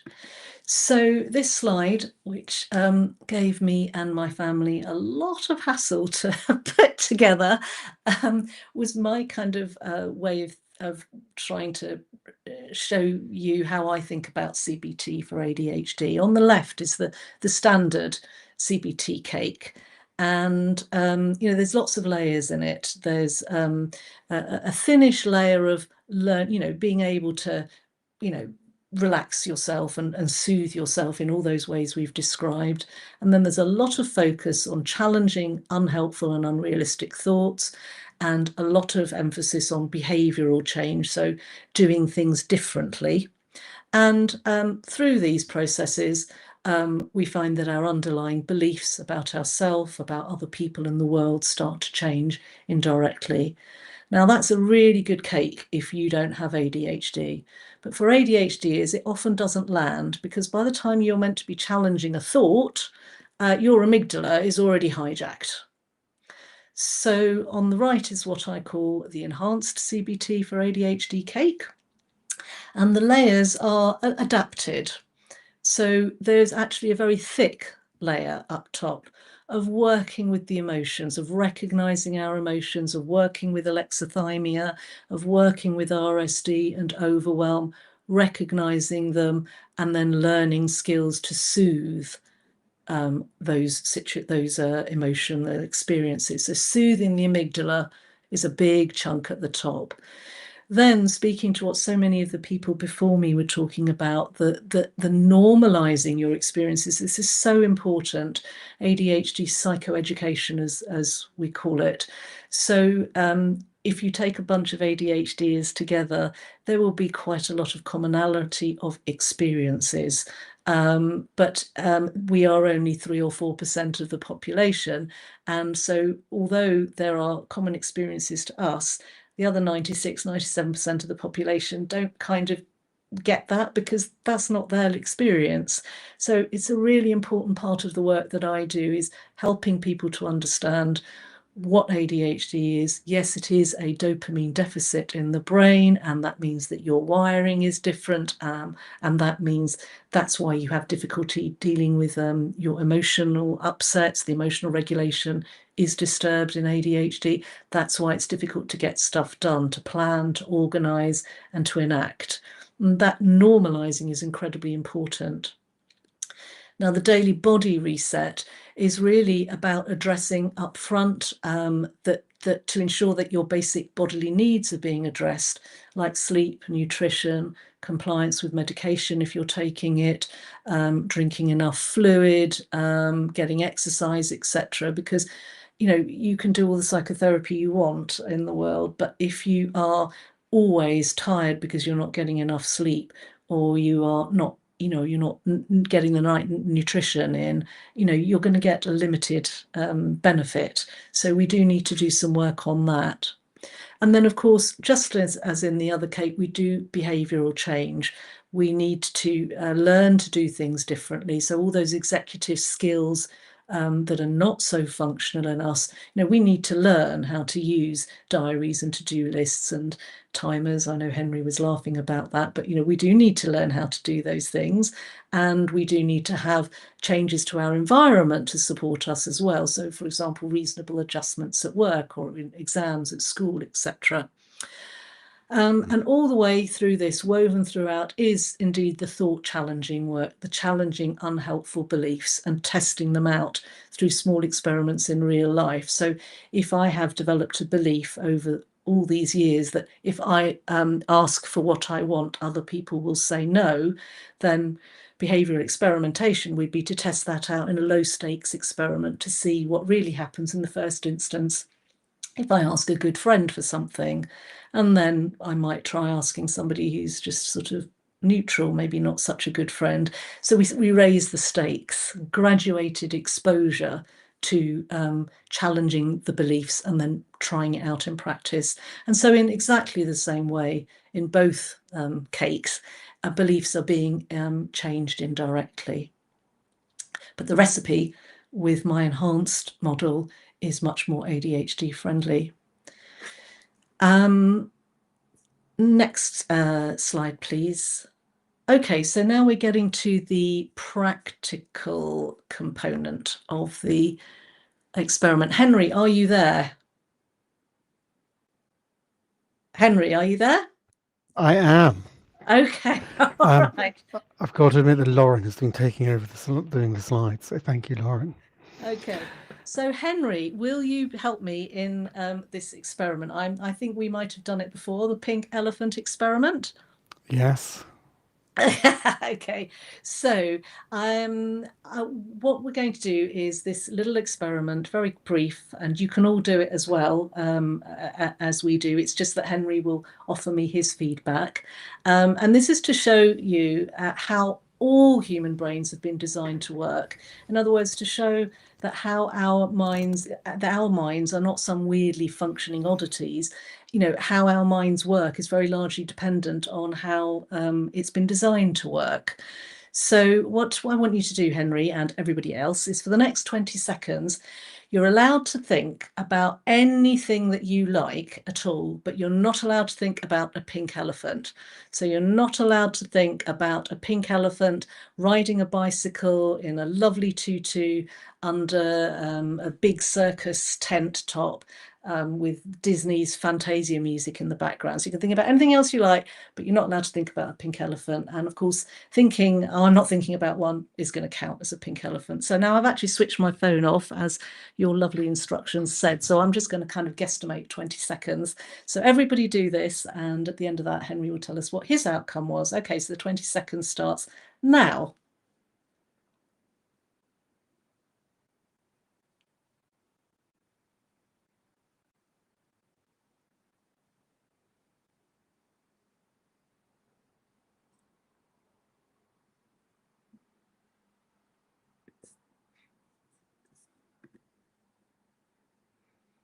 Okay, so that was about 20 seconds. So Henry, how did it go? How often did you think of a pink elephant? I definitely thought of a pink elephant for like at the start, and I knew I was to not think about a pink elephant, which I am currently.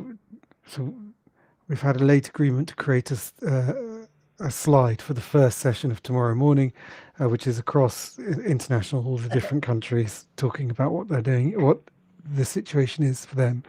and I was thinking about my slide. Okay, But so I was purposely trying to think hard about my slide and not think about pink elephants. And okay. initially it did not work, and then it did. Okay, so it sounds like you thought about the pink elephant a few times, and then you thought about something else.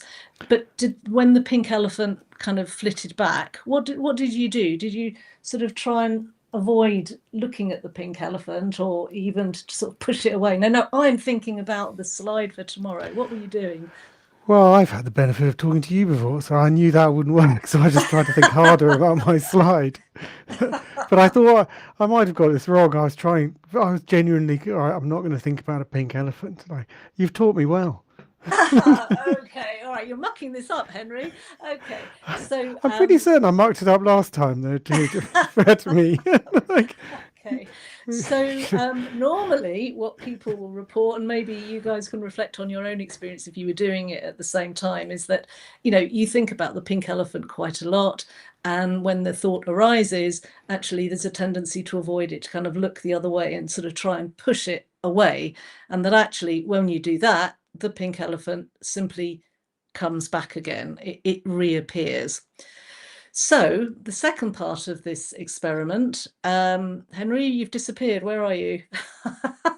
I thought I'd done so badly. Well, I actually technically succeeded. Okay, all right. Now the second part of this experiment, after which you'll be off the hook. The second part of this experiment is we're going to do the same, but I'm going to give you slightly different instructions, which is to say this time before we start, think about, decide what you're going to place your attention on instead. Now, I always say, you can place your attention on something pleasant or present. So it could just be, okay, I'm going to spend the 20 seconds, just describing this rather boring Bic biro, and I can say it's red and it's got a hole at the end and it feels hexagonal, cold or something. Or you can deliberately think about the slide, what you're going to, and just turn your attention to that. And when the pink elephant comes, because the pink elephant almost certainly will appear, just let it be.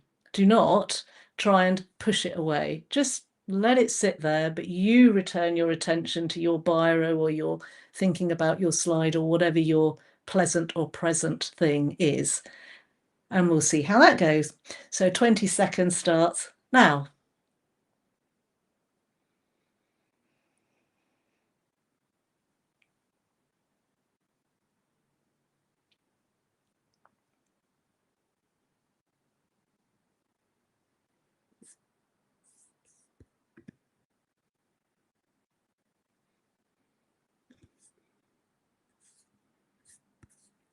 Okay, that was about 20 seconds. So how often did you think of the pink elephant this time? Well, so you clearly are talking about, because now I did, basically what I did the first time was this part, which was not think about it, not push it away, and just let it sit, which is, I couldn't have spoken to it, but it's definitely what I did. I was even more successful about thinking about my slide and this time, and the elephant did, just because you'd obviously repeated pink elephant many times, did appear at the start, but much less, and then it was gone, because I knew my task even better, thanks to your guidance. All right, thank you. So next slide, please. See, look, no hands. Thank you, Lauren. I'm to go now? No, the next, yes, I will need you in a minute to switch something on, but maybe Lauren can do that. Anyway, next slide. Well, no, we're both here. Okay, great. That's it. So the pink slide, the pink elephant experiment shows essentially that the mind is designed that if you try and avoid thinking about something or an image, and indeed this works for emotions too, they simply bounce back. So that suppressing things, turning away or pushing them away or suppressing them does not work. And that is because it's the brain's way of keeping you alert to threats. We basically made the pink elephant a threat in this experiment. And there is no way that your brain is going to let you forget a threat, because if the threat was a saber-toothed tiger about to leap at you and you just turned around and said, I'm not looking at you, you would be dinner. So, you know, the brain is going always to keep you alert to threats. So when the second time we used a different approach, basically we let the pink elephant just sit in the background of our attention. We didn't suppress it, we didn't avoid it, but we also didn't go over and have a good old conversation with it either and look at it. Yeah. What we did was placed the majority of our attention on whatever we were attending to, whether that was our biro or our mental, whatever we were doing with the slide. So that's a different approach. It's not about avoiding, suppressing. It's not about fueling. Okay, so next slide, please. So now we move on to the last bit. I hope we're doing okay for time. This is a visualization exercise. And we're going to keep this idea of neither suppressing or avoiding unwanted guests, like difficult emotions, and also not feeling and fueling them in this visualization exercise. So this is another type of soothing practice. We've talked about other soothing practices already, and you can watch videos of me demonstrating a lot of these on my Substack. But for now, we will look at the campfire visualization. And when would we use it? Well, we want to use it when we have strong, uncomfortable emotions hijacking your thinking. And we will meet what arises with kindness, not struggle. And the reason we're doing a visualization exercise is because when we use our imagination, the brain actually responds as though something is real. Okay, so now I'm hoping Henry or Lauren, one of you will be able to play the video. I sent you the link for the campfire visualization video. I don't know whether that link at the bottom there is clickable on the slide. Otherwise, if you could copy and paste it or something. Let me do that. I will need to do that for us. Okay. Yeah, give me 2 seconds. Yeah, I can do that. And we are running out of time. We've got to hand over to Australia in 5 minutes. It's a hard deadline. The continent won't wait. Deadline. Well, would you prefer me? I tell you what, then I don't think we're going to have that video is 8 minutes long. So would you prefer either that I do a quick version of it live and I'll speed it up, or would you prefer to go to Q&A and people can go onto the Substack and look at it themselves? Whatever feels I good to do you a quick guys. version. I think your slides are on the Global ADHD site as well. I can check that. I'm just checking that's okay with you. Yeah, sure. Or we can direct people to your Substack. Would you prefer that? So I'll put the Substack on the Global ADHD site and people can go straight I there. don't mind. So we could either do Q&A for a few minutes, or I can do a shortened version of the visualization, whatever you I'd prefer. go for a shortened version. Okay, great. All right, well, here we go. Yeah, I'd recorded it hoping that it would give me a few minutes rest, but there you go, no rest for the wicked. All right, so what we are going to do now then is to do a visualization exercise. It's a portable tool that you can do any time that you are experiencing some distressing thoughts. Now, it works pretty well if you're in the middle of really strong emotions like a lot of anger or sadness, or also if you have smaller discomforts like restlessness or impatience or boredom. So while we're doing this, you may not feel anything overwhelmingly bad, but you might just be feeling a bit bored, thinking, when's she going to get on with it? So you can work with that. That can be your unwanted emotion, your unwanted guest. Okay. And even if you have, for example, alexithymia, and you don't really know quite what is turning up emotionally, just that sense of whether it's something you'd rather not have here, that sense of moving away from, that sense of unpleasant, you can use it on that. Okay, so just anchor your feet on the ground, and if you want to close your eyes, you can. Take a big breath in, a couple of slow, deep breaths in, and as you breathe out, you can relax any tension if you feel any in your body as best you can. And just begin by noticing what's here for you. Is there some irritation? Is there some impatience? about getting on with this, or maybe wanting to go to bed now, something like that. And if you can, name the emotion. But if you can't, and it's just a sense of wanting to move away from whatever it is, that's good too. You can work with that. So just stay for a moment with this sense of observing whatever has turned up, whatever is here for you right now.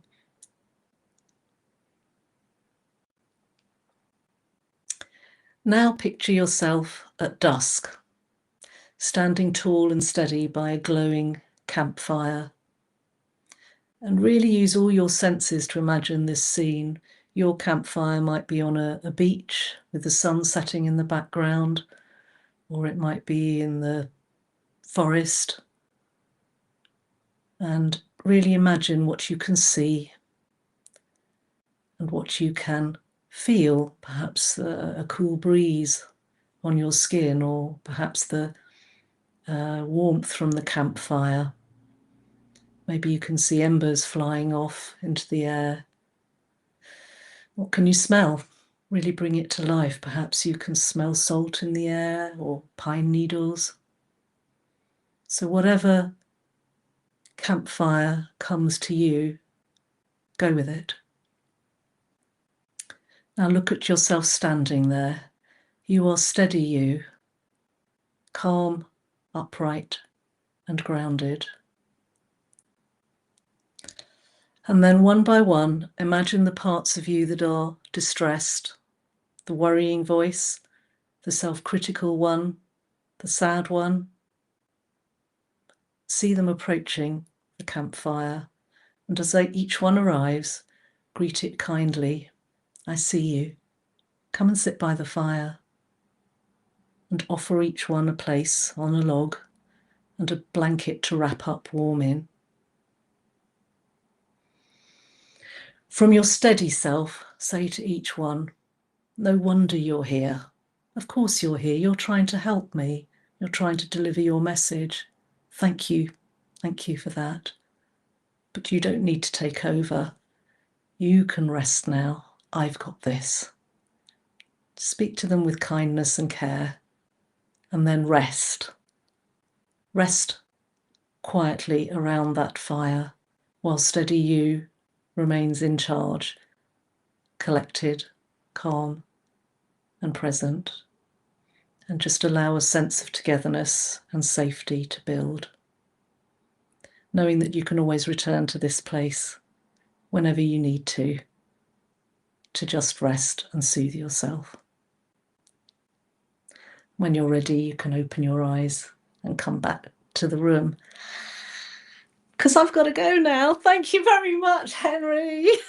It's a beautiful moment, and I was like, oh, the clock is ticking down. So we're handing over to us, Anita. You're amazing. Thank you so, so much.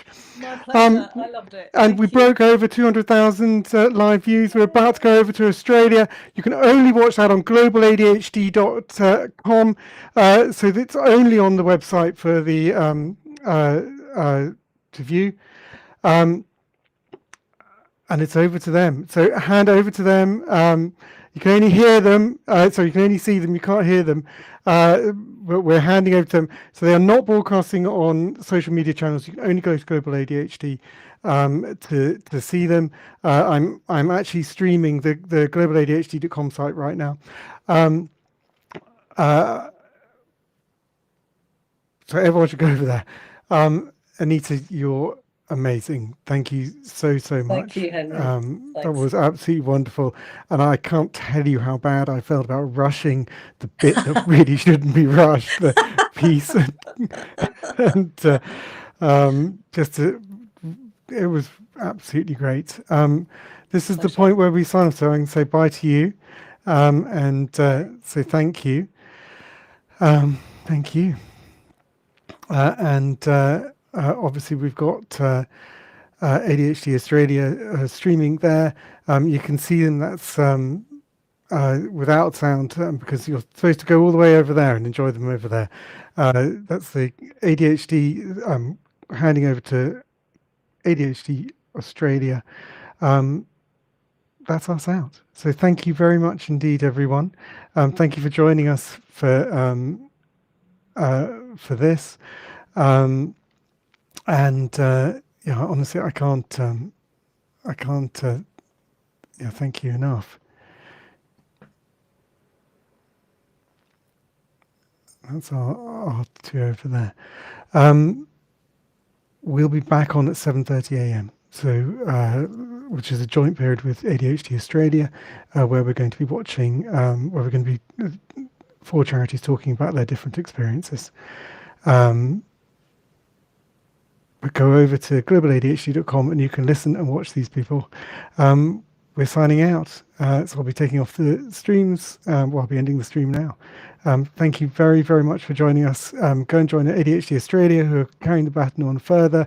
Go to globaladhd.com. You can watch them there, and then we'll take it. Take it from. We'll pick up again from 7:30 a.m. Hopefully I'll get some sleep. And this is a long day and we've got some amazing things coming up. So thank you. Go and have a look, see what people are doing.